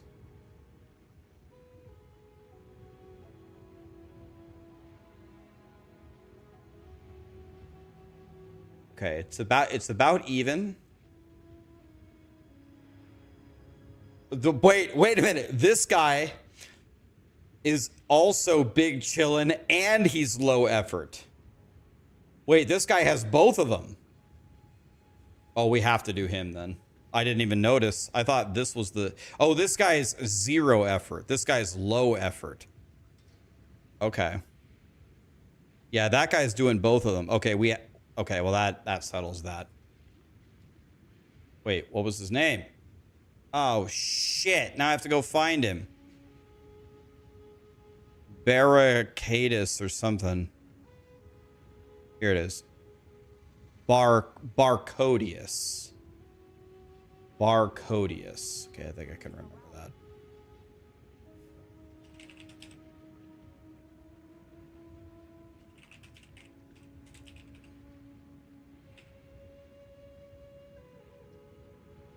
I hope I spelled this right.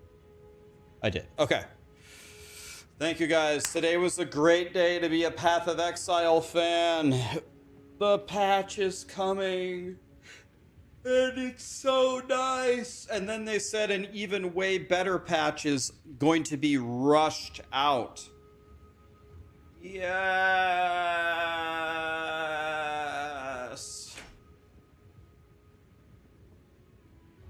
Thank you so much for being here, guys. Rax, you're a god. I'm a god. I beat the Viper and the Queen of Filth without dying. I'm a god. No, not really. Have a great night, guys. We'll see you tomorrow. Say hi to Barcodius.